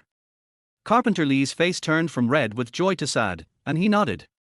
Okay, just consider that my belly was unreliable and only gave birth to one son, Xiao Sanzi, for you. Mother Li beat her belly angrily. Okay, we still have our third son. You don't know how much this child has made me proud today. Carpenter Li took Mother Li's hand and began to talk about what happened at the dinner table. Mother Li listened while crying, and finally laughed. On the other side, Li Huai, who was surrounded by Carpenter Li's flattery, was pretending to be crazy under the influence of alcohol, hugging Song Qingqing's slender waist and burying his head in her chest to pretend to be asleep. Third brother, let me go, wipe your face and go to sleep. Song Qingqing persuaded again with a flushed face. Sister-in-law smells so good, I don't want to move. Li Huai's muffled voice came from Song Qingqing's chest. The two of them sitting and standing like this were quite harmonious. All you had to do was ignore Song Qingqing's red face. After a while, Song Qingqing felt like she could fry an egg on her face, and Li Huai let her go, but he also took her hand. Sister-in-law, these are the clothes I brought for you. Mom and Dad, you will wear new clothes tomorrow. Li Huai took Song Qingqing to a covered backpack and took out a skirt and small leather shoes. Here. Li Huai stuffed the skirt and shoes into Song Qingqing's arms, then let go so that she could take a closer look at the clothes. Can I wear this? Song Qingqing carefully placed the clothes on Li Huai's bed, not daring to touch them. Just when Li Huai handed it to her, she felt that she didn't know what material the skirt was made of. It was light blue and extremely smooth and comfortable to touch. It even had a slim belt. Try the shoes and your feet. Auntie's shoes are size 36, right? Li Huai said with a smile. Yes, it's 36, but I won't try it. Song Qingqing shook her head and looked at the snow-white leather shoes. She didn't even dare to touch them, let alone try them, for fear that they would get dirty like her skirt. There are not many styles of clothes in Chengdu, so just wear these and we can buy better ones later. Li Huai said. Isn't this beautiful? Song Qingqing was surprised. This light blue skirt is very beautiful and elegant in color. In a village where everyone is wearing tacky floral shirts or khaki or shit green colors, it is like white moonlight. Try it on quickly. If it doesn't fit, I can change it. Li Huai urged. Is it really for me? Song Qingqing asked after hesitating for a while. Of course. Li Huai nodded seriously. Then I'll wear it during the new year. Song Qingqing said with determination. Poochie. Li Huai couldn't help laughing. Third brother. Song Qingqing was dissatisfied. Auntie, it's going to snow during the new year. Why are you wearing a summer skirt? Li Huai asked, pointing to the thin fabric of the skirt. Song Qingqing's face suddenly turned red, and she turned her head away without saying anything. Try it now, this is my heart. Li Huai has now mastered the skill of sweet talk without any instruction, and he can talk non-stop while looking at Song Qingqing's shy face. So, Song Qingqing finally changed into a whole set in a daze and showed it to Li Huai. When she came to her senses, she was so shy that she didn't even pour the foot-washing water for Li Huai and hid in her bedroom. Sister-in-law is so beautiful. Li Huai lay on the bed thinking about the scene just now. The dim 15-watt light shone on Song Qingqing's porcelain white cheeks, creating a beautiful halo. Her arms were well proportioned, her knuckles were slender, and her exposed calves were dazzlingly white. Her small feet were wrapped in white leather shoes. She stood as gracefully as a pink and blue lotus, fresh, elegant and beautiful. With this picture of beauty in mind, Li Huai fell asleep. After all, he had to get up early and go out tomorrow. Because he was busy with business recently, Li Huai was the first to go out, but after breakfast, he put the new clothes and shoes for Carpenter Li and Li's mother in the main room, and asked Song Qingqing to let the two old men wear them, and he would be able to come back to see them later. Of course, Song Qingqing was also required to wear new clothes and shoes. She initially refused to agree, but was finally agreed after being pressed into the corner by Li Huai for a long time. Therefore, everyone was surprised when Song Qingqing walked to the place where she usually washed clothes wearing a light blue skirt that reached her calf and snow-white leather shoes.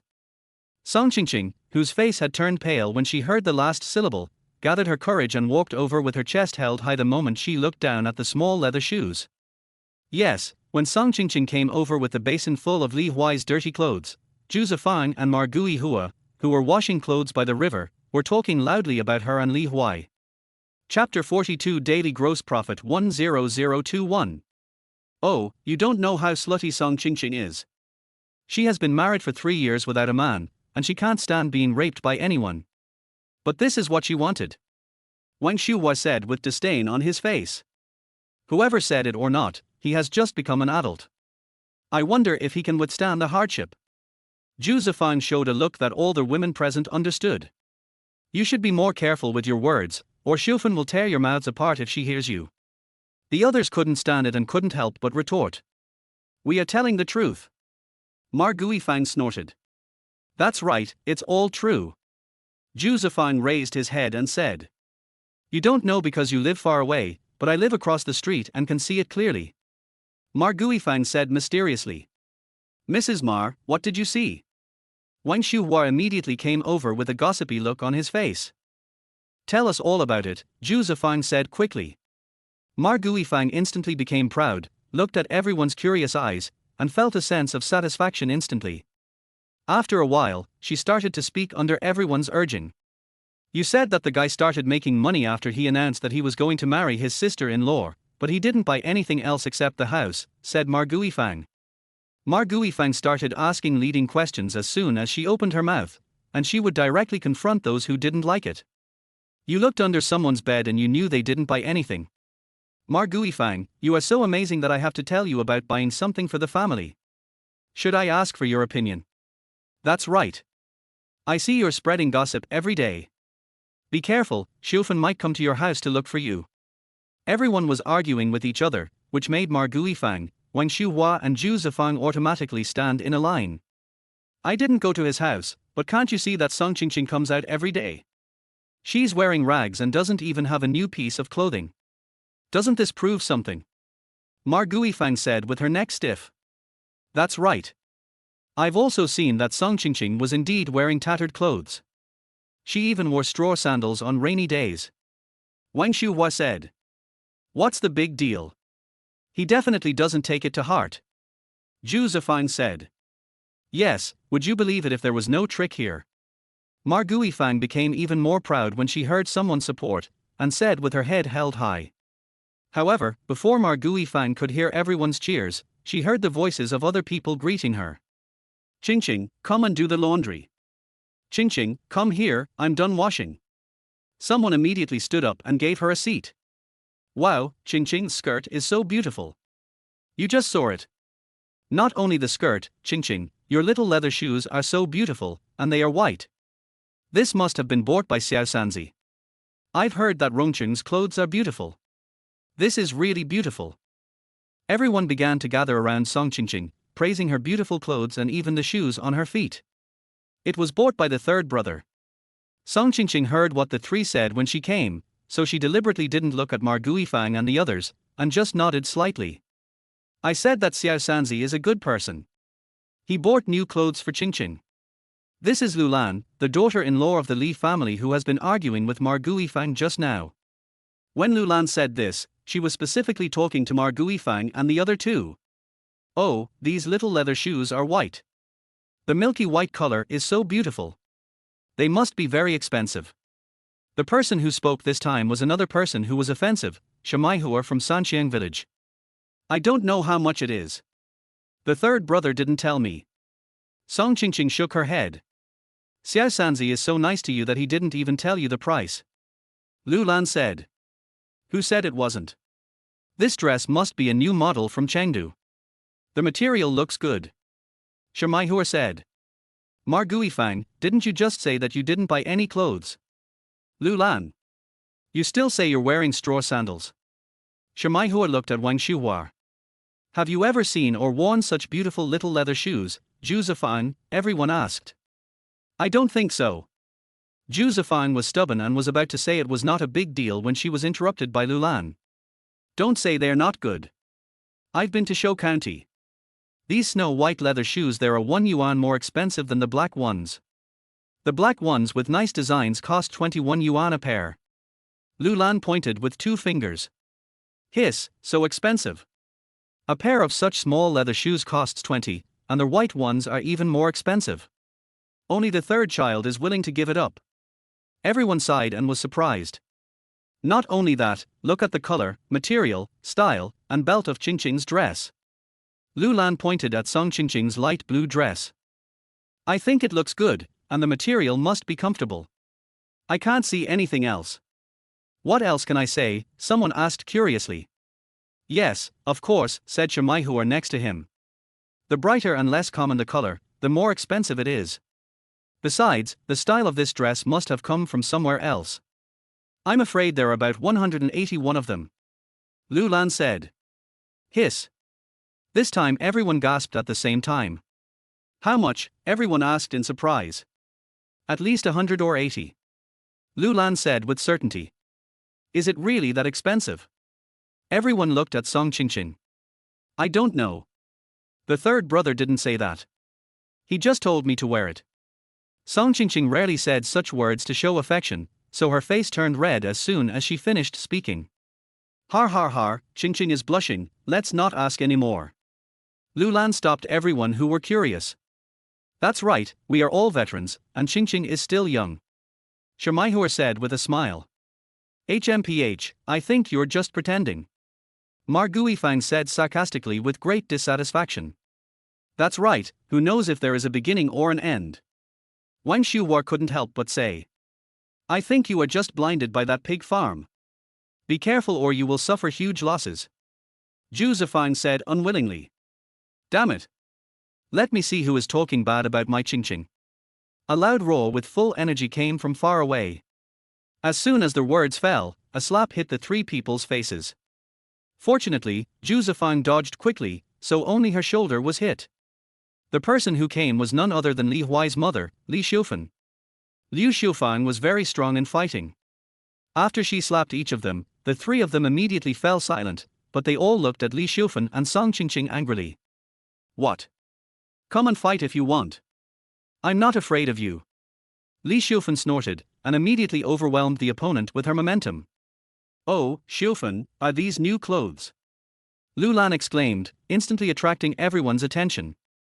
Li Xiufan was also wearing a royal blue short-sleeved shirt. The material was straight and looked expensive. The black women's trousers on the lower body were also well shaped, and on her feet were a pair of comfortable black soft leather shoes. After putting on this new dress, she no longer looks like an old country lady, but rather like a city person. It's a new dress, bought by my third child. It looks nice, doesn't it? Li Xiufen suddenly became proud. It looks good. This is just right. These leather shoes look nice too. Hua nodded repeatedly. I can really see it, it's different from the leather shoes we usually see, someone asked curiously. It's definitely different. My son bought it from the provincial capital. It's made of soft leather and very comfortable to wear. Li Xiufen demonstrated it directly on the spot and said. What's so great about that? Zhu Zifeng yelled, and seeing everyone surrounding Li Xiufen, he didn't dare to say anything more and ran away quickly after yelling. The same was true for Wang Shuhua and Ma Guifang, who ran very fast. If I hadn't been wearing new clothes today and didn't want to get them dirty, I would have torn your three mouths apart today. If you dare to talk nonsense again, I'll beat you next time. Li Xiufen also shouted. Now the three of them ran even faster. The three of them were already not welcome, and when Li Xiufen, the backbone, came, the three of them were really afraid that these people would unite and beat them up, so they ran away very quickly. As the three of them left, the atmosphere at the washing station by the river became more harmonious. Those who were about to leave after washing stopped and instead gathered around Li Xiufen and Song Qingqing, admiring their new clothes. Li Xiufen is much better at showing off than Song Qingqing. She explained the clothes to everyone in detail and even let everyone touch and feel the material with a reluctant look on her face. The atmosphere was very lively. Xiao Huai is so nice. Song Qingqing couldn't help but stroke her hair, and felt some confidence from the bottom of her heart. Carpenter Li on the other side naturally did not miss the opportunity to show off. He put on new clothes, put on his old pipe, and took a pack of 40-cent Dakian men's cigarettes to show off to their whole village. Yes, Carpenter Li had a bigger vision. He just walked around the village. Here, the three members of the Li family were showing off the new clothes that Li Huai bought, while on the other side, Li Huai was looking at Pan Wei outside the door, who was excitedly giving an opening speech. Yes, it is open for business. Li Ji braised pork in Chengdu is officially open for business. All three branches are open for business. The braised meat has been prepared since yesterday. One store has prepared 500 kilograms of braised meat, not to mention eggs, braised chicken and braised offal. We have an opening discount. Our store is a franchise store of Li Ji braised pork. The taste is the same. If you don't believe it, you can try the free braised peanuts. The braised peanuts are also free to try today. Pan Wei said according to the script. Does the boss have any discounts? The onlookers asked loudly. Yes, there's a discount for opening the store. The best braised pork belly, the fatty kind, is 3.8 yuan per pound, which means 20 cents less per pound. The more you buy, the more you earn. Pan Wei said immediately. And our eggs have also been reduced in price today. You can buy an egg for 40 cents. This price will only be used for 3 days, and the original price will be restored after 3 days. Pan Wei said. It's 20 cents off per pound. Buy more today. As soon as these words were spoken, old customers flocked to the store door, eager to buy. The rest of those who haven't eaten it are a bit curious. It's just a braised meat shop. There are many of them in Chengdu. Why are you so excited? The person who asked this question was Cheng Kuei, who happened to be strolling near Pancheng Steel. He actually lived near Sichuan Conservatory of Music and didn't know about the popular Li Ji braised meat in the past half month. You don't know, this braised meat is delicious, fat and sticky, with a unique fragrance, and fresh. The person who was spoken to was Hu Jun, an engineer from Pancheng Iron and Steel. Is it really that delicious? Cheng Kuei was a little bit unbelievable. Of course, if you look at the people queuing up in front, they are all from Pancheng Steel, because Boss Li started selling at the gate of our factory. Hu Jun even felt a sense of pride when talking about this. Then I want to try it too. Cheng Kuei said. But Hu Jun didn't say anything, because after he finished speaking, he hurried to queue up, fearing that he would be too late to buy it. I don't know if there is much preparation today. There are more people here today than at the factory gate. Hu Jun was a little worried. It is the nature of Chinese people to watch the fun, so in a short while the store was surrounded by people in 3 layers inside and outside. Time passed quickly in the business. Li Huai's own shop located in the back alley of Pancheng Steel was not open for business. After all, he planned to use it as a transit point and was also waiting for the landlord. The landlord was quite busy with immigration procedures recently, so although he agreed to sell the shop, he had not actually met the landlord yet. In the store, Pan Wei was collecting money himself, while the other three younger brothers were helping to cut and pack the meat. They were almost too busy to handle it. It was only after all the braised meat was sold out that they finally reacted. And it's only about 2 o'clock in the afternoon. How is it? Li Huai walked forward and asked. Brother Li. All sold out, all sold out. Pan Wei said in shock. Discounts will stimulate everyone's desire to buy, and you are a new store. Li Huai nodded. Yes, I thought I was going to lose money at first. Pan Wei scratched his head embarrassedly. Don't worry, it's impossible. Li Huai said. It's not a loss. Just today, the turnover exceeded 4,000. Pan Wei was a little shocked when he thought of this number. Now Pan Wei is completely convinced by Li Huai. He is convinced just because of the money that fills for drawers. Brother Li, can our supply agreement and the use of this sign be extended for a longer period of time?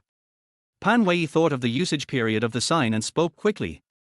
The 10,000 yuan that Pan Wei and Quan Dao used only bought 3 years of use of the Li Ji braised pork trademark. Originally, Pan Wei felt that he was being coerced for fear of losing money, and that he was just looking at the dark side and the daily income of a few hundred yuan, but now he feels that it is not enough. We'll talk about it when the time comes. Li Huai smiled mysteriously and didn't agree at all. Brother Li, please think about it. The shop on Chuanxi Road can be signed the day after tomorrow. You can trust me to handle the matter. Pan Wei said hurriedly. Okay, we'll sign the contract the day after tomorrow. Li Huai nodded, then turned around and left with Li Jun, Li Yunxing and Jiang Cheng. The second batch of braised meat needed to be delivered. It's only 2 o'clock in the afternoon, and we can't miss the evening business, so the second batch of braised meat is still being braised in the closed shops. Brother Li, do you still have the meat from that afternoon? Pan Wei asked hurriedly. Yes, just wait to receive the goods. Li Huai nodded. After Li Huai finished speaking, Pan Wei couldn't wait to stuff the money into his hands, fearing that if he was a step slower, Li Huai would not supply him with goods. After busy delivering the braised meat again, Li Jun couldn't help but speak on their way home. Third brother, will our show county be so popular by then? Li Jun couldn't help but feel a little longing. As soon as Li Jun opened his mouth, Li Yunxing and Jiang Cheng beside him also looked over. Jiang Cheng has long been convinced by Li Huai, so he follows Li Huai wholeheartedly. This is also the key to bringing so many people this time. After all, there are many powerful laborists. Yes. Li Huai said affirmatively. Just copy the routine from Chengdu. Li Huai thought to himself as he thought about Li Dao, who was carrying 100 kilograms of braised meat to Shou County. Although it's just supply, the gross profit today is over 10,000. Li Huai couldn't help but touch his backpack. Today's gross profit is 10,021. This number was just counted by Li Huai. It is more than what he could have made working alone with Li Jun and Li Yunxing. It turns out that we still need to form a scale. Li Huai said inwardly. Chapter 43. Stay calm. The three of them still returned to the Li family under the leadership of Li Huai. The Li family, located on the side of the village road, now has 5 large blue brick and tiled houses. It seems that the construction period will be completed only after the final finishing. It's quite conspicuous in the village. Li Huai stood at the door and couldn't help looking around. The houses in the entire Lijiar village still have half-thatched and half-tiled roofs, and the walls are made of yellow mud and large stones. Li Huai's house is originally located on a high place, so these 5 large blue brick and tiled houses are extremely conspicuous. It's conspicuous and really beautiful. Li Jun nodded. I will also build this house when I get married. Yes. Li Yunxing nodded. That's right. Jiang Cheng also nodded. The house in the village can be repaired, but I suggest you follow me and buy a house in the city. Li Huai said. Cheng, buy a house in the city. Jiang Cheng was surprised. Jiang Cheng had followed Li Huai the shortest time and didn't know that Li Huai was planning to buy 2 properties, so he was very surprised. Yes, the city will definitely attract a lot of people in the future. With more people, there will naturally be a need for more houses. Then the housing prices will definitely rise sharply. Li Huai used the simplest words to talk about future housing prices. When the three of them heard this, they immediately became thoughtful and actually calculated the possibility of buying a house in the city. Third brother, I'll listen to you. I'll save the money first and buy a house in the city. Li Jun responded immediately. I want one too. Li Yunxing also nodded. Then, I will buy it in the city too, let's buy it together. Jiang Cheng thought for a while and said. Okay, when I get married, I will take you to do a big business and buy 10 or 8 sets from him. Li Huai said with a smile. Okay. The three of them nodded in unison. When it comes to doing business, even Jiang Cheng no longer doubts Li Huai. The shock of the past few days has been so great that he has begun to blindly believe that Li Huai is definitely a master in business. The first thing to do when we get home is to divide the money. Jiang Cheng's salary is the same as Li Jun and others, which is 2,000 yuan a month, and it will increase every month in the future. Because it was the first month, Li Huai did not choose to send it out at the end of the month, but agreed to send some to everyone every day, so that everyone could explain to their families. Even though Li Jun and Li Yunxing had already said that there was no need to explain, Li Huai still sent it out like this. After all, the newcomer Jiang Cheng might need it. Jiang Cheng felt that apart from being somewhat useful on the first day, he had little room to display his abilities in the following days, so he followed Li Jun and Li Yunxing to do manual labor and cleaning work. Isn't this another case of washing the fire barrel as soon as you enter the door and leaving only after you are done cleaning? These few days are really equivalent to a year's worth of my money. Jiang Cheng couldn't help but sigh as he held the newly acquired 200 yuan. Brother, what year? Jiang Fang's voice came from in front. Only then did Jiang Cheng realize that he had unknowingly walked to the door of his home. The brother and sister's home is not far from the entrance of Hongsha village. Hongsha village is across 2 hillsides from the Jer village, with a straight line distance of 8 kilometers. For farmers who are used to walking on village roads, this distance is not far, so Jiang Cheng arrived home before dark. I'm talking about money. Jiang Cheng patted his sister's head. He, I am the third brother and I am really awesome. Jiang Fang raised his head and said proudly. Jiang Cheng looked down at his sister's face, which was full of pride for Li Huai, and couldn't help but sigh. Sister, Li Huai is indeed a capable man, but you. Brother. Jiang Fang interrupted Jiang Cheng before he could finish. Okay, I won't tell you. Then what do you plan to do? He is going to marry Song Qingqing in 3 days. Jiang Cheng asked. Jiang Cheng developed respect for Li Huai and no longer called Song Qingqing sister-in-law. Instead, he called her by her name, indicating that she was an independent individual and was not married to Li Huai as a sister-in-law. I know, Sister Qingqing and I have a good relationship. Jiang Fang turned and walked into their house while speaking. Girl, are you not going to give up? Jiang Cheng frowned. Brother, I know what I'm doing, don't worry. Jiang Fang said. Okay. Jiang Cheng wanted to persuade him again, but when he thought of Li Huai's income today, and how he completely suppressed the aura of Pan Wei, a second-rate guy who was obviously difficult to get along with, Jiang Cheng was speechless. With this look, personality, and ability, if I were a woman, I wouldn't be able to give up. Jiang Cheng muttered to himself. You little bastard, you've been to the city twice and you don't even notice me anymore. A loud roar startled the imaginary Jiang Cheng. Dad, what are you talking about? Jiang Cheng came back to his senses and saw his father sitting on a chair in front of the main hall with a serious look on his face. This looked like a call to question someone, so Jiang Cheng quickly recalled whether he had made any mistakes recently. Xiaofang, come with me. Jiang's mother stepped forward and pulled Jiang Fang away, who seemed a little confused. This made Jiang Cheng's bad premonition even worse. Jiang Daqiang, the father of Jiang Cheng and Jiang Fang, is the village chief of Hongsha village and is different from Li Qianhe. As a veteran, he is a man of his word. He insists on obeying orders at home and does not allow resistance to him. This is also the reason why Jiang Cheng is so powerful. One was taught personally by Jiang Daqiang, a retired scout. The second was purely the super reaction, speed, and adaptability developed from being beaten, and most importantly, endurance. Being beaten often naturally increases endurance. Dad, this is the money I earned recently, a total of 600, all given to you. Jiang Cheng simply took out all the money he had and handed it over. Even when sitting on the chair, Jiang Daqiang kept his back straight, looking quite intimidating without even getting angry. He just turned his head to glance at the money Jiang Cheng handed over and then looked at his son in front of him. Jiang Cheng is not tall, just 172 centimeters, but he has a strong body and flexible legs and feet, so he looks like he can barely survive.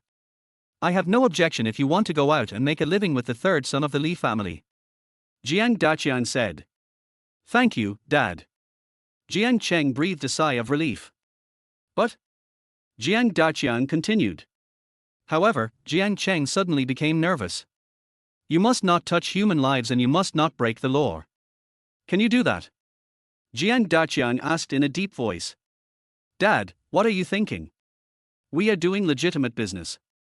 Jiang Cheng subconsciously said what Li Huai often said. HMPH. Jiang Daqiang snorted coldly and looked at the 600 yuan on the table. The meaning was self-evident. Jiang Cheng instantly understood his father's misunderstanding and said with a smile, Dad, Li Huai is a smart guy. How should I put it? He is very smart and always follows the right path. Jiang Cheng originally wanted to say something, but in the end he found that he was short of words. After thinking for a long time, he could only describe it as powerful, which was a bit dry, but it also emphasized that it was the right way. What about the fight a few days ago? Jiang Daqiang asked. Dad, you may not know about this. The whole village of Lejir village is making money now. I'm afraid they will have a prosperous year this year. This has attracted the attention of those hooligans on the street, so they started a fight. Jiang Cheng said. Jiang Daqiang instantly extracted two important pieces of information.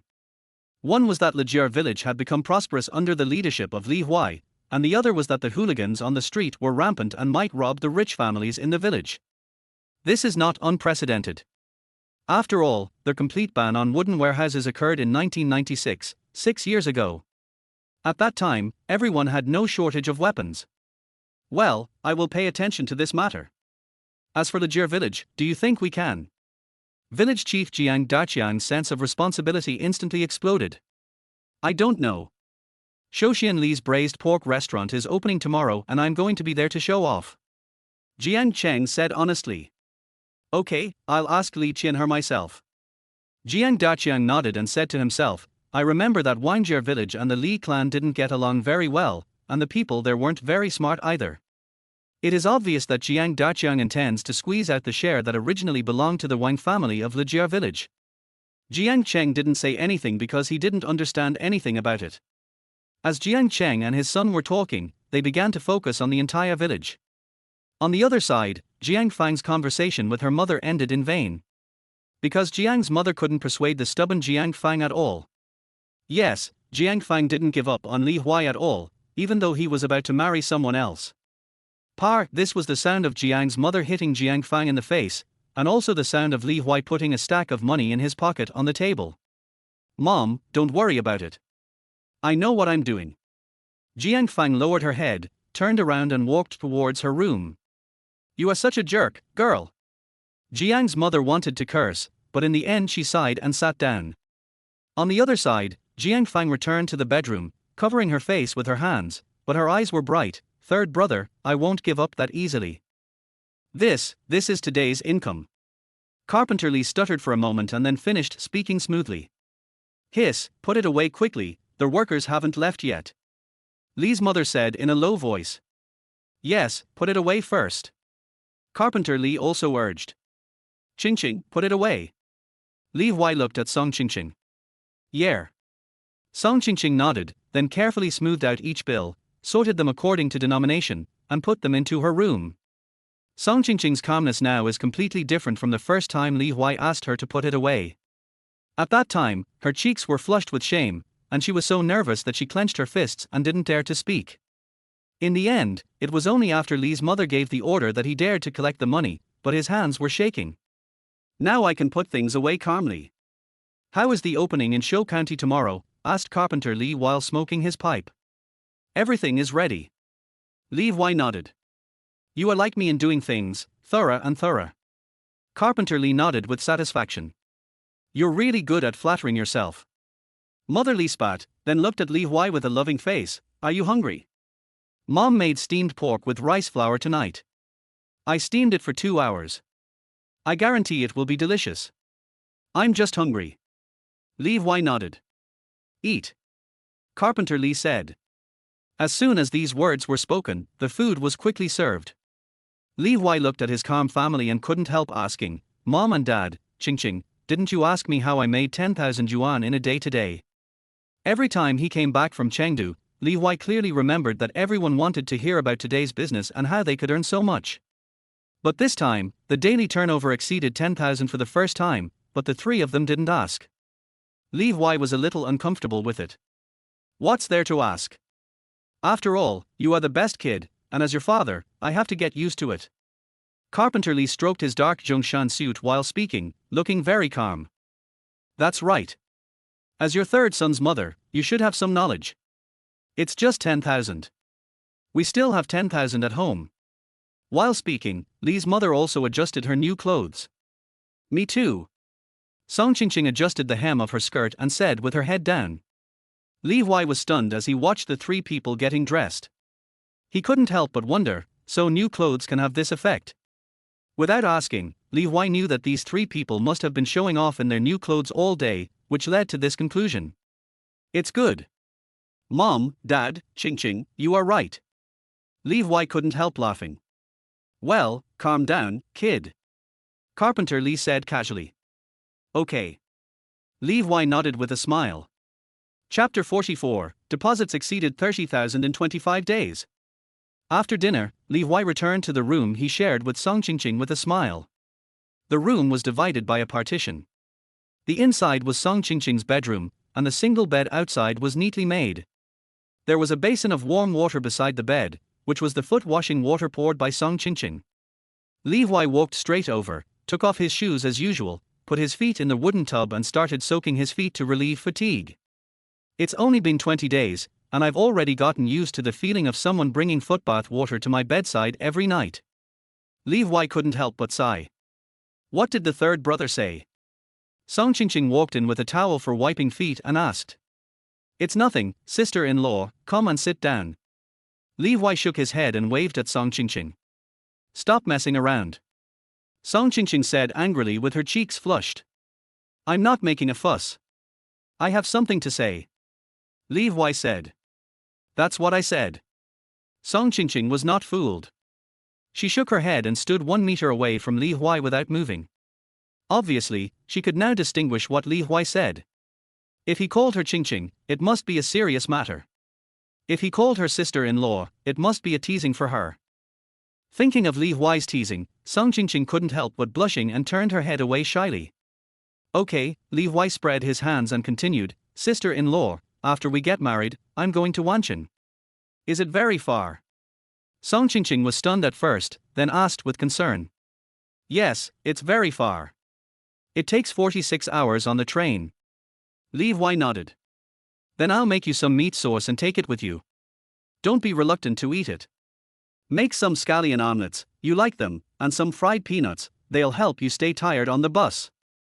Long trips are tiring, so we need something nutritious. Yes, and eggs are also needed. I heard that beef jerky can be stored for a long time. I don't know if it will be in time in a few days. I also don't know what the weather will be like over there, what kind of clothes to bring, and how to pack. Song Qingqing listed everything one by one, her brows full of anxiety. It doesn't take that much. I can be back in a week. Li Huai said, his heart softening. It's not comfortable to run around outside for a whole week. I'll ask my mom how to prepare. I have no experience. Song Qingqing said as she stuffed the foot towel into Li Huai's hand and turned to leave. No need. Li Huai quickly grabbed Song Qingqing's wrist. The wrist was extremely thin, much more delicate than the skin on the hand, smooth and slender, making people suspect that it would be broken if they used too much force. So thin. Li Huai said inwardly. Third brother, you can't be careless when going out. Song Qingqing disagreed.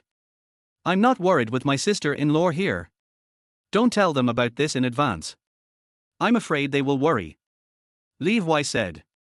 Li Huai spoke in a firm tone. He recalled the old couple's conversation when he went out to urinate that day and couldn't help but sigh in his heart. Yes, Li Huai knew in his previous life that his brother Li Li had settled down outside and had never returned since then, but he did not know the details. He really did not think that he could have married and had children in the past few years but kept it a secret from his family. It would be best if you never come back. Li Huai looked at the darkness outside the door with a sharp gaze. But I have no experience, and I'm worried that I'm not well prepared. Song Qingqing hurriedly held Li Huai's hand, as if to gain confidence. Sister-in-law is the most thorough, and I am also very capable, you have to believe me. Li Huai put aside Li Li's matter and put his arm around him to comfort him. Yeah. Song Qingqing nodded slightly, but her face was still full of worry. A poor family is rich on the road. Sister-in-law, I'm going to take most of the money away this time. Li Huai said. No. Auntie held Li Huai's chest, stood up straight, looked at Li Huai, and said seriously, take everything with you. Even a dime more is good when you go out. Okay, sister-in-law. Li Huai's heart was filled with tenderness and emotion. By the way, Xiaofang's brother is very powerful, so you can take him with you. Song Qingqing looked at Li Huai with shining eyes. Okay, I'll listen to my sister-in-law. Li Huai nodded and continued to look at Song Qingqing's wrinkled white face, thinking seriously. Then, Li Huai hadn't finished washing his feet until the water had cooled down. Finally, Song Qingqing remembered this and quickly asked him to wipe his feet, thus avoiding the consequences of soaking in cold water. Sister-in-law, please go and see how much money we have now. Li Huai patted Song Qingqing's shoulder. You earned all this. Song Qingqing said. There is also a share for sister-in-law. Have you forgotten the first day we went to Rongchen? Li Huai said with a smile. That's just a few dollars. Song Qingqing shook her head. That's also capital, and I don't have to worry about anything because my sister-in-law is taking care of the family. Li Huai paused and continued, so this is our money. Yeah. Song Qingqing nodded, then walked into the inner room with a blushing face and started counting the money. Song Qingqing only attended elementary school and could be considered literate, but not educated. However, she was very smart. Since she got married, she had been the one to pay the public grain tax, and she could calculate the accounts faster and better than Carpenter Li and his mother. Therefore, Li Huai was not worried at all that Song Qingqing could not count them. While making plans, Li Huai listened to Song Qingqing counting quietly in the inner room, and found it quite cute and reassuring. So this is what it feels like to have a wife. Li Huai said to himself. By the time Li Huai had roughly thought about the regulations for the 3 stores in Shou County tomorrow, Song Qingqing had counted the money and taken it all out. Song Qingqing was holding an old wooden box, about 50 centimeters in size, with a double-layer structure. The outer layer contained some nice-looking old clothes to hide it from others. The lower layer was open to reveal a large space, and the money inside was arranged very neatly. Third brother, including today's total, it's $31,821.35. Song Qingqing reported the exact amount. When Li Huai heard this number, he knew without asking that Song Qingqing had included the money he had given her in the past few days. Sister-in-law, you. Li Huai sighed. You said this is our money. Song Qingqing said stubbornly. Okay, then let's do it together. Li Huai nodded. Yeah. Song Qingqing was happy now and began to talk more specifically. Excluding the cost of buying meat every day, Shou County also spent 750 yuan on buying 3 shops. The shop in Shou County was bought by Li Huai himself, so tomorrow will be the official opening of Li Huai's own shop. These are necessary. Li Huai said. Yeah. Song Qingqing nodded vigorously to express her support. I'll take the whole number away when the time comes. Li Huai said. Okay. Song Qingqing wanted to say something, but seeing Li Huai was so serious, she didn't object. However, Li Huai would later discover that he had underestimated the woman's determination, because he took out money of varying denominations from strange places on the train. At that time, he felt warm and at a loss whether to laugh or cry. In 22 days, I earned 5 large brick and tile houses, over 30,000 yuan in cash, 3 shops in Shou County, a shop in Chengdu that I'll soon acquire, and a house over 200 square meters. Based on the lowest amount of 50,000, it is equivalent to a daily income of 2,000.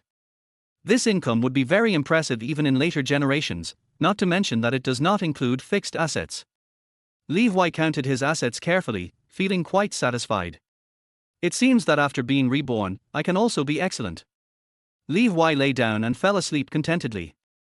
Chapter 45, Dragon Crossing the River. The mediocrity and powerlessness of his previous life made Li Huai feel a sense of urgency in this life. Even though he only wanted to live a simple life with a wife, children and a warm bed, he still couldn't stop. After all, the best life is a thatched hut, a piece of land, a dog and 3 billion in savings. Li Huai muttered to himself. For me, adding a wife, children, a warm bed and 3 billion will be enough. Li Huai calculated and then determined the goal. It was a dreamless night, and when Li Huai woke up, the sky was still dark, a bit like the darkness before dawn. The tall blue brick and tile house stands imposingly in the darkness. We should get a dog and rebuild the wall. Li Huai looked around. The yellow mud wall no longer matched the current tiled house. Third brother. Li Jun's voice came from outside the door. This kid is really punctual. Li Huai looked at the 5 o'clock shown on his watch and sighed. As early as the second time, Li Huai bought a $30 watch to tell time. No one in the family had any questions about this. After all, time is very important in doing business. Squeak. Li Huai opened the wooden door in front of him. A group of people were standing at the door of Li's house, about 20 young men. Are they all here? Li Huai looked around and said. Well, third brother, we are waiting to go to the county town. Li Jun nodded. Okay, let's have breakfast on the street today. Third brother will treat us. Li Huai looked at the young and middle-aged people in Lijiar village and said with a smile. That's great, thank you, third brother. Everyone said in unison. Stop making noise, Aunt and the others are still asleep. The leader, Sun Qianjuan's son Sun Jiongwo, said in a low voice. Yes. Everyone nodded, but still looked at Li Huai with anticipation. Let's go. Li Huai said as he was about to go out, when a voice came from inside the door. Little Sanzi. This was the voice of Li's mother. Mom, what's wrong? Li Huai gestured to Li Jun for everyone to leave first, then turned around and went in. Mother Li was standing at the door of the main room, wearing long-sleeved trousers that were washed so white that they looked like they were homemade. She was holding something in her hand and waving at Li Huai with a gentle look on her face. Little Sanzi, your parents don't have much to tell you. You've been smart since you were young. Be careful not to get hurt and earn money slowly. While giving instructions, Mother Li stuffed a small red wallet in her hand into Li Huai's hand. Mom, no need, I have it. Li Huai refused subconsciously. What you have is yours. We didn't spend a penny on repairing the house. This money was given to us by you and we are saving it for you. Mother Li glared. Take it and eat it well later. You are all strong men, so don't harm your health. Carpenter Li, who was smoking his pipe at the side, said in a serious tone. Okay. Li Huai looked at the worried faces of the old couple and nodded with a smile. Don't worry, your son is very smart. I will build a courtyard house for my parents in the future, and we can experience the life of a wealthy landlord. Okay, go ahead, son. Mother Li nodded with a smile and patted Li Huai. Drive slowly on the road. If something happens, just stay behind. You are smart and you rely on your brain. Carpenter Li has been upright all his life, but he said this to Li Huai. Carpenter Li is a middle-aged man with a bad temper. He never hesitates when something happens and always goes after the person in front of him, but he has different requirements for Li Huai. Okay. Li Huai nodded with a warm heart. This time, the two of them only walked Li Huai to the door and waved to him to leave without saying anything else. Li Huai went down the slope and walked onto the bridge. He subconsciously looked back and saw 3 people standing at the door. When he saw him turn around, Carpenter Li waved at him and signaled him to hurry up. I'm afraid all the money in the family is here. Li Huai squeezed the wallet in his hand, which was bulging. When Li Huai caught up with the main force in a few steps, everyone was pestering Li Jun, Li Yunxing and Jiang Cheng with questions. Brother Jun, I heard that you all eat meat buns in the morning. Is that true? The person asking the question was Li Fu, the son of Aunt Li at the village entrance. That's right. I saw the fried dough sticks and buns you guys were eating, Brother Yunxin, when I was on the street the other day. Gudong. The young boys are eating me to death. The guys who followed Li Huai to Shou County this time were all young men between 17 and 20 years old, which is the age when they can eat. Therefore, when talking about the big meat buns with greasy fillings and fried dough sticks, no one was not greedy and looked at Li Jun expectantly. Don't be envious. Today everyone is eating big meat buns and fried dough sticks. They will keep you full. Li Huai heard these two sentences as soon as he approached and spoke with a smile. Oh! Third brother is awesome. Third brother is so nice. Thank you, third brother. Everyone cheered loudly, and the dogs along their way started barking. Chinher, do you think today will go smoothly? Gao Lan pulled Li Chinher, who was smoking. Yes. Li Chinher nodded affirmatively. Gao Lan felt a little relieved. On the other hand, Sun Qianjuan's family was a little worried. Qianjuan, the people in Shou County are not so easy to get along with. If you don't go, can only those young boys do it? Sun Qianjuan's wife Chengyun listened to the noise in the distance with a worried look on her face. 300 a month is good, but it's also dangerous. Can't Jiangwo follow you? Chengyun said. Jiangwo follows me, but what about the eldest brother Jianshan and the second brother Jianming? Asked Sun Qianjuan. Yeah, it's not realistic to follow you. Chengyun sighed. This is a good place. If we can get through this, it will be of great benefit to the founding of the country and our Lijiar village in the future, said Sun Qianjuan. But I heard that the hooligans in Shou County are all ruthless. Chengyun said. Fights in the 1990s were really deadly, so Chengyun was very worried, and Jiangwo was the youngest son in the family. What are you afraid of? They may not be as fierce as the people in our village. Sun Qianjuan snorted. What Sun Qianjuan said was not groundless. At this time, the fight between the two villages could become a small battle with guns and artillery. The people in the city would have to be more cautious. Did you give that thing to Jiangwo? Chengyun looked at her husband's confident face and asked. I gave you 10. Sun Qianjuan nodded. That's fine. Chengyun felt a little relieved. The other side is also talking about this. Third brother, the black guys near a middle school in Shou County said they will come today. Li Dao approached Li Huai and said seriously. Did you hear that? Li Huai looked at the people who were munching on buns. I heard it. What black or white piece? Just beat him into a fool.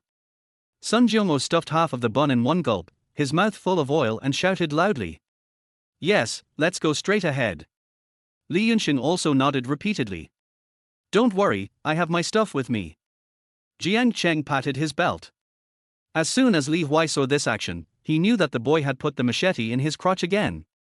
Will there really be no accidents? Li Huai's eyes secretly swept over Jiang Cheng below their waist. Jiang Cheng suddenly felt a chill in his lower body, but he didn't think much about it. He just thought it might be the cool breeze in the morning.